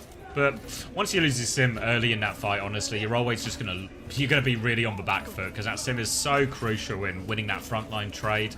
An early death like that, big problem. Vigi's probably gonna have the first ult here too, so a chance for an early window that Team Liquid really need to respect. Get their own support ults online before it's too late. They can't charge up these support ultimates. They're just going to face the window swing from Vigilante. Proud also has the bowler at an incredibly wide angle. TP immediately coming out from T1, flipping them over to the open side. You can see Team Liquid, they're playing as the defenders right now, but this window is going to force them back, and then they're going to lose card control. Infected, he's going to push through. It's just not going to work, is it? TP into the back from Zero actually catches out Vigilante though. Very clutch, but Zest is already good for 2. And with a 3rd kill from Dongak, it's a Zest fest, Xavier. It's over. Zestfest indeed, and just a difficult decision for Team Liquid. I think they need to be more aware of that early window, because Infected tries to go through it, and they did try and flip, but really they would have actually been better just have an Infected flip with them, I think, and then drop from the high ground. Maybe would have gotten them a chance to get those ults online. They did use Kitsune Rush in the end, so it was mostly a 1-for-1 trade, give or take a bowler. Now coming back in, it's even beats Terra Surge advantage. They drop down, it's a high noon from Tree, and TP for him here too. Shades of Quartz as he TP's on. Might be able to TP back out onto Dongak, but no, he will TP out after the shot. Gets himself speared. Simwar now comes up from Zest. Immediate beat response from Vega. Not sure what the goal is here. As you can see, Team Liquid very much backing up. Scusio gets the much later beat, and Team Liquid just forced to kite it out. Dongak rips players back in. Such a good judgment from Dongak there, and the cart is now continuing to roll. Trade from Tree, absolutely essential as Dongak actually overheats. Overheats, keeps going for the kill, does convert 1, and they are able to get it in the end there. The kill onto RuPaul just stops any chance of surviving, and really just a snowball from the slightly quicker ults from T1. You saw Zero Infected not quite having their ults available for this, but Team Liquid, this is their big chance for the stop. They're coming back with Terra Surge, Simwar, Kitsune Rush shortly around the corner. T1 going to have to rely entirely on this bowler to get through this fight. Ult advantage for Team Liquid, backs to the walls, and a symbol available. Every advantage they could possibly desire, but Proud has a very girthy angle over on the side, and he is juicing in damage. Infected blocking the cart. Kitsune Rush from RuPaul feels a little bit rushed here, as T1 are going to easily take the kite. Boston doesn't want to let it go. He's actually going to invest a surge. Vigilante boot back in. Vega, good work there. Got to be careful of a C9 here. As you can see, the cart's being pushed by T1. Everybody's scrambling back. Is anybody good for this?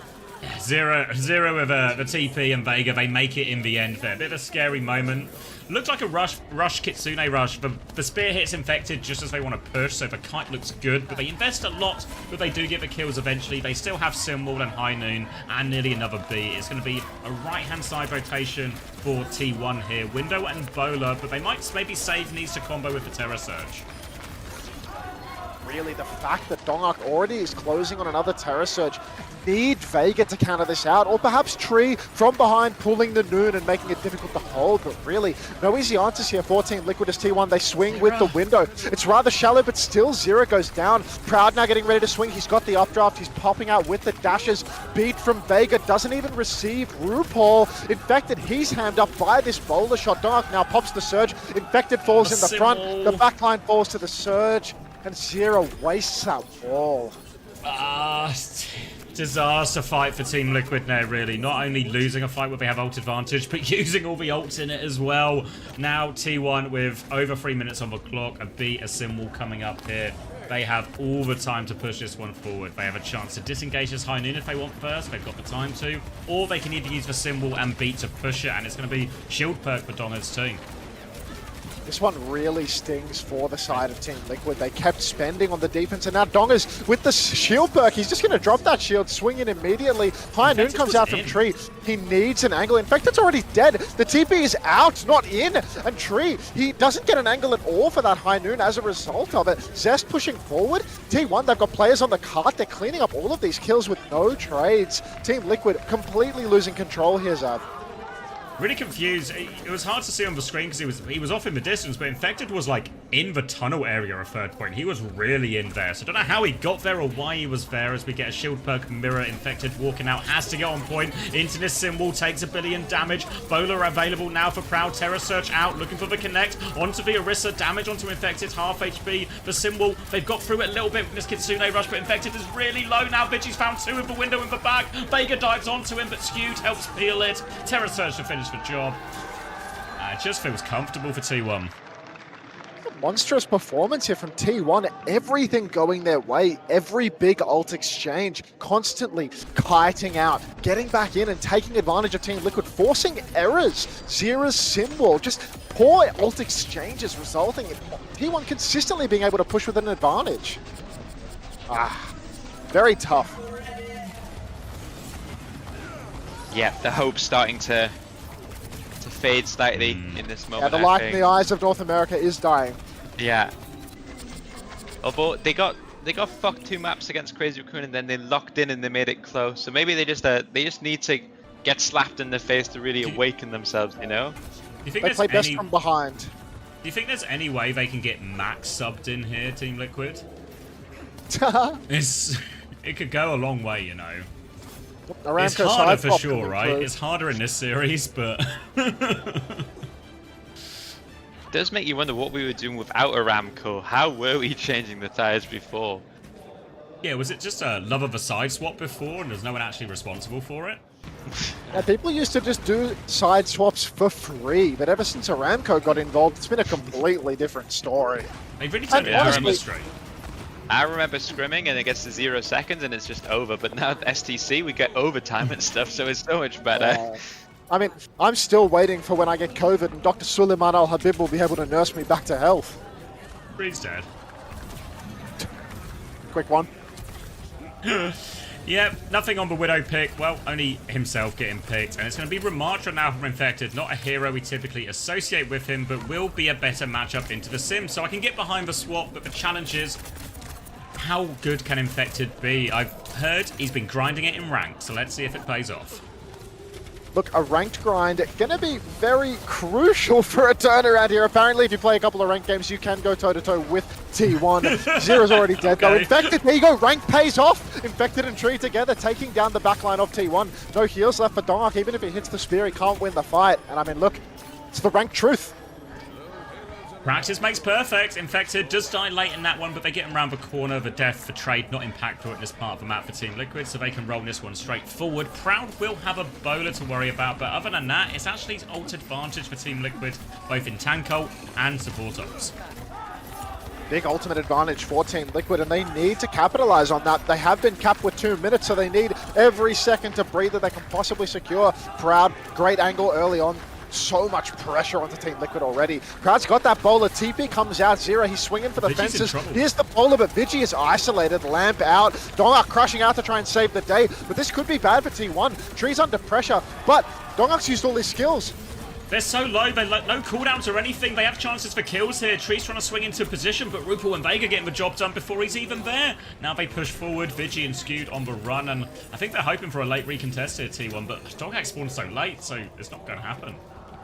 Fantastic backline play coming out from Vega and Rupal, keeping Tree alive throughout that engagement. Infected was ultimately abandoned, but these things can happen because Team Liquid, they came out on top, they protected the president, they got the result they desired. Dongak now up on the high ground, just swinging, throwing in a quick spear. You can see T1, they want to hold for this high ground, get Vigi a good angle to throw down that window. Vigi's looking for it now, considering a drop. There's some sim turrets there. Now the Ramatra's in front, but he's going to get caught in this slow, and Infected just kills Proud. Infected doesn't have the Annihilation, needs some help with a TP flip and the beat to push this one back. Now it's T1 who are on the back foot. Vega comes flying in. Dongak is dead. Tree's dealing with everyone who dives on top of him. Ooh. And all of a sudden, Team Liquid, everything's starting to click. Tree's on an absolute heater right now, picking up the Cassidy and taking scalps again and again. Actually, a lot of body shots, but, you know, the kills are coming through either way. So, you know, he's scalping them after he's killed them, is my understanding. Anyhow, Team Liquid ready to swing again. They've got the sim wall to close things out, but Zest can match. There's a huge clash coming. Rather even ults. Scusio has the beat, Rupal has the rush. Would be great if Liquid could kite out the beat layer here. Spin around the corner, Symbol's going to be traded. Dongak with the Terror Surge available. Kitsune rush first from Rupal. Skewed has the beat to match. He is trying to milk it as well. Again, Team Liquid have found a sort of flip off the back of that Symbol. Dongak wants to use his beat to close the distance. High Noon comes out. No spear to cancel it. Dongak drops the Terror Surge. Might take a lot of damage. Huge One shot afterwards. Trade is good. Needs to deal with the Sim. Tree gets the mini. Still looking for more. Eyes on this Sim. Can't find anything. Eyes on the Kiri. Can't find it. Annihilation on point. And Infected's moving it forward, but it fades. Tree's taking Zest in all of this. Infected, he doesn't get the Suzu! The Suzu's missed! It could spell disaster as Skew flies in onto the cart. Proud has the angle. He's got the boulder shot around the corner as well. Dongak is back on his signature fist. We're fisting the West right now as Dongak is back in. Flashbang by Tree. 1 meter 55, but it's just not enough. Infected wants to get back into the mix fast. He swapped to Ball, but this feels hazardous. Yeah, the Ram I would have really liked into this, honestly, or even an Orisa. They're going to come flying through now, looking for the slam. Pressure from Tree from this right-hand side as he tries to swing. Infected's going to try and boop someone into a dangerous spot. Bola finds nothing from Proud. Meanwhile, Donghak looking for the backline now. Punch is good. Punches Zero into a wall. Flashbang to cancel that second punch vote, but Team Liquid, they have dropped, so they're going to come back through main. Nearly double support ult. Support ult's just around the corner for Team Liquid, and they're going to need it. It's going to be a heavy dive coming through with this Kitsune rush. You can see Infected already positioned, ready to go for the slam. He rolls in, he hits the slam, he catches Vigi, he takes quite a lot of damage, but now it's time to start rolling around on the cart. It's time to get the displacement going. Beat from Vega is huge. He catches everybody. Tree hits the shot, but Donghak is on the back line. Huge heals from Vega and RuPaul, though. Nobody able to fall as Donghak, he hits the Meteor Strike. He might find a single kill. Vigi and Donghak together, can they do it? 1v3? Oh, so difficult. Donghak's trying to buy time. Doesn't have a Meteor Strike. He's still actually feeling HP. He has got pocket from main a little bit. Zest is back now, as is Skewed. Donghak is full. They need the kills quickly here. Team Liquid. Skewed is half. Suzu back. Zest takes down Vega. RuPaul with an important kill. Vigi is back, and somehow T1 have held. Donghak and Vigi, 1v5 essentially, or 2v5, turning it into a recontest. Just outrageous plays coming through from the carry players on T1. Tree's coming back with a high noon. Infected, he's sticking the ball. He's got the minefield now, but Skewed has a beat to counter. So really, this is starting to slip through Liquid's fingers. What looked so good a few minutes ago is starting to turn into a real slow attack. Tree needs to get an angle for this high noon. So much riding on Zero's TP here, Zav. Beat push comes in, Zero dies before that even really connects now. Punch on, Infected's trying to boop everyone back, keep the rest of these teams safe, but Donghak is looking for more. Eyes on Vega, eyes on Tree, doesn't connect for Punch, and Tree's found a kill out of this. If they can keep Tree alive, they can maybe push back. Skewed is deep behind them here actually, but they've got their eyes set forward. Team Liquid walking forward, eyes on Donghak, punch back once again. Desperate to chase this down, and all of a sudden Team Liquid about to have 5 ultimates. 5 ultimates about to swing into effect. Swing comes out. Simwall in response. You can see the kite coming through for Team Liquid. They want to cheat this ultimate and then push back in with their advantage. Proud has a big angle over on the side, but the TP might have just cut him off. Now Proud is isolated. Tree knows where he is. He's going to roll in to the hit scan. He's a shot away and he will secure the kill. Chance now, player advantage for Team Liquid, out of time, 18 seconds left. SimTP is on the point, Donghak is behind, close to Meteor Strike. Kitsune rush to force the issue, Vigi needs more time to get on it. Donghak has to take over touch. Meteor Strike, if he gets in trouble with a touch, is so difficult. He's boot back, he punches in, doesn't connect. Infected forces it in, the cap goes through. Meteor Strike won't matter, Bola won't matter. They've got the cap. So clutch for Team Liquid. Such an error from T1 to let that cap go through. Donghak on the aura pick. He does so much, but nobody touches the cart. Infected's going to clean up the kill here. You can see Boston rolling right back to spawn. Back onto Ramatra, young man. Enough fun for you. Cancels the form timing for some reason. Is Donghak? Donghak's keeping it. He's going to keep playing Doomfist here. There's only a minute left on the clock, and with defenders' advantage at this point through the respawns, T1 can just play for messier trade fights. They've got this Kitsune rush for the next one, but Team Liquid more in the bank. They can mirror out with B or Simwall and then keep going with more. Donghak leaps into the backline now, looking for it. B available for Vega. SimTP harassing it, but Team Liquid going to rotate away. Punch onto Vega, but he's okay. No, they're pushed into a pincer. Proud collapses from the sky, and it falls apart for Liquid. Simwall was used in that as well. Oh, Zero invested that wall, but they still kited out. They died away from their wall. Zero's going to die late. Different respawn wave as well. No optimism here for Team Liquid as Donghak, he's already closing on another Meteor Strike. T1, they have such a huge bank. Zero's over to the Tracer now. He's abandoning the sim. He wants to get some back shots on a Donghak. Proud, deeply invested, poking from spawn. Beat push comes out. Counter beat from Vega. Zero did not receive it. High noon cancelled by Donghak. Of course it is. Now we see the sim wall from Zest. We see Vega actually going to take down Zest. We're fragging Lucio. Boulder shot catches Infected. Tree on the run. RuPaul down. 4 versus 4, but all the damage is going the way of T1. Meteor Strike in. Tree falls. 4 seconds remain. It's Infected and Zero versus the world, but with the punch and Zero blinking in, it's not looking good. STC overtime in effect. He's got the touch, but who's going to get the second touch here? It's going to be no touch, and T1 will take the second map. Honestly, Valiant, again, really feels a lot like map 1, right? A sort of valiant effort, but not enough. This is where Chris is supposed to start talking. I've been keeping quiet. Yeah, well, I expected you to interrupt me this time, so I stayed quiet too, you know? Pride. Yeah, I feel like this. I've seen this with T1 quite a few times. You know, like they're not bad at all on the Orisa. I think it was maybe against Falcons or Crazy Raccoon or something. But when things get a little bit sticky, Dunghack's going to swap the ball or Doom, and then things are going to get a lot easier. I think it's really nice in the current meta that feels like you can play Lucio, Kiri, whatever DPS, and you can go Doom, Ball, Orisa. Like you don't have to full swap to comp to get between dive and brawl tanks, you know. I think we saw the same yesterday against this Sign. I think it's the same thing, you know. Like it looks slightly competitive when it's ground tank versus ground tank, and then Dunghack just flexes his muscles a little bit, and then it gets less competitive, I think. I mean, even the fights Team Liquid get close, all the clutches are going the way of T1 as well. Yeah. Like that big one on second is, well, that's the big one. But Proud, Donghack finding these crucial moments for them, and so it's even when you get close, they might still clutch it out. You think when we have like these big upsets, for example, like the Nightmare Crazy Raccoon is the best one. Like every 50-50, every clutch moment went the way of Nightmare in that, and that's kind of what you need to win against these top teams. Yeah. I think we've been there before, haven't we? Playing against these Korean teams, and it just feels like every time it's so close, but they just, yeah. As soon as it gets close, it just gets Gabby, you know, from close to Gabby. You can get it to 50-50, but they always win the clutch. Yeah. Right, I'm just grabbing a drink. Alright, mate, you grab that.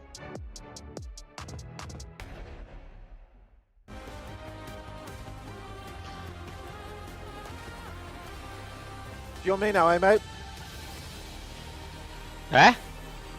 Just you and me now, isn't it? Ah, it's always worse. But I was saying that we were talking the other day about how, you know, in our group chat, it's either me and X typing up a storm, or you and X typing up a storm. It's never me and you going back and forth, is it? You know?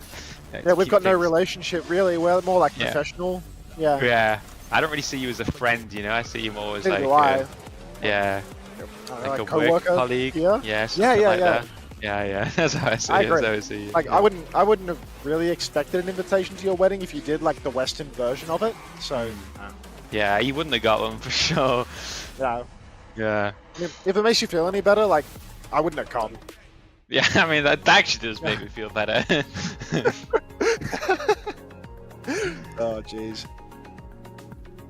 You're not in the main hotel, so you don't get the really good food, right? I'm there now. Oh, you are? Yeah. Are you getting the dinner? A chat. Alright, something. All right, mate.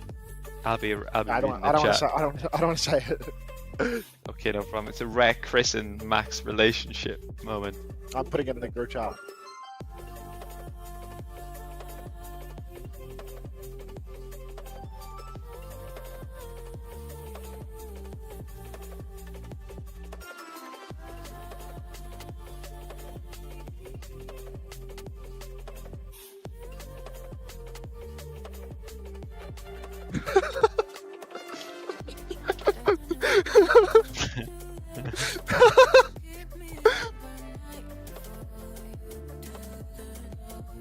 Hi Chris, we are excited for stage 3 with the Ultimates. I don't think I'm going to be with the Ultimates for stage 3. I can reveal that now on stream. Chris DFF. In fact, no one will be with the Ultimates next season. Big leaks. I have 3 tabs open. Yes, sir. The second it's available.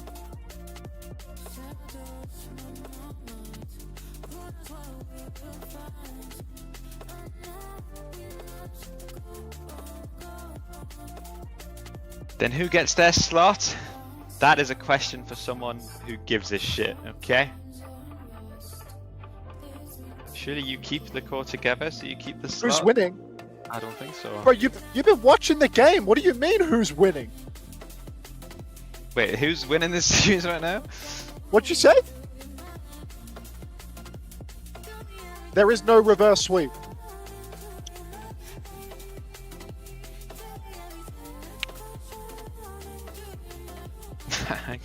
I really don't think you're going to see Twilight in EU next stage.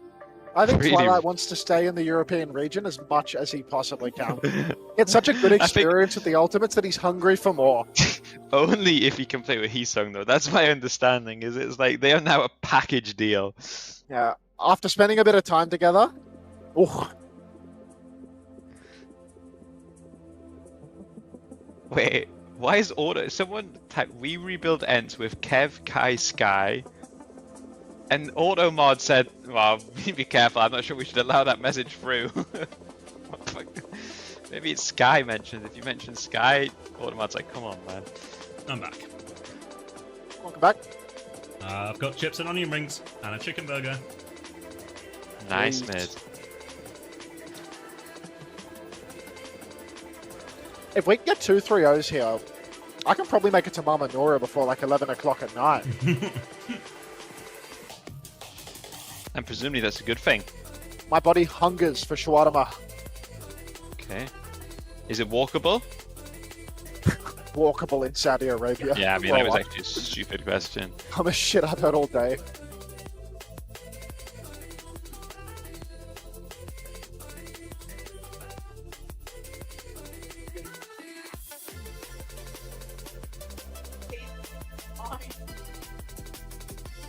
Maybe it is, maybe ends is the controversial word in that sentence.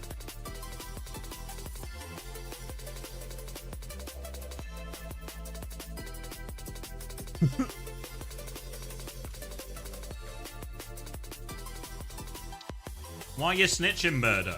And says, Hunter and Chrissy had an awkward conversation when you left. Stop leaving them alone. Yeah, it was like really awkward. I'm like basically uncomfortable left alone in a room with Chris, if you know what I mean. It's one of the scariest things being left alone in a room with a man like Chris.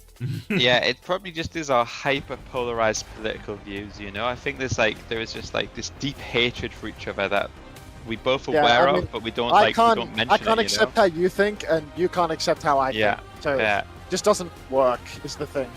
Yeah. The only thing worse than being in a room with you is being in a room with men like you. Yeah, oh, God forbid that, you know? Yeah. Not to get political, but you brought it up. Do you not notice that a lot of the boycotts are like a 1-year boycott of this tournament? It's like year 2, everyone's kind of didn't have that dog in them.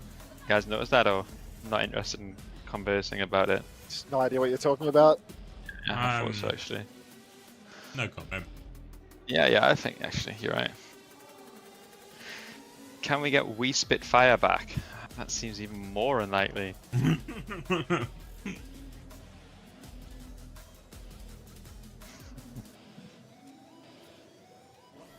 Check out the Discord, Chrissy. Yeah, that's so it, mate. Just try myself in the future, mate. Oh. It's over here, mate. That's a Marjed heart. Looks like I'm about to stop stuffing my face for a second. That prick. Where's your Labubu? I took the property in Dubai instead, Limmy. Don't know what that means. Yep, well, you're not chronically online, are you? I get it. Thank you, mate. That's the nicest thing you've ever said to me. I feel like I say something nicest to you almost every week. It feels like a common thing. Yeah, it's like ramping up, you know? Like, it's always true. Yeah. Someday you'll give me like a real heartfelt compliment, and then it'll be hard to beat. But until that day... Yeah, we're not there yet. Not quite. Going in, though. One more on Dark on the wheel? Is this real? Real. Colo wheel? Are you stuffing your face? Am I going to cast? Stop. Alright, he's stuffing his face. I'm going to cast. Dark already on the wrecking ball right now. 15 seconds down off the clock, and he's already set up behind. Tree on the Sojin has been bolted by Proud. Dark, he's setting up for a slam, but for now he's just using his little pistols, and Vigi's going to catch Zero pre-fight. Disaster pick here for Team Liquid. As you can see, they're trying to kite back, they're trying to disengage, but Dark, he's not going to give him a second to breathe. Tree charged up with the rail, holding the angle, but all the while, the cart is moving. It's a cart pushy game after all, and T1, they know their objective. Food check? I think Ball is actually deceptively good on Colosseo. The only problem they have is who touches the point. Historically, they have used Venture in some of these situations, but Zest is going to be playing the Tracer here. Donghack slam onto the back line, but no one in a great position to follow up. So just harassment from both sides now. All going to be a game of inches. Inches galore, but Proud taking incredibly low. Skewed as well. No kills converted, but then infected for Skewed. That's a trade I take any day of the week. Proud swings over the top. Slam from Donghack converted by Proud. And it's a one-player advantage for T1 as they continue to press the cart forward. Health pack stolen by Zest as well. Zera shattered as T1. They are well and truly steering this one away. Malga swap for Infected. Don't hate it by any means. Not always a hero we typically associate with Infected. Donghack's going to go get himself on the rooftops here. Spider-Manning against the Spider-Man himself. But it means he gets all the information and a chance for an early mines. He's going for it as well. Big slam separates the backline. Isolated Infected and all the attention on Infected here. Infected taking an absolute beating. I don't know if he's going to make it out of this one as Zest chases him down. Great play from Donghack there. He isolates the backline and then all of the attention goes to Infected. Pulse hits everybody in the back. Zero is the one to go down of all people. And T1, they have capped checkpoint in under 2 minutes. This is collapsing for Team Liquid, Xavier. Yeah, it looks like it's not going to be a game of inches, it's going to be a game of miles, as this is a huge lead within 2 minutes. Infected goes in, Kitsune rushes are going to be mirrored from both teams. Vega slightly closer to the beat, lots of pressure underneath, Rupal TP's inside, Donghack pressuring them, they're trying to stabilize beat out of it right now. Skew doesn't have it quite yet to mirror, but T1, they've just kited his beat push away, and now Skew's got a huge advantage, he's beating back in. Things of the fundamentals, beat push back in for the Scucio, and he's all over Tree. Along with Donghack, they convert that kill. Vegas down as well, and Donghack, you can see it in his eyes. He's out to play. T1 starting to look like they might just full cap here. 2.5 minutes off the clock, 73 meters. We're closing in on Theory territory, Xavier. It is getting closer and closer. Vega has swapped to the Brig, and it really feels like Team Liquid now just desperate to find heroes that can try and contain this ball a little bit better. They just want to live, Max. Donghack's going to come through, rolling through twice and rolling out. Infected down to half HP. Has to get the Mega now. Donghack and Infected and Zera reclaimed a bit of space, but Zera dies. Zera dead again first. That's 3 in a row. Having an absolute stinker of a map 3. Tree finally comes alive and takes down Vigilante, but Proud also needs a bit of a pocket. Can the Scucio get it done? Minefield comes out. Tree's going to be separated from this Team Liquid trying to stabilize on the low ground here. They might have just done that, actually, and Infected's anchoring the point. T1 are sort of scattered, and without Vigi, looks like T1 are going to finally give a bit of space now. Base conceded as Team Liquid. They haven't even posted a meter. Proud goes down. He was stuck on the coast. Good flail from Vega as well, keeping the dream alive for Team Liquid. Vigilante, Donghack, Skewed, they're all just kiting it out right now, playing for the middle fight. Team Liquid, mega ult swing on the cards as well. Even though they're 102 meters down, even though Avril Theory is in effect, they're not out of the game yet. Don't believe the analysts. Ult advantage, all 5 of them coming up. The Cage especially is going to be so good versus this T1 comp as well. If they can string a few fights together, get a cap out of this, Team Liquid could be in a good situation, but just have to be careful. Trades will be the killer. Ball, Cage is out. Ball in the cage. Easy kill for Zera. Nice and clean so far. Just need to avoid these trades. No trades yet, 3 versus 5 now as Team Liquid seem to be just continually pressing forward. Infected, no cage, no problem as he walks up and tries to hold a close angle. This is where things start to get a little bit better for Team Liquid because again, T1, they're getting these support ultimates online, but Liquid have the ults to match. Liquid can weather the proverbial storm that is coming. Infected playing underneath, everybody just bunkering, but already a shout trade forced. Cardiac overdrive out, Kitsune rushes over the top, Bola invested as well, Tree lives that one with a bit of help from behind Noon. Infected is outside now, Vega's going to rally, they've weathered the storm, but it's cost them a lot. They didn't get any kills out of this either, Team Liquid, but Tree is flanking, he's got eyes on this backline, boot back, but he's rolling forward, Skewed beats right back at him, and now the Hunter has become the hunted, and Tree tries to run away, but they are all over him. Such a disaster for Team Liquid. They weather the storm, but then they suffer the victim. They fall victim to the tsunami. Is Skewed. I mean, you had to beat all along. They cannot double support ult underneath like that. They cannot invest Noon and 2 ults under there. They have no response for the beat anymore. If they don't clean up with the double support ultimate, it is curtains. All they did was live with those ultis. Disastrous scene now as T1. They're just going to push right back into enemy territory. Team Liquid, they've blown the bank on nothing.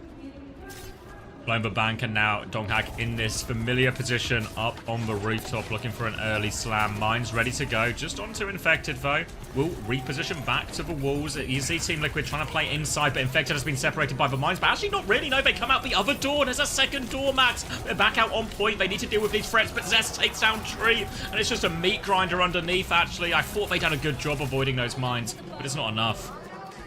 Not enough at all as T1. They've turned their close spawns back on now. Zera, he looks to be stuck in a little bit. Zest, yep, there it is. Zest, Proud, hunting him out. Zera back spawned with Infected.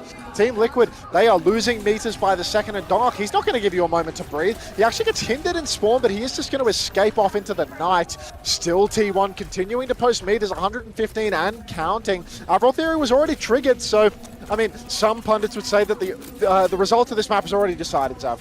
It's not over until it's over. They're walking forward now, getting very close to a big ult swing. Team Liquid about to have all 5 available. Proud all the way above. They've walked forward and they've cleared Donghak, but Tree's in a bit of trouble behind. They pocketed through it, and RuPaul's found the kill onto Vigilante. Now they force Proud back, and they do this without using a single ultimate.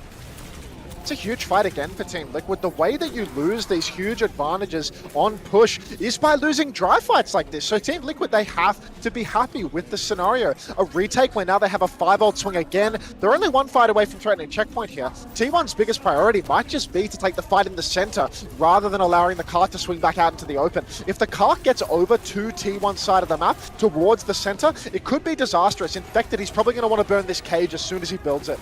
Oh, rally used already. They walk forward. Can they chase down any kills with this? Donghak is out on the left. Infected's looking for more beat. Back in. Catches this one in. Looks in the cage now. RuPaul does drop the Kitsune rush. Throw behind. Who gets everything from Tree? There's an opening now. Bola is out. Infected's taking a lot of damage. Proud is behind. They have to respect that threat. But they are walking forward, Team Liquid. They can get more meters here.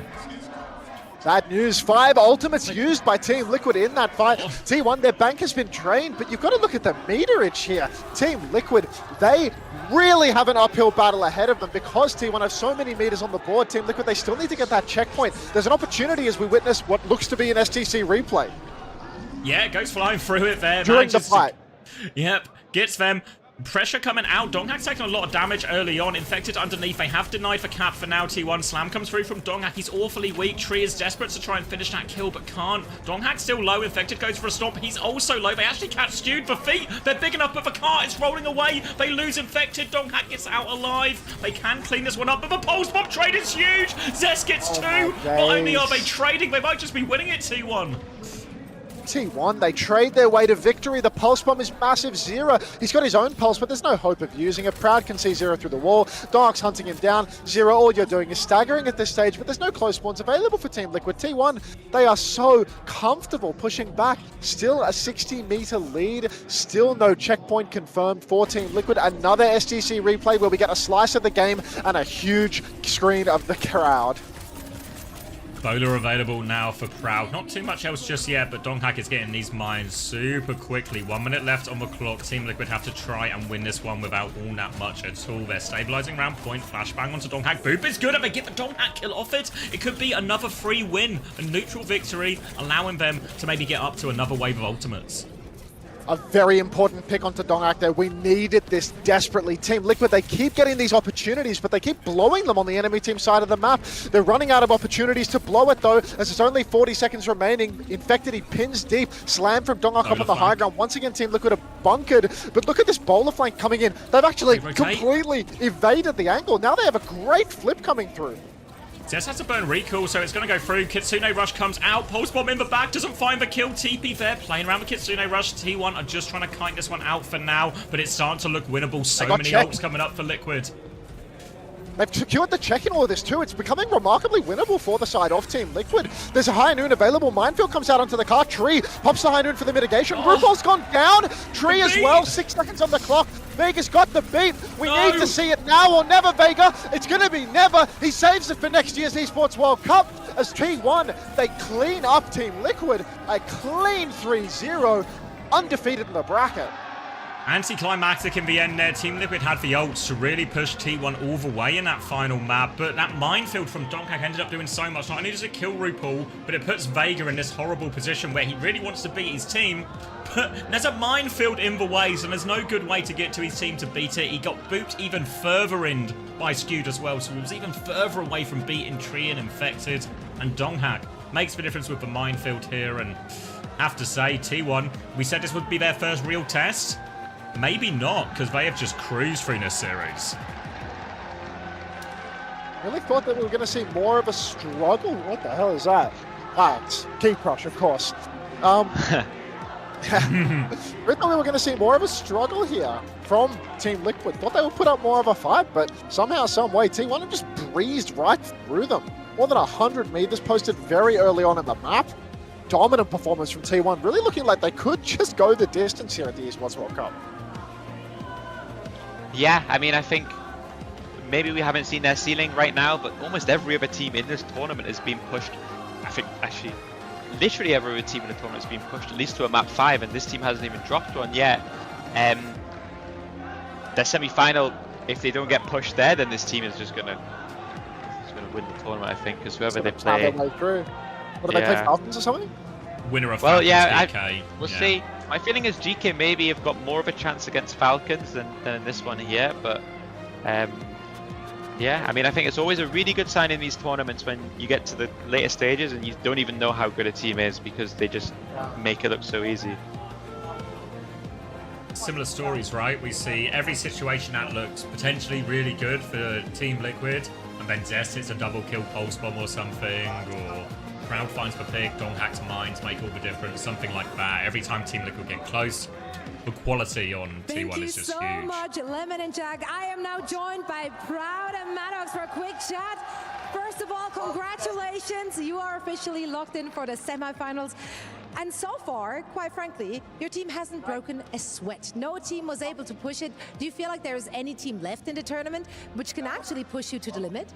일단 프라우드 선수 승리 축하드리고요. 일단 첫 번째 질문으로는 지금까지 무패로서 정말 적들을 다 부수고 오셨는데 T1을 그나마 좀 상대할 만한, 좀 견제할 만한 좀 팀이 있다고 생각하시는지 궁금합니다. 아마도 저는 팔콘이라고 생각을 하고요. 팔콘 말고는 다 쉽게 이길 것 같습니다. I think the only team we can have maybe a sweat will be Falcons. I think everyone else, I think we can easily win. All right, all right. I mean, you came second in your region, and Crazy Coons are out now as well. Do you expect to see Falcons? Oh or do my you think God! They might suffer a similar fate when they go up against GK? Do you think this is going to be the semi-final pairing for you? 일단 그래도 4강 상대로 아직까지는 결정이 되지 않았잖아요. 그래서 팔콘 대 GK에서 혹시나 이번에 CR이 떨어졌듯이 팔콘이 떨어질 가능성도 좀 있다고 생각하시는지 궁금합니다. 대회는 저는 아직 I was eating my burger. 때문에 그날 컨디션에 따라 정해지는 것 같아요. 아마 떨어질 확률도 있지 않을까 싶어요. Yeah, now that is crazy. It's possible because you don't know what's going to happen in this match. So that being said, there's going to be possibility that Falcon's not going to fall through. Hope the translator translates it very accurately. Soon. The last match is about to happen. So one last question for you, because I know this is your first OWCS LAN event. Did you have any nerves coming into this one?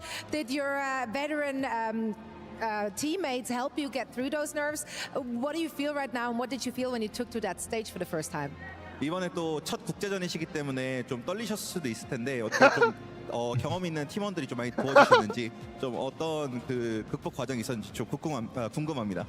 사실 딱히 처음부터 긴장되진 않았고 뭔가 집처럼 편한 것 같아요. 긴장은 한 적 없고 팀원들이 딱히 긴장한 걸 본 적이 없어서 조언도 없었던 것 같습니다. Well, I was never even nervous. I think it felt like home. So my teammates didn't say anything to me because they kind of feel like home as well, and they felt like I didn't get nervous. So yeah, I didn't say anything. Yeah, I mean, you didn't look nervous. The team has been flawless up until this point of the tournament. So let's see if you can continue in that fashion. Brad, thank you so much. And once again, of course, congratulations. Maddox, thank you so much for translating. Now, that was our Amazon winners interview. It is time to hear Amazon winners interview? Have they always been Amazon by. doing them? Mm-hmm. Up there. I missed that. Sorry, Amazon. Oh, actually, back in the day when you know what, I'm interviews getting didn't ahead of even have myself. sponsors? I almost took away I know. the most We live in a important better part world of now. this interview. When are they doing the Dr. Suleiman ad read, Key bro? crush. Let's do it. Let's get. I mean, they know you're going to do it enough for them to do. I mean, on the B stream, I did say, you know, is there a good doctor in the house or anything like that, but I didn't say his name. They call out for the good doctor.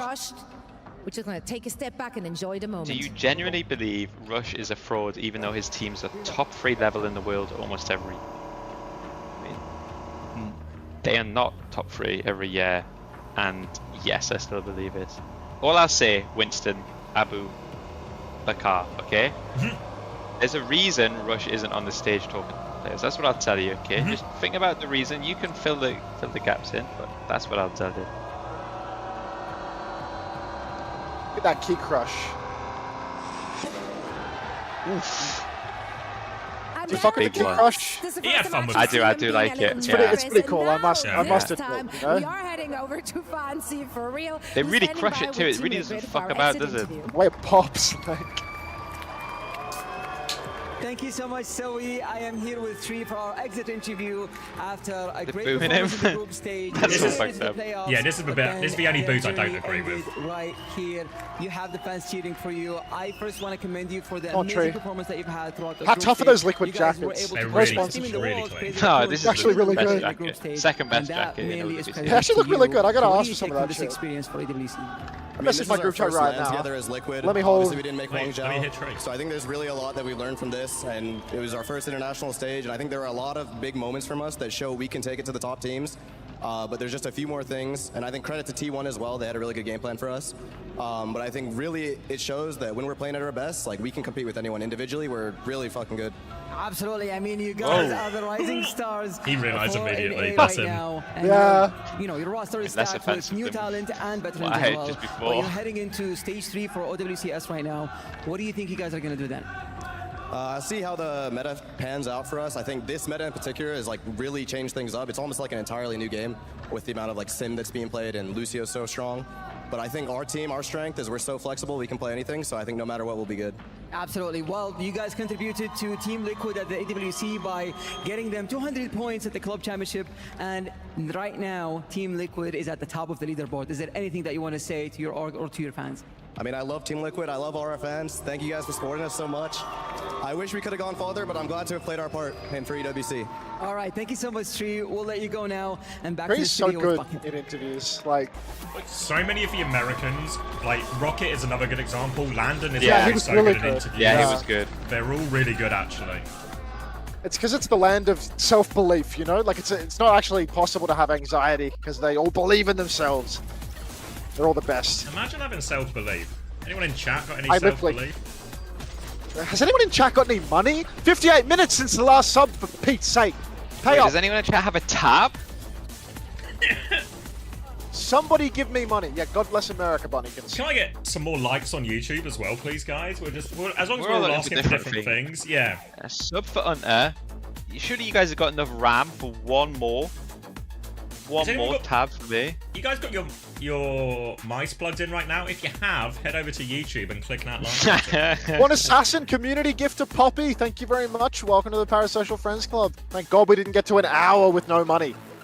Appreciate you, Porn Assassin. God forbid.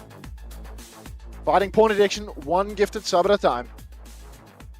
Shout out to all the porn addicts. Shout out. I just got a shout out.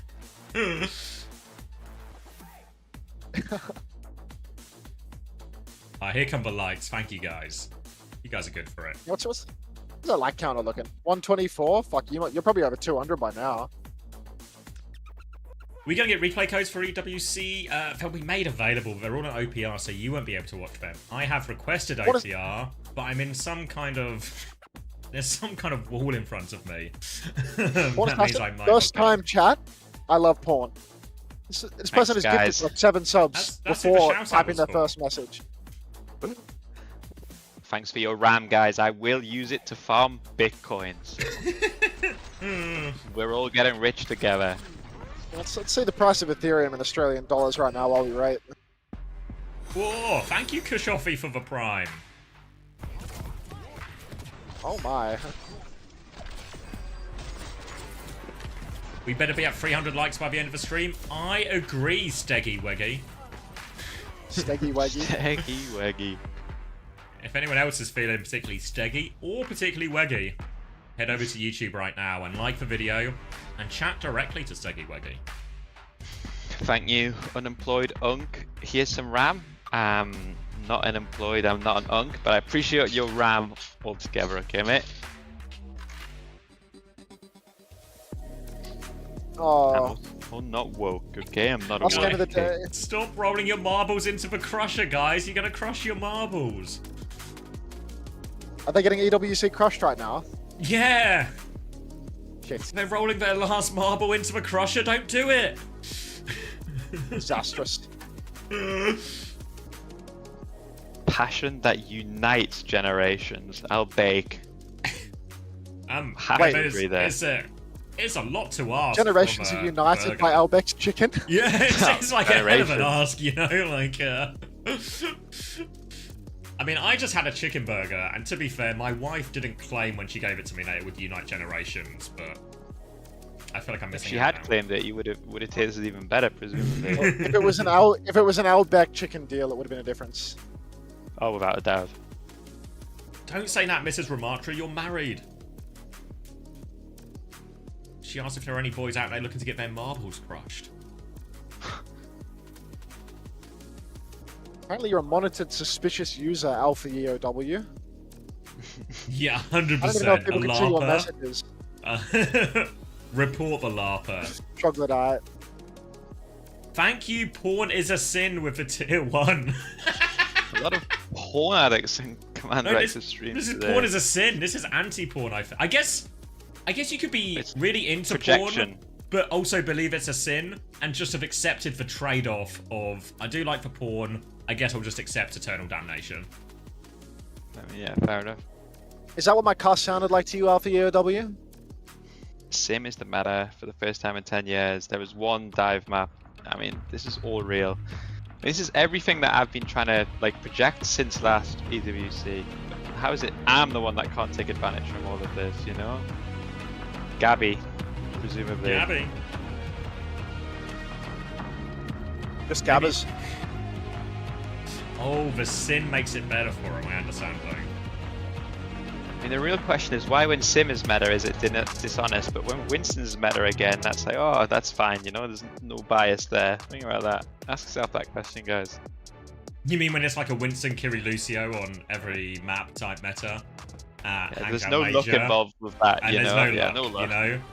Like, I feel like if you go through...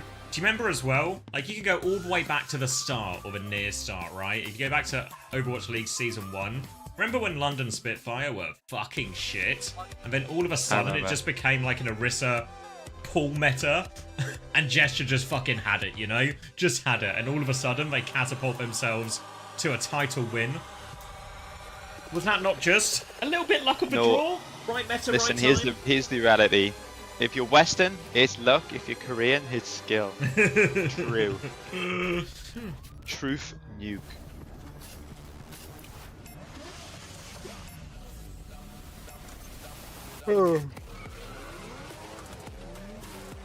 Isn't that just Spitfire 2023? Yeah. No, because I don't think it was meta. We had to like, it was viable, I mean, we had the I guess. in our crust. Yeah, it was viable, which helped, you know. But like, people didn't just copy us, you know.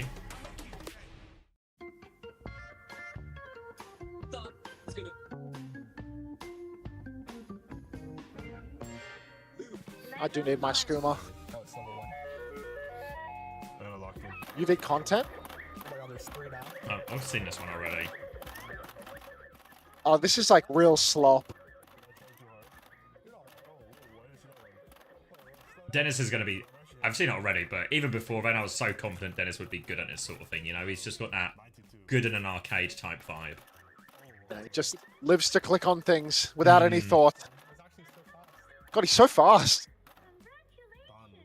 Dennis is insane. Like, if that guy had a brain in his head, he'd be unstoppable. Ours is a little bit like, if he had a brain in his head, it'd be too full of thoughts to be so good at this stuff, you know? Couldn't possibly be what he is right now. Like, He's got to do a reaction time test. He's swift.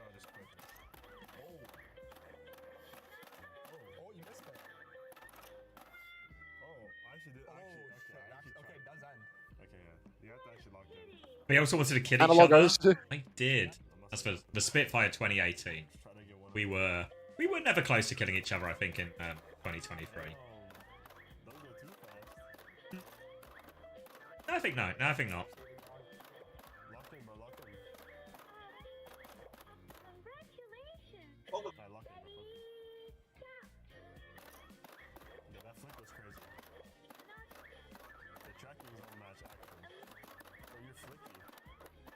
What's your sense?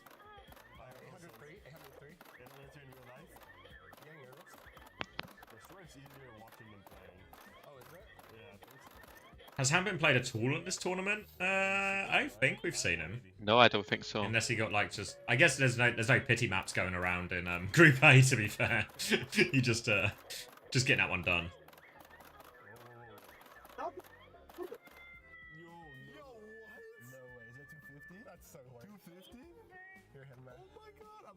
I need the slop over. I need the game on. I don't think. Yeah, we're not really ready for a game yet. They're not on stage yet, so. That's a bad omen, I think. Yeah. It's not omen of the week. Omen of the week. It feels like a sponsor for the Overwatch League. Can you teach us how to watch Sim v Sim? With your eyes. Yeah, just look at it, man. See where they TP, and if they die, bad TP. If they get a kill, good TP. For what it's worth, so hard to watch Sim v Sim from first-person POV. True. Like, do you remember that one on Night Market in the TM game where we all thought it was a TP to point? But not only did Yubi give Crazy Raccoon the eyes with where the TP was going, he actually threw the entire world for a loop with that TP. Had us all fooled.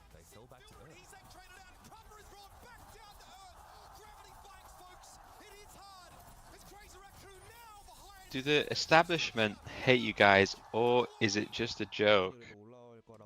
Right. I'm gonna second that cried. Yeah.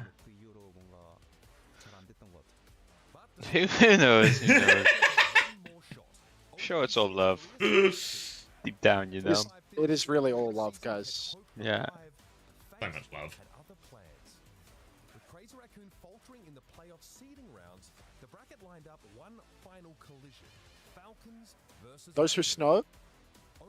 I don't know anything about snow. Probably unlikely for snow, right? With the event being in Saudi Arabia. Yeah, no, it's really hot here actually. Like, I don't think snow's happening. On the ground weather reporter, thanks for the update. Yep. Is Crazy Raccoons from NA? Yes. Yeah. That's why they came 8th. And Falcons took that path like a storm, blazing through the bracket, dropping just a single map, making it very clear they weren't done. Proper. Hoisting is key. He's in the air. I remember that game. You were there, mate? Yeah. Saudi Arabia had snow last year. Is that true? No way. Did it snow? Saudi last year. 2016 Saudi Arabian snowstorm. Wow. Saudi Arabian desert gets snowfall for the first recorded. Yeah, in the mountainous region of Al-Lawz, northwest of Tabuk City in Feb 2024. That's what some old geezer would say. Ah, global warming, this and that. Crazy Raccoons also lost to Twist in Mind as well. They were surprised because bracelet back. It feels like me putting the bracelet on to support Team Liquid had zero impact. But honestly, guys, I checked my best. Tried my best. What game will Finn play in this tournament? The loser's game. Stalker to T1. Do you think Stalker over Zest? Every character in the game? What about Venture? Yeah, definitely. As in, definitely Stalker's still over. Ooh. There's a Cuffer interview coming in 5 minutes. All right.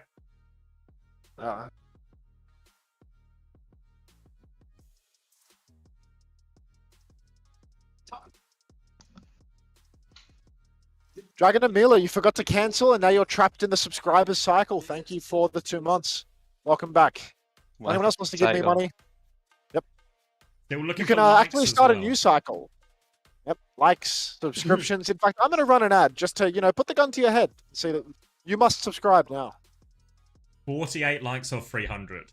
Do I have 48 people who like me? Hope so.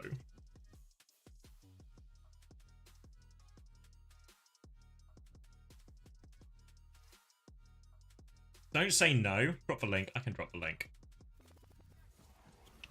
Did you see the Zero tweet? What's he saying? He looked quite bummed after. He says, "I'm sorry, I broke after Shambali. It's my fault. I need to take a break and rest because I know I'm better than this, and I want to show you all that." Is this a Zero tweet? Yeah, I accept all criticism. I'm sorry. So, well, the good news is I will be giving you that criticism that you will accept. Therefore, everybody's a winner. No, he looked pretty sad after the game. Yeah, I think it's not so much losing, it's just the fact that it was like blown out of the water. And I think that Colosseo was particularly like died with recall maybe like 3 times. Just feels really bad. I think that What does Infected say? Thank you for all the support throughout the event. Even though 90% of the crowd booed us, it was honestly amazing to see such a crowd so invested in this as an experience I'll never forget. Thank you, everyone.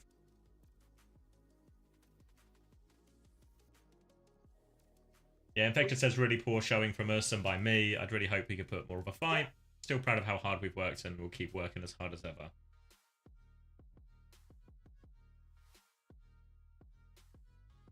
Yeah, I mean, I think going into this, was always going to be difficult for Team Liquid, as they would have to run the Crazy Raccoon T1 gauntlet to even get anywhere close to even have a chance of getting top 4. But actually, as much as Team Liquid are still probably desperate for a meaningful result this year, this was a respectable performance, I think. Like a respectable. Yeah, I agree. I think that the Crazy Raccoon series was probably enough to feel good about something, you know. I don't think there's like, I don't think there's shame in losing the T1, but getting clapped out is always a bit on the tragic side, I suppose. Yeah. Especially like after they had a really good showing versus Crazy Raccoon, like, but it's just like groups, so it doesn't matter. Nobody cares. Like, God, I really want GK to beat Falcons. Need to see one of these Saudi teams take the L today. Well, actually, it would be like a top 4 with 3 Saudi teams in it. That would actually be a Saudi sweep. Saudi sweep. Main man got that smirk. Keep on smirking, Will. Oh, William. I'm actually way more optimistic on Man United than most people, I think, for what it's worth, guys. I think not just top half, I think we're looking at Champions League? Top 7 this year. GK getting hard booed right now. The whole stadium is full of Falcons fans. I'm shocked. This is good. Wait, GK isn't a Saudi org, right? Someone in my chat It is. saying It is. I thought it was is it not a Chinese org? No, they're definitely a Middle Eastern org. Oh. Well, either way, Saudi will be winning.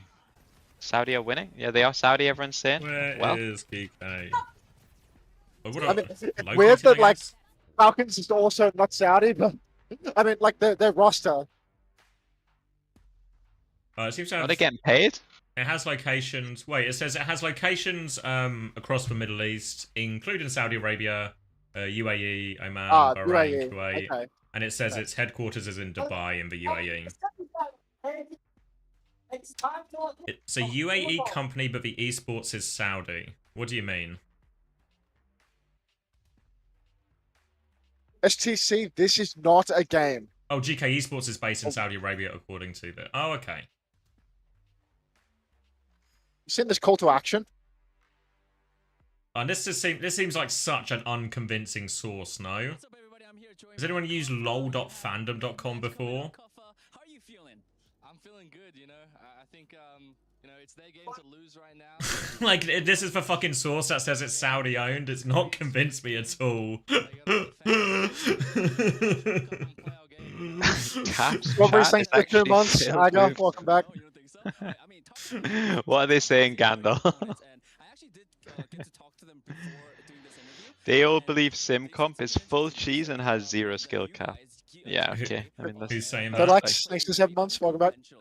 Apparently, that's Capitology's chat right now. I don't understand when people say the meta is Kappa. What does that mean? Because Kappa, mate. What's the evidence for it being Kappa?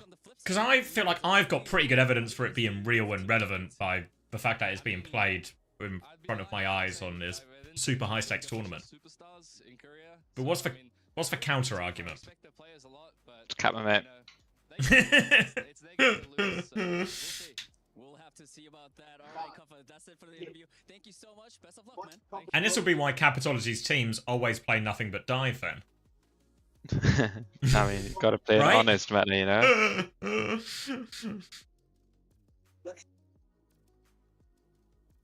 I think Man United, I think it's good that Amarim, how do I say it anyway? Amarim. Our manager is stubborn because he just needs a few windows to get players. That you can already see our forward lineup is so much more suited for the system than it was next year. You know, our defense is more suited. Okay, maybe we need like 1 or 2 midfielders, and maybe if we get Sesko through the door, then that solves that. But I think the idea that we could get a manager and we'll just turn us around instantly is difficult. You do need a system manager who makes a system and builds a team around the system, gets rid of the fucking pricks at the team. Maybe it won't be this year, but if we just keep changing it, it'll never work, you know? Yeah, Sesko which team finds immediate success after changing their manager, you know? Like, to the level that Man United sort of require in terms of success, you know? Fergie was a system manager? I don't think so, to be honest, but... I feel like Fergie was actually all vibes. Yeah, it was the best vibes. Yeah, just like, the thing when you hear all these ex-Man United players, all they talk about is Ferguson's knack for building these relationships and saying the right thing at the right time. And to me, sounds kind of vibey.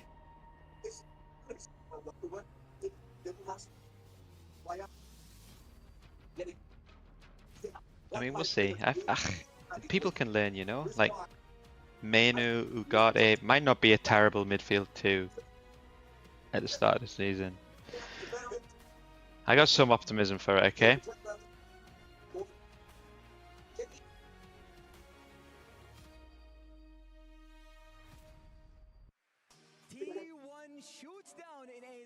A manager like Fergie wouldn't win anything in a league with tactics maniacs like Guardiola and Tessa. Nah, I think he would. Because all that would happen is it would maybe just change, like, his backroom staff or something slightly, you know? Like, because in reality, all these, like, tactical masterminds, you know, Pep gets a lot of credit, and I'm sure he should, but also, all these managers at these top clubs have a billion employees. You know, like, if you watch the All or Nothing with Man City, he even brings out some of his, like, analysts, and it's like, this guy is like, here's the break, he's given the breakdown, this is perfect, we need to do this. I trust him on everything, you know? So, like, nothing's ever quite just one person. Obviously, the manager is responsible for communicating that and getting it on board for the players, but it's going to be a whole team of coaches, a whole team of analysts, everything like that. So I don't think it's as simple as that. The crowd sounds are like it's just not right. You mean on the stream it sounds... Like, on the stream, it sounds like they're cheering. Like, in the arena, it was like a hard boo. Like a hard boo. I don't know where the microphone is, but, like, everyone was booing. I like the way Zoe has to announce them as the EWC champions of last year because Falcons, they all won it, you know?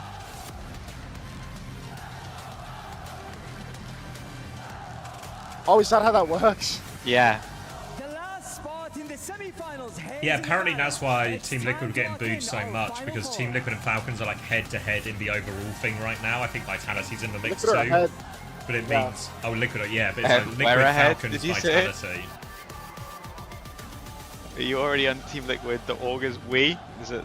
We're ahead. We're ahead. Yeah, great job, Max. Honestly, you guys.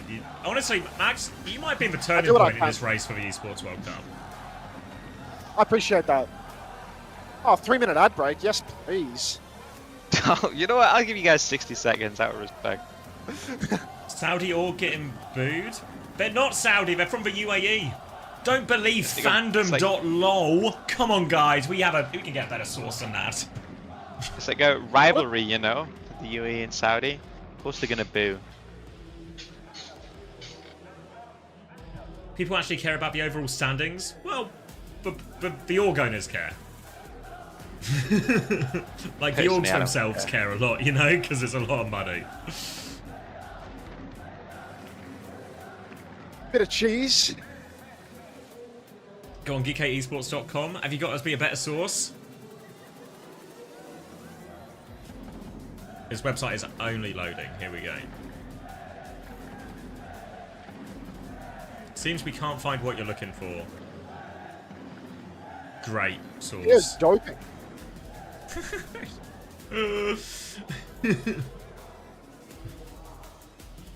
Can we get an admin on that?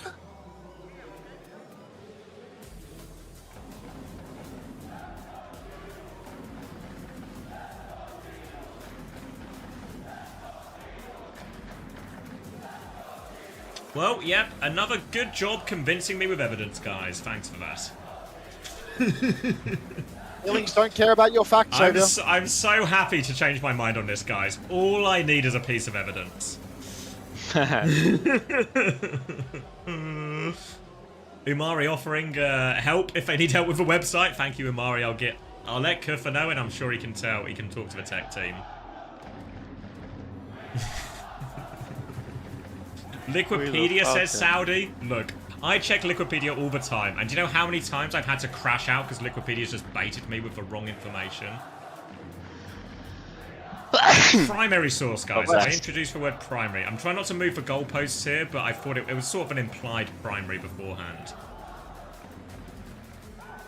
We love Falcons. You must be buzzing. Oh, actually, no, Team Liquid just got knocked out. Sorry, mate. Are you devastated, Max? He is. He's been stunned into silence.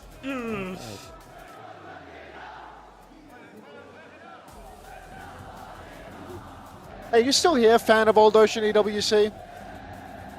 No. What? I know exactly who you mean when you say that. Yes. He's probably in your chat, right? Like. Yeah, it's where he's. I think he gets like he comes to me when he's been refugeed by you, you know. Yeah, sometimes I mean I've also like because he made a new account just to type, he got hit by like a psychic wave of ads. Usually he's subbed, so like. And when I initially refused to read out his name, like disastrous.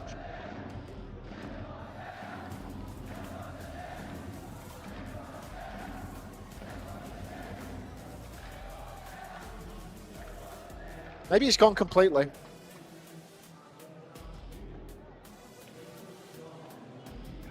Well, are they about to start? Do I need to do some sort of locking in? Mate, you gotta lock the fuck in.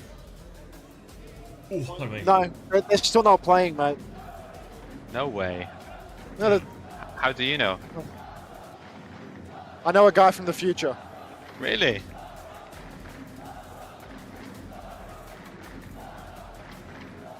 GKR Saudi, the source is yourself. Thank you, Manky Man 3346. I mean, it is a primary source, I'll give you that, I guess.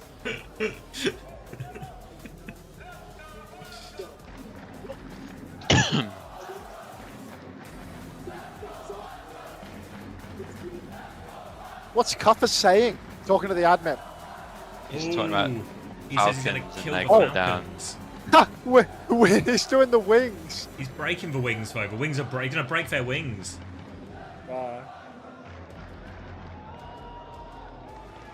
Merit dialed.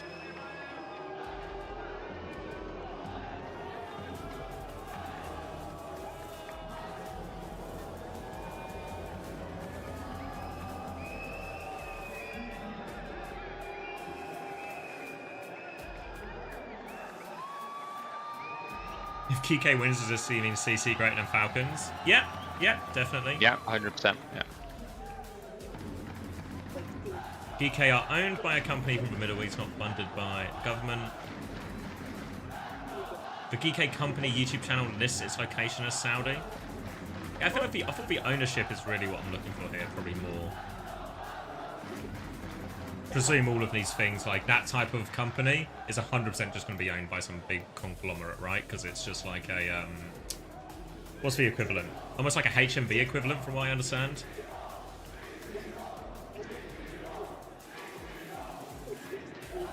Gotta see Marja, like, breaking down this Kuffer body language.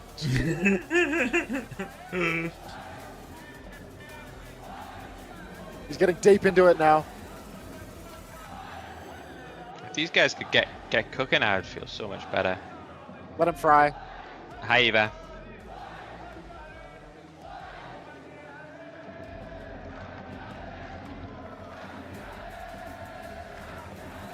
How do I rate EMEA versus North America right now? I think I can say, and I said this before the event as well, but I think with even more confidence now, EMEA on top. Can we just at least take a moment before the game starts to acknowledge me, specifically me? This might be for this. Like, I swear I was just spot on in the last Uncoachable, no? This is going back here, bro. It's not yours. I got clowned on after day one, blah blah blah blah blah. But he was right. If anything, you should be giving me subscribers and tabs to celebrate my genius. Get some tabs for Chrissy. And some money for me, ideally, everybody. Looking for some more likes as well. We are currently 37 likes short of the magic 300 number. And when we hit that magic number, I'll be happy. Supersonic. Everyone, I really need money. Okay, supersonic. I'm down on my luck here at the Esports World Cup, and I need money. I mean, Ona is down on his luck right now. So the group that owns GK is also based in Dubai, UAE. Honestly, guys, I feel like I've not had to try that hard to disprove this narrative.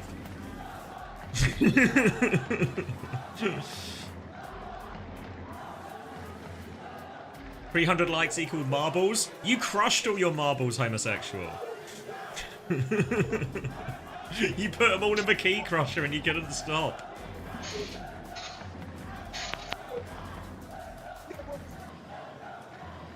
Have a like, Baldy. Thank you, AR. Do I see when you dislike? Not through any signal through YouTube itself, but I can kind of just tell, you know? Vega did fine. I don't know why you're talking shit about Vega. He might have been able to get the beat off in that last fight, but he played pretty well. You see how much he was fragging? You talking to me or are you talking to someone in real life? Arguing with the chatter. Oh, okay. Someone trashing on Vega. Yeah, I thought we had a good tournament, really. Like, the last fight was unfortunate, but yeah. These things can happen, though, like... Yeah, like, it's a good minds by Dong Hack. Skewed hits for Boop, so it's really hard for him to get the beat off.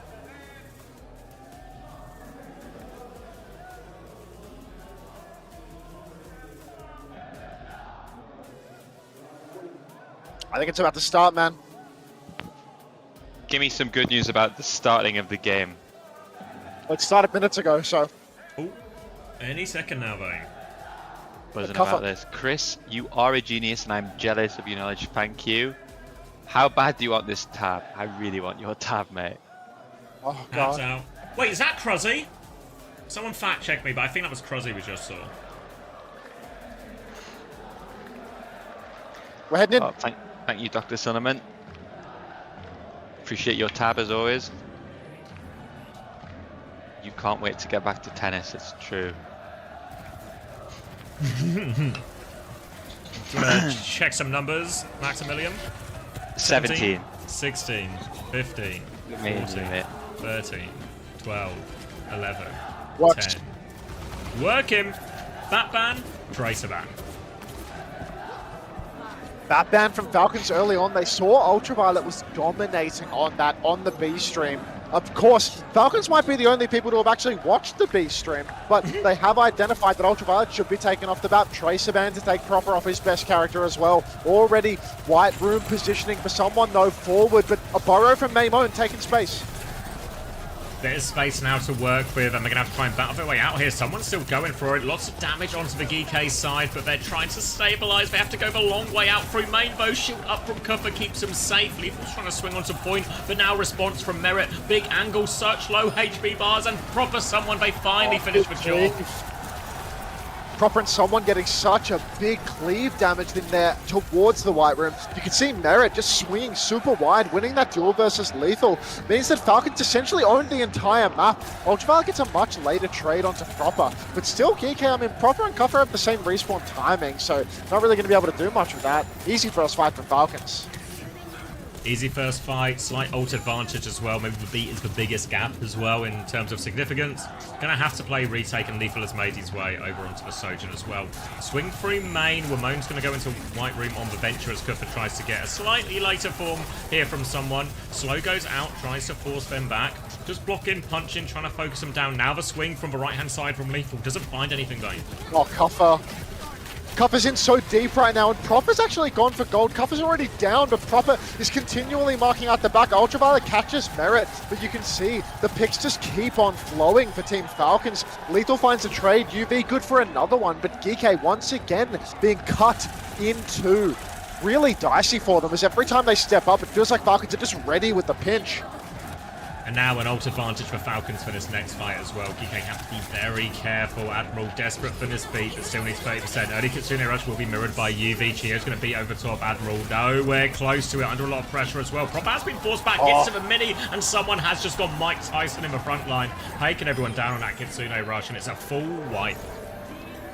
Full wipe there. Falcons invested both support ultimates, but Admiral is only 80%. You can see Falcons are already posturing forward, potentially considering a spawn fight. Someone is actually hiding on the coast, so there's definitely a spawn fight happening. But DK, they've read the situation, and they've actually rotated over to the right. That means that someone's not going to get the pinch, and we're going to see a retake through a completely different side of the map. Falcons, their forward gambit not really paying off.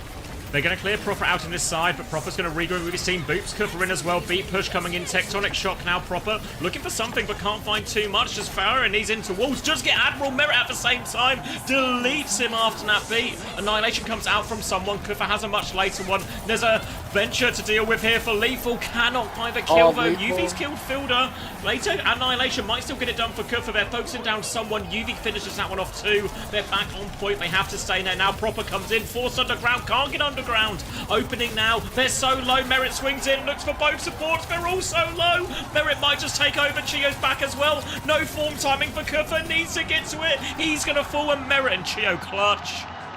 There's only so much that Ultraviolet can do. It feels like every fight, UV has been delivering every time with a pick or two, but still it's just not enough to get them over the line. Continually, Proper is finding unreal value on this Venture. You saw the clock from Lethal, and straight away, Proper's on his case. Ultraviolet there, cleaning up a kill, but you see Proper just unburrowing, taking over. So tough.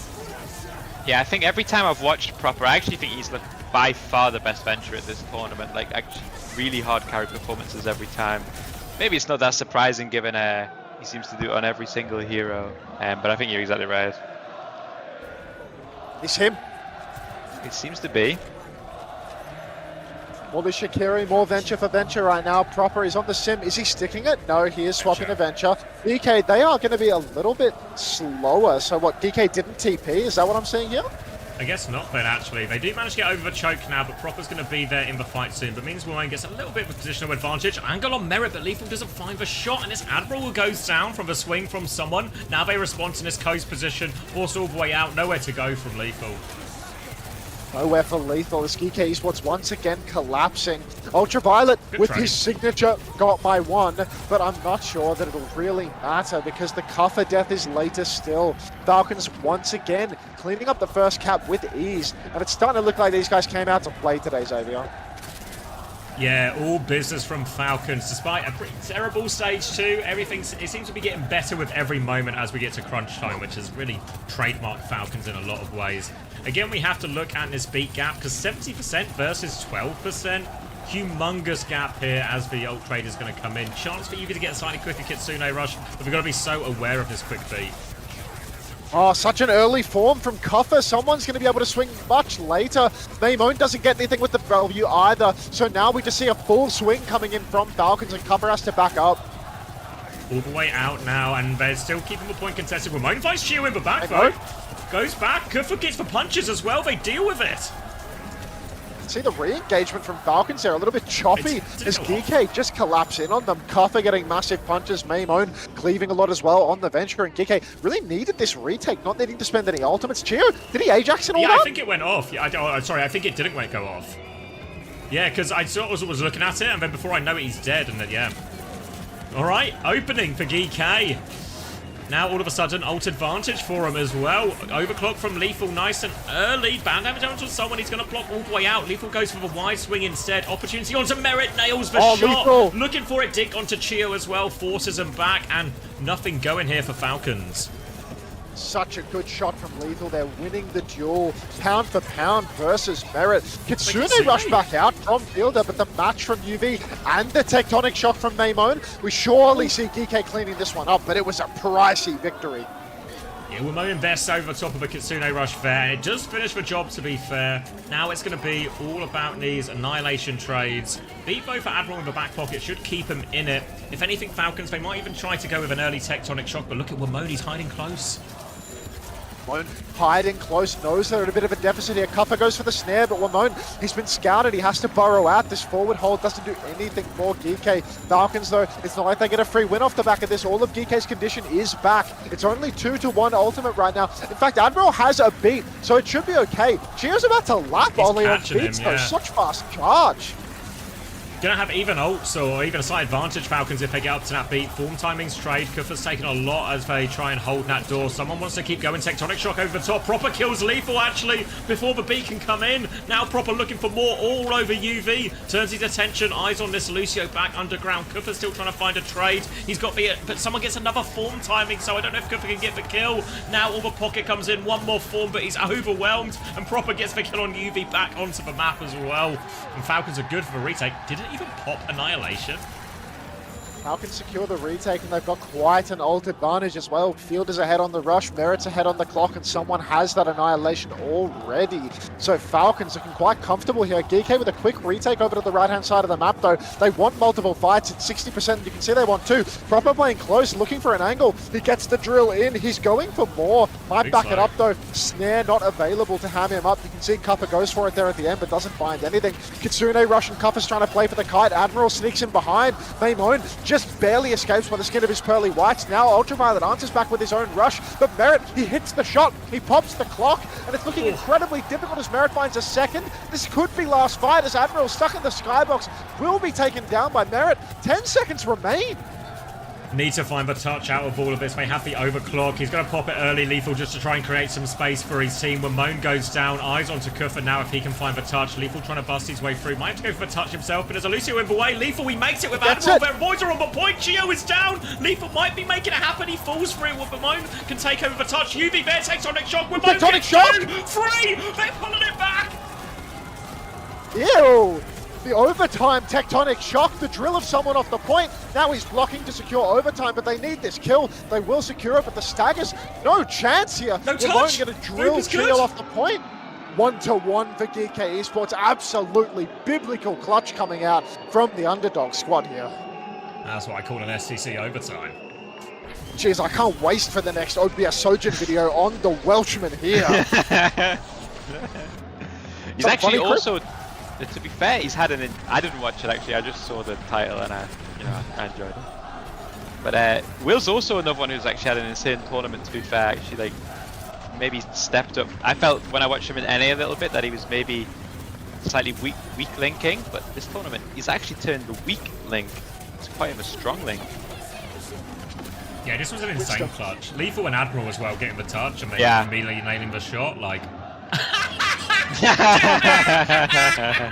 Papa, so much heart. So much more heart than anybody on the Falcon side. Let's see if heart can beat skill.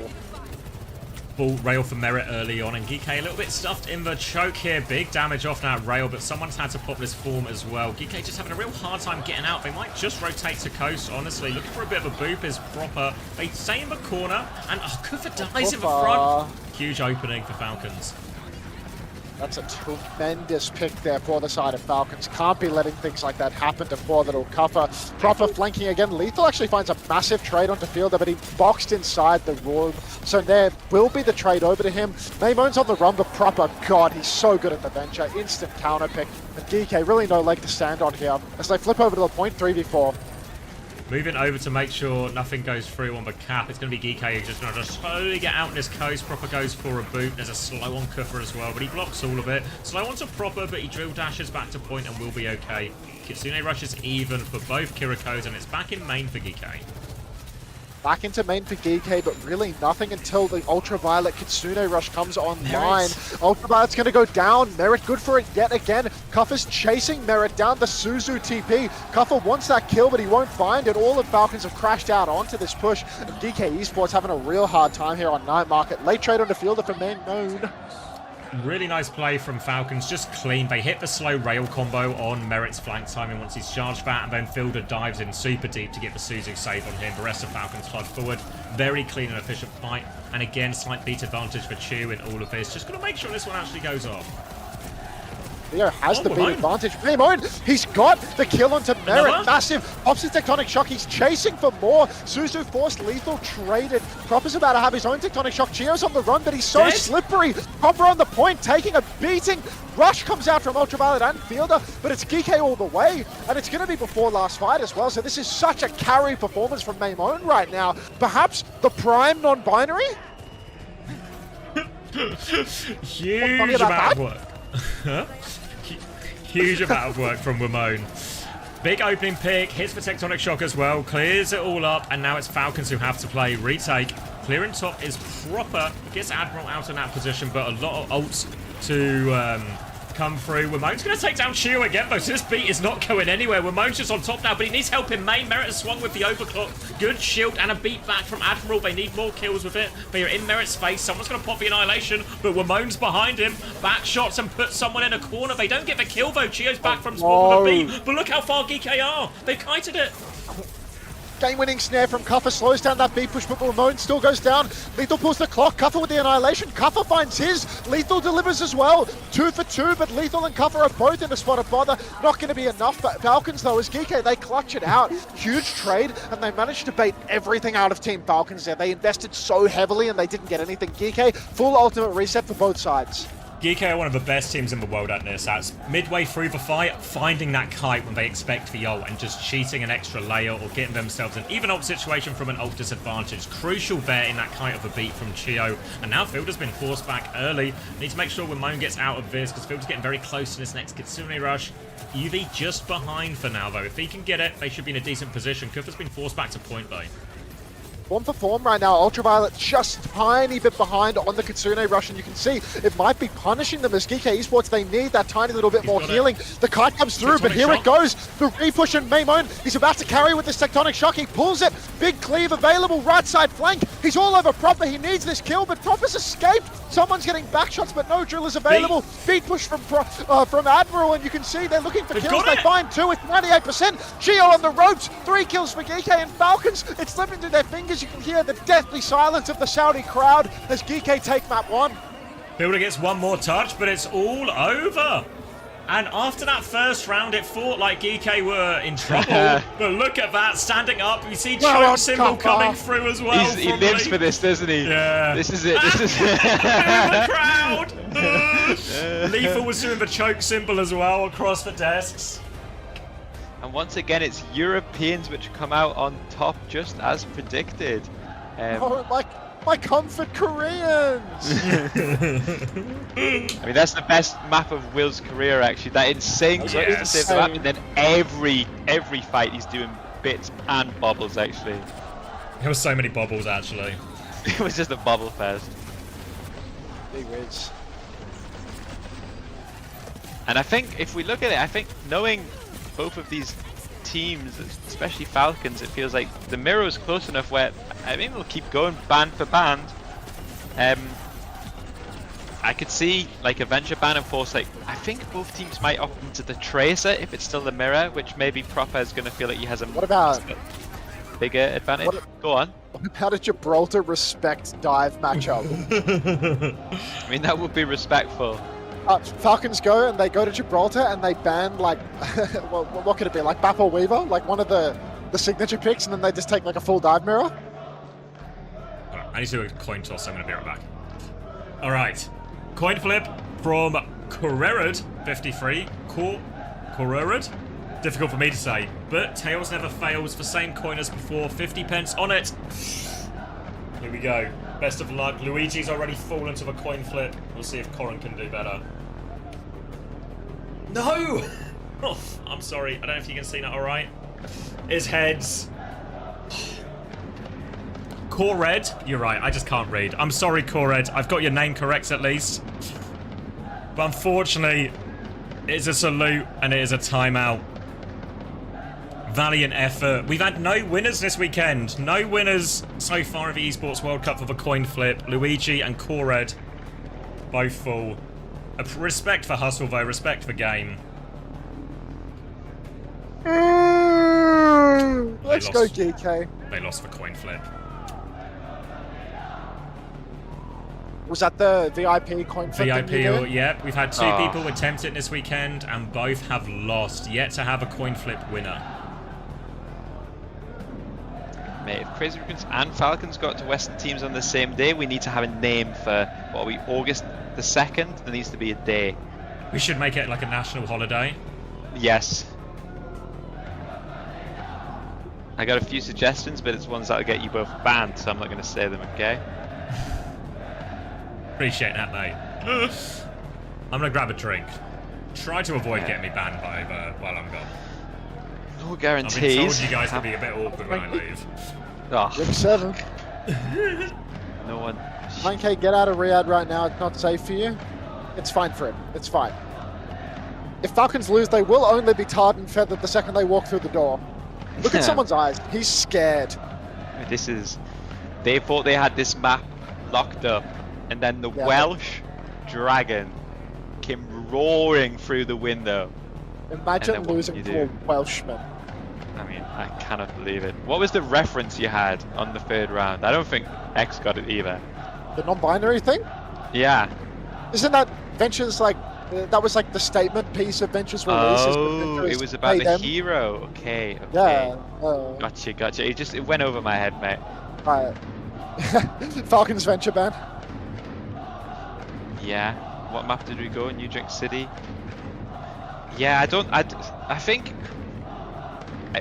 to be fair, with this ban system, I think if GK is smart, I think they can get away with not playing the Tracer mirror here. I feel like the sim is incredible on this map. Here. And, yeah, and if both teams are forced into, like, Orisa or Hazard, it feels pretty good.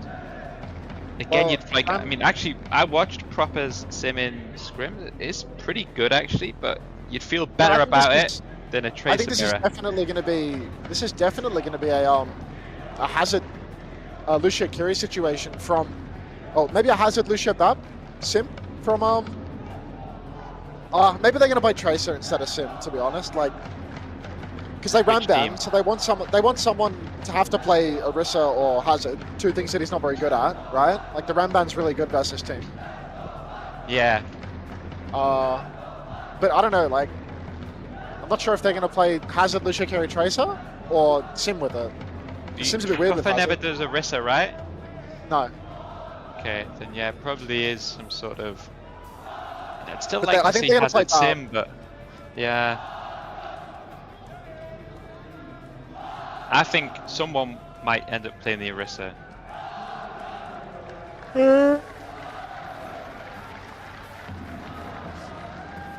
Stalker having the hate watch of his life right now. He probably is, mate. He's probably Korea. You fucking idiots.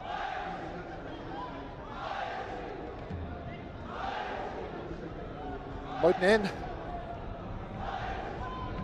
Fuck, do I have time for a piss? Alright, I'm gonna gamble again, mate. It's starting. Nick of time.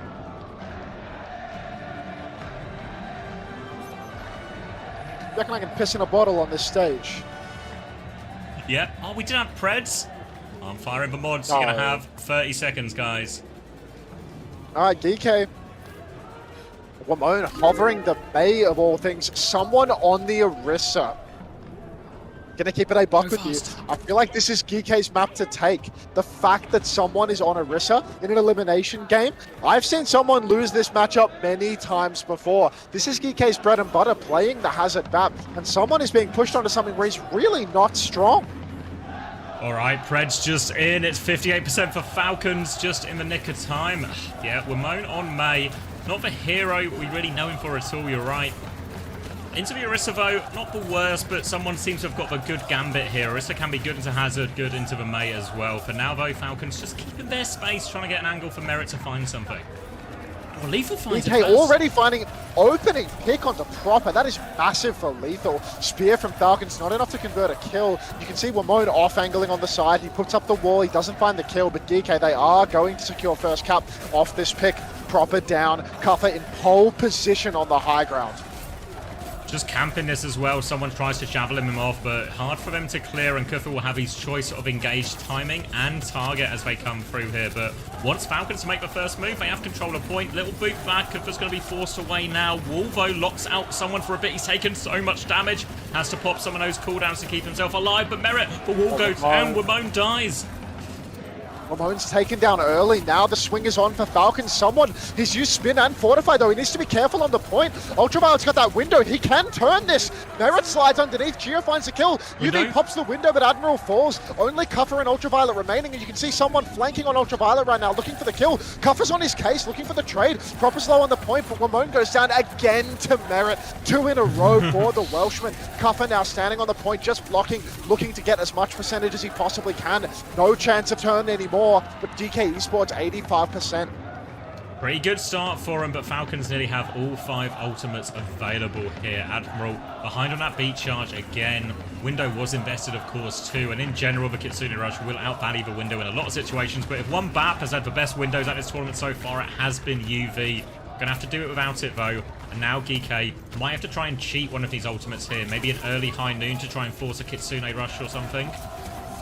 Yeah, we can see Lethal swinging already. He's gotten the spin out of someone that's going to enable a swing to the left. Someone's missing a bit of this turn right now. He's quite far behind. Now you can see point touch coming through. Swing from Lethal at the same timing, but not really finding much. Now Falcons, they're forced down to the point. This is a great opportunity for a cheat. Cheat comes through, actually, clock and Rush invested. You can see the kite, but B comes out too late. Ultraviolet's already down. Kuffer, he's got the dump. This is last fight now for Geeke on A, and Kuffer pulse bomb dead. This is not looking good at all for Geeke. No, the ult advantage converted in the end by Falcons just about. Good job to deny the flip as well, to not allow Geeke to get an extra fight out of it. And they will reverse this one. Capture the first round. Only Terra Surge left, and Wamone swapping again, actually. He was just coming up to Pulse, but now he's gone Symmetra into this Orisa. DK really needed to get one of the flip or an ult out of that high noon, but they managed to get neither. Bit of a shame for them as they were too slow with the touch. Needed more players on the point. Now DK, tough situation. Downpour's a great ult, and Ultraviolet with a nice long sideline could do magic with this window, but still, someone, if you push deep into him, he will counter with the surge. Proper takes a beating from Wamone and Lethal, but right now it's slow neutral on the point. Trying to cliff fielder out in his top left, but a lot of people behind him. Cover is on live support. Lamp has to be committed for Valor to keep him alive. They backed it up. Point is about to unlock now. Falcons with a slight point advantage, but Cover, he just kills Proper. Bit of an assist there. He's all over Chio. Force him back. Downpour to finish the job. Locks him down. Nails that one. Someone tried to go through the window, but too many players down. Didn't commit the terror. Pricey engagement from Geeke, all things said and done. That's Downpour and window for nothing. They get the cap over here on D. First team wipe courtesy of Kadia. But Geeke Esports, now they need to slow play. They need this symbol. It's too hard to win a fight fast with the high noon in this scene. Might just play it slow. It's going to be on Falcons to try and close the distance here. GK can just play the map quite big, quite wide, make it hard to cross that distance onto Lethal. Swinging left-hand side with this rail now as Merit trying to find a bit of the opening. Eyes on Kuffer, just takes the damage. Defensive wall used already. High Noon back. Cancel comes through from someone. Has the Terror Surge to keep going. They're looking for it. Lamp has been forced. Lethal's forced forward. He'll die as a result. Terror Surge is good and a very clean and efficient fight from Falcons. Making it look easy there. Falcons just stepping right up. Kuffer forced to reset late. Different respawn wave to the remainder of his team. The crowd goes absolutely wild as GK Esports. They've got that symbol for the retake, but so much is coming online for Falcons. It's going to be a really brutal retake here. It feels like Falcons have a really clear idea of how they want to force Kuffer out of position. So Kuffer, while he starts in a lot of these aggressive positions, never gets to actually engage properly. Early rail from Merit, but they have the TP flip. Symbol to start forcing the point now. Overclock back from Merit, but difficult to find damage through this Symbol. Only shooting into it. Tries to go through. Kitsune Russian fielder to keep going. UV dies to Merit. Crucial kill. Admiral nearly has the beat if they want to play for the clutch here. Rail in behind, but Kuffer is so low. Admiral, he has the beat now, but they're all dead before he can get it. Really tough for GK Esports. They invest the wall, they get nothing, and Lethal is staggered. Staggering a Cassidy is such a tough one. You can see he doesn't have the ammo to kill Chio. He's been given the slip, and he resets at 90%. There's no chance for a touch. Oh, Kuffer to Orisa, please. Taking the mirror.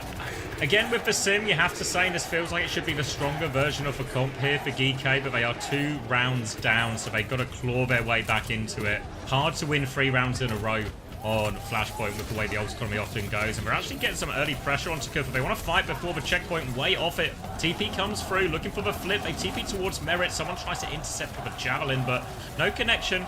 Feels like both teams might just slow it down, move over to a point now. No connect. GK, they need to win this ult fight. The only way they can stand a chance on this map is by winning it here. Otherwise, it's just going to be too much. And Moan already goes down. Window from UV, Lethal with the High Noon. He will find a trade kill. It's a 3-for-1 ult exchange right now. Still absolutely crucial that GK win this. Has Proper just blinked off the map? No, he's not. He's underneath. He's underneath. He's killed Lethal as well. Merit's there on coast. Kuffer's coming to mark this out, and Merit will be forced off the map. Crucial kills there, actually, from Lethal to turn that one in their favor. Good fight, actually. Very good fight, but GK, they need more. They need the snowball. No beat drop to save them from Kuffer's Terror Surge, but all of the tools elsewhere. A clock from Merit, that's not going to be met by a beat. A surge from someone. Only going to be matched by Kuffer late on into the fight. You can see Falcons just exploding forward, taking so much space so quickly. Really tight spot for GK to be in as the Suzu's invested early from Fielder. Suzu out, and now the overclock coming through. Merit's looking for more. Double slide in. He's committed to this position. Now he goes into Lethal. He gets flashbanged. He dies for a Terror Surge from someone to follow up. Trades the kill onto Lethal. Kuffer is still there. 7% off ultimate. Looking for the low HP fielder. Can't find him though. And Proper has picked apart their backline. So limited heals. Kuffer's going to try and run to the point. He can't even get there to die on it. So it will just be a reset here if they can GK. Kuffer's kiting it out. Ramon's being chased right now. Kuffer's actually going to go down very late. Absolutely. Hate to see it. Hate to see it as a Kuffer head. GK, they're swinging back in. They've got a lot available. They've got the Surge, closing on that Noon, Pulse, and Window. Maybe UV can go for a flank window play in this turn. He's been good with those so many times over. If he keeps playing front to back, here it is. You can see him take a little bit of a different angle, pathing separately, but still no great opportunity here. And we're closing on last fight. UV's flanking, he drops for Window now, looking for some value, forces them back. They've cleared a lot of space as a result, trying to duel Proper with it. Now UV's going to move back towards his team. Kitsune rush out. Kuffer has the Terror Surge if he gets in trouble, but GK, they're slowing it down. They want to wait it out. Kuffer forced to use the Fortify here. You can see he's stepping forward. Lethal pops the Noon. He's pushing forward. UV's down. The cancel is good. The beat saves Proper. The Surge comes out from Kuffer, but already 2 kills. Beat from Admiral. It's last fight, but it catches 2 members of GK Esports. Kuffer finds a trade on Chiro, but we're going to need a lot more than that, Riley. Ramon with the Pulse. He's coming back, but Admiral falls. Overtime Wick is burning, potentially courtesy of STC. Ramon with the Pulse bomb goes wide. Proper with the kill onto Ramon. And it's all Falcons. No more touches. 3 in a row for Falcons. And that was dominant in the end. And I just felt like there were 2 or 3 fights there where Admiral was just like 5% short of beat. And then maybe the whole complexion of those fights change. In jump.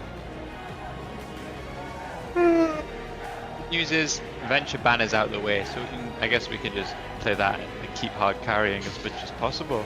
I guess this also gives them an opportunity to remove that potentially scary Gibraltar. Did GK pick Shambali versus someone over there, or are they circuit heads? Oh, they're circuit heads because they love their fucking... The bat weave. Yeah. I wonder if they still put Hambin in for this. Potentially have a Diva swap more available.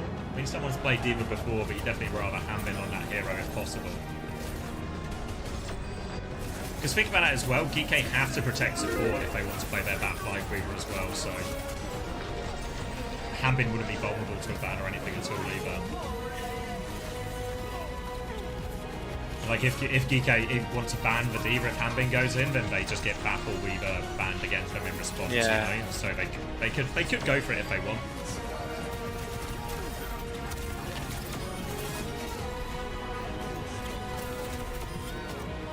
Can we watch the Ajax? Yeah, I'll desync us for a bit, but I reckon we've got a bit of time. No.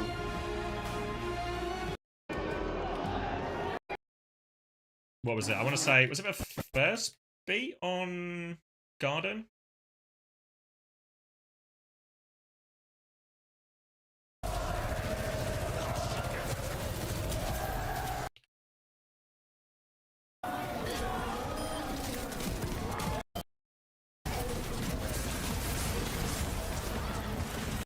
Did that one? No.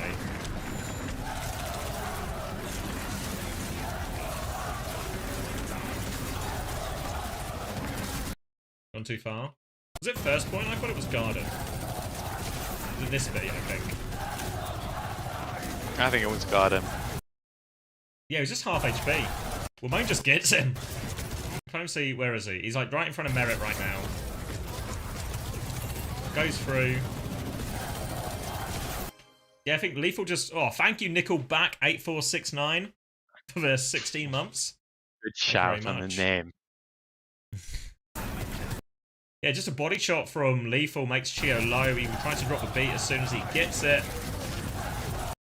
But Wamon is... I don't even know where Wamon is. I guess he's just come around close, most likely, and just sniped him as he goes for it.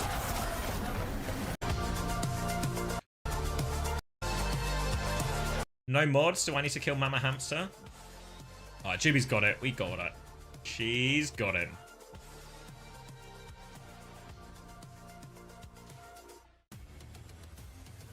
So close to 300 likes, guys. So close.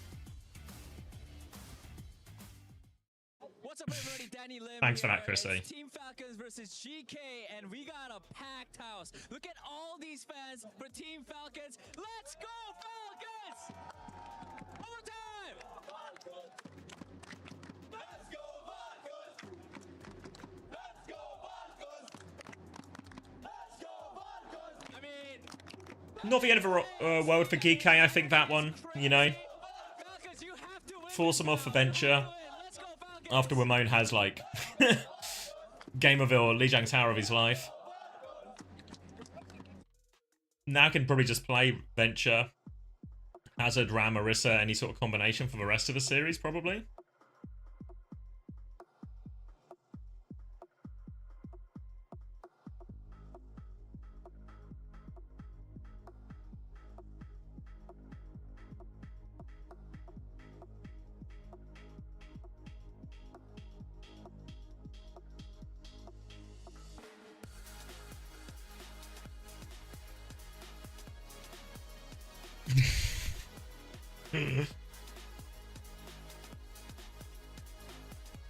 Gives GK a map pick as well. So yeah, I think the Circuit Royale we discussed before probably has to be the most likely. Protect for Bat, protect for Weaver. See if Falcons can pass the test.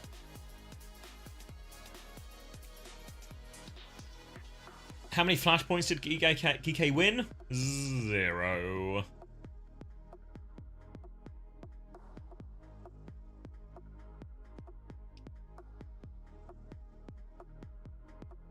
$20 more likes for 300. We're only 16 likes off now for any YouTube heads.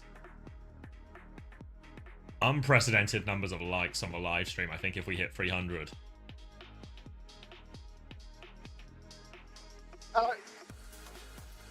Yeah, agree. I definitely think the RAM is better for GK. So expect Kuffer to lean this out more, I'd say. Mic heads. Any micers? Hello, guys. Look who it is. You guys both come back at the same time. That's cute. I mean, it is The cute. hidden blade of Wales. Look, my wife, do you see this on camera? Do you see? She made me a little platter from the shops, and she brought me a glass of wine. So why not settle into some good Overwatch? Are you trying to make me jealous, are you? Are you having a platter from the shops on top of your bucket of KFC? I mean, yeah, yeah, it seems that way. It seems that way, does it? Cheers to you all, though, okay? Cheers to everyone in the chat for a wonderful day. Cheers to the chatters. Call Chris fat? I really can't, because Chris is slim. He's the slimmest of all of us.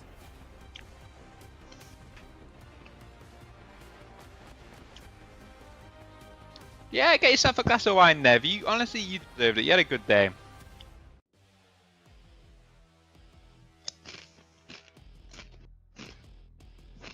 Oh, we are 2 likes off 300. Surely.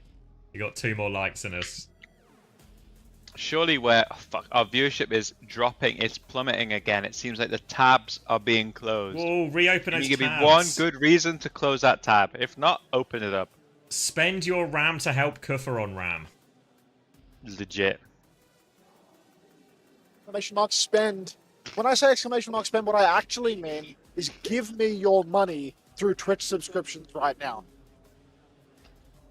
A few tabs coming in. I appreciate the tabs. We've hit 300, boys. Nice job, everyone. Roxy Storm, thank you very much for the 5 months. Vader arrived to you too.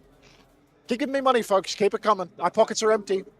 And yeah, Pineapple's got the right answer for you now. Good 259. It's because they have essentially residency through going to college in North America, which is why there's maybe a few more Europeans and Australians than you'd expect to see in a North American roster.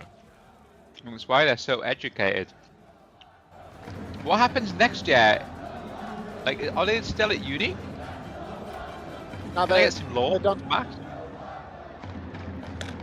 Yeah, I think they're I think they got a year, so they have to go after that. Does their degree just get cancelled or what? Transfer credits. Are we in it? I'm uneducated. Alright. Whoa, 317 likes. We're pumping up. Are we in it, Xavier? What time is it? 47? 46? Well, 45? you're so far ahead. 58, hold on. Oh. Come forward. Wait, 45, 41, 44, 40, 43, okay, I'll just 42, 41, 40, 39, 38, 37, 36. Just works. Like off rip, it just works. Lucio Ban from GK protects that Bap Weaver. They're going to try it on the attack. Falcons probably do know this is coming. They've gone Juno Kiri instead, proper onto the May. This comp from GK, normally more powerful on the defense, but not without legs on the attack here. But need to rely a lot more on these wall timings, maybe just lethal to find these key picks. Already, I mean, you can see both of the supports for GK taken very low, but this is a slow burner of a comp, and Proper has just been juicing damage. Blizzard could be deadly if they don't anticipate it. It's coming out so quickly. Kuffer pushing wide on the right. Cintrix with the prime, welcome. Thank you very much. And you can see Ultraviolet, lethal. Maybe a swing time with the windows. Merrick goes down first to lethal. You can see Kuffer is quite willing to take the piss with some of these swings. Window from UV over the top as well as they look for a full wipe. Someone is trying to stop the payload and get out. He kills Wimone. How has someone got away with this? He's back to full health as well. Kuffer keeps pushing, but a player down. And GK's advantage might have just slipped here. Really tough to see that trade come through. GK, they were in a great position to really take the first point, but now fighting tooth and nail. No window available. Such a valuable swing timing lost. Kuffer stuck over on the side, but not really too bothered.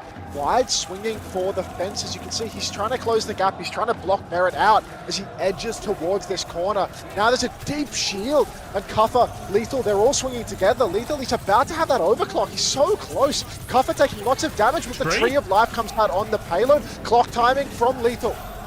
Trying to find a connect here, but he can't. Tria's been just beamed down. Kitsune rush out in response from Fielder helps deal with that one. Equal trade so far, and there is a Ray available for Chio if this fight happens on point, but Blizzard's in play. Kufa goes aggressively though, gets the kill. Ray in response, gripped away from the Ray, and Geeky, they're going to try a mid-fight disengage again. They don't get UV out though, not enough grips. UV. They grip the tank, but UV's already in. Blizzard on cart. Suzu is so good for someone, but not for Proper. We can see someone, though, he's popped the Annihilation. He's not letting it go. Fielder, Chio both trying to pocket their tank out of dodge, but Lethal on the high ground. He takes down Fielder. This should be the first point done and dusted, unless we can see a monstrous clutch from Merit up on the high ground. Still, someone is holding it down. We need to convert kills. The respawns are a little closer for Falcons, and Proper's coming back on Sim, Xavier. Someone runs out of form timing though, they do. They haven't got the cap yet, though they all dive on point, but that makes it easy pickings for Lethal. And you can see the idea here, Geeky trying to win some of these bigger ult fights by forcing these ults, then just gripping Kufa out of danger. And then they hit a nicer Blizzard as well. Ramon actually gets the gap on Proper there, finds the freeze through all of it. And Geeky is a pretty good approach. They're just losing a few of these sort of solo pick fights, or a few of these duels. You can see now Geeky, I mean, they have a nice opportunity to try and take a fight clean with Ultraviolet's window. Merit not quite having that overclock yet, but Geeky can swing aggressively with that. You can see he's flanking with it actually. Fielder taken incredibly low early on. Window. Someone not really in a position to mark it. Jump up onto the high ground from Ultraviolet. Dancing with death. Kuffer pushes forward, catches Fielder. The push is on, the wall is good. Someone falls. Cart keeps moving. Nobody's blocking it, Xavier. This could be an absolute disaster for Team Falcons. Clean ults from Geeky once again. They're pushing for the late kills. They get Proper, and yeah, it doesn't feel like there's a contest here. Proper not going to really want to go Sim because of 70% Blizzard, and Geeky haven't smashed this snowball. Great second point from DK, wall, snare, all of the tools, and all it took was one fight and a great flank from UV, great follow-up from Kuffer. Playing with such confidence, knowing that Admiral Raptor is in the back. Clock comes out from Merit. Instant grip play, but Kuffer has fallen. Ultraviolet, I mean, he's not going to be able to lamp that one, and that is an easy fight win for Falcons. That was Annihilation walking into Merit's face. Yeah, he was it, but the hands weren't up from Kuffer, so Merit just kills him through all of it there. The grip was already spent to get, I think it maybe was Lethal out of danger there, but Kuffer was committed, tried to go through, does not work. And now Falcons, 4 ults coming up in a very pretty situation. Lethal can start this one with Overclock. They're going to start with Tree, actually, just to swing. Kitsune rush in response. Blizzard on top of that Tree, too. Has frozen. Someone who's actually frozen, though. Ramon has scaled, and Lethal through with the Overclock. It's so much. Merit finds a trade. Proper is swinging, looking for something, but there's a lamp for UV to play with. Admiral will get the cleanup onto Merit. Nowhere for Proper to go. And yeah, that left click is going to be so powerful now both Mays have scaled. These trades mean nothing. Fielder, Proper, both investing their ultimates, but DK really getting the better end of that 2-for-2. Now Ramon, he's got the Blizzard as we approach the end of the map. DK a 3-minute time bank, really dominating past the first point here. Still playing on the low ground. Now they're flipping around a little bit, but you can see someone he's been forced to drop. Already forced into a front-to-back situation. Gio just looking for an angle to pocket him. Freeze coming through onto Kuffer, but he will not be blocked up. Ramon still opportunity for a Blizzard around the corner here. You can see wall onto someone. Blizzard, potential Frozen. Opportunity here as someone's body blocked. Suzu is good, but he might freeze again. Again! He's frozen again. Can they get a kill? Someone gets away. The Ray keeps him up. They're pushing. Kuffer is now locked in with the wall as well. They're still battling. Ramon pulled out of that one as well. Someone wants to keep pushing Annihilation, but he's frozen up again by Ramon. This left click doing so much. Going for it, but Admiral's on a pedal. Someone can't find any kills with this. One more form. He's so low. He's surely going down. Worth noting in all of this, Proper has not picked the left click perk either, and Geeky with a huge opening. I love Lock Sloth, Xavier. Ultraviolet goes down, Proper with another Blizzard. Somehow, some way, UV and Lethal are traded. The grip saves Kuffer. It's a 3 versus 3 now, but the respawns are so much better for Team Falcons. If they can't field it now, could be disastrous. Geeky just trying to slow play, just trying to play life. They've got the tree. They can keep this fight going, but they're down 2 men right now. Admiral angling his heels over the shield. Little flicks. Now we've got a tree of life opportunity, but another grip comes through. Ramon is in so much trouble, but the shield is good from Kuffer. Top tier team play from Geeky, but a big stabilization of ult economy for Falcons. Kitsune Rush ready to go. Merit has the overclock on the high ground. Ramone's Blizzard might be a difference maker. Here comes the tree. UV dies to Merit with that overclock. Merit's going to swing deeper. Any kill is brutal here for him. Kufa's going to try and mark that angle, but Merit can keep swinging. Takes the duel with Lethal. Lethal actually gets the kill, but Kufa has died. Ramone's still playing for it on point. Goes for the Blizzard. Ramone thinks he can win it. Someone is frozen and walled off. Grips out of it. Proper slow. Someone's dead. Ramone trying to clutch it again. Overclock from Lethal. He swings in. Needs to get this kill onto Fielder. Can't find the connect. Needs Chio. Chio is half HP. Fielder's there. Chio and Fielder, they live. No way. GK keep pushing it forward, but the backline has survived. And Chio, he's 98% on that orbital ray. Could spell disaster for GK unless Kufa can go absolutely Iron Mike mode. Merit on the high ground, not known for his venture. We'll have to see if he can make it work. He does not make it work. You should be close to the ground, you fool. Ultraviolet picks him out of the sky. Kite coming through. Block Slop enabled as Kufa pops the Annihilation. Starts pushing Fielder on the side. Counter Block Slop coming out from someone as Ultraviolet windows on high ground. No kills converted, and once again we're in an even situation, 5v5. Merit's back on Widow. Proper has the Blizzard, 91%. So close. Lethal double slides into the spawn of Team Falcons. Majax from Proper. It's not a Majax. It's out. Kufa's frozen, but he lives. It's just someone on point now. Big trouble for someone. He's going to get frozen on left click. He's got no form. Merit finds a kill on Tracer, but it's not going to be enough. Tree on point. GK into overtime. Thank you, STC, pushing forward. Merit can get one more touch, but barely a touch at all. Now under point is Proper. They are desperately trying to stall it. Respawn's coming back fast. TP on and Suzu from Fielder. TP out of there. Proper tries to get back underground, but he needs 4 seconds. Not enough pocket. Admiral gets the kill. GK so close to pushing it over the line. One more jump on from someone. They haven't got any kills, though. GK should be able to close it out. Tries to play his life. Touch from Merit comes in. One more death. Surely they can deal with Merit now. There we go. Blizzard from Ramone and GK close out for push. GK just by the slimmest of margins managing to close it out. Such a dogfight here on the third point. You could see Merit really having a rough time on those recontest fights. Could not make a decision around what he wanted to pick. Hell of an STC overtime we've had to witness there. Really like the Bap Weaver, and it's worthy of note, this Bap Weaver comp, it might fall victim to a Diva pick, but Harmon is not in the server right now. They're going all in on someone, which means there's no off-tank options really available. Someone, he has a serviceable Diva, but I don't know if it's good enough to actually take down the Bap Weaver from the side of Ultraviolet. I mean, for sure, I think everything that Falcons are playing, GK pretty comfortable into. Like, nothing feels like a hard counter. Actually, the hidden icicle of Wales at the end there. Like, I thought that mail to clutch was an absolute fucking terrible decision. But actually, with the pull and everything, froze 2 kills and lived. It kind of paved the way for the cap. So, another good day to be Welsh. Not often you get to say that, to be honest. Yeah, that's a once-in-a-lifetime opportunity, yeah. I have to say, GK have such good mastery of all these little things. Like, obviously, their comp is designed to have almost infinite, like, cooldowns to save lives. You know, lamp, grip, defensive wall, ram form. But they do such a good job of managing and not overlapping these things too often, so they get insane value from it. I was sitting here on the attack, someone making the swap over to Orisa. Not sure that this is going to be a huge difference maker, truth be told, because I think GK Esports is so comfortable in this matchup. Proper on the Mei as well, sticking that out. I really think that doesn't counter the Bap Weaver. I think so much of Mei's gameplay loop gets counted out by the Life Weaver. Ramone already taking a beating inside, but Kufa, he's just holding this high ground for dear life. Form timing, trying to maximize his damage. Actually being spun off the high ground though. Nice move from someone. Well, they both die. No grips out for any of them.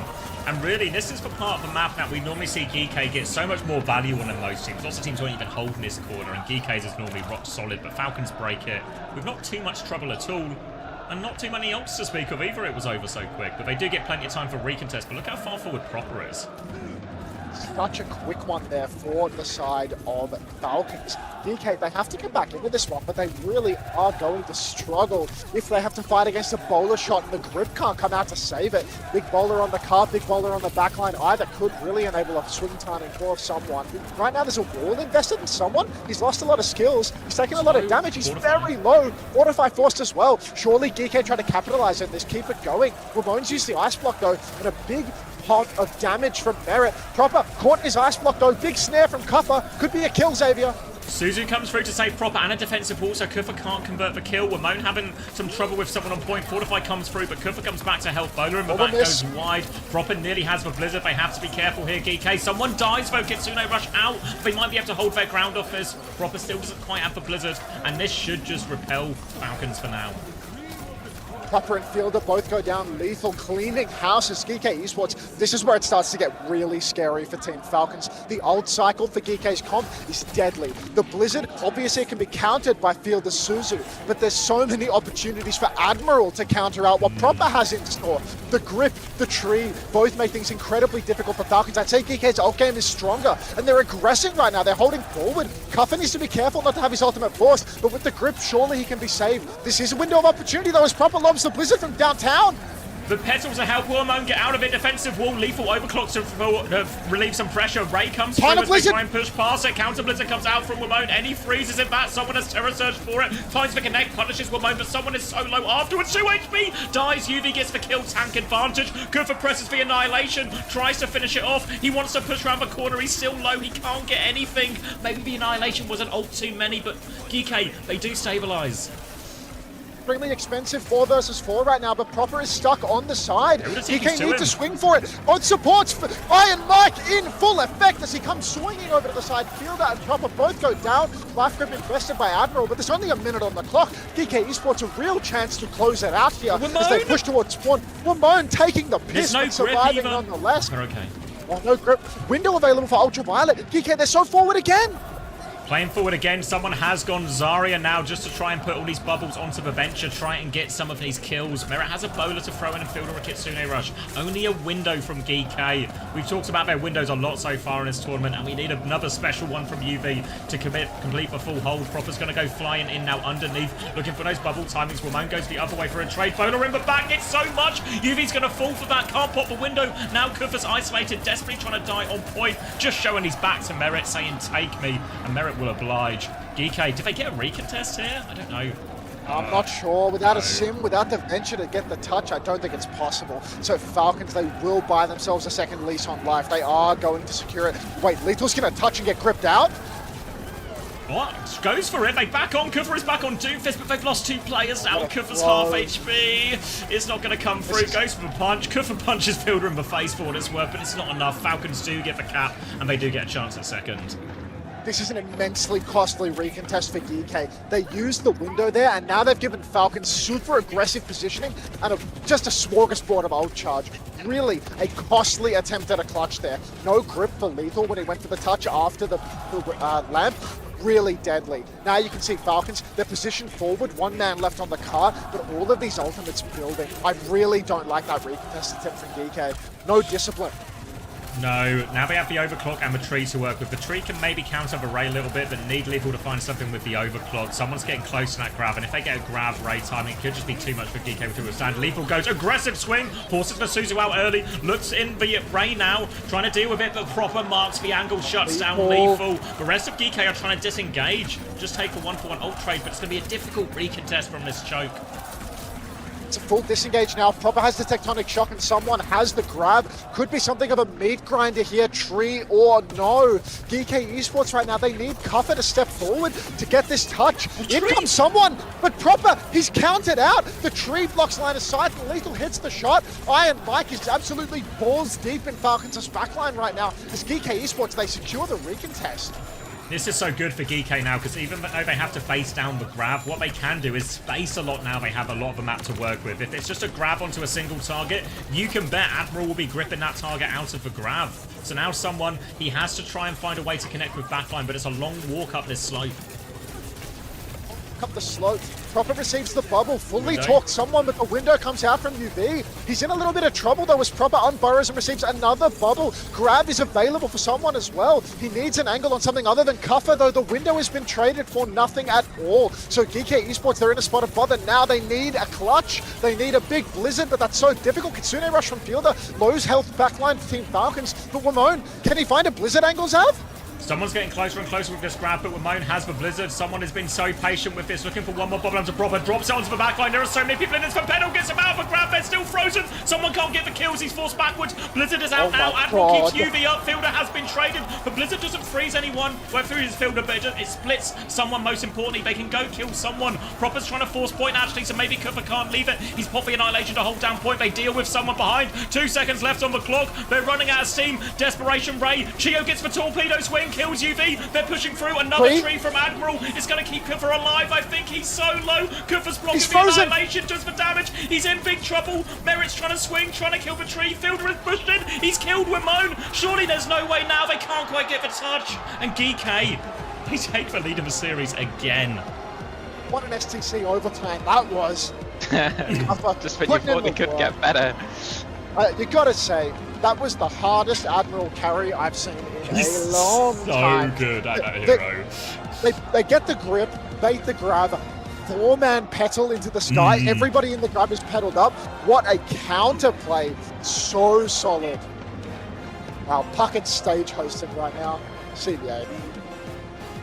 Yeah, all of GK's standing up, so I'm not sure if we're going to a slightly longer break. Oh, it'll be Kuffer gives us the score update.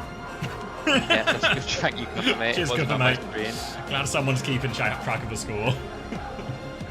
I wonder if there's like, if I can spin a bit of narrative. I know it's not my place. I hope I don't step on any toes here, but I think we said yesterday after the Midtown versus VP, we said maybe Weibo hadn't actually like either prepped or given the white guys the respect they deserve, because it felt like they kind of came in and played a comp which didn't fit. Like it didn't counter what we, because we watched VP, knew they were going to play. I don't know if there's an element here of the same, you know, like we said it at halftime, but we all knew what was going to be played by GK here. This stuff, and it doesn't feel Falcons had anything special planned for it. Maybe they're, you know, overconfidence. Yeah, because I feel like, some kind of put Hambin in, some Juno Diva comp type thing. Yeah. You know, even Sim or something. That's what we always talked about. You know, when Alcad were going to play GK, and it was like, oh, good luck playing Bap Lifeweaver into a Sim and a Diva. From the get-go, players like Kuffer, you know, very emotional back in Champions Clash. Oh yeah, it was a 3-1. 2 of these things were just close together. He's actually predicted the future for us. It's making a difference. Avril, I gotta ask you about the life. On-stage analysis. Why are they doing this? They haven't done this before, right? No. Wait, I want to hear about the Lifeweaver. Hold Everyone on. thinks it's mean, but this is the one team in the world that I can see actually play the Lifeweaver. Remember, the BAP is important as well. More important than that, they had a Lucio Ban here. What does a Lucio Ban do? It protects both those heroes in the support line. It denies the high-speed gameplay that you want to see out of Falcons. Typically, when you look at North America, Team Liquid has faced up against GK a number of times. They played into Lifeweaver BAP a number of times. You might see someone like Tree play towards Hanzo. Great hero for a player named Tree, by the way. That's some... Team Liquid have kind of dealt with this composition in the past, but right now I don't think they've literally never dealt with this composition in the past. They lost grand finals to it. I'm just not sure that's the right hero at all. Johnny, I'm looking at the plays from game number 1, and I was up in the play round with the Gatos Guapos, the handsome cats. They were saying, hey, let's just call the shuttle until this happened. GK takes the second round, they take the third round in the first game, they cancel the shuttle, and they tell me to lock in. How far can this series go? I actually think GK are just lying about the position right now to like close out this series, because they won that control map with the I mean, everything else they've said has been a lie so far too, you know, so... following maps, and there are a bit of a time limit here. There are a lot of maps in the pool that favor Puckett is a pathological liar. If GK Enjoy your 3 get minutes the of right ads, picks, guys. they're in a really good position. The way they closed out that Circuit Real with the Lifeweaver and Baptiste, that was another fantastic performance by GK. I just heard someone yell, get exposed, Falcon. Should we expose Avril? As we show the true height, come on up, Johnny, to the same step. All right, now that we're all on the same playing field, Avril, what should we expect? How do Falcons even this out at 2-2? I mean, Lifeweaver Ban is still available to come on through, so that's always going to be something. Hybrid is still available in the map pool as well, so you may have to start considering that one. But at the moment, you have to consider that Tracer is going to be available. One of the bans that actually did come through early on was the Tracer ban against Proper on map 1. And you saw GK win that map as well. So a lot of the very impactful bans might be gone now against the side of Falcons. One thing they haven't done a lot of is Falcons haven't played too much symmetry yet. We know they can do that. We know that's one of their specialties. They're still hiding it. It might be time to bring it out. We got 2 minutes Wait, I left wasn't here listening. before What the did I say? players retake the stage. Said The Falcons fans are haven't on brought their out feet. It has been a Sim, blast which here is in the one of arena, their and for good specialties reason. yet. So many highlights. If you could pick one I don't of play a the four specialty at all, TPS, no. though, Like, they can who is your play it. I don't think they even played it, did they? They've not shown it. They showed it at the entire tournament, it's gonna LCQ be on proper, maybe the this on the other side, but Esperanza this as well. They particular showed game right it. now, my moan, particularly on that first map, the Venture came up through really well. Yeah, I mean, he clutched an entire fight off a tectonic shock alone. All right, so Johnny, if a Venture comes out, do you think Merrick can handle it? I think it's really difficult for Falcons. Again, I talked about it pregame. My moan on the May and the Venture are going to be the difference makers. And you can see that GK, they're forcing these maps where Venture really excels, right? Circuit Royale, yeah, it was a perfect map because you don't need, Tracer is not going to be played here. And so that forces GK into their comfort. Now, as we look ahead here, Pocket, I actually do think that Falcons, they would be very wise here to pick Blizzard World or something like that. Is 9K dead? I don't think so. I think he always hates doing this type of stuff anyway. I think in the past, a few of them like to give the headset to someone who's more... Which is a really interesting Sparkle. because if we go to map 5, Yeah. GK would get their choice. Rush does the same. I think he gives the headset to someone else. Play the Prophet. I'm going to go ahead and say we're going to a game 5.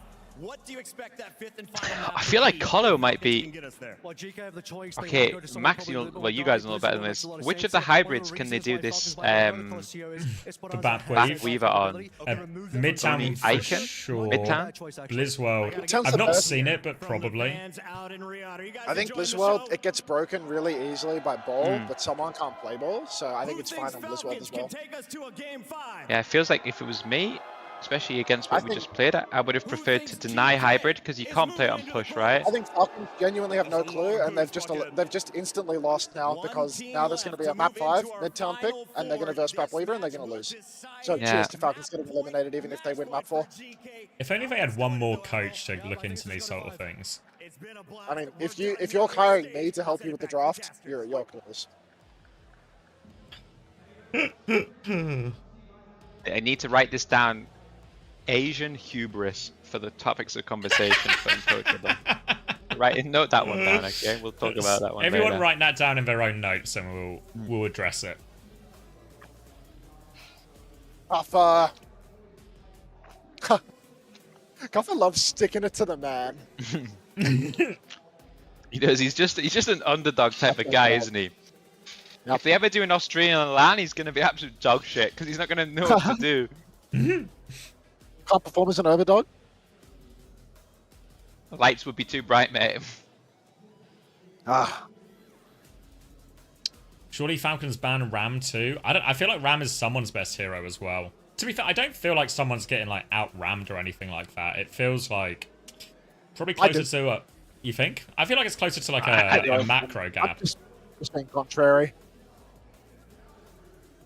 I think it's an Ollie gap. Yeah, I mean on the Weaver, for sure. I mean, he's By a hard mile. carry, no? Yeah. No. Well, yeah. Look at the 4 supports. Who had the most impact on that previous one? Was it the Juno? Was it the Kiri? Was it the Bapple? Was it the Life Weaver? 100%. Weaver, mate. It's Weaver, yeah. NXL Jack, thank you for the tier 1. Welcome to the Parasocial Friends Club. Anyone else want to line my big greedy pocket? Oh, go on, You're just son. chopping it up right now. Oh my god. Oh, is that another one clip? Oh. Yeah. Oh my god, this guy. Taking out you fucking clankers. What did you call me? Kind of really charged when you said that. Yeah.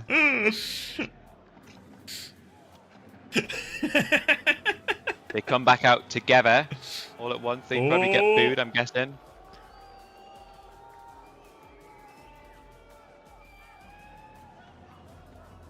I do fear if the Falcons roster loses, they will be tarred and feathered. Apparently, they haven't won any titles yet as well, so it's like really important. Like if to win the club championship, you need to win a title, and Liquid's ahead on club points right now. And you won a few titles. They've won they've won a title in chess. So like Magnus. this is actually really important. Magnus.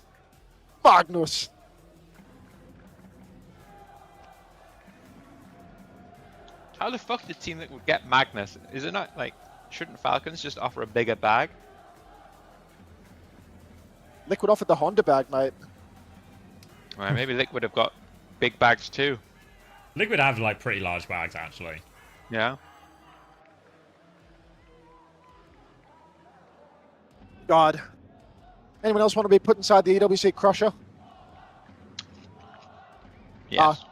I'm told that Falcons have 50,000 different mobile esports teams that will clutch it up. Thank God for mobile esports. Bang bang. The real esports. Bang bang. That's the end of the ML. Thank you very much, Genuine Rage, for the 7 months. Yep, I feel that too, but I won't say it out loud. Do you want Alcad or Twisted Minds to win? Alcad. Yeah, I think I'm Alcad as well. Alcad for sure. I mean, come on.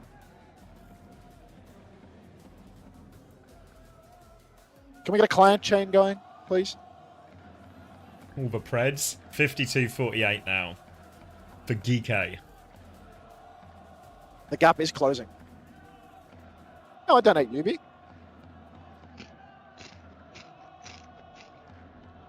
Why don't Falcons buy other orgs? Yeah, that's a good shout, actually. Every player represents Falcons. Pause, but Yeah. Wales not on the stage. That doesn't feel a tech reason, you know? Well, I guess technically Will wasn't there. I mean, technically, right?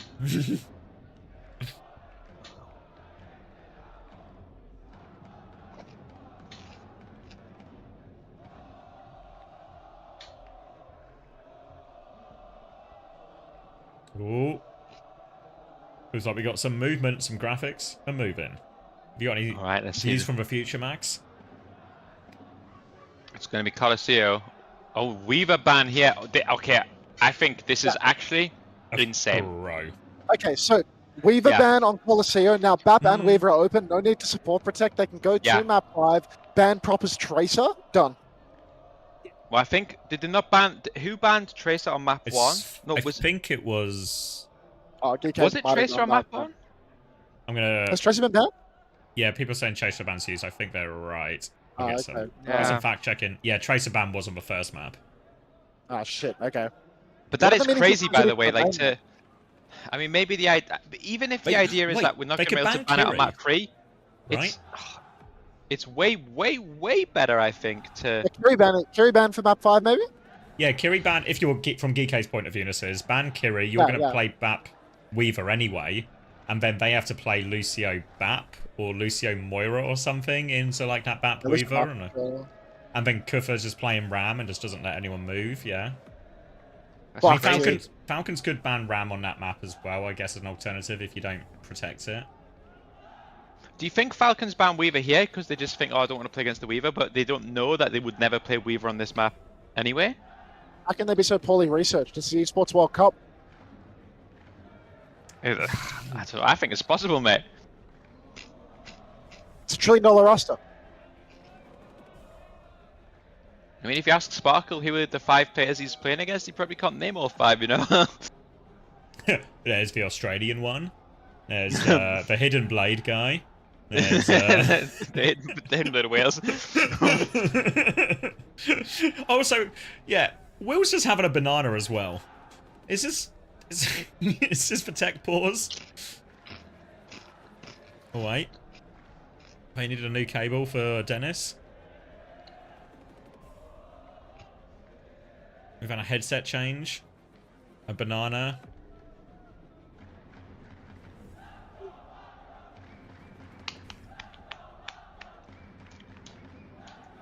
Dennis inspecting the equipment here to make sure it's not a shaky headset. You could read, hello, is it better? He must have been having mic problems.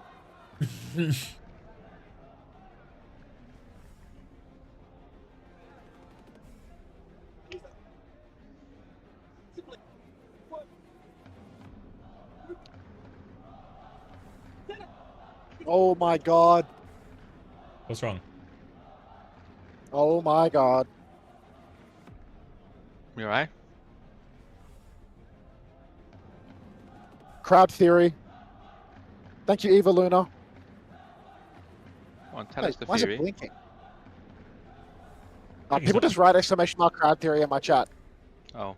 Oh. Yeah. When they're divining, you know? No more matches after this, but I will be rerunning if you want to see anything you missed. Yes!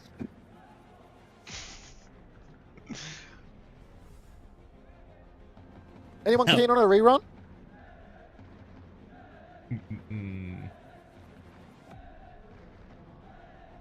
What's wrong, Dr. Suleiman?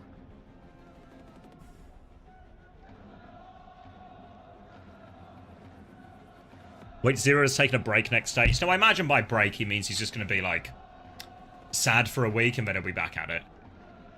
Where does he say he's taking a break? Did he put it in his Discord or something? What's this? No, it was on his tweet. He replied to his tweets. Yeah, but he just says like break, but break is like there's like a month until the stage starts. Yeah. You know? Like let's just take a couple of weeks off, clear my head, come back. Checking his Twitter right now. What does it say? He says,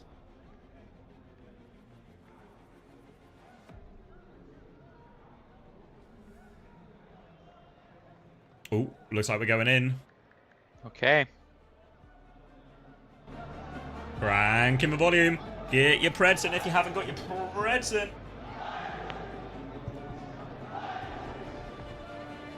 are we in it? I can That four? see Rome. Saudi elimination game? 21. 21? 20. 20 just 19, works. 18. 17. Working.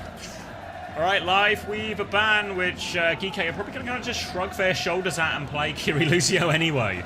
Orisa ban from Geeky, which kind of honestly don't think changes it too much. I think both someone and Kufa would rather play the Ram. Probably eyes on these flex DPS players. Ramon's going to TP out, and does he stick it? Yeah, he's sticking it. He's walked out here. Proper though is playing the Freya. Simli Shakiri versus double hit scan for Falcons. I think Falcons' comp is outrageously susceptible to Sim.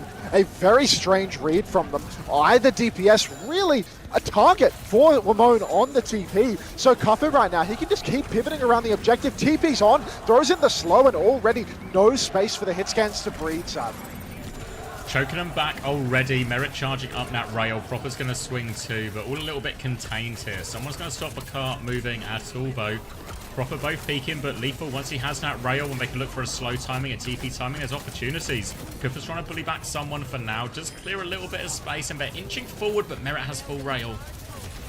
Merit's already got the rail charged up. He swings, but doesn't find the kill. Kufa's been TP'd up onto the high ground, and he's all over Proper right now. Proper, conservative with his skills. He will escape. Kufa's forced to use the form. He will be running away. It's block slop yet again. He's very low, needs help. Ultraviolet falls.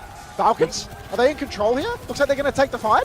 Yeah, Admiral leaping in just to die on point angle now, and they've just sort of bled him out there. Kufa takes too much damage, and then all of a sudden, GK, their resources are split in too many different directions, and Falcons get a chance to set up on the high ground, and also a closer double support ult. Double support out just around the corner here for Team Falcons.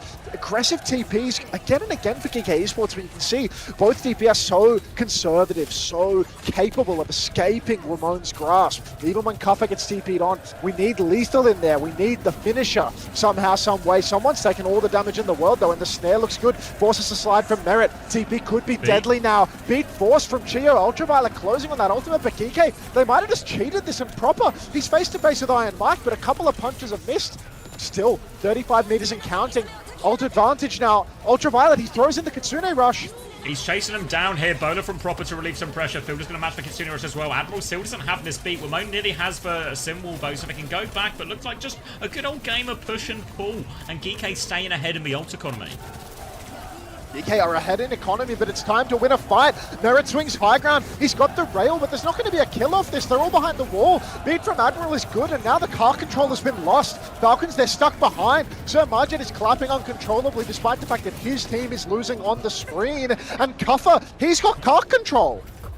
Chance now to take a little bit of position. They can get Proper and Merit maybe off this high ground. That'd be nice for them, but they're just playing slowly from underneath. Maybe going to rely on a TP on this overclock or something to open it up. Lethal's going to pop it early. There's that TP onto the high ground. Amma TP back. Jump shot misses it though from Lethal. Chance now for Falcons to respond with Merit's overclock themselves, and here comes Merit onto the high ground. Someone's had a poppy annihilation. He's so low underneath, but the overclock has relieved the pressure. No, it hasn't. Admiral gets the kill.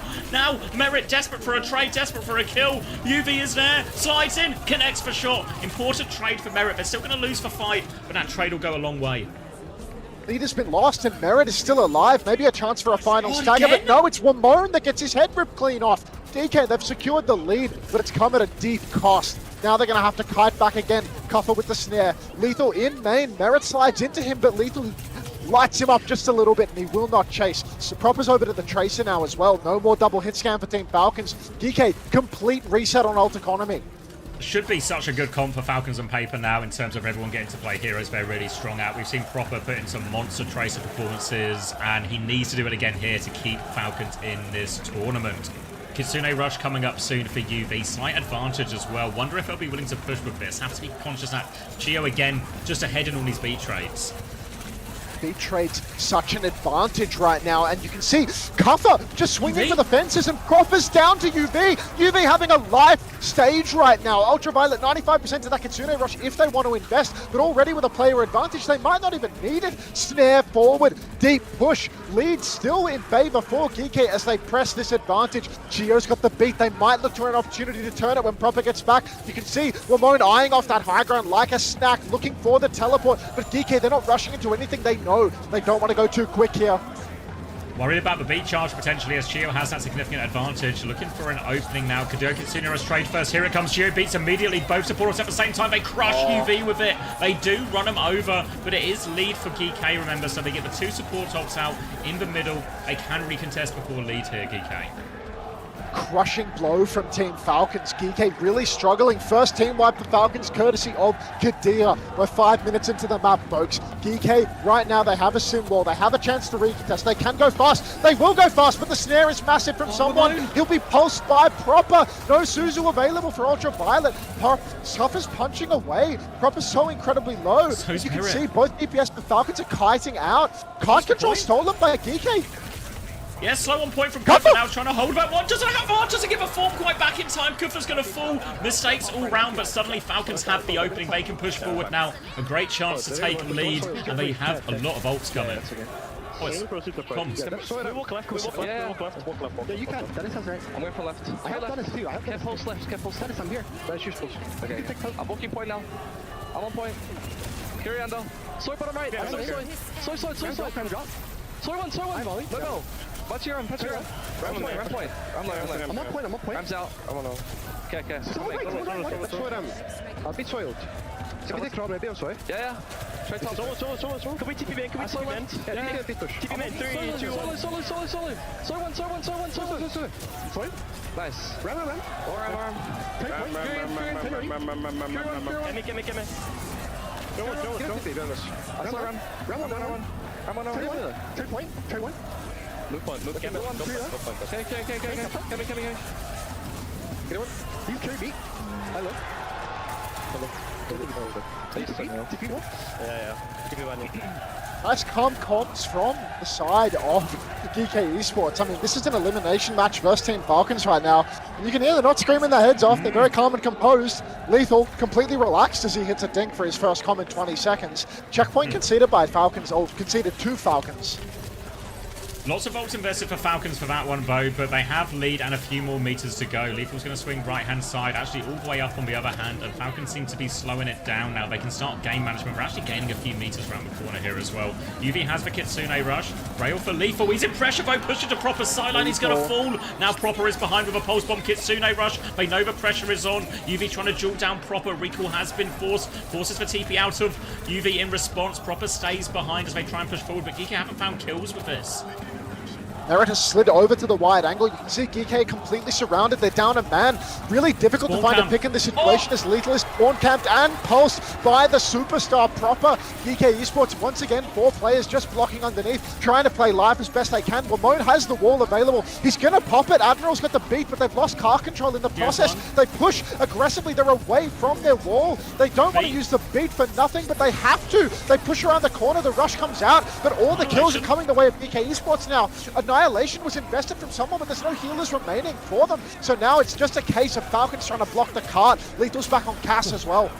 Merit finds 2 trades. Won't be the most consequential as there will be a recontest. They're going to try and kill Proper late if they can as well, but he's got the blinks to get out of trouble. Now playing from behind as we enter the final 2 minutes. Annihilation, Kitsune Rush, all available for Geek.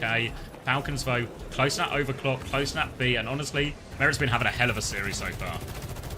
I love this cast swap from Lethal. Just makes things a little bit more difficult for Proper. Chance to contest the Tracer on the side that little bit more. Kitsune Rush for Ultraviolet is available. Beat for Chio in response though. Merit's taken very low very early on, but he will escape the early clutches of danger. Ultraviolet desperately in need of a TP target. He gets away. He throws out the Kitsune Rush. Kuffer's got the Annihilation if need be. He's stuck to the cart right now. The beat comes out from Chio. Push deep. Lethal is in so much trouble. He will fall. Ultraviolet so low, but Kuffer finds a trade. UB goes down. Kuffer soon to follow from the looks of things as GK Esports. They don't have the legs to take this fight. Lamone with a trade onto Proper. Close spawns were disabled, but by the numbers, Falcons are taking this one. Good fight for Falcons, because now they can hold forward with this as well. They'll have Annihilation, they'll have Kitsune Rush, and they've got multiple fights to work with now to close out this map and keep themselves alive here at the Esports World Cup. They can take it on deep, but Lethal, a pick for free, a chance for GK, a sign of life. Another one! Sign of Oh life. my Lethal God. finds two unbelievable scenes from Lethal as he snaps back into the action and takes over. Now he's got a high noon, and I mean, really, this is an opportunity for GK to go the distance right now. They don't have checkpoint yet, but all they need to do is win 2 fights, Xavier. GK TP Lethal up onto the high ground. Proper's behind. Lethal knows it. He's duking it out with the superstar, but Kuffer's underneath. Next TP is going to be timing for GK to flip under. Once they have that symbol available, it will be go time, Xavier. High noon comes out.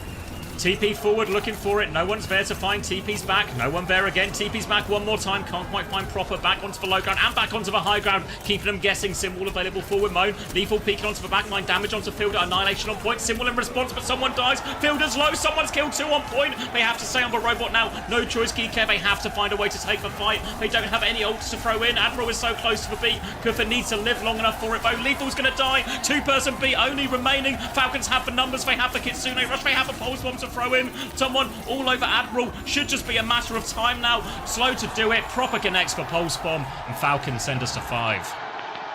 Falcons take us to map 5, but bear in mind, Xavier, we do not have a meaningful support ban left for Hybrid. We really do get to be taken to Midtown, where GK can play their absolute strongest comp, and they don't even need a ban to enable it. If they want, they can ban out that Kiriko. They can ban out whatever they like on this map.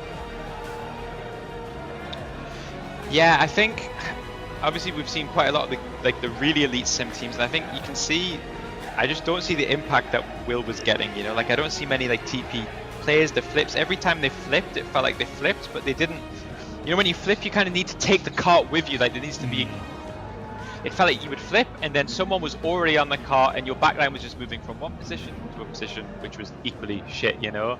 Like at the end there, as they would go in, instead of going for the TP high noon, I really would have liked some like a sim wall and just kind of get everybody underneath and then look to TP high noon once you've got the ability to TP low to high or whatever it ends up being. You can kind of just see they weren't, if you want to be really elite at sim, you need to win 2 or maybe 3 fights a map by just doing some fucking crazy shit with the TP, and I don't think they got that. I was maybe a little bit surprised the one went for the Venture, but like Max said, I think in reality, if we look at how this draft is going, hybrid is where the money, where the cheese might be pulled, to say. Cheese might be grab pulled. a drink and pull some cheese. Yeah. Got to be pulling my cheese right now. I'm not. I think I think Falcons have a Ram ban still.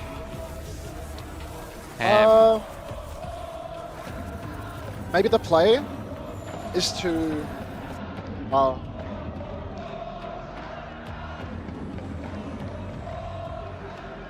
don't know, like the Kiri ban is pretty useful, I think. You would want to ban a tank which is good against your comp, but what can someone even play? Like Hambin comes in and then you kick D.Va out the server, so someone does have to stay in. It's a really quick turnover here. Crowd is up for it though, thankfully. Can you hear them? They're showing them doing all their stuff. I mean, they're a proper crowd this one. They've all got their flags and they're doing their dancing and blah blah blah. Blah blah blah. I'm back.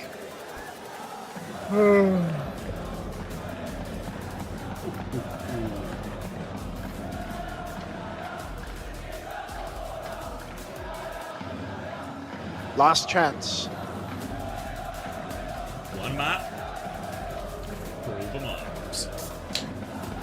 So many marbles are possible right now. It's only 9 o'clock too. Quite an early finish for us all today. Yeah, so happy with that. we got like a banger bookend as well, you know. I mean, the bookend. Shut up. Shut up with the bookend. It's a Ever bookend, since you put me on the studio, you're just insane about these bookends. Just bookend it, mate. I still bookend too much, to be fair. You're right. Everybody loves a bookend. Who doesn't like a bookend? Can I get a 1 in chat if you like a bookend? Can I get a 1 minute ad break? Yeah, sure. Why not? Give the people what they want, Max. Some ad birds. Hey, Hunter, can you start Preds? Absolutely not. Blizzard World. Wow. I've seen a Korean team lose on Blizzard World today in a map 5. Wait, Weaver just got... Yeah, I think that was a they were last graphical match back, error, yeah. sadly. It's a little production errre. Well, they're Maybe allowed Falcons, one. being the club champions, they get to use the same bans twice. Woke, thank you for the prime. Run from the ads. Exactly right. Welcome back.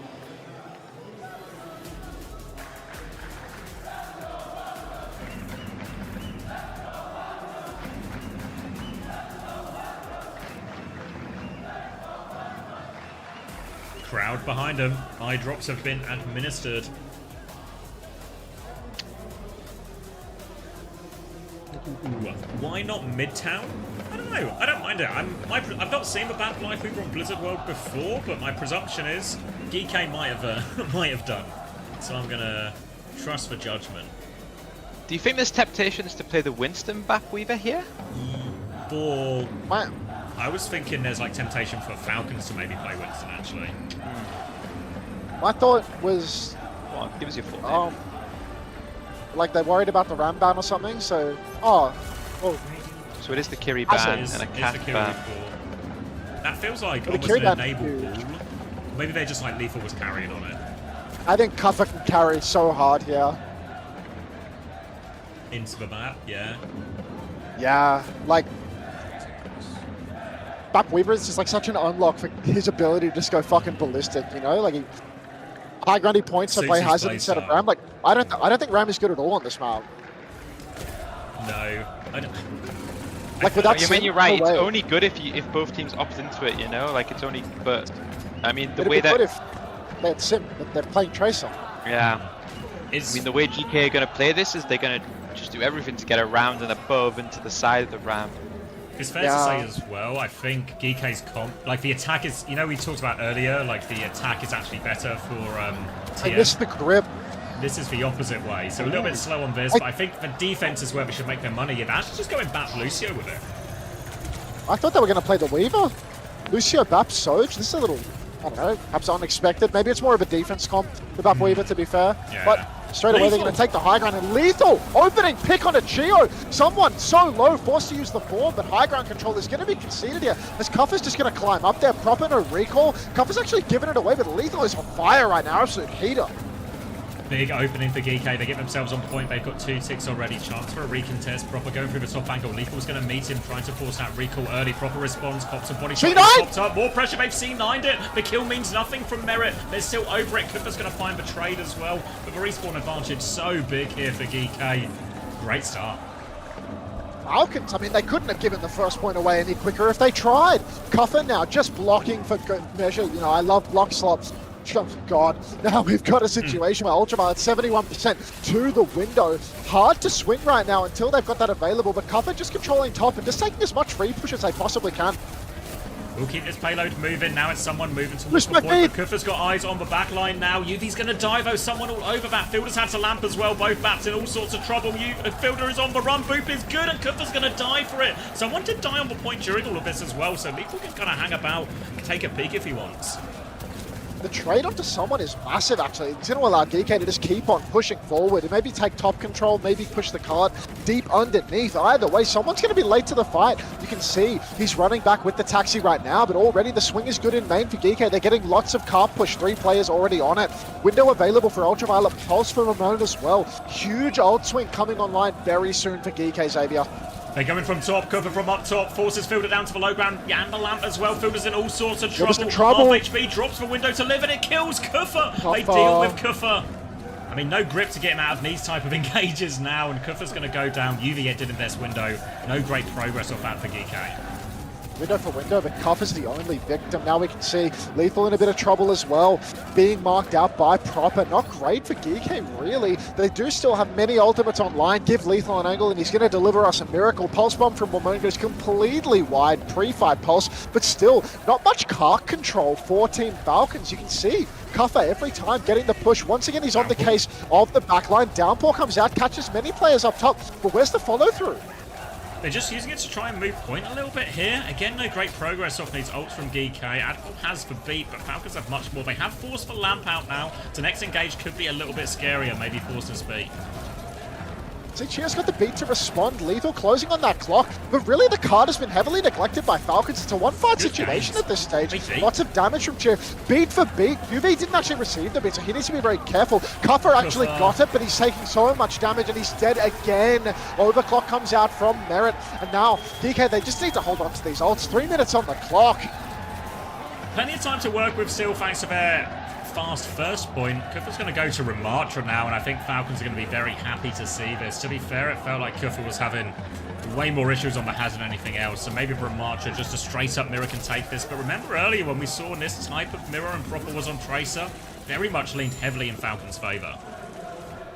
Falcons really in a position to make it hard for GK. You can see the push from Kuffa up top, instant ram timing, form going forward, but he cannot step.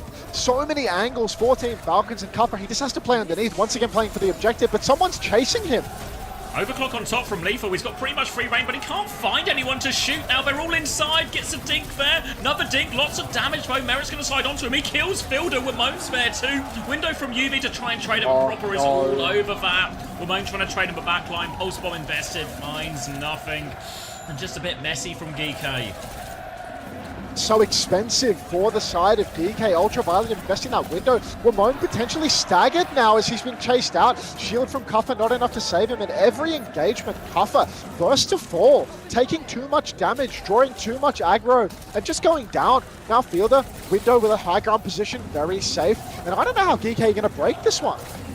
It's awkward for him, no ults for a long time too. Proper's had his recall forces Admiral tries to get them that pressure off his back. And Wamone is underneath here, he's blinking for a high ground, forced out, no recall on either Tracer as Wamone regroups with his team. They're trying to get underneath into the payload. Admiral and UV on the high ground, Proper's there, has his recall back to keep pressuring. Just a game of poking right now, but Falcon's happy to let the clock run down. See, I mean, it's already only in a minute and a half remaining, and a big ult advantage. UV skylining with that jump. He's caught by the snare, and now both backliners are stuck behind the pillar. A rock, a hard place, and a window. As GK Esports reports, they disappear. Now, again, cart stolen for a couple of inches, but it's not enough to win them the map, nor the point. This trade onto Fielder means naught. And GK Esports, do or die. Do or die, all of a sudden down to a minute. It was, what was it, 5.5 minutes when we started in a second point, and all of a sudden there's nothing left.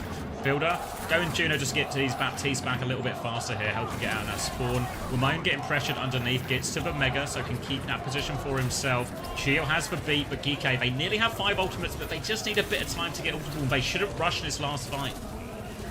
One last chance. Really, Lethal needs to get a good overclock after the beats are traded. You can see once again, Wamone underneath, touching the card, drawing Proper down. Kuffa just going block for block. Overclock out from Merit. Beat not available for Admiral. And GK, they're falling by the wayside. This could be the last fight if they're not careful. Kuffa, he's going to go down. Ultraviolet and Admiral, they need to kite. They need to play for Wamone's desperate touch here. Oh, GK have the ults to win the next fight, but they need to get the touch. Can they get through cleanly? Can they even get the touch at all? Someone is camping out. Admiral has to beat 9 HP. Ajaxes, they can't get the touch. No hope. Lethal's running forward. No one's there. Kufa pops the annihilation. Somebody is on point. It must be UV. He's windowed for it. He's booped out of his lamp. Chio shuts that one down. Kufa's annihilation will expire. He can't touch. Oh. It's so easy from my comfy desk here, but I have to flame everybody in. I don't know. Maybe this is one of those where Gultek is pulling his hair out, because why do we pick Blizzard World if we're just going to take this mirror? You know, why are we picking a map where we're playing Tracer mirrors, where, you know, our success came on Venture mirrors, or when we can play Back Weaver? It feels really bad. Like, Kuffa is just He's going way too fucking hard on the Hazard. Like every single time the step was right. Backline takes a high ground, Kuffa jumps, face some sort of space fine. Kuffa was just... Wally, defense Weaver, win it all, surely. Has to be. It's the only way, like... If I see them on Lucio back Tracer, then it's absolutely cooked for sure. But this is one of those where, to be honest, even when they were on the Hazard, their comp was winning. Yeah, I mean, the reason the Hazard comp wasn't working was it just felt more like Kuffa, like, so far in these. No way. With the Aramco side swap, Admiral's still on Lucio. Oh. Why is Aramco even bothering sponsoring this event? Of money. They're gonna do this. Aramco's money. Have some respect. Sorry, Aramco. Where's the cheese? Where is the cheese? I really think the Hazard was the right choice. You just have to slow things down. Like they were doing good force point with Hazard Tracer, jump up, bop, jump down, bop, like and then force a lamp, keep doing that. Oh, but it was like, can't I just show the marbles. All right, come on, boys. Come on. Blizzard World not always straightforward to attack either, as we kind of saw there from the GK's troubles. Going to be very much the same comps from Falcons. Going to be an early lamp force, and Builder's just dead actually. Easy one for Wimone, and Falcons have to leave as quickly as they enter. Another slash to force for recall, and back to the Choco Falcons. Falcons backed up to the choke. Merritt's stuck inside right now. Kuffa's boxing him in. He slid out into main, but Kuffa's on the case. Now he just needs to make sure that he doesn't go down to proper backshotting him. But DK already a nice 30 seconds off the clock and a couple of kills. Merritt backspawned. Fielder poking his way up to an ultimate 20%. Slow burn for the skip. Trying to make their way through now. Gio does have a slight beat advantage, as he so often seems to do in these opening fights. Merritt's coming through left-hand side to force Kuffa back now. Remember, Falcons did a really good job of clearing the Hazard all the way back on that New Junk City. They're going to try and do the same with this form timing, but someone's peeking into a lot of angles, so he is just repelled for now, and Lethal takes a more aggressive position. Someone already forced to back up. No form timing available. He's going to step with the shield. DK, they've lost a bit of space here, but look at this swing timing from Lethal. Crucially misses that shot, which is once again going to allow Falcons to step. Fielder on the high ground, dodging another rail. Proper is right above Lethal here, so he's got to be very careful. In any time now, there could be a swing, but Fielder forced to land by Lethal's wide angle. Lethal going deep, and the Proper's in his face, though he has to side away. Doesn't get the help. Merritt hits the lamp. It's just too late. Or maybe just round the wrong side of that room. Now Kuffa's going to go in. He's going to fall too. No. Ramon gets a late trade. UV is still battling around. UV kills Fielder, actually. He dies on point 2. Ramon died, though. I don't know if there's a recontest here. I don't think so. There's 3 players on cart. It's going to be too difficult. Admiral would have to commit suicide just to do it. 2 minutes on the clock right now. It's going to become almost 5. 4 minutes, 37 seconds for Falcons to close this one out. There's a window available. There's a downpour for Kuffa. But jeez, would have liked to bleed more time off the clock if you're DK. Yeah, really tough here, but they at least have even ult more or less going into this, even a slight over-the-clock advantage for what it's worth. Just be careful about that beat gap. Ramon's going to be forced back now. Proper's trying to bully him out of position. Someone half HP on the point. Kuffa's quite far away at the moment. They're going to try and close the distance a little bit. Kuffa puts the wall there just to try and take this poke trade. Window into the back line. Slide backwards from Merritt. They've been repelled. Wall there as well. Downpour. Kuffa just nails Fielder. Big kill for him. Player advantage. Lethal's getting pocketed in the back. And GK, window for window, they can stabilize. Downpour from Kuffa's good. The slash is good as well. Merritt going for the death. As now GK once again in a position to actually spawn camp and make this retake really tough for Falcons. They're pushed up into this corner. And really with GK bearing down from above, Falcons, it's so hard to step. Kuffa is in so deep. Wall to boot back Merritt. Now Annihilation in the front. Beat from Gio. He gets Lamb to make sure it goes off. Admiral gets a later beat in. The Lethal win with the overclock. Fielder's taken so much damage but gets inside. Someone is isolated though. He's so low.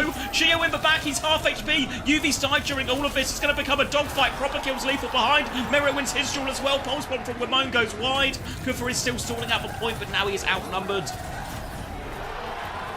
Kuffa's got to die on cart. He will just... Oh, Ramon looks to be getting that block. And, Fielder just survives, gets the shift off. 3 minutes on the clock now. No ultimates remain for GK. This is do or die. There's an overclock for Merritt and a huge wide angle to deal with it. So really, this is as tough as it could possibly be for GK Esports. Ramon sneaking underneath. There's only 1 fight remaining. If they lose this one, that will be the map. And Ramon's already been bullied out by Proper. On the back foot, Kuffa is lurking above, but Falcons are playing in these inside areas. Difficult for Kuffa to isolate them. They're looking for it, but Ramon's been forced back, as has Kuffa, and someone will keep nudging that point forward. Merritt's going high ground now. He has the overclock. He pops it. Overclock comes out, he's on high ground, Cuffer marks him out, he's blocking for dear life, but he does not find the kill. Pulsebomb comes out from Proper, finds nothing, Ultraviolet so low. Cuffer, he's on the brink of death though, he needs help from UV. 2 ultimates just around the corner and Cuffer goes down to the window. We need a touch for Geeky, Chio's down. Oh, window available for Ultraviolet, but Ramon needs the touch. Admiral falls, and it's going to be a cap for Falcons.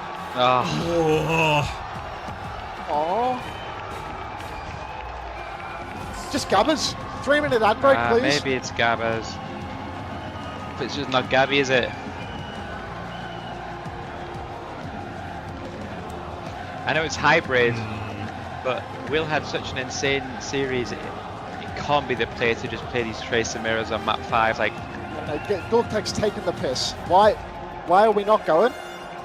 Why are we not going to fucking Midtown, ban Sim, Midtown, ban Kiri, something like that? The map was fine, right? Just play back Weaver, you know? Like, it's... I mean, the thing is... really fine there. No, see, my feeling is if you go to the start of the attack, they roll out on back Weaver, and then someone makes the call to go back. Do you know what I mean? Oh, he's hit the Sui. Oh, cameraman just missed the Sui. Like, I feel like a player made a call. Someone through the fucking series. Yeah, once Gultek, it's taken out of his hands because they roll out on it, you know, and then they go back and they swap and then they swap and then someone makes that decision.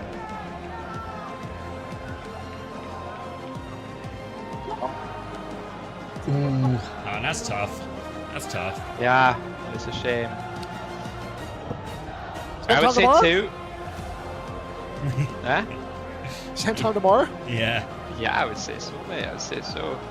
I feel one thing to say before we go on, like that look from Falcons on that map, that's pretty shit, by the way, just to be honest. Like, if that's their only strat for Blizzard World, is just to play Ram Tracer, I swear a team with someone like Donghack's gonna eat that shit up. From Team Falcons, who just locked their T1's good for it. Spot. Yeah. Let's talk about how you got it done. This was not a clean affair, mind you. There were a lot of moments where Cuffer's very upset had in the to exit leave, interview. and they made you bleed. They made you sweat. What made it so close? Yeah, because I think Manky Mansus asked, how are we molding about Geeko going map 5? It's because it was really on for them, you know? Yeah, like, it was. It's still a fine tournament for Geeko, really, but this series was really winnable. 또 치열한 승부를 펼치면서 가까스로 승리를 하셨어요. 그래서 이렇게까지 That's so sad for GK가 Cuffer, I feel bad. 팔콘스를 몰아붙일 거라고 생각을 하셨는지, 그리고 만약에 I'm gonna go. GK가 Alright, mate, take it easy. 어떤 Enjoy your 점에서 reruns. 좀 팔콘스에게 좀 See you tomorrow. 어려움을 선사했는지 궁금해요. 혹시나 뭐 되게 비메타적인 픽들을 좀 선보여서 그게 좀 대응이 좀 어려웠는지 그런 것들이 좀 굉장히 궁금하네요.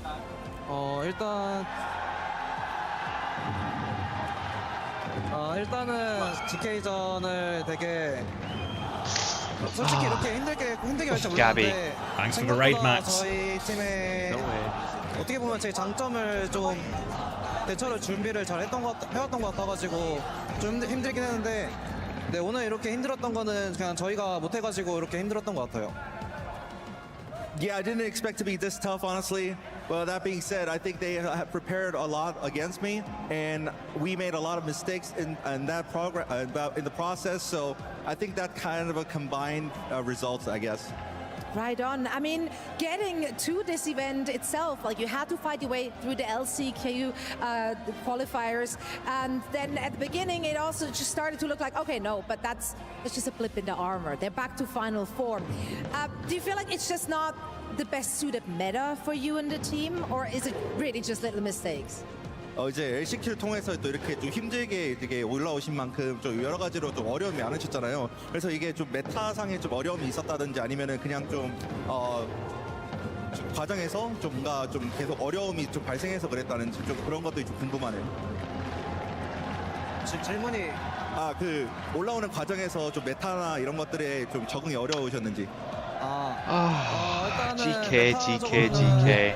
저희 팀이 LCQ 때부터 좀 파악을 잘했던 것 같아가지고 메타 파악은 저희 팀이 제일 잘한 것 같고, 네, 오늘 좀 힘들었던 부분들을 다시 보완해가면서 내일 경기 준비 잘해야 될 것 같아요. Yeah, obviously, in the meta picks, I think we kind of prepared well, but I think overall we made a lot of mistakes in the process. So what we'll try to do is actually fix those mistakes and try to be stronger. Shout from Proper. What we're actually going to try and do here is we're going to try and fix a few of those mistakes. Write that down. Write that down, guys. What was my top 3? It was TM. Alcad. Did I say Crazy Raccoon or T1? CR, right? I thought you said TM, T1 Crazy Raccoon. T1이랑 할 때 이제 제가 전에 대회에서 못 뛰어가지고 그때 이제 제스트 씨가 트레이서 폼이 막 제일 좋다 이렇게 말을 했는데 내일 한번 저랑 해보죠. Well, yeah, we'll obviously fix our mistake, but that being said, when we faced T1 last time, I wasn't there, but everybody says Zest is the best tracer, but let's see who's the best tracer. Everyone says Zest is nobody says that, Proper. Grow up.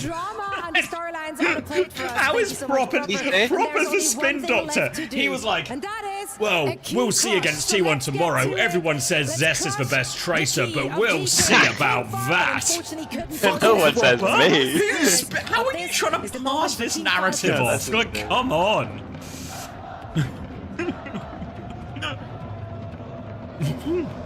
Yeah, it's sort of saying many people. It's a proper many people are saying this. Many people are saying Zest is the best tracer. There's no way. Hilarium, fucking proof. Show me, mate. I swear I've said no one has talked about Zest Tracer this highly as like best in the world. Come on. Alright. Rush it.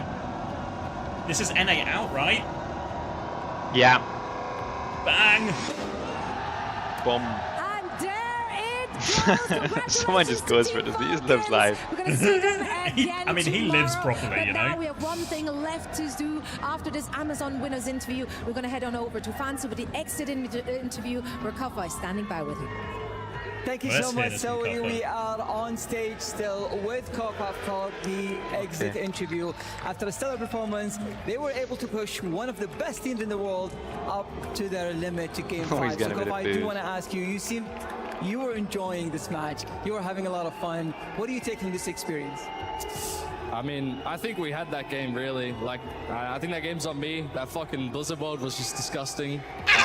You know, that's something I'm gonna, to be fair, mate. Look back on a million times. Respect for saying my team for letting us down, but fuck, those guys, I don't know. They're like a super team. I think we did good to go that far.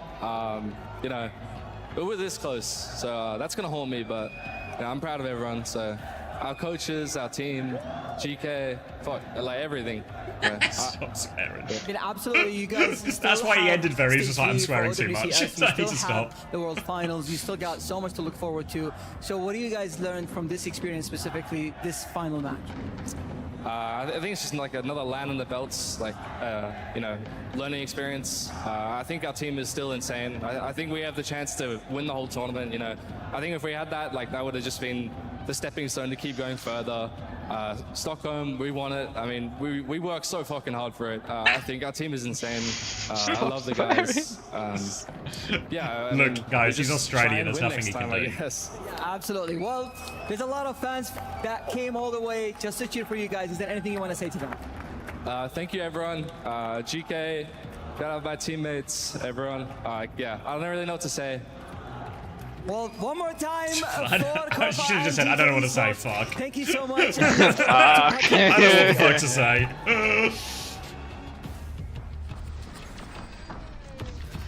Oh, the interview what a was day, though, so much. You're right. Yeah, the interview was. This guy.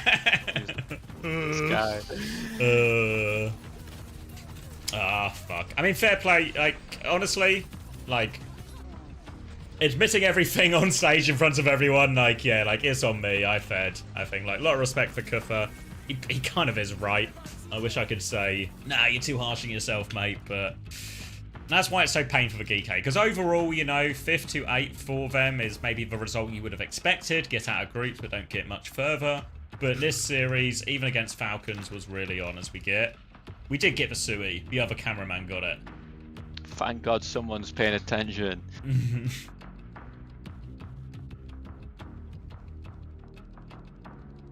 So that means we're going to get 2 It's NA versus, I mean, EU versus Korea matches, one for third place, one for first place.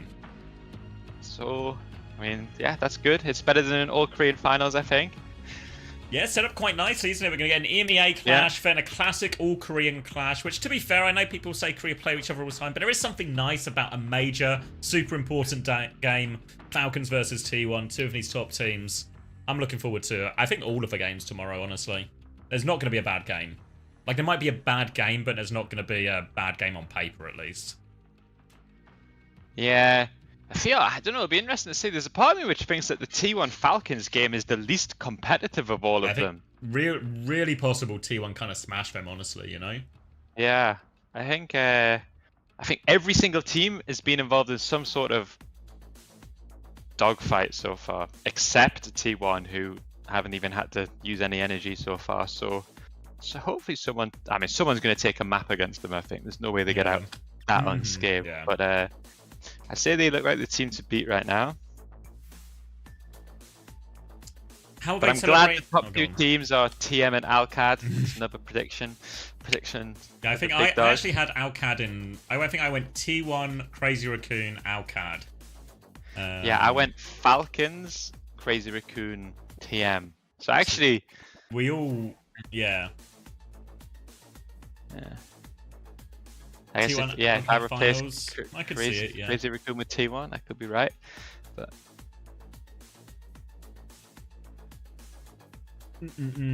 why are they celebrating so hard after beating GK? Because it was a dogfight. Like you watch that series, you're fucking pumped to win it if you're Falcons, you know? Like, have you...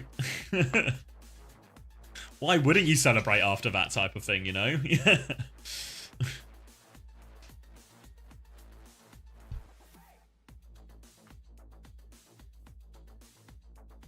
Alright, then I think I'll also call it a day. How do I do slash raid? Slash wait. Yeah, I'm gonna rerun. Wait, do I have to put you in little brackets to raid you? I don't know. I normally just do it through clicking the buttons. I do it the old-fashioned way. How do I click? Let's see. There should be like a little umbrella kind of looking thing that's raid. Oh yeah, I gotcha. I'm gonna click the button, mate. That's how I do it, you know.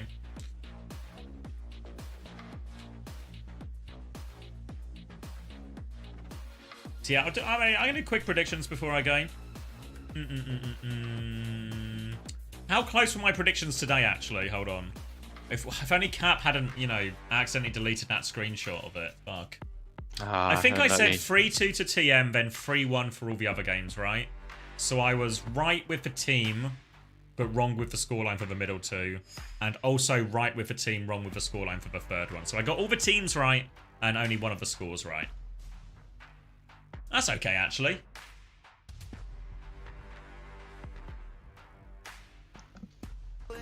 Oh, thanks, Chrissy. Appreciate the raid. My pleasure, mate.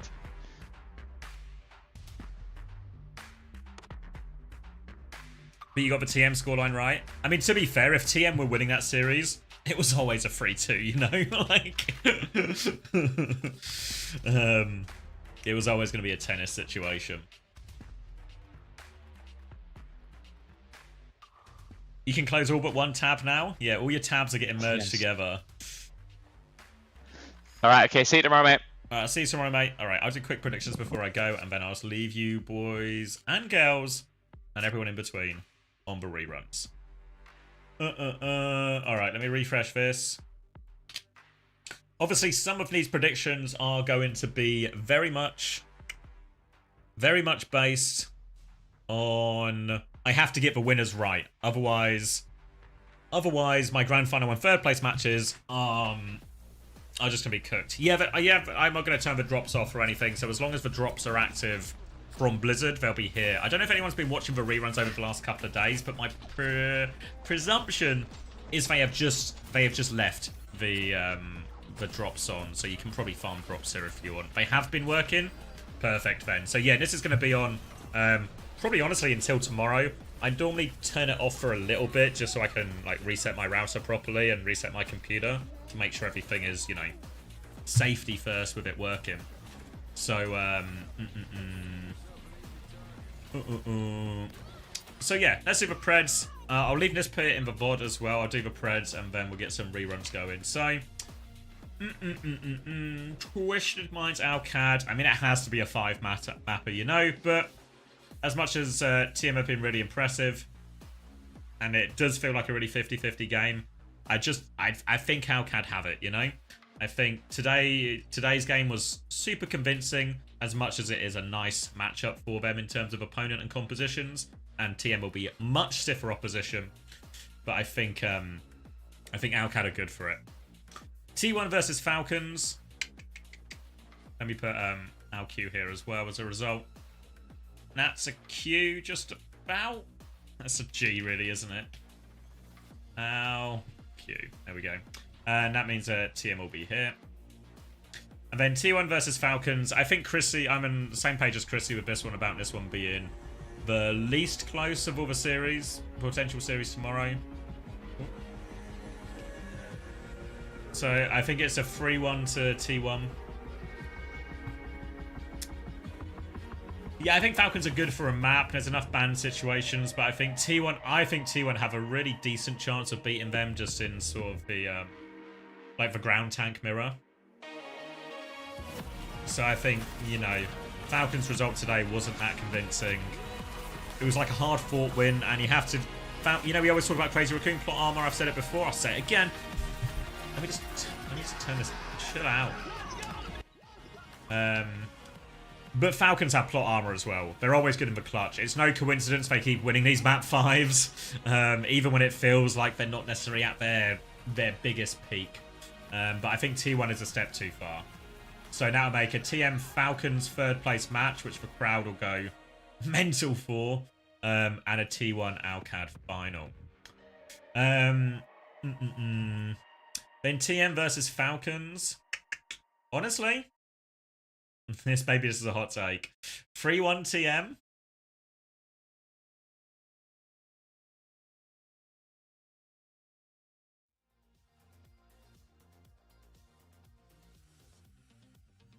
Was this Lip's last tourney? No. Would love that.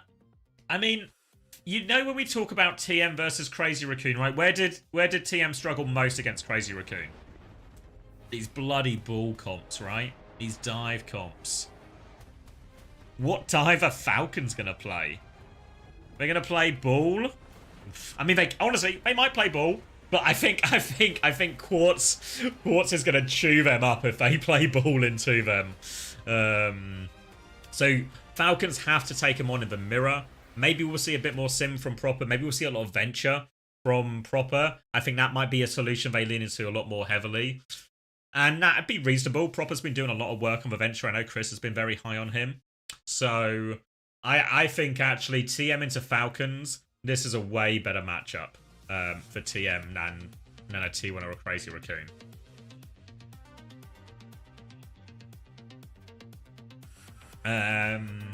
Which leaves, obviously, Alcad versus T1.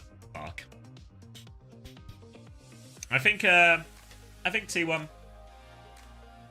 I think T1 will win it. I mean, obviously, I'm going to be rooting for Alcad. You know, closer to my heart. But but I think I have to go for T1. Maybe it's like a 4-2 or something. You know, Alcad. I think Alcad can beat him, especially because Donghack prefers Orisa to Ram. I think Donghack will play Ram into the sim, but yeah, I think it's really close.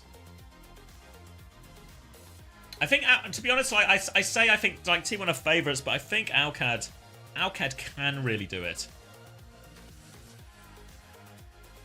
What will be really exciting, presuming if T1 win that series as well, it means we're going to get a new major champion no matter what as well.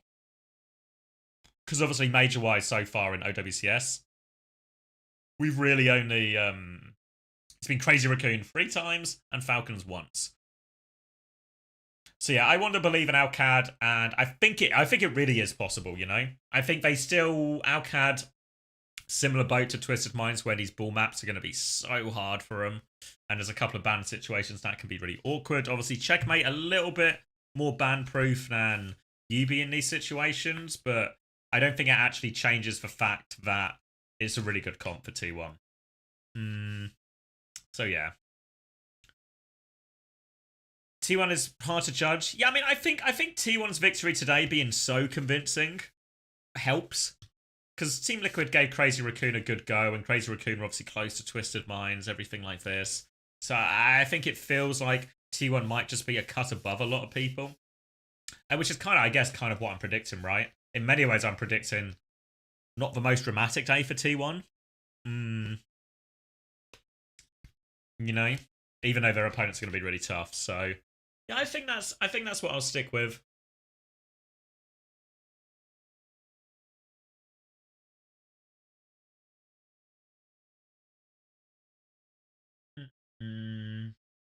T1's having... I mean, I don't think it was like a horrible series. It was a horrible Colosseo for sure. I don't think it was a horrible series necessarily. All of Team Liquid were just...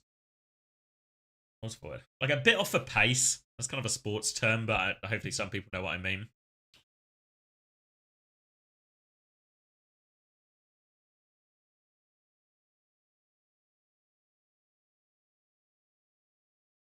So what you're saying is CC coming with a metal chair? Exactly, yeah, you got me. So yeah, China out first of the major regions, then North America. And EMEA and Korea are going all the way no matter what. Did you see the UV tweet? Not that I remember.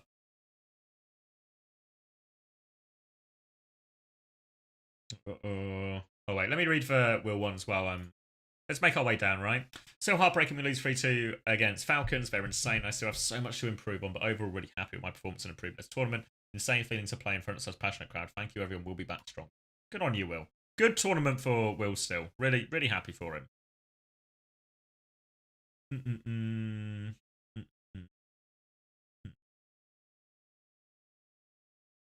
This loss is on me 1000%. So proud of everyone else for stepping up. My bad.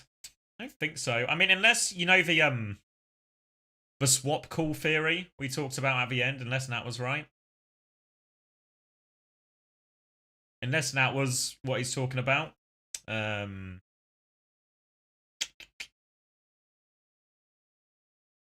Yeah, if he called off a Life Weaver comp, that's like a, you know... I mean, to be fair as well, like, Kufa made the most egregious errors. Maybe there was a comp swap call as well, and that affected things, but everyone just didn't it didn't feel like... Did anyone have a good Blizzard World from GK?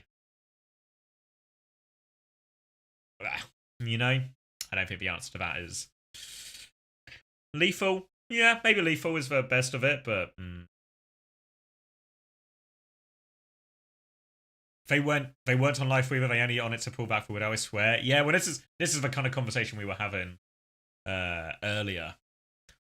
I believe in GK. Fuck you, BP.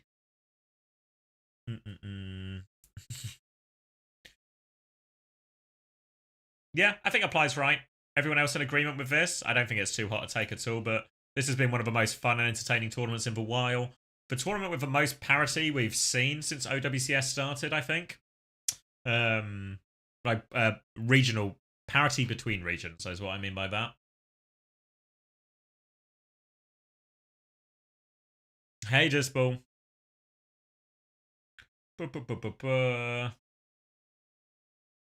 Really poor showing from Gerson by me. You're alright, Infected, mate.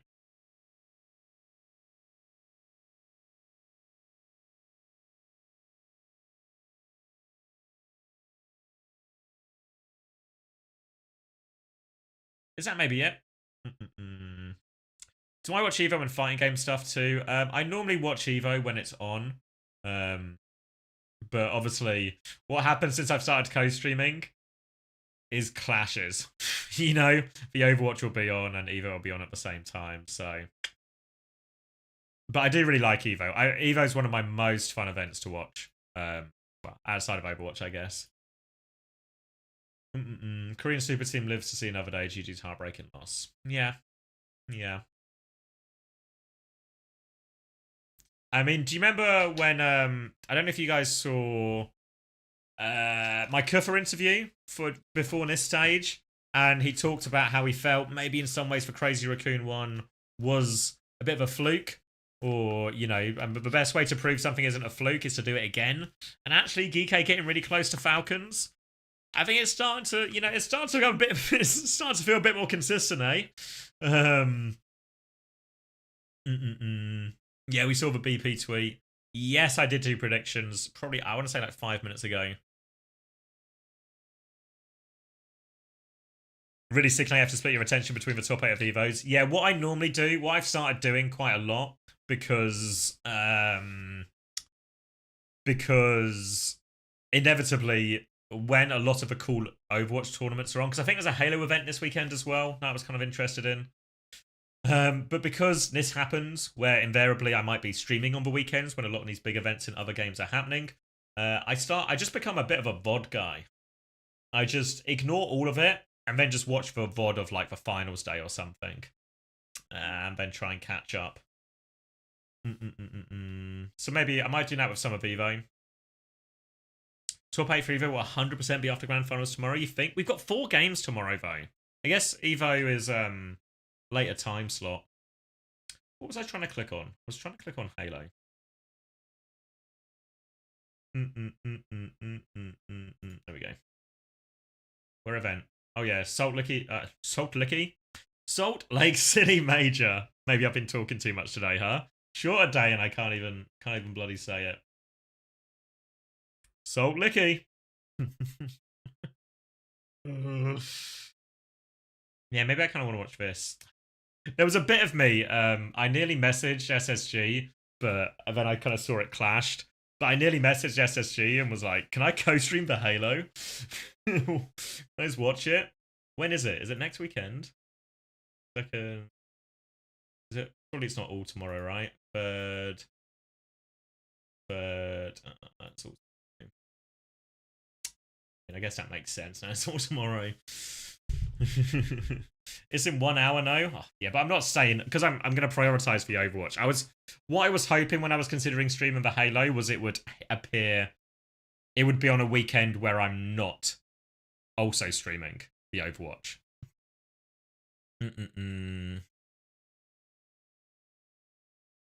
Why does EU struggle so much with dive meta when Sim is basically like mini dives? I think it's not as simple as sort of a playstyle difference. I think a lot of it just comes down to comfort heroes. What's a good way to illustrate it, right? So if you watch, I'm trying to think of a good example, but if you watch, I don't know, Dong Hack on Winston, and I think Gushua even said it in one of his interviews, right? Where he was like, basically white people don't know how to play Winston. That's not a direct quote, but the West don't know how to play Winston. That's why they can't play the hero, etc. It's just individual strength on the heroes. Gushue makes Winston look possible in areas lots of other teams struggle to, in the same way Yubi can make Sim look possible in lots of areas that other teams would struggle to, and maybe even Landon on BAP or something is a good example of this, right? You could just make it, it's all about, I think, individual strength and comfort on heroes, and then all of a sudden the power level goes up. And that's why I think increasingly we're seeing more and more varied metas once we actually get to it. I know we go through periods, especially in the regional WCS, where everyone's kind of playing the same comps, but I think more often when we get to these big inter-regional, international tournaments, inter-regional is a better word for it, but inter-regional tournaments, we see way more comp diversity. You know, like somebody said it in chat earlier, sorry, I've forgotten the name, but was it the Circuit Royale earlier where it was 10 different heroes in play? And I think this is just a lot of teams playing into their strengths a lot. And that's good to see. I think it makes sense for teams. Obviously, it's what we ended up doing on London, more through lack of other options than anything else, if I'm being honest, but it paid off. Why does Halo get double limb, but Overwatch gets GSL into single? I mean, this is just for Salt Lake City Major. This has nothing to do with the Esports World Cup. I mean, Halo only gets like 3 majors a year, and they get like quite big brackets. But also, Halo has the advantage that the majority of their player base is American based, and a lot of them, and then European is probably the next most common, which means the cost to fly people isn't as much. Basically, like if I go to show you the rosters, I think we're gonna see American, 1 French, American, Canadian, Canadian, American, American, American, American, 1 European team here, right? American, American, 1 mostly French team with a Dutch guy. Is this Mexican? 1 Australian team, a second Mexican team. But as you can see, these are all there's no big costs on the flight tiers. Yeah, most teams are a lot more local. So that's probably part of the reason. And it's a dedicated event just for Halo 2.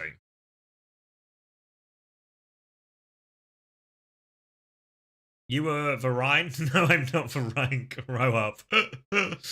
I'm the coach. What are you saying, Seven? Sim has met for the first time in 10 years. It was 2 years ago. There is 1 dive map. There's multiple dive maps. We've seen that. 3 bans before map. That's not true. 4 single limb. Sure, that's true. Winston weakest he's ever been. Anna and Brig aren't good for some reason. Whole crowd. This is obviously rage bait. Whole crowd against them. All I'm saying, Sony. Yeah, is it rage bait?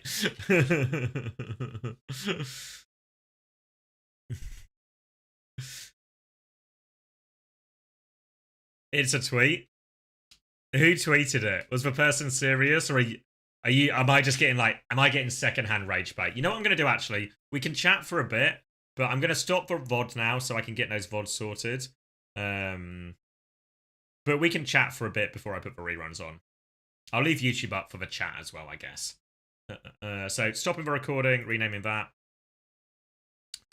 So I'll get these individual VODs loaded up, but if you did miss any action, I'm going to rerun it after we chat for a bit, and obviously go into the VOD will be on the YouTube as well. So let me just rename this before I forget. Falcons versus DK. Let me top up my drink, and then we can keep talking for a bit. Should we do a bit of a Reddit review or something? Kind of finished a bit earlier, so I'm happy to stream for a little bit. They replied to their own tweet saying it was rage bait. Yeah, you know what? I've got some opinions on rage bait when we come back, which I guess ironically might mean that I've been rage baited, but I've got some opinions on rage bait. So let me leave you. I don't know if we've got anything in the background.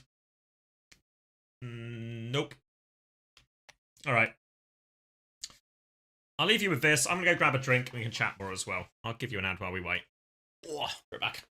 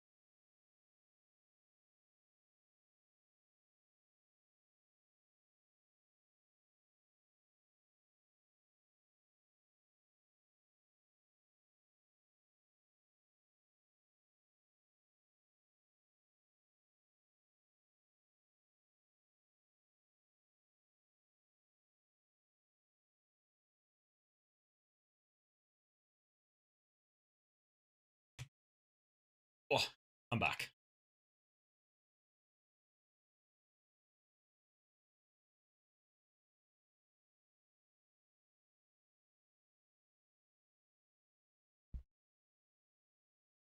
What are we chatting about? Am I the only one who actually... Oh, I was going to talk about Rage Bait, wasn't I? Yeah, I mean... I feel like it's such a cop-out. That's what I feel about Rage Bait. It's just a cop-out of a real and genuine opinion. You know, like, it feels like it's become too common now and everyone's just, you know, trying to wind each other up, and it's kind of like, okay. Rather than just actually have a conversation. Like, I'm not inherently against it, but it's... like, if it's funny, okay? If something's funny, then it's always worth a joke. But it has this nice emote. It does have a nice emote, you're right. But, people say their opinions then hide. Yeah, I think 100% there's a certain proportion where people just use it as a cop-out if they say an opinion and it doesn't go down as well as they hope. Now they just, oh, I was just joking. But I think also you get an absence of real conversation. It feels like Rage Bait has replaced real conversation. Not everywhere, but in very much on the internet.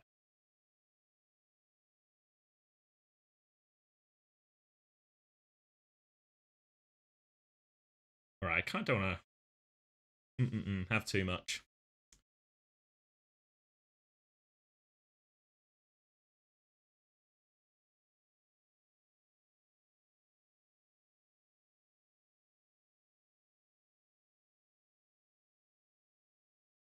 Do you think Falcons can beat T1? No, is the long and short of it. Should we see the Reddit reaction to that? I don't know if there's... Oh yeah, response to... Oh, it's me! Alright, let's open that one. Oh, but this was for ranking of partner skins. Let's open that one. TF2 versus Overwatch was exactly halfway. TF2 was exactly halfway in TF2's life. 9 years old in 2016. That was 9 years ago. Oh, that's... Oh, I'm not on the competitive Overwatch subreddit, that's why. That's why. It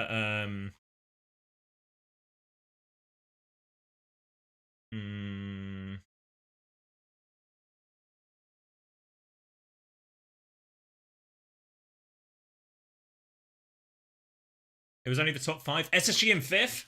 Bang. Good job, everyone. Good job.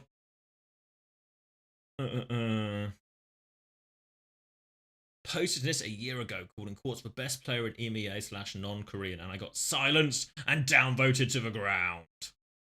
Should we open that one? That one feels like bait.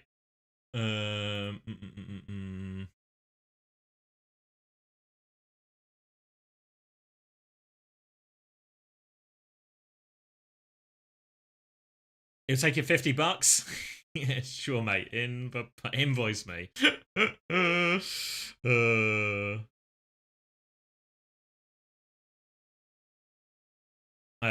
else do I want to open? Which ones haven't we watched? Ooh. What around? Wait, am I in the official? What's this? Why is my stream listed here? I mean, this is a good thing, right? Is this the official Reddit thread? Wait, am I major?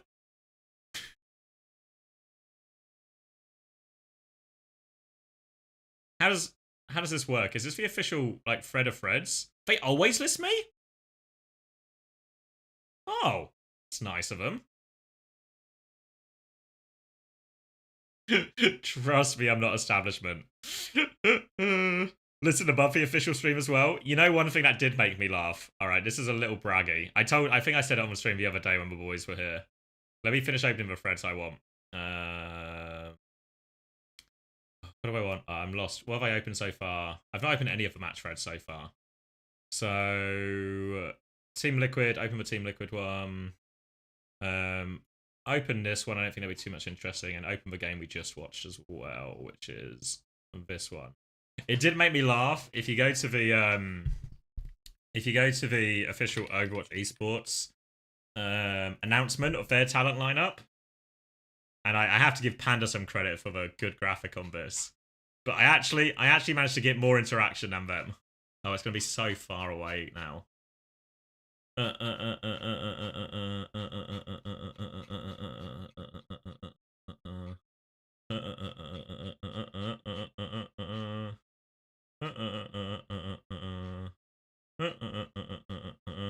Day one.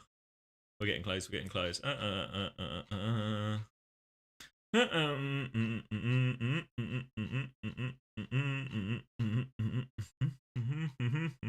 Here we go. Fuck. So they got 458 likes for their talent announcement. But then, little old me, yes, more likes. That's, you know, and Twitter likes, everyone knows this is everything, right? Everyone knows this is everything. So maybe we have made it. Maybe we finally made it. I did my part. Thank you, Eggs. Establishment toppled. Got him. And close that now. Wait, let me do a trades update. Right, leaderboard. Oh, Juby? Wait. Shiro on top. Oh, wait, isn't this bug? These are just like $4 odd, right? It's just because everyone's got their money invested. The market's been heavily manipulated. The system's broken. Wait, where am I? Wait, jump to my position. 29th? But I've got so much money. I don't super understand how this works. To just full disclosure, I don't super understand how this works.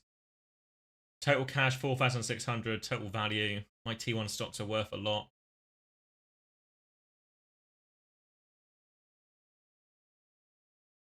Huge at 476. Yeah, like the first couple of days I was like, I got like 180% and then like 140% or something. So I was like going quite well. Everyone decided to see how much could be broken. I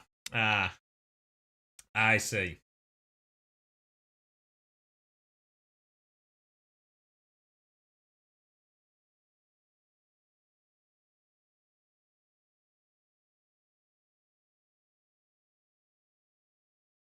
Okay. All right. Well, that's less exciting then.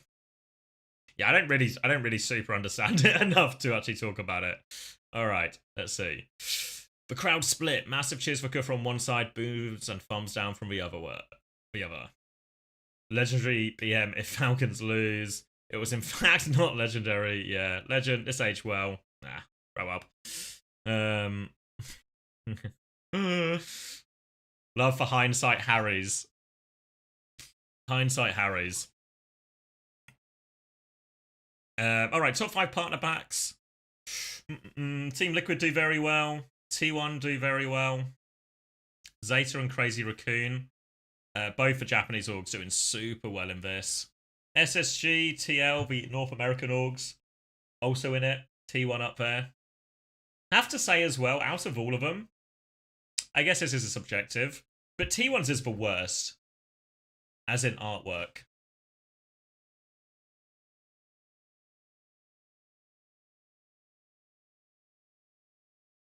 So maybe T1 is just carried by popularity.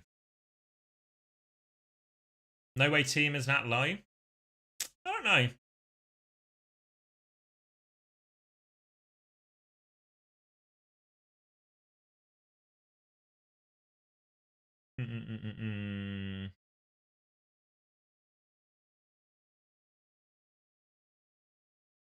Yeah, I mean, yeah, it's nice because if you ever look at like the co-stream numbers, me and PGE always do well for SSG, but Illusion and Tayo, they smash. They even smash PGE.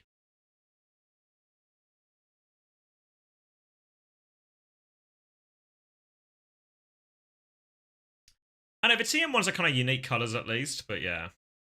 Blah blah blah blah. No thanks to twist of mine. Now do the ranking for the Chinese sprays and stuff. No Falcons, huh?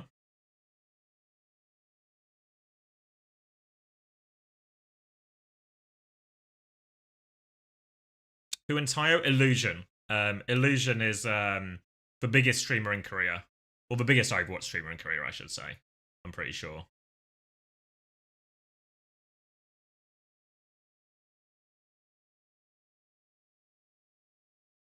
Yeah, I mean, I guess it's sort of interesting to see who's winning, but without... The numbers would be interesting just to see how much of a moneymaker it is. Because that would probably give us a better idea of longevity for the game and all that. But I also... I mean, I would expect them to. Alright, should we delve into this one then? Posted this a year ago, called in Quartz for best, but it's time to acknowledge the fact that Kevster is really the best player in EMEA/non-Korean, and it's actually Quartz, in my opinion. Quartz has been the best player in EMEA for at least a year, but the TM drama, blah, blah, blah. Yeah, I don't know. Blah, blah, blah, blah, blah. It depends. Was this posted at the start of 2024? 247 days ago. No, so partway through last year then. Like partway through it. Waiting for Watercress.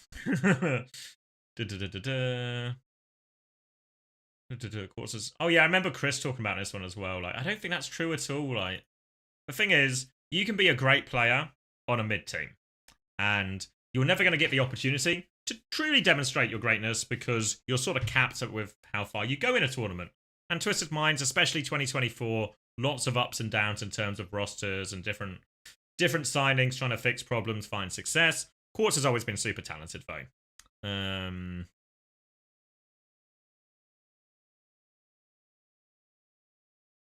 So I think it's kind of lost. You know when we were talking about Chronic earlier? Yes, it was more yesterday when Sign got knocked out. But, I mean, Chronic, in terms of raw talent, or talent and skill at that particular hero especially, maybe all of Hitscan, but especially Freya, probably is just the best in the world, right? But you only get so much, you know, because people don't watch all the games. People like to hindsight analysis, you know, or results-based analysis.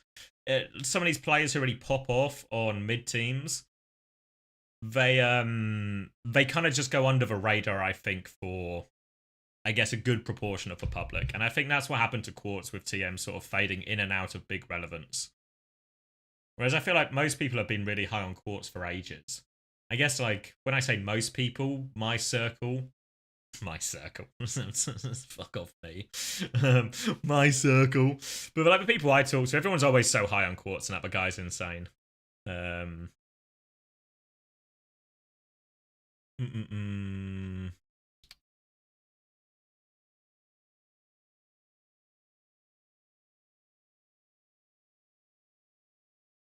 This one also at 0? Yeah, class. So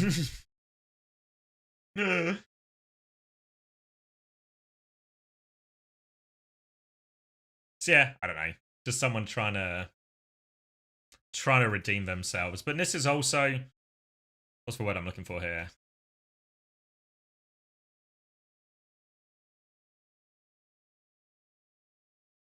It's also bullshit from the poster.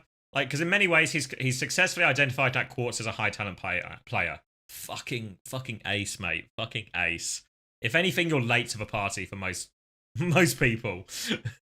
And then you wait until you try and use recency bias just to get it. You just use recency bias to try and win, essentially. Like, oh, he just popped off, right? So I must have been right all along. Even though, yeah, it's not actually a crazy shout, but 24 is so late, exactly, yeah.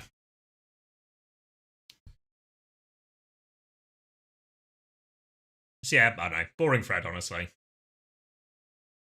Alright, which one was this? T1 versus Liquid. Doomfist now has a non-zero win rate. Donghack might go.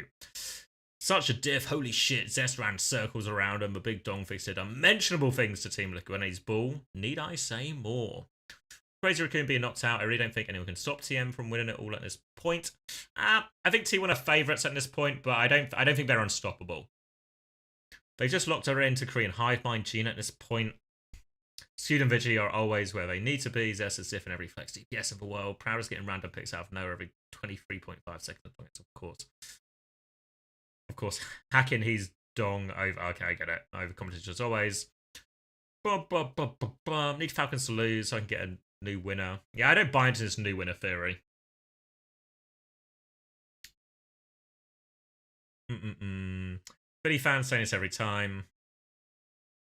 The comment is where Proper got the people are saying Zest is the best. Proper was on Reddit before the game, and he read this comment. He was like, "Oh fuck, everyone's saying Zest is the best. Fuck."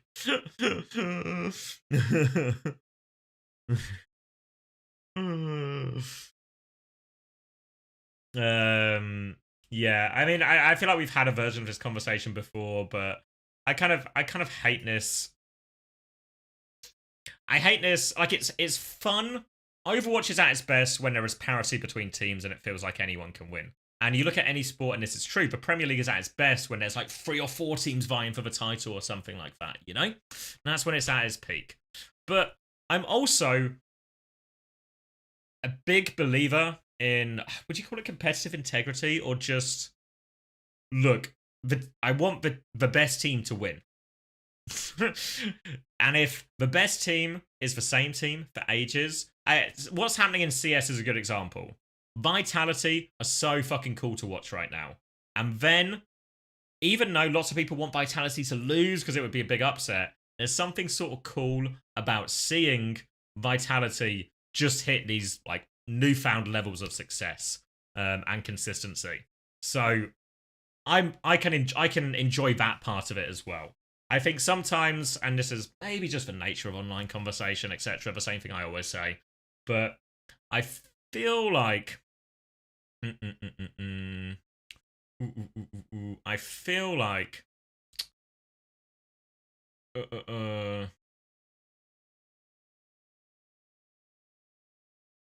proper known Redditor. Vitality lost tonight, did they? I've not. Fuck. Where are we at? I am Cologne. Wait, Cologne spoilers, I guess, if anyone wants them. Mouse knocks him out. No way they got 2-0'd by Mouse. Fuck. It's actually a day for crazy upsets, I guess, when we're going Counter-Strike. Fuck. Tournaments. Wait, am I... Is it finished? What? Am I stupid?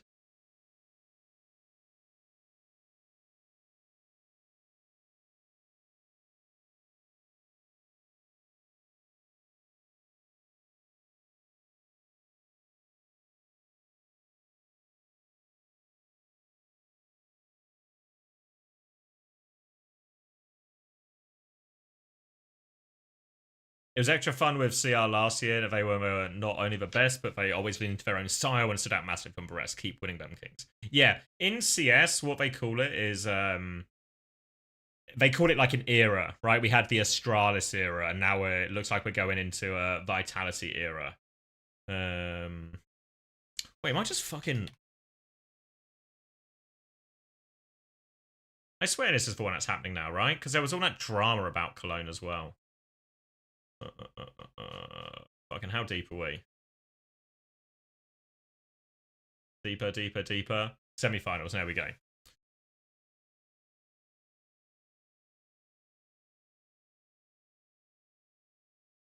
That's fucking crazy, actually. Simple and Na'Vi era, yeah. And I think there's something really cool about that. I think people... Sometimes I feel like people just, they have like one idea in their head about how esports should be or what they want to see. Now, they can't just appreciate what is happening. I think, I don't know exactly why it happens. Maybe people are just stupid. I think there's maybe a naivety. I think we've seen this a lot about people who don't watch a lot of traditional sports or have watched other esports before. So I feel like sometimes there's almost a naivety to how competition works or a greenness to it. Oh, thank you, Makander. I see. Hey, Makander. Oh, sorry, I missed your message, Cryptographer, as well. Halo's such a good esports product. Yeah, I really enjoy watching Halo. Someone asked me about Evo and stuff earlier. Evo and Halo are probably the games, and StarCraft are probably the games I watch outside of Overwatch most, esports-wise.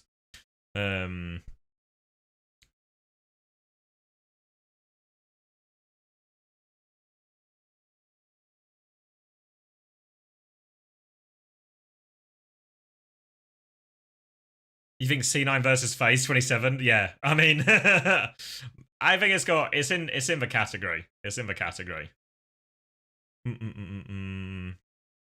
Yeah, like people like dynasties. Yeah, it's really cool. I mean, if you happen to support a team that goes into a dynasty, obviously you feel fucking great about it. But it's really cool to see. Like, Pep's Barca is probably another good one where it's like, fuck.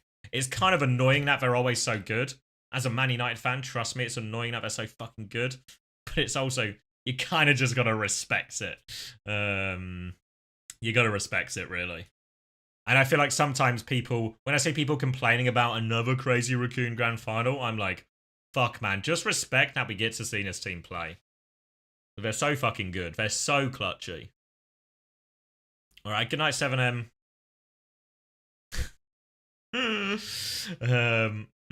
As Proud mentioned, maybe Falcons, blah, blah, blah. Falcons currently look quite unstoppable. I mean, they look... This comment's not aged well, to be fair. They look pretty fucking stoppable. Falcons look really stoppable. This isn't aged well at all. Yeah, 3-2 versus China. Yeah, maybe it was never true. Dong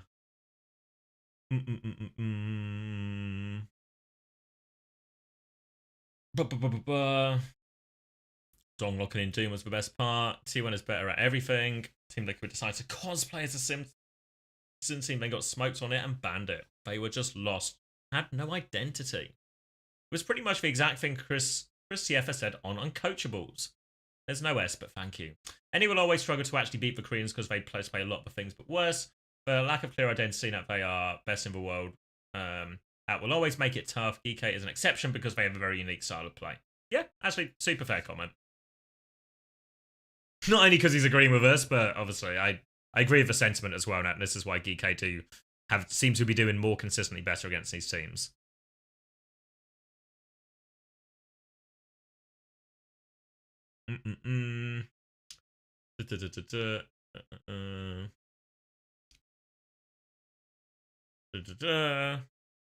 Gapped in every role. I thought the DPS battle would be closer. Considering how good Tree was playing in the group stage, but Zest and Proud absolutely dominated. Zest was way better on Tracer, Sim reminding people how good he is on our top team, and Proud was basically uncontested, taking annoying angles all the game. It felt like Liquid couldn't even do anything when we get to Disney, blah, blah, blah. Yeah, I mean, it just felt a gap across the board, sure. So CR really have horrible tournament performance. Why are we talking about CR?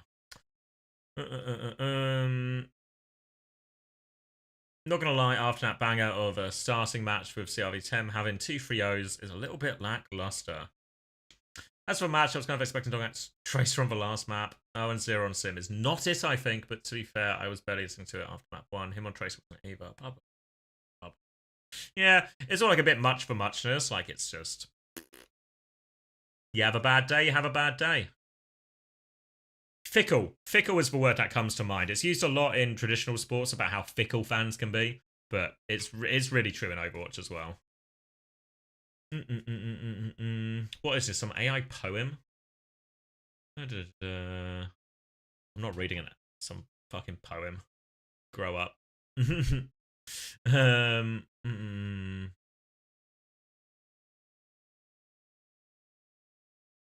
are low-key looking like the favourites. Low-key. They can play every comp, including the Sim slop, and no ends and out. Maybe the ends and outs of many strats. It's fair tourney to lose after CR's open. Yeah, agree with that, actually. You know, I think, as I said on Uncoachable, I actually put T1 as winning, and I thought this was a great shot for them. But with CR being eliminated, T1 cannot ask for a better chance.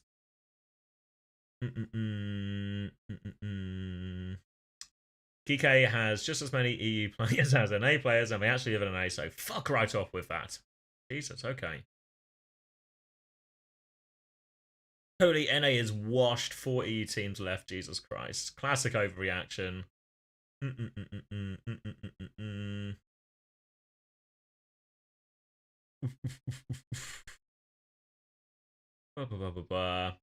just some nonsense. Not like the map or meta was handcrafted for EU teams to have a decent tourney. Blah, blah, blah. Alright. Some classic meta complaints. Where are we going now? This one, I don't expect too much drama from this Alcad VP. Anything good? VP's impressive showing against the group of death doesn't seem to translate into their own region. But if non-Korean teams gonna go all the way, my money's on Alcad, so it's not too jarring a loss. I think it just proves real strength of Virtus Pro as a whole. Yeah, I mean, I think, you know, we talked about it a bit, if you were here when we did the pregame, that this is a really tough matchup for VP, actually. They actually matched up much better internationally than they did domestically. Yeah, this comment kind of echoes that. Screw it, Alcad see it, I'm rooting for you in the semis. Cool. Alcad are having it on easy mode. VP knocking out Weibo for them and now Twisted knocking out Crazy Raccoon. I mean, yeah, it's lined up nicely for them. Like, you know, Alcad can actually get to the grand finals by only beating Western teams, right? Yeah. Well, in discounting, who was it in their group? CC and Zocorp? Alcad, Ice found sleeping on the job. I don't think it was an ice problem. Fixer getting gapped. Gala using Kitsune. Jabu can't get trade. Shockwave dead. Again, ice. Ult charge giveaway. All this stuff is just like... It's just... What's the word I'm looking for? Unnecessary, shallow analysis, like directionless hate. Cheers. Cheers for your insight, Total Lunatic 28. 11 votes, by the way. Kind of expected result. AQ just have VP figured out, it seems. VP still had a great showing in the preparedness tournament. Yeah, I think that's fair. Well, that was one-sided, sure. I feel like there was something that could have been done with the bans where VP could have banned Sim, led to a Diva mirror, and maybe ban away Diva from Ziad and maybe put this on Ram or something. You can't ban the Sim and the Diva. Why didn't VP just ban 2 heroes? Are they stupid? Weibo would have put up a fight.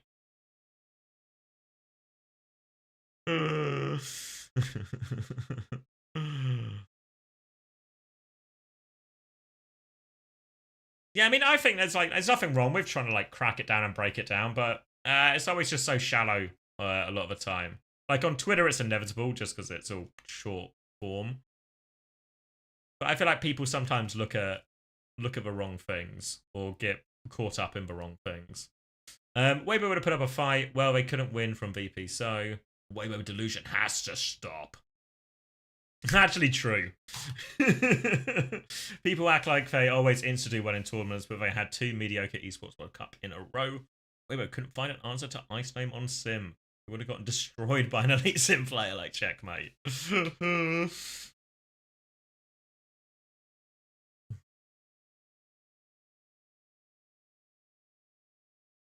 you think T1 will fall victim to Asian hubris theory?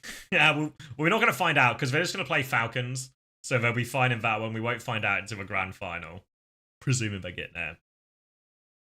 Alright. This one, I think, 115 comments. Fuck. Alright, we'll do this one and then maybe we'll pack it in for the night. Because this one I feel like could have a little bit I feel like people are going to be very harsh about this map 5. Why pick Blizzworld and then run it down on Lucio Tracer when you have Midtown available for your signature BAP Weaver Venture? Yeah, I mean, it's fair. I fully expected a BAP Weaver Midtown Stonewall after Falcons picked push for map 4. Absolute crumble from UK. Yeah, remember how well it went on Circuit Royale as well? If even you, of all people, expect a Life Weaver pick my friend, then it's a truly tragic... Okay, I guess they know each other. To me, the only explanation is the team did well in scrims at Blizzard and thus decided to wing it. Pay to throw. You expected GK to beat a Saudi org at Esports World Cup. Yeah, right. GK are also a Saudi org. Wait, fuck, I nearly accidentally upvoted it. Again. Wait, what's this? Oh, piss off. 5-day streak? Fuck off. Not a Saudi org. Well, maybe a Saudi org, but no one's actually proved it yet. Just looking for some cursory research into this.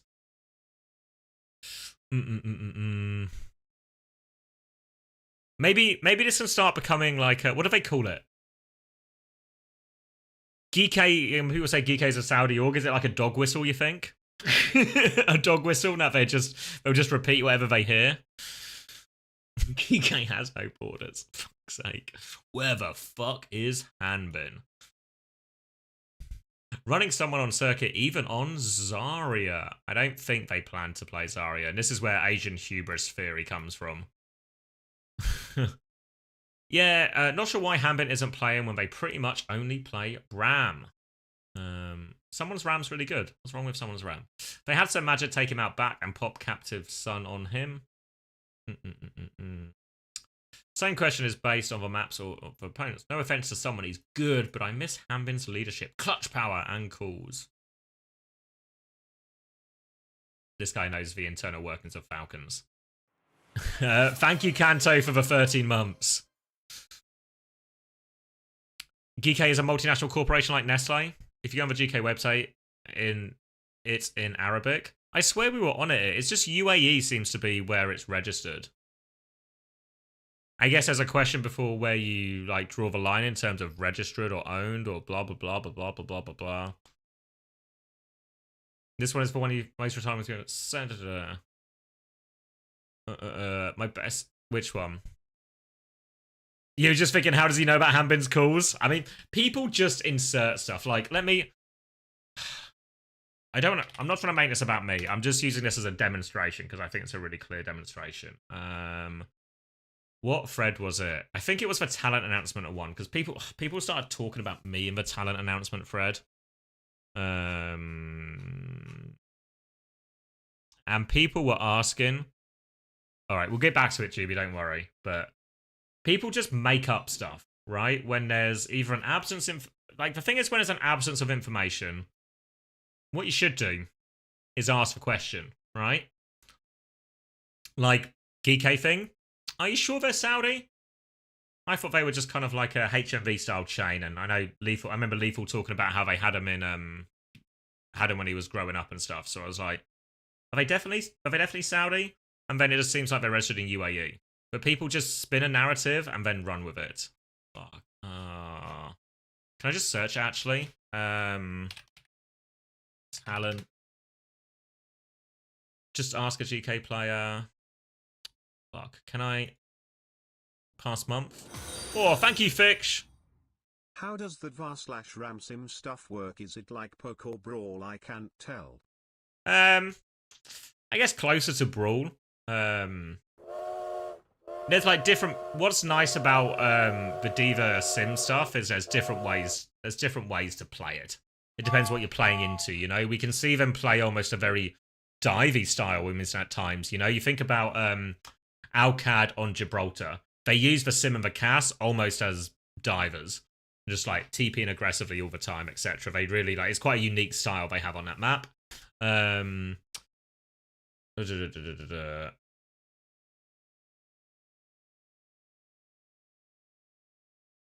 Where is it? I'm looking for the talent announcement for the Esports World Cup, if anyone has it. First result? Cheers, Isaac. Thank God somebody has eyes.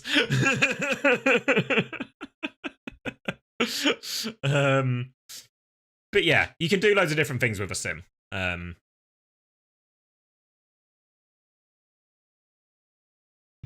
So it doesn't. It can fall into a lot of categories. But if I had to pick one, it's Brawl. It's Brawl mostly, especially with the RAM version of it. The way a lot of modern comps work though is there's a lot of opportunities for tanks to push past and just push backline, and you kind of get into a lot of these sort of like 4-1 situations. By 4-1, I just mean like you have your core 4, and then your tank is for 1. Your tank is pushing the backline, and then the other team, if I use a different color quickly, is also 4, and their tank is also pushing the backline, right? And you kind of get in a situation where both teams are just trying to, like, the RAM is The Ram is just trying to zone 4 people, the other Ram is trying to zone 4 people, and there's maybe a bit like that. So that's just like an example of how it's taken, and there's way more versions of team fights. But it's just, rather than everyone playing front to back, there's a lot more opportunities where people are trying to flank and go past them, because it's just a more efficient way, I guess, to win fights than just playing front to back and trying to win a cooldown, an infinite cooldown trade between Rams. Which is why that's why stuff like Venture's good with it, and that's why stuff like Trace is good with it, and that's why Sim is good with it, because you can just go past it as well. Yeah, I think mostly. Wait, where is it?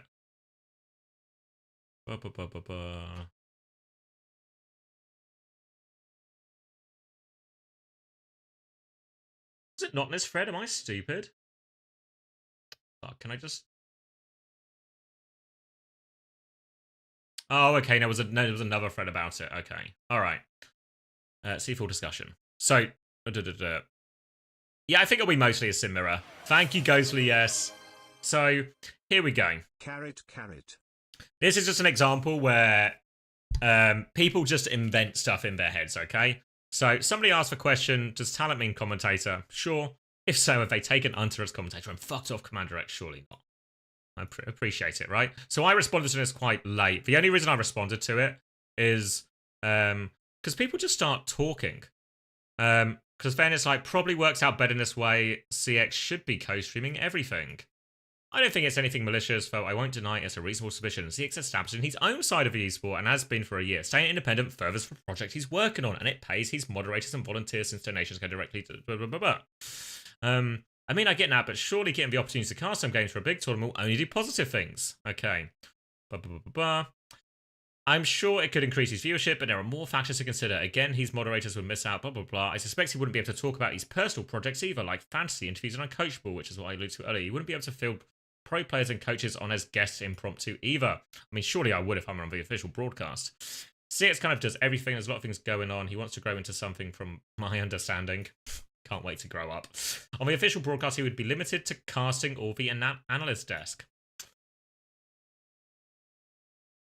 You know, and people are just inventing these things. Yeah, just so you know, Juby, you guys still get all the donations. It's currently at £20 for this month between you and Panda. Sorry about that. I'll mention it tomorrow. I'll make a mental note to mention it tomorrow.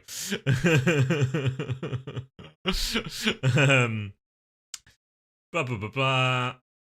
Oh, stuff like this. Unter is one of the talents of the second channel because we have both games of the groups at the same time. Six wants to cover both sides and has a preference for which games to focus more on. For example, we said he wants to cover Weibo versus VP instead of AG versus TF because we see the first game all the time. Blah, blah, blah, blah. Pretty sure this doesn't mean anything significant. I'm 99% sure Unter will be streaming more with CX now he consistently watch every match. He was talent for LCQ and being a caster is a demotion for him. It's a big difference. But, look, I mean, obviously you can go and read the full comment. I'll put my full comment up if you want. But they just didn't ask me, which is why I didn't do it, you know? It's really hard to do a job that you're not asked to do. Right? So it's not that deep. It's not that complicated. They asked Hunter, they didn't ask me.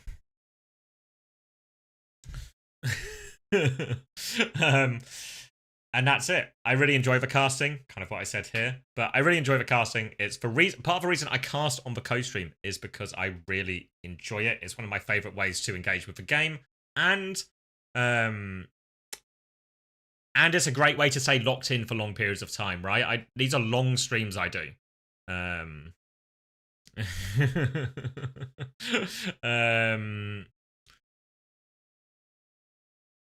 You telling me you didn't just show up in Riyadh with your suit on? Yeah, I brought my own microphone. I brought my own microphone. Can I go on? Yeah. So I don't know, but I'm not trying to talk about this situation too much particularly because it speaks for itself, right? Sometimes you get offered a job, sometimes you don't.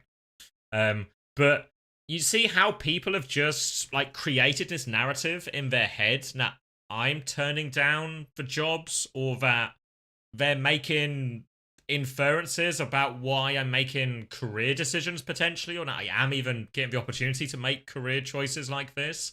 So the reason I commented is because I was like, I don't want this fucking narrative to spin.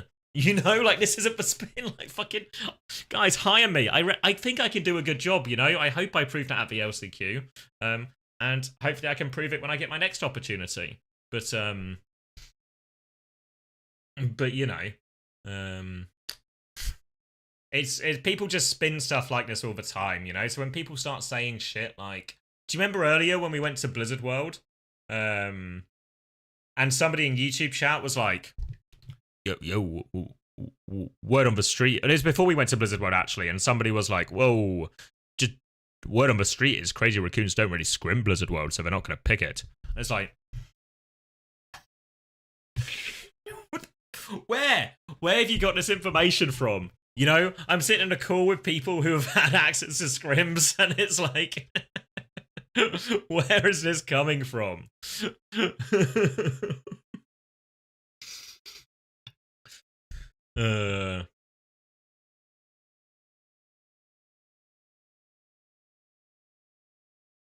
Why did they say they got it from the street? They imagined it. This is what I mean. Like, does anyone watch Richard Lewis?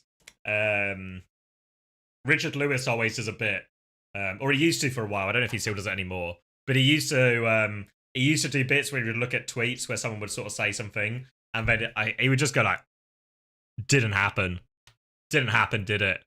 And I feel like there are so many situations like this, like all this bullshit about like, oh, CX probably turned down the job because he's trying to do something. He's trying to do his own thing. This guy's trying to fucking Jane me like I'm trying to invent esports or something. Like, fuck. I just like casting. Yeah, I mean, honestly, it'll be every fan base of any sport. Like, people just make stuff up. Did I turn into the Richard Lewis of Overwatch? What's wrong with Richard Lewis? Honestly, I think Richard Lewis is so entertaining. So entertaining. How's your Crazy Raccoons today, dickhead? Yeah. I mean, I was thinking about it when I did. Do you remember when I did my power rankings and I got a whole bunch of stick, right? A whole bunch of stick about my power rankings, and like, fucking, who was it? Like, Krusty's tweeting about it and all of this. I was going to do it when Genji finished quite low and just do like a how about today, dickhead. But I forgot. I had that idea and then I remembered. But I remembered like too late after the fact, because I was like, actually, the how about today, dickhead to Krusty would have gone so hard after they finished low in the power rankings.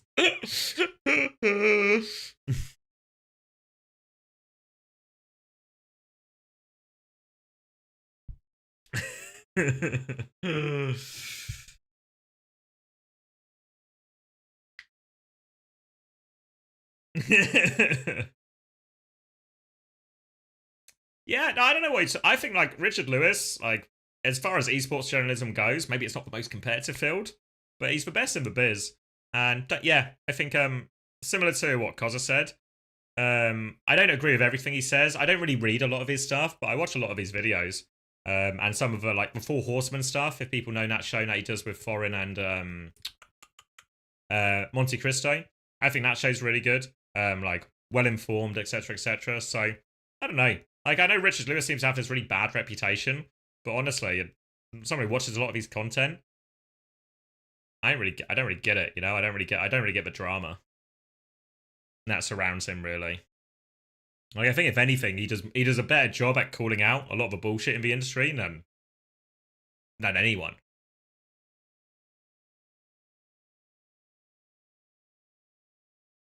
Yeah, I know he does a lot of political stuff as well, and I don't really follow as much as I don't really follow the political stuff because it doesn't interest me in the same way. But for all the esports stuff, I watch a large chunk of it.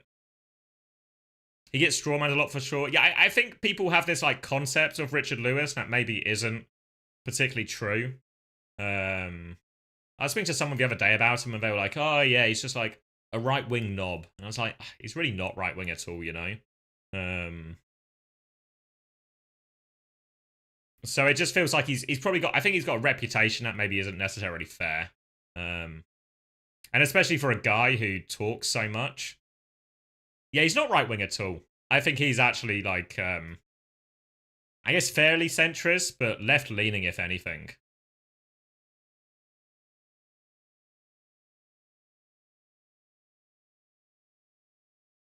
No, not Richard Lewis. Not Richard Lewis from like Curb Your Enthusiasm and stuff. Different esports Richard Lewis, not the actor Richard Lewis. Just for clarity, if anyone was thinking this was if this was about the other Richard Lewis, God rest his soul.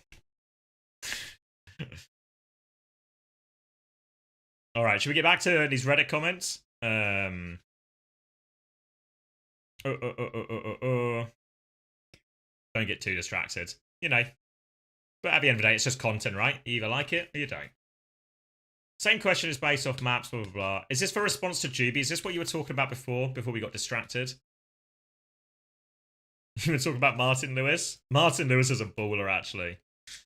Does anyone see Martin Lewis on that episode of Taskmaster? I'm getting so distracted with all of this. Martin Lewis on an episode of Taskmaster, he's actually just a maniac, but in all the best ways. Like, just obsessed with his fucking step count and stuff. Just so much time for him. Reading that one. Juby responded to. My best guess is they're trying to... Oh, fuck, I hate... Oh, this is such... You know in, you know when we say like his stuff is a like a dog whistle for like don't know what you're talking about? The word synergy is the biggest dog whistle for what the fuck are you talking about? My best guess, what were we even talking about? No offense to someone, he's good. Oh yeah, why is someone playing overhand then? My best guess is they're trying to force synergy on the new players before stage 3, where the matches actually matter. That's the only logical explanation other than speculation. It's not logical, is it? It's not logical. We should prepare for stage 3. We should spend all of our resources making sure we have enough synergy for stage 3, which has a much smaller prize pool. A much smaller prize pool than stage 2 that we're playing in right now. Let's treat the Esports World Cup as our getting it together type event, shall we? It's not a dog whistle, it's a foghorn. It's a siren, yeah.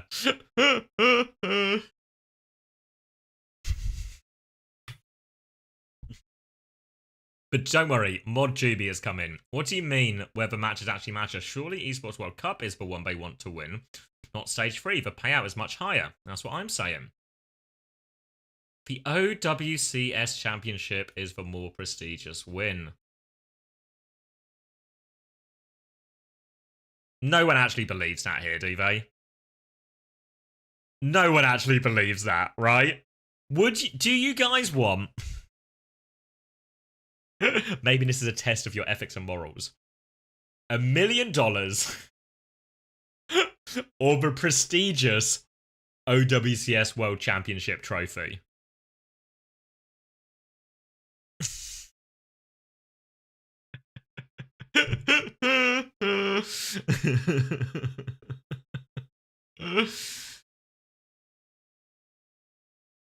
Yeah, here we go. Queasy resolution coming in, cutting through.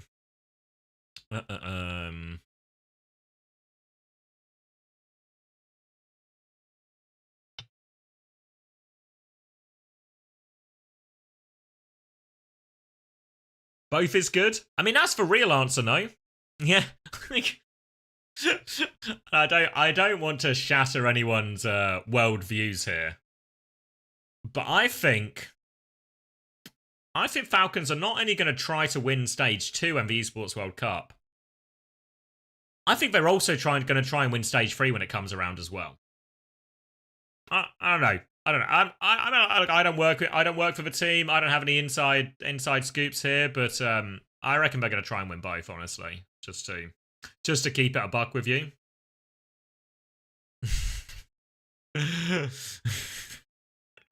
All right. Still really unconvinced by Merit someone's tagline. They can get to the same level, but they're just so inconsistent. I don't think they're inconsistent. I think the team was just shit, and they've gotten better over time. Was Merit not actually crazy today? I feel like we didn't actually talk about it that much on the cast, but I thought Merit was fucking crazy today. Someone's been only getting better within the team. Very, very sad about the lack of Hanbin. Why? Your team won. Joining Stalker flying around in one of the aeroplanes of Sir Magic Airlines.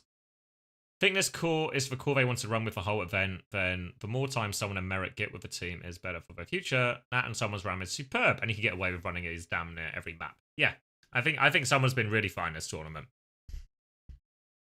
Remember Merit that one venture fight? Yeah. What's Dennis saying? Something good, I hope. GG's Team Falcons, close game, drop the ball. Shibal. Time to level up and take home the trophy next time. Remember this. Yeah. Reasonable GG's tweet. Think Hammer Diva's better than Ziad's? Actually, no. Ziad's just the best. His Orisa was good. Yeah. I mean, I think, who was it? Hunter talked about it as well. Like, given someone's ability and talent on other heroes, that he will get better at these heroes he was weak on. Orisa and Hazard, probably the standout ones. I don't think his Orisa was anything crazy, but I think it's better. And he gets to play Ram for most of it anyway.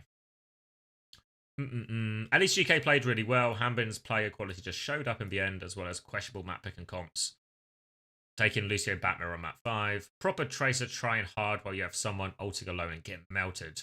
Truly has Ramatra not suffered enough. Blah, blah, blah, blah. Now it's basically it's just how everyone plays Ram. Like, what you're complaining about here is like, you're like, you're just ulting in alone. It's like, yeah. The problem isn't the idea, the problem is the play.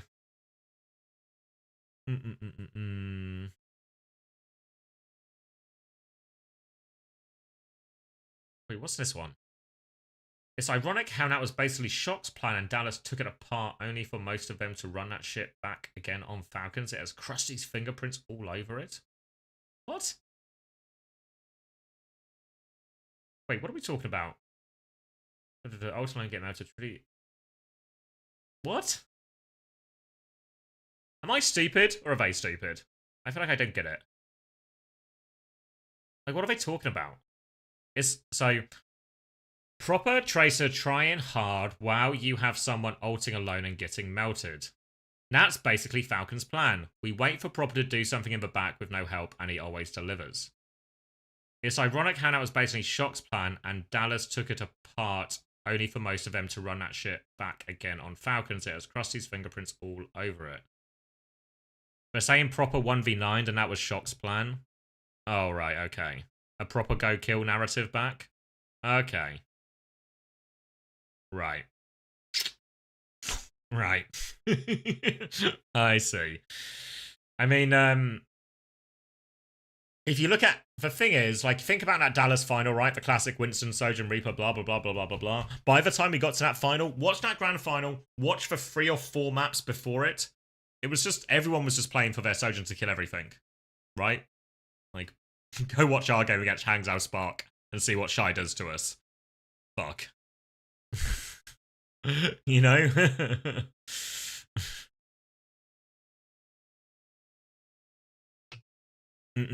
Most stressful hate watch of my life. When Falcons left Hybrid open for map 5, I thought it was over.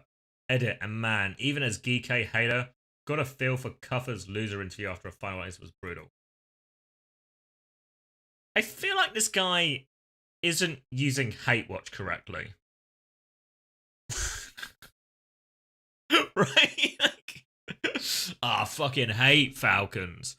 Fucking hate GK. But I felt really bad for him when I saw Kuffer's interview and I realised he was a person. Like, fuck. He hates GK, but then he's like, yeah, but then I realised Kuffer was a person. And then now I don't feel, then I feel bad for him.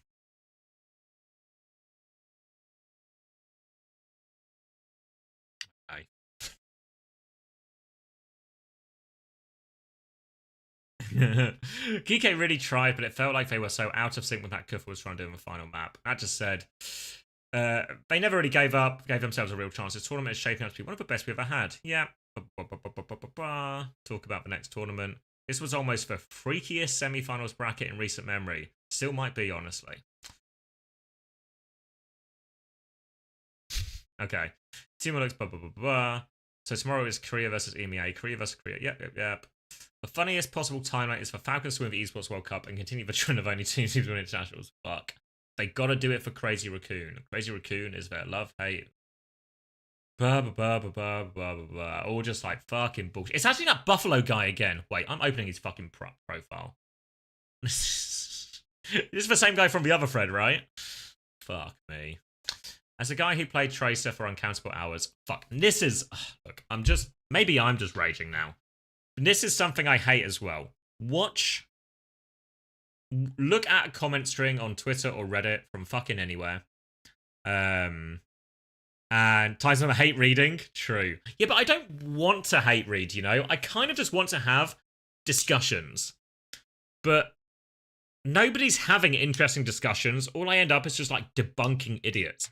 That's why people can, for whatever game they're in, you know, can just do like, let's go look at Reddit.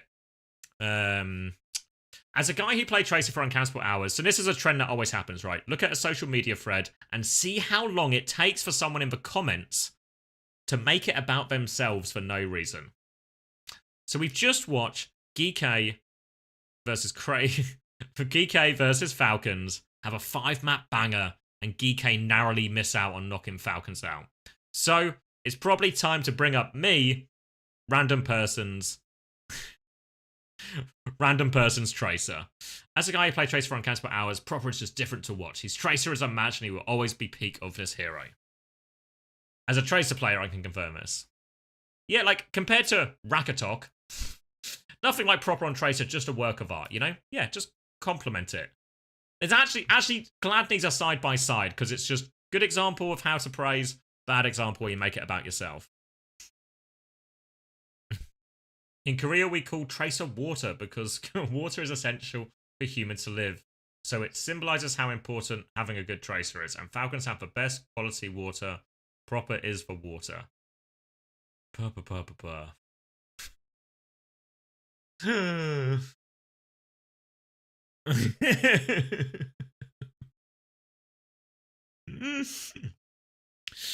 Thank you guys. I'm glad other streamers like it. Try hard message, yeah. Falcons might be frauds, but they're my frauds. Also, they're getting dumped by T1 tomorrow. Oh, that's from Chris. I don't think that's the same Crispy. Back-to-back internationals where Proper plays like the best player in the world and carries on Tracer. Feels so bad for GK. That long of a break was unfair. I don't give a fuck. What? Are we talking about the tech pause beforehand? Wasn't the tech pause from fucking Will wasn't at his desk and then Lethal had to change his headset? Is that what they mean?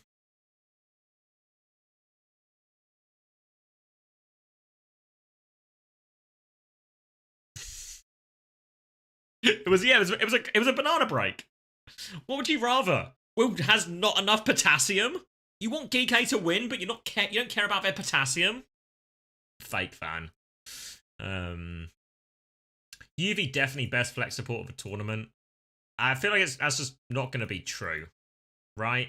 It's because it's really hard if you go out in quarters. Surely there was a better pick than having Wimone on Tracer on Blizzworld. Yeah, I mean, that's kind of fair enough. It comes down, I think, more to the map pick. Lethal Wimone with the most invisible game 5 from a DPS duo I've seen. My god, it's not bad. Yeah. But the whole approach was rough.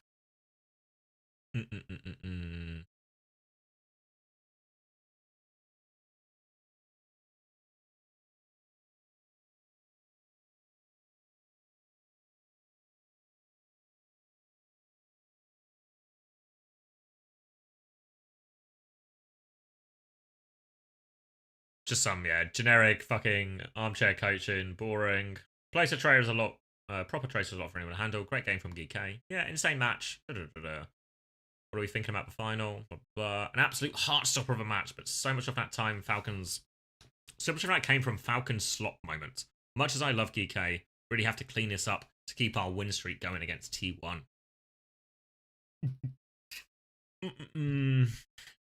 I think Falcons somehow win against T1, then to me the favourite setting to finals.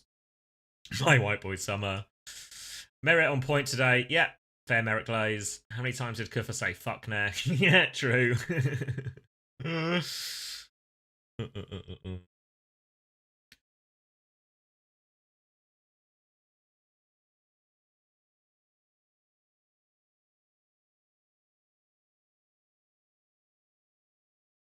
Yeah, I mean, I think the problem I have more with saying UV was the best flex support at this event is tomorrow's going to be pretty fucking important, no?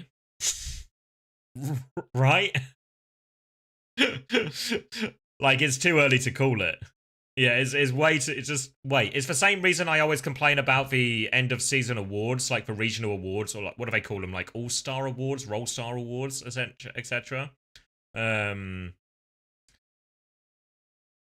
Like, let's see the whole fucking thing before we start crowning MVPs and that, you know? Merit not getting enough glaze. Yep. Never been a Merit fan, but he had me cheering. People always add stuff in like this, you know? Like it means, I've never liked that Merit character. Old, controversial, divisive Merit.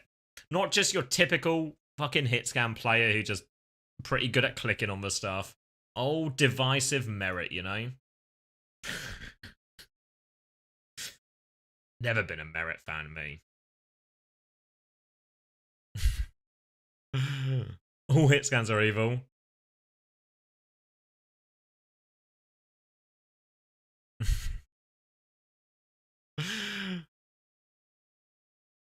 Fuck Merit. Merit have a big personality. I can't stand him. Yeah, he's a proper Marmite type hit scan, you know, Merit. You either love him, you hate him.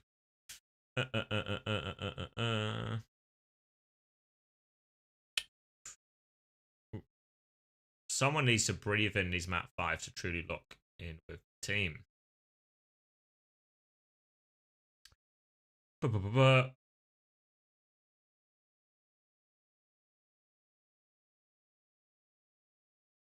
What's with all this Life Weaver hate, you know? Was it not Call of... I don't know. Honestly, I swear some people just don't like Overwatch. Like, people always seem to complain about Life Weaver, like, was Admiral's performance not cool as fuck on that Circuit Royale? You know? Like, fuck. I thought it was cool. What do I know? What a banger. Merit are their ass. GK played themselves. They target banned fielders Kiriko, but Falcons decided to ban Cassidy, and now there's 2 less one-tap heroes on the map to stop Proper's Tracer. BP's full. Kill BP. All fair. Could be on Falcons. I'm great at... I could be on Falcons. I'm great at watching Proper pop off. Korean Blizzard World. It's such like, I don't know. I feel like nobody seems to have a balanced opinion of Proper. They are either... they are either like a denier or a super glade. They either say Proper is a one-man team, which just feels a huge injustice to what Merit has done in this tournament, a huge injustice to Fielder and Chew's existence over their entire Overwatch careers, and also in a lot of cases, you know, really doesn't do justice to players like Hambin or to Stalker, stuff like this, you know? Like Proper deserves glaze, right? Like, think how Falcon Stage 2 went, and think about the turnaround since Proper has come into the roster, right? That should be respected, but he's not a one-man army. Someone only person not mentioned. You guys get my point, right? Like, he's either a one-man army, but or he's a fucking fraud, and I don't understand. It's just too many polarize. Yeah, reasonable stuff about the comps. Please get rid of GK coach, keep the rest of the team, but so much of their mistakes are clearly coachable issues.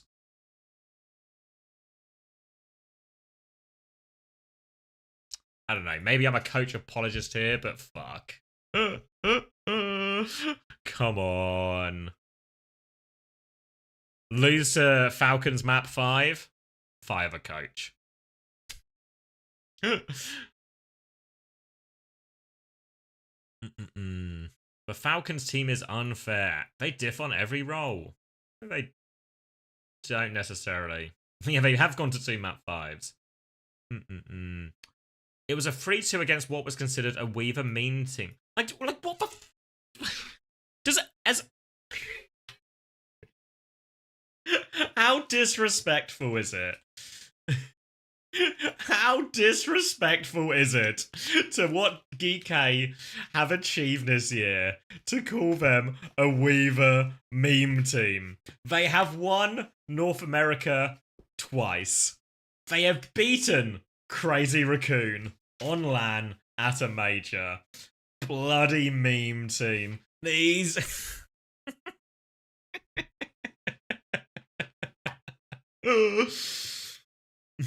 Yeah, just silly to call them a meme team. This is a team that won back-to-back and that's what I'm saying. Oh, wait. I'm exaggerating a bit. But this and CR are not top 2 and a gap above the rest. Unfair. What do you mean a bit? Ugh.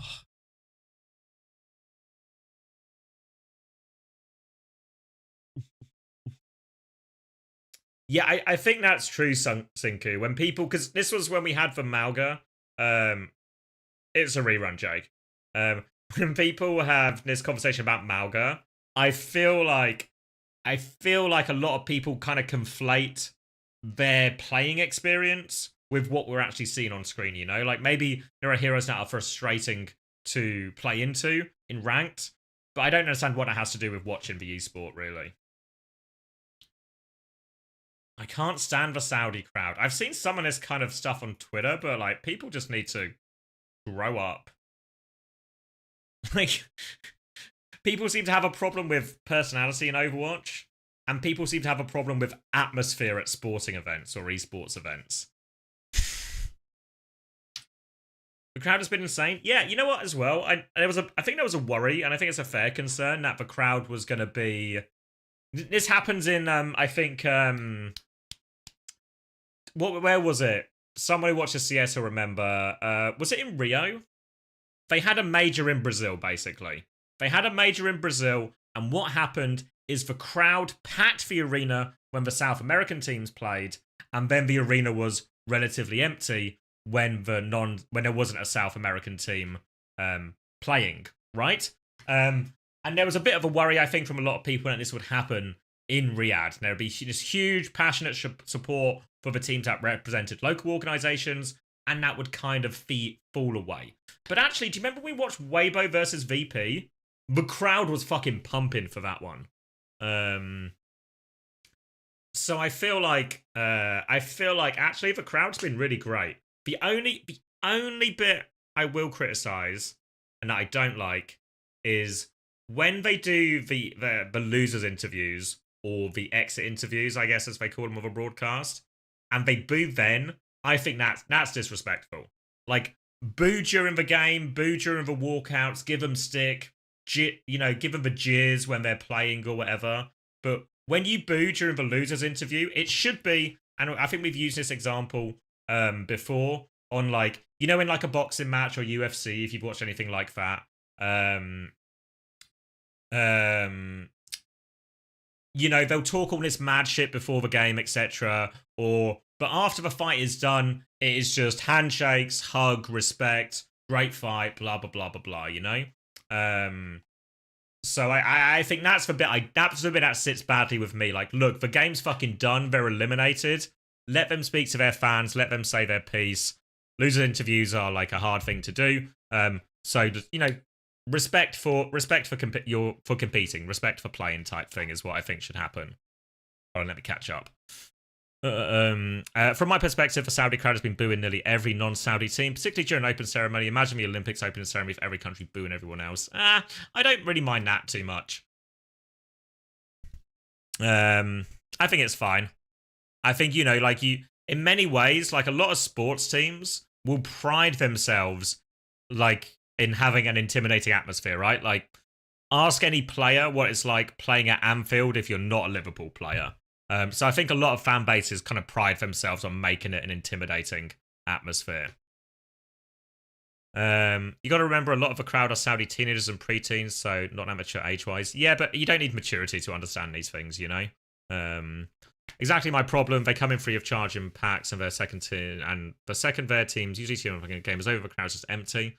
Is that true though? It feels like the crowd's been pretty packed for a lot of these other games. Even if they do boo, they stop in like 10 seconds with Sign yesterday, and if they boo, Kufra is fine since he wanted to clown on them. Yeah, I mean they have got. I think they have got better at it since yesterday. Like it seems like they're a bit softer with it. They have a taste for brutality. The crowd can be a little too passionate. Saudi fans were going into Lips Discord to shit talk. Yeah, okay, yeah, like that stuff's bullshit, you know. But I think like everything in the arena is fair game almost, you know.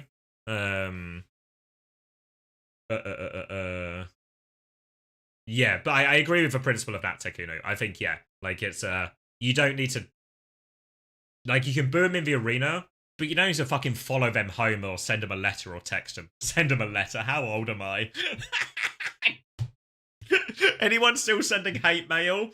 Anyone paid for stamps recently to send hate mail to anyone?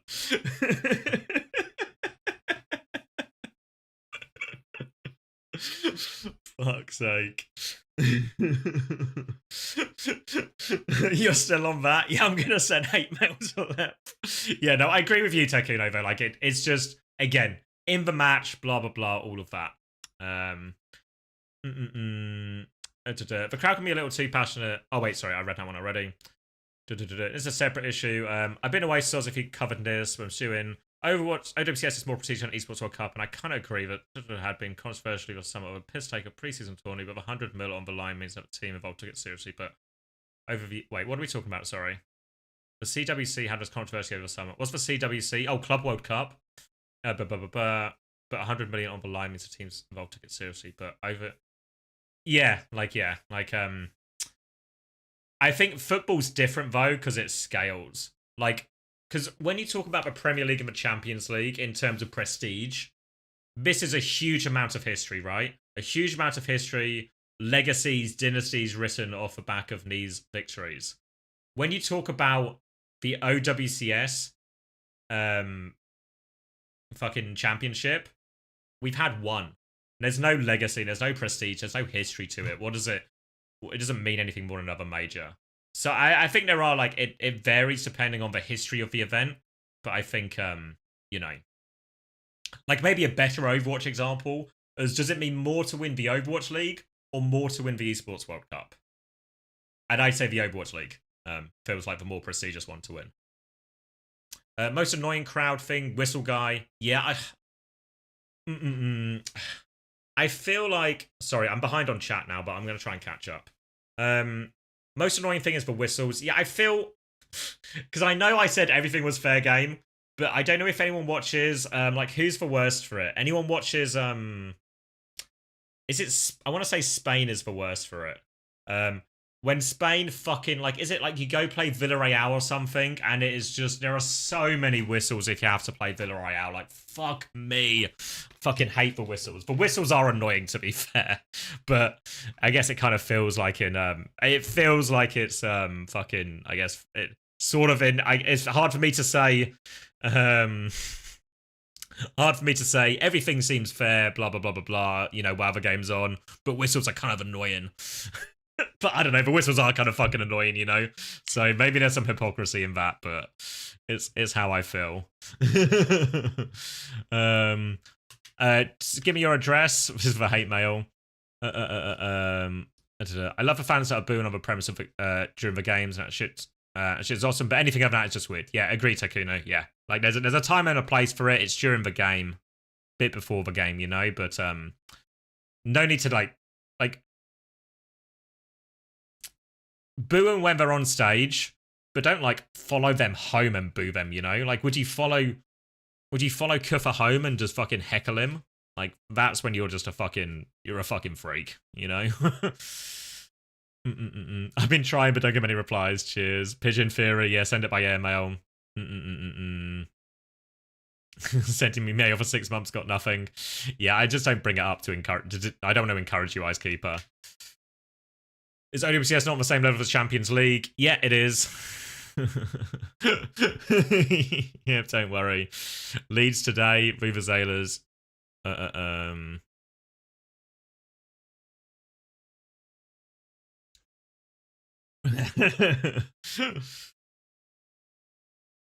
Only time crowd me consider not watching. What was that? Sorry, was just thinking this shit. Oh, the Vuvuzelas. Yeah. I think the crowd would be better if they were dropping actual chants instead of just like "Let's go team." Yeah.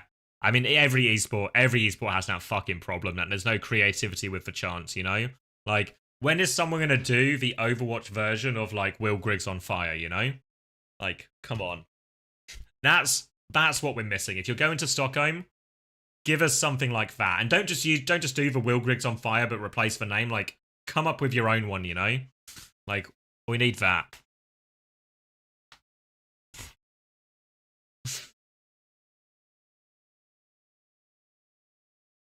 Yeah, I saw Tekuno, yeah, like, really atrocious. It wasn't just in the crowd, like, Machine, they did a live podcast, I think, or maybe it was, like, HLTV confirmed, and someone was, like, shouted some racist shit at Machine as well. So I feel like they're gonna look into that, because it needs, I mean, partly, I think the biggest problem, I've only read, like, the headlines, I guess, but the biggest problem for that is less about the crowd mics and it happening. What you have to do when something like that happens, like, you know what happens in football? If you are caught shouting some racist shit at one of the players, you just get fucking banned. And not just banned from that stadium, you just get fucking banned from football.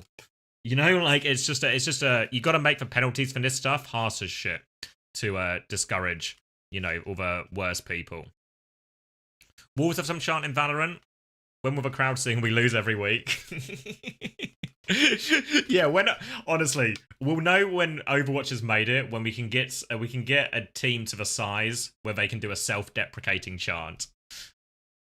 Hard to enforce that stuff in esports. Yeah, it's true. The Premier League there is one organization above it all that can enforce these sort of like global bans. Yeah, I agree it is harder, but even in CS, there's only a few tournament organizers, right? I actually now I think about it. It probably is quite possible, you know? Like, because Blizzard are in charge of all the events that happen in Overwatch. They would be the governing body in this sense. And in CS, maybe you could put it on Valve's doorstep, but there's only, how many are there? There's like ESL/Faceit, and then, what are they called? Blast? Is there even any others at the moment? Is there a third one? But either, like, it's easy enough for, PGL, that's it, thank you. I thought, yeah. But it's easy enough for those three companies to share information, surely, right? And just go, oh, by the way, here are the names of everyone we've had to ban from the events if you want to add them to your banned list as well, you know?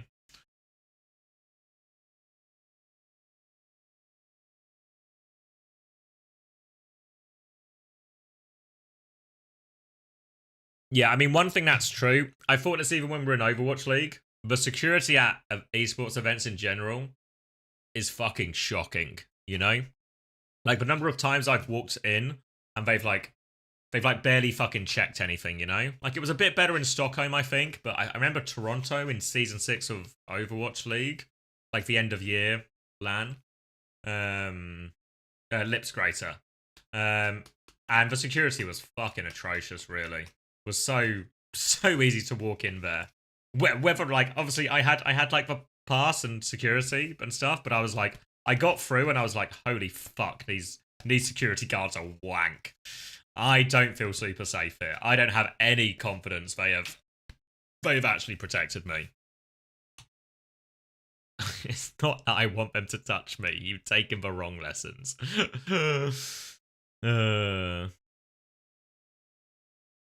What's happening right now? We're just going through Reddit, and then I'm going to start some reruns, so there's not... Not too much, I guess, is the answer. Answer to that. I'm excited for Stockholm this year. Yeah, I need to figure out what I'm doing for it. By which I mean, just sit here and hope someone invites me to do something. Otherwise, I don't know what I'm doing. I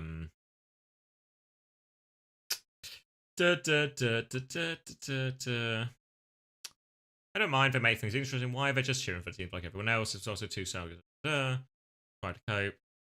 And signing hope. Yeah, okay, there we go. Yeah, it seems like actually most of the responses are like anti the anti, I guess. All right. Fuck it. Not now. I would have not. Oh, fuck off. Hold on.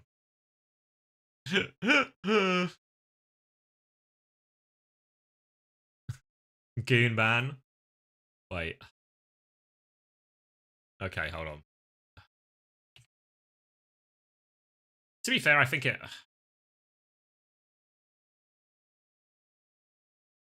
Fuck's sake. Oh, come off it. I know. How does it want me to fucking... It wants me to upload a photo? To look at a person's Reddit profile?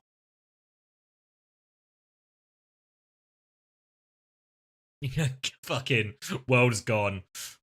Yeah, I know it's a new law. Yeah, I knew about the law. But why do I need to do it to look at a Reddit profile?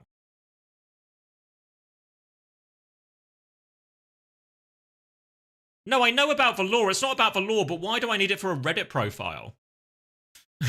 Because they've just been posted on porn sites? Fuck. So I can get spied on? Yeah.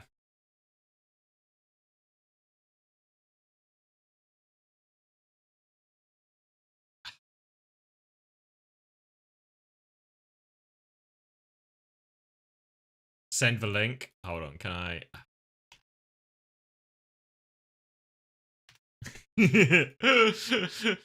Alright.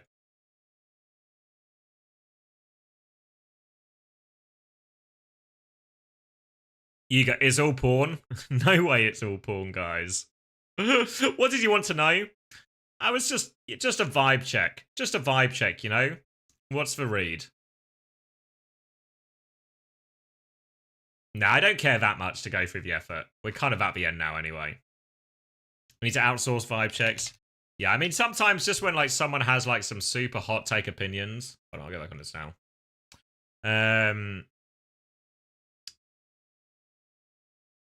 I kind of just want to do a set... You know, like, basically it's checking to see if a person's real or not, I guess. In the sense of, are they just a rage baiter type person, you know, just edgy or sarcastic or whatever for the fun of it? Or are they actually... Do they genuinely believe this?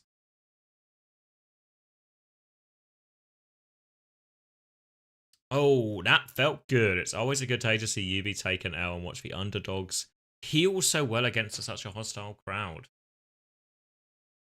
Maybe one of those rage bait monkeys? Okay. Might be genuine. Yeah. I mean, I've kind of lost interest now, but...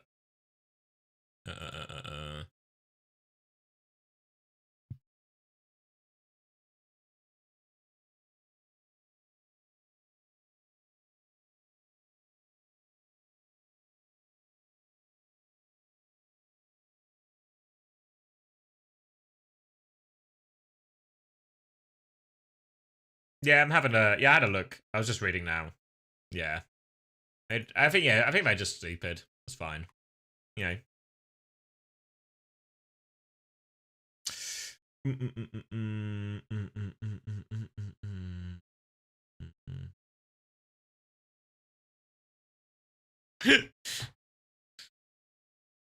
He got winning tomorrow? T1, I think. T1. You think Heesan can work his way into top 10 all players of all time? Yeah, I guess it depends how long he plays for, right? I don't know. It depends how long he plays for. And the kind of performance he has. You know, Proper's got a real big history of putting in some of his best performances in the biggest matches of his career. I don't think Heesan has that same reputation yet, even though he's had... Like, maybe Esports World Cup last year was probably like the real Heesan pop-off one. But yeah. And yes, Turlins, only grand finals first of all tomorrow.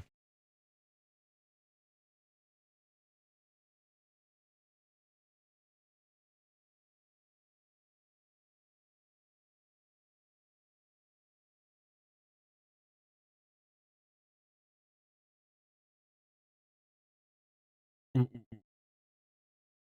we're talking about different things. Next Esports World Cup have a segment where Yubi haters get to 1v1 and with a hero of their choice. NBA did something similar. I know, people love to hate Yubi, but I don't know if it's like, it's almost good for the scene in a way that there's like a heel. Like, people are fucking over-hating, I think, but like, is it good? The only thing is, I'm sure, like, Juby will know what I mean by this, and I'm sure a lot of you who are regulars here will know what I mean by this.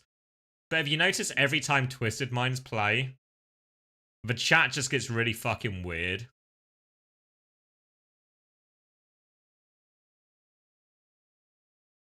You know? Like, there's just like a weird fucking vibe in the air. And quite often, it's not from people who I see regularly. Like a lot of the names now, and there's a couple I'm less familiar with, but a lot of the names now I recognize, you know, like people who are here all the time. We got long subscriptions and stuff.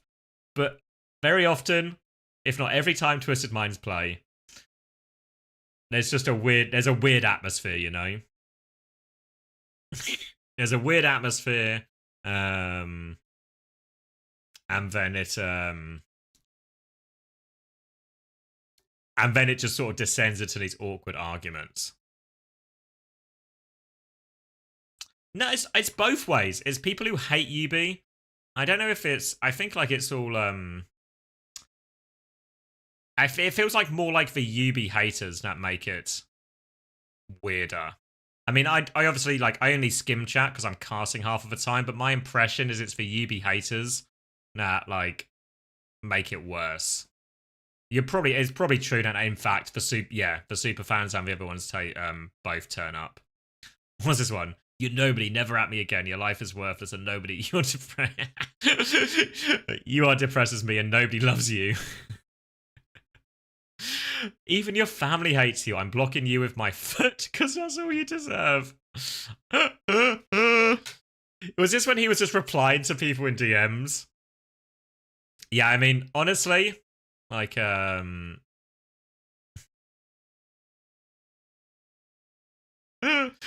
like, honestly, I kind of just fucking, I can kind of fucking get behind it, you know? Like, I don't know. Not to, like, if you see some of the shit that people have to deal with, like, I don't get it that bad, but, like, especially when, like, I see, like, Chris and Unter, I think, get it worse than me. Some of the bullshit that just gets spouted about you, especially when you're a public person, but even when you're just, like, a coach, you know? Like, some of the shit I saw people write about, like, remember I was on Season 4 London, right? And, that was the bad one. And some of the shit that people would write about the players, about Haddy especially, fuck me. You know? So when, like, a player just sort of tells the fans to fuck off, I don't know. I kind of get it. I have sympathy for that, you know? I think it's stupid. I think the player shouldn't. But I can sympathy for the emotions in play.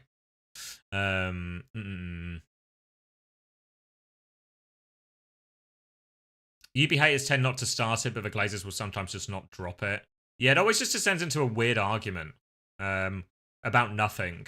And I always think as well in these things, like, when it started today, for example, right?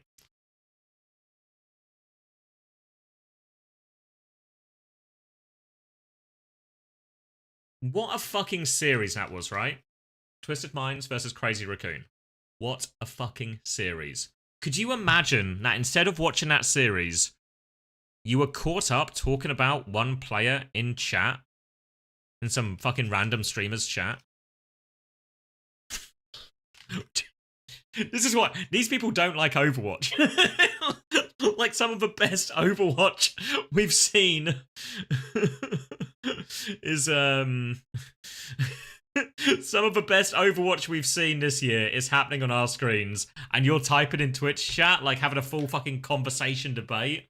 Like, fuck, grow up. You don't like Overwatch, you just like arguing. He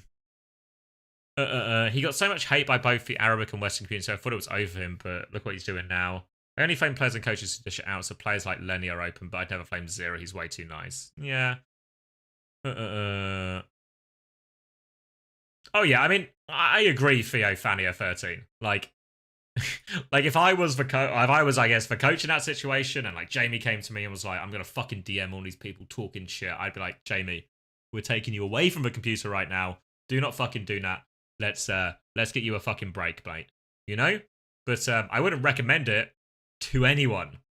But I can understand why it would piss you off, you know? Because you get people make it, like, as I showed earlier with the example stream, people will just make shit up about you, fill in their own narratives, and then just say horrendous shit about you online, you know? Like, sometimes I see it in my Discord, not so much about the players, but I see sometimes people talk about Chris and Hunter, and I'm like, me, and I'm just like, you realize we're real fucking people, you know? Like, we're in the room a bit here. Like, I don't know if anyone saw the Sugar Free clip the other day. Where he was talking, but people were talking to him about Hunter. I mentioned it to Hunter earlier. And it was like, and people were like shit talking Hunter in Sugar Free's chat, and Sugar Free, who I don't watch like loads of Sugar Free stream, but my impression is it's kind of like it's a pretty chill, non-serious one, you know. And Sugar Free, he's like defending Hunter, was like, you guys know it's just fucking like sarcasm and a bit, right? Like, Hunter's a really good coach. That's why people keep hiring him. That's why people keep working with him. You know, like, and that some people don't get it. I don't know.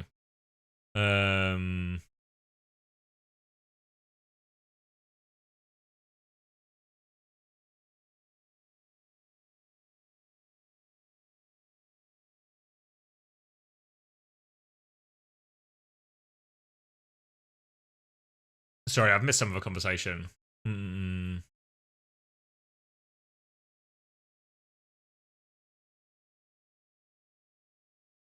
Yeah, I don't know. Like, KSA and UB made up, you know? Like, they made up long before it was, like, made public as well. Long before he joined TM, like, before they, like, I guess announced it.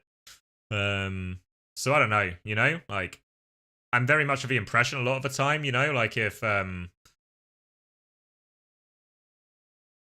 I don't need to be angry on someone else's behalf, right?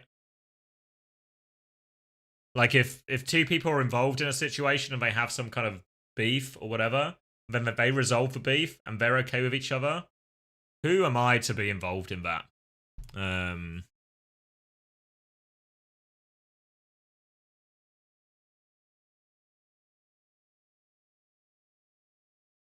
Yeah, I think so, Fix. Like, people just don't, like, people just don't get it. If, you know, or they don't realize it's just, like, sarcasm and a bit, you know?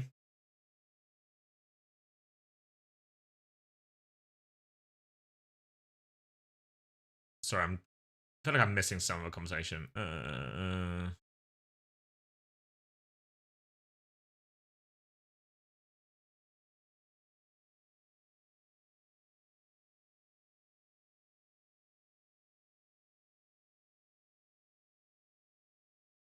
Looks like a narrative you see in professional wrestling. Yeah. I think as well, and there's a bit here of, we talked about the concept earlier of, what would you call it? Like,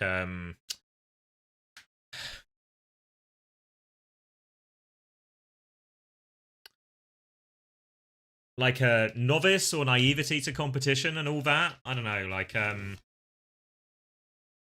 think UB is a harsh leader, is the impression I get. Again, honestly, you want my experience of UB is he's been nothing but actually nice to me. But I'm just like, we've never worked together, you know? But he's always been really supportive of the stream and, you know, tried to help me out with stuff. Where, you know, which isn't that much, honestly, because, like, slightly different worlds now. But I think he's like a harsh leader. But I also think in if you look at a lot of sports, right? How many people, I'll try and use a football example, but I'm sure there's many more. Like, how many people would actually describe, like, Roy Keane as a cunt, right? But everyone kind of has respect for it, you know? And I feel that's kind of like, kind of how I sort of, I guess, envision UB in my head, you know? Like, he's really fucking tough, and that can obviously piss a lot of people off on the way. But like he's good at what he does, you know. And there's a reason. There's a reason I think that even with all these sort of things that can make it like difficult, that people want to keep playing with him and playing for him. Like I think like that almost speaks more volumes. That speaks like a louder volume than anything else.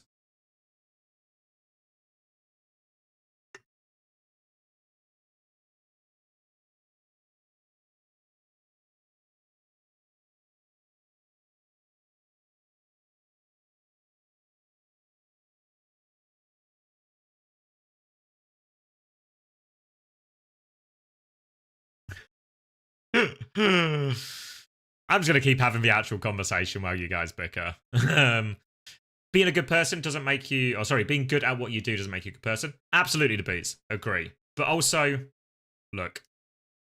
Do I need Cristiano Ronaldo or do I need Lionel Messi to be a good person? Right? Do I need Lionel Messi to be a good person? Or do I kind of just need him to be sick at football? Like, where's my level of investment here?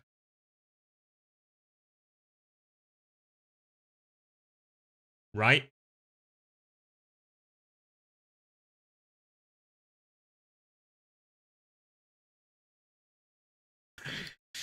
You know, I don't,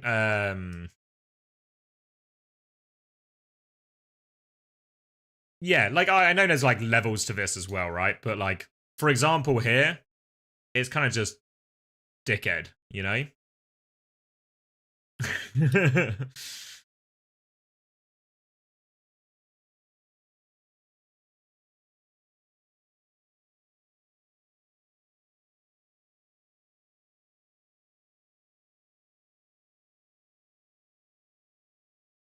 I don't need my coaching to be a good person. I just need more content into my veins. Yeah, like, I'm not trying to change anyone's mind, you know? Like, and I'm not trying to defend him here. Like, I think, like, maybe a better way to conceptualize it for people is... How to put this?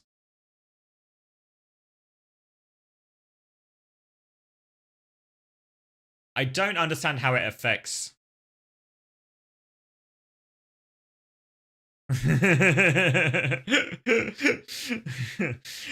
Like, I just don't get why people care so much, if that makes sense. Yeah, that's kind of how I feel about it. Maybe now I'm just, like, old and disillusioned at this point. Or, like, old and detached from all of this. But,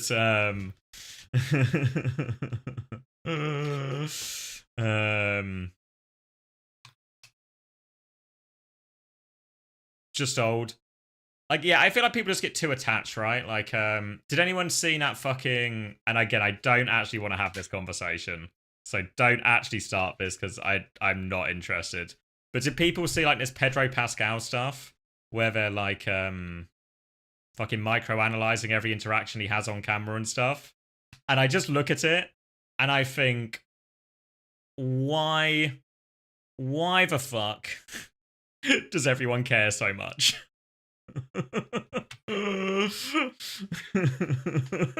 You know, like, how does it fucking affect you in the slightest possible bit, you know? And that's what I kind of feel about the Yubi thing as well. Whereas, like, look, if you don't like him, you don't like him, right? And that's actually, I think it's reasonable. I think there's, like, you know, as much as, like, people are kind of memeing on, sorry, I forgot the username. Bryce? You know, like, kind of memeing about this. I think there's plenty of legitimate reasons and reactions where you can sort of say, yeah, I can see why people wouldn't be a huge fan of Yubi. But what I can't get behind or understand is what we've come to know as Yubi derangement syndrome, where every time he's even in just the fucking, even if he's on the periphery of relevance, he becomes the main focus and the only talking point in chat. Like, that is the bit that really, like, that's the bit I don't get, you know? Like, if you don't like someone, then fine, right? You don't have to like him. Maybe you can cheer against them. It's fine, right? We talked earlier. No problem booing But if every time something goes up, you just go, people just get obsessed and talk about it, which just like really does seem to happen every time Twisted Minds play, then that's where I lose it. To be fair, it didn't affect me. It really shagged grannies too. It's the same, you know, when like it came out that Paul Scholes was into toes, and I was like, don't fucking care. If he likes toes, he likes toes. Still was a fucking hell of a player. Didn't seem to slow him down. Maybe the toes helped.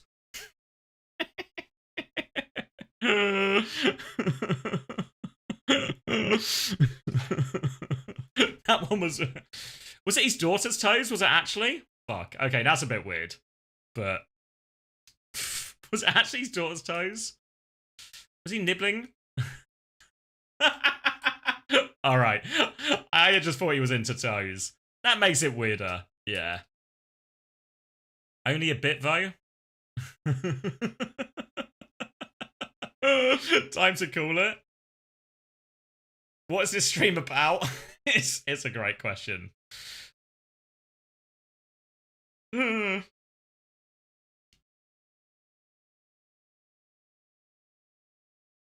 What are you guys linking? Yeah, I saw on the main broadcast. I still count he's deft in chat as well. Yeah, like it's just a bit, right? Let's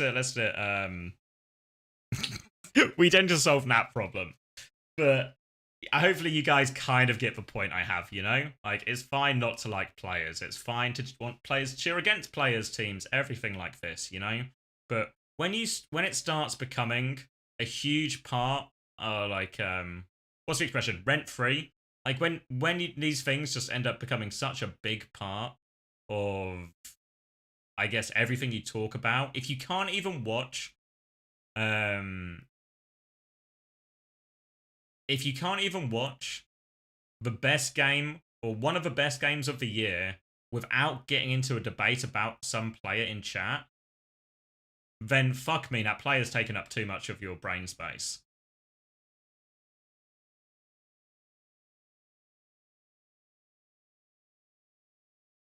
I literally high chat when watching an official broadcast. Yeah, same to be fair. I don't know how a lot of you guys interact with it, you know, but there's always a huge, like, always the majority of my viewers as well. I feel like the majority of my viewers, especially during the games, don't actually type that much in general. Like, most people are just watching.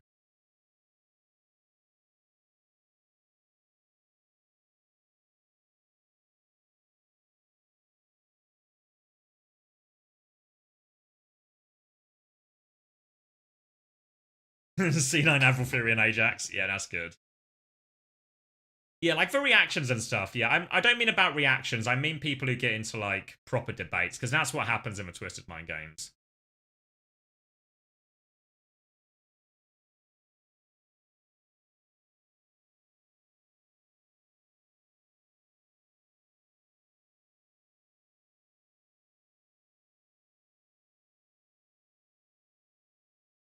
Yeah, exactly, Yoshim, yeah. I give you the idea, but at the same time, you can't just handwave and forget what people are doing. Yeah, I'm not saying handwave and forget what people are doing. They should have accountability here, but... like, yeah, I think, like, you kind of said it yourself, but that's not a fair comparison really at all, is it, right? We're talking hugely different levels of crimes. You say if we want to be treated like a real esport, I mean, fuck. Like, if we want to be treated like a real esport, we need investment. It's nothing to do. It's nothing to do with the player behavior or stuff like this kind of bullshit happens in every game. I'm not saying that's a good thing, but I don't think it has any relevance to treat it as a real esport or not. You know.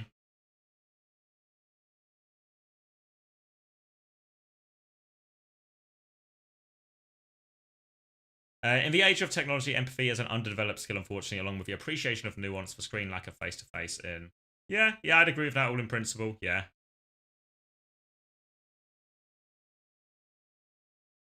I mean, yeah, like, it happens in all things. You say investment doesn't like controversy? Sure, yeah, but have we had any controversy like that? Like, I think it's really hard to say, like, you be telling some fan to fuck off is affecting the viability of this game as an esport. Like, like, come on. Like, the problem isn't, honestly, the problem isn't that Overwatch gets bad press or anything like this. Overwatch gets no fucking press because we're not irrelevant. Right? That's the problem.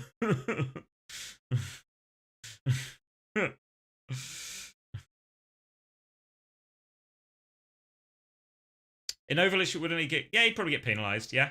Yeah. But it's already cooked because Blizzard have cut so much of the funding, right?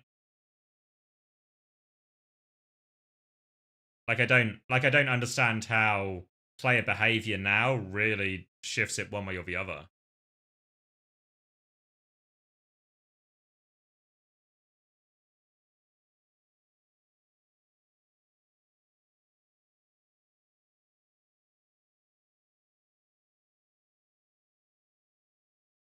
Yeah, like for a lot of the early Overwatch League stuff, like we've had this conversation on Coachable, so I'll kind of TLDR it because there's like longer versions of this conversation.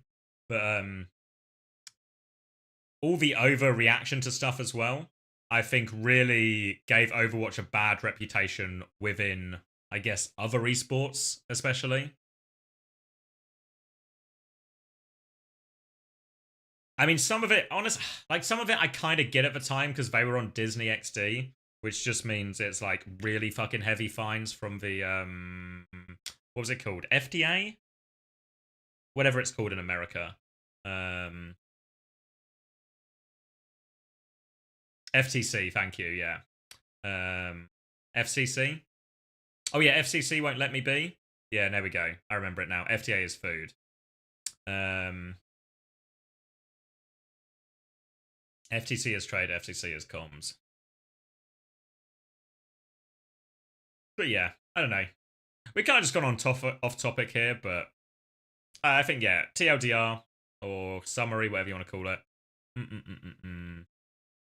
Yeah, if people step over the line, they should get in trouble. But these are all things that should be pointed to by Blizzard, really.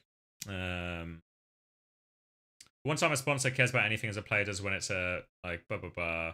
Yeah, something big enough, essentially, yeah. Like, I think a lot of this stuff just falls into, like, esports melodrama. Doesn't make it okay. Doesn't make it a good idea. But, you know. My bigger problem with these things is less about, like, trying to pass some kind of fucking arbiter of justice and just, look, if you're spending all this time obsessed around a player, as so many people do seem to suffer from fucking YDS, then I think you maybe just need to reevaluate how invested you are in these things, you know, or what parts of these things you are invested in, you know?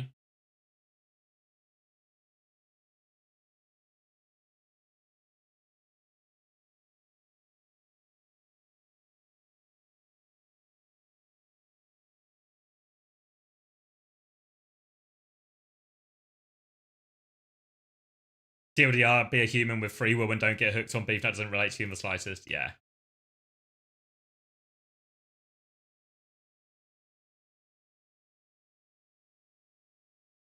Yeah, I think an important thing to understand as well, like people sort of, I don't know, like, again, this isn't, I'm really not trying to make this about, I'm trying to not fall into a UB derangement syndrome situation myself. I know maybe I'm kind of initiating it, but I think the thing with the fans, I think there's like this weird dichotomy from a team's point of view, and I'm not talking about UB in particular, I'm talking about in general. I'm talking, if anything, more about my experiences working with a team, being on a team that's in the public eye, and how you are treated by your fans.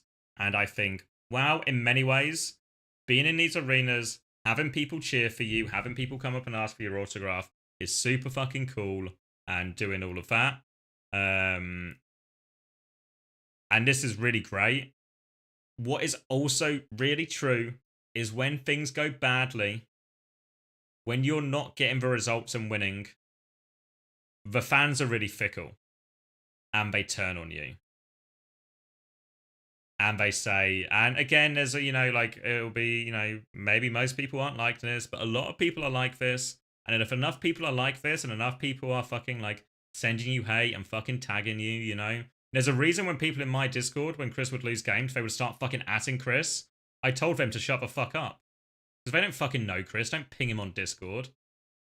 You know, like after a fucking loss, like grow up, you know, like who are you to fucking ping him? You don't know him.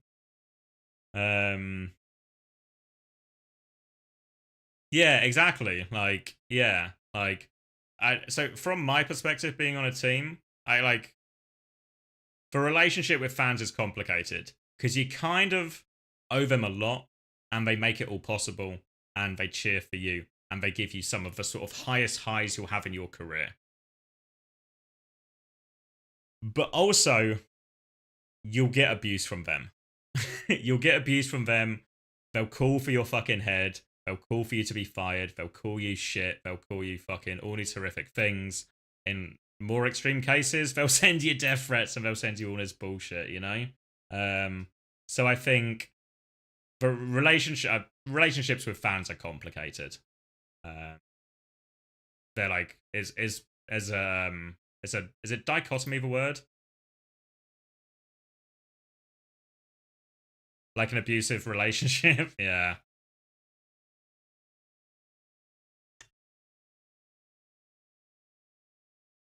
My fans are abusive. Cheers, BTK. Yeah. Very parasocial too. Yeah. Yeah. I think I mean people do it to me. Like if you want actually let me find what it was called. What was it called? If you want to watch a really good documentary that I think really delves into the idea of, I guess, fan culture, and the way fan culture is has developed or is developing, and maybe like the documentary is mainly about an extreme case that's really bad, but I think if people know the artists Tegan and Sarah, it's about them. I'll find a name for it, but I think like watching that, I feel like it sort of like really hit home in a lot of ways about like a lot of the more complicated feelings about dealing with like fandom. Fanatical, yeah, the catfishing of Tegan and Sarah, yeah, that's really good. And I think that's like a sort of first-hand really experiences someone sort of going through all these different versions of relationships, and you see some of the worst examples of fan behavior. And most of the people watching now, I think, don't fall into that category, you know? But the nature is, the few can spoil it for the many, and everything like that.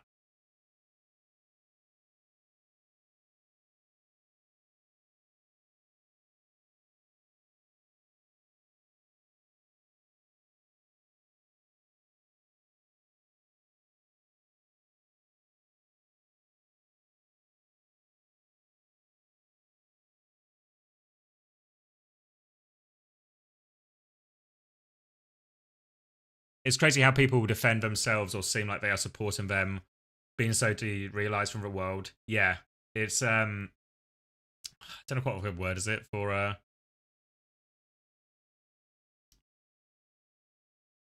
but yeah, like it's just like whenever I see these things, I always just feel like people are too involved with it. Sometimes for better or for worse, right? If you're that level involved, it kind of always feels like a bad thing, honestly. It's like if you have crazy fans and call them out on it, you are the arsehole and making fun of your fans. Yeah, no, it's a really weird dichotomy, you know? It feels like we're also so far away from talking about prediction like the Overwatch and predictions for tomorrow. But it's okay.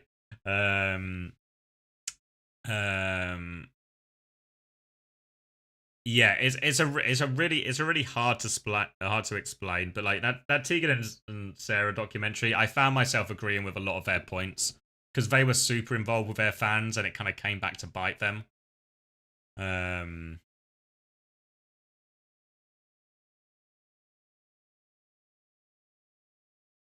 Fans invest their time, and for some that leads to entitlement, and that's kind of where it all goes wrong, especially if they focus on someone relatively inexperienced. Yeah, I think that's a good part of it. I think Twitch is the root cause of a majority of bad behavior. Coming into the scene and seeing players first and foremost as humans rather than pawns is definitely better for stuff. Yeah. I think my worst parasocial sin is wants to be helpful to those who enjoy watching and listen to. I don't get when people see someone they've never generally met as a friend or partner. Yeah, I don't know. It's really weird. It's really weird. It's hard to explain. It's something I never understood or really grasped until I experienced it myself as well.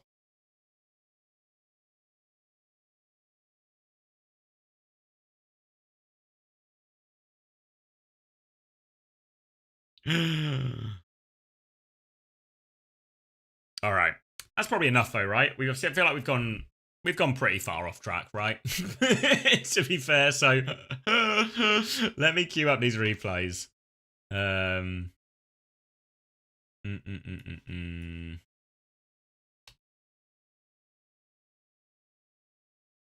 Good combos, yeah. I mean, I enjoyed it. I didn't have a bad time. And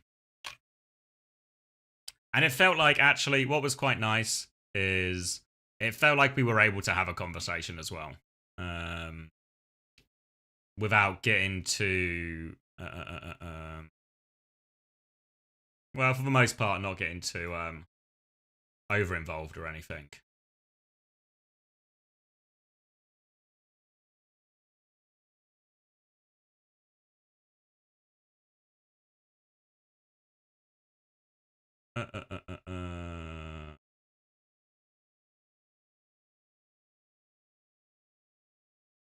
You time them out. Yeah, I mean it's. I mean, I was trying to have a conversation, but yeah, like, because the thing is, like, if you want to, like, they seem like pretty, like, we kept talking about a specific one, right? But cheers, Frosty. Good reference. Yeah, like, realistically, should UB have messaged those people back and sent them some abuse back their own way? Of course not, right? Fucking of course not. But also, should those people have fucking DM'd abuse to another person? Also fucking not, you know? So it's like, yeah, fucking, just shit being thrown at, shit being thrown at shitbags, right?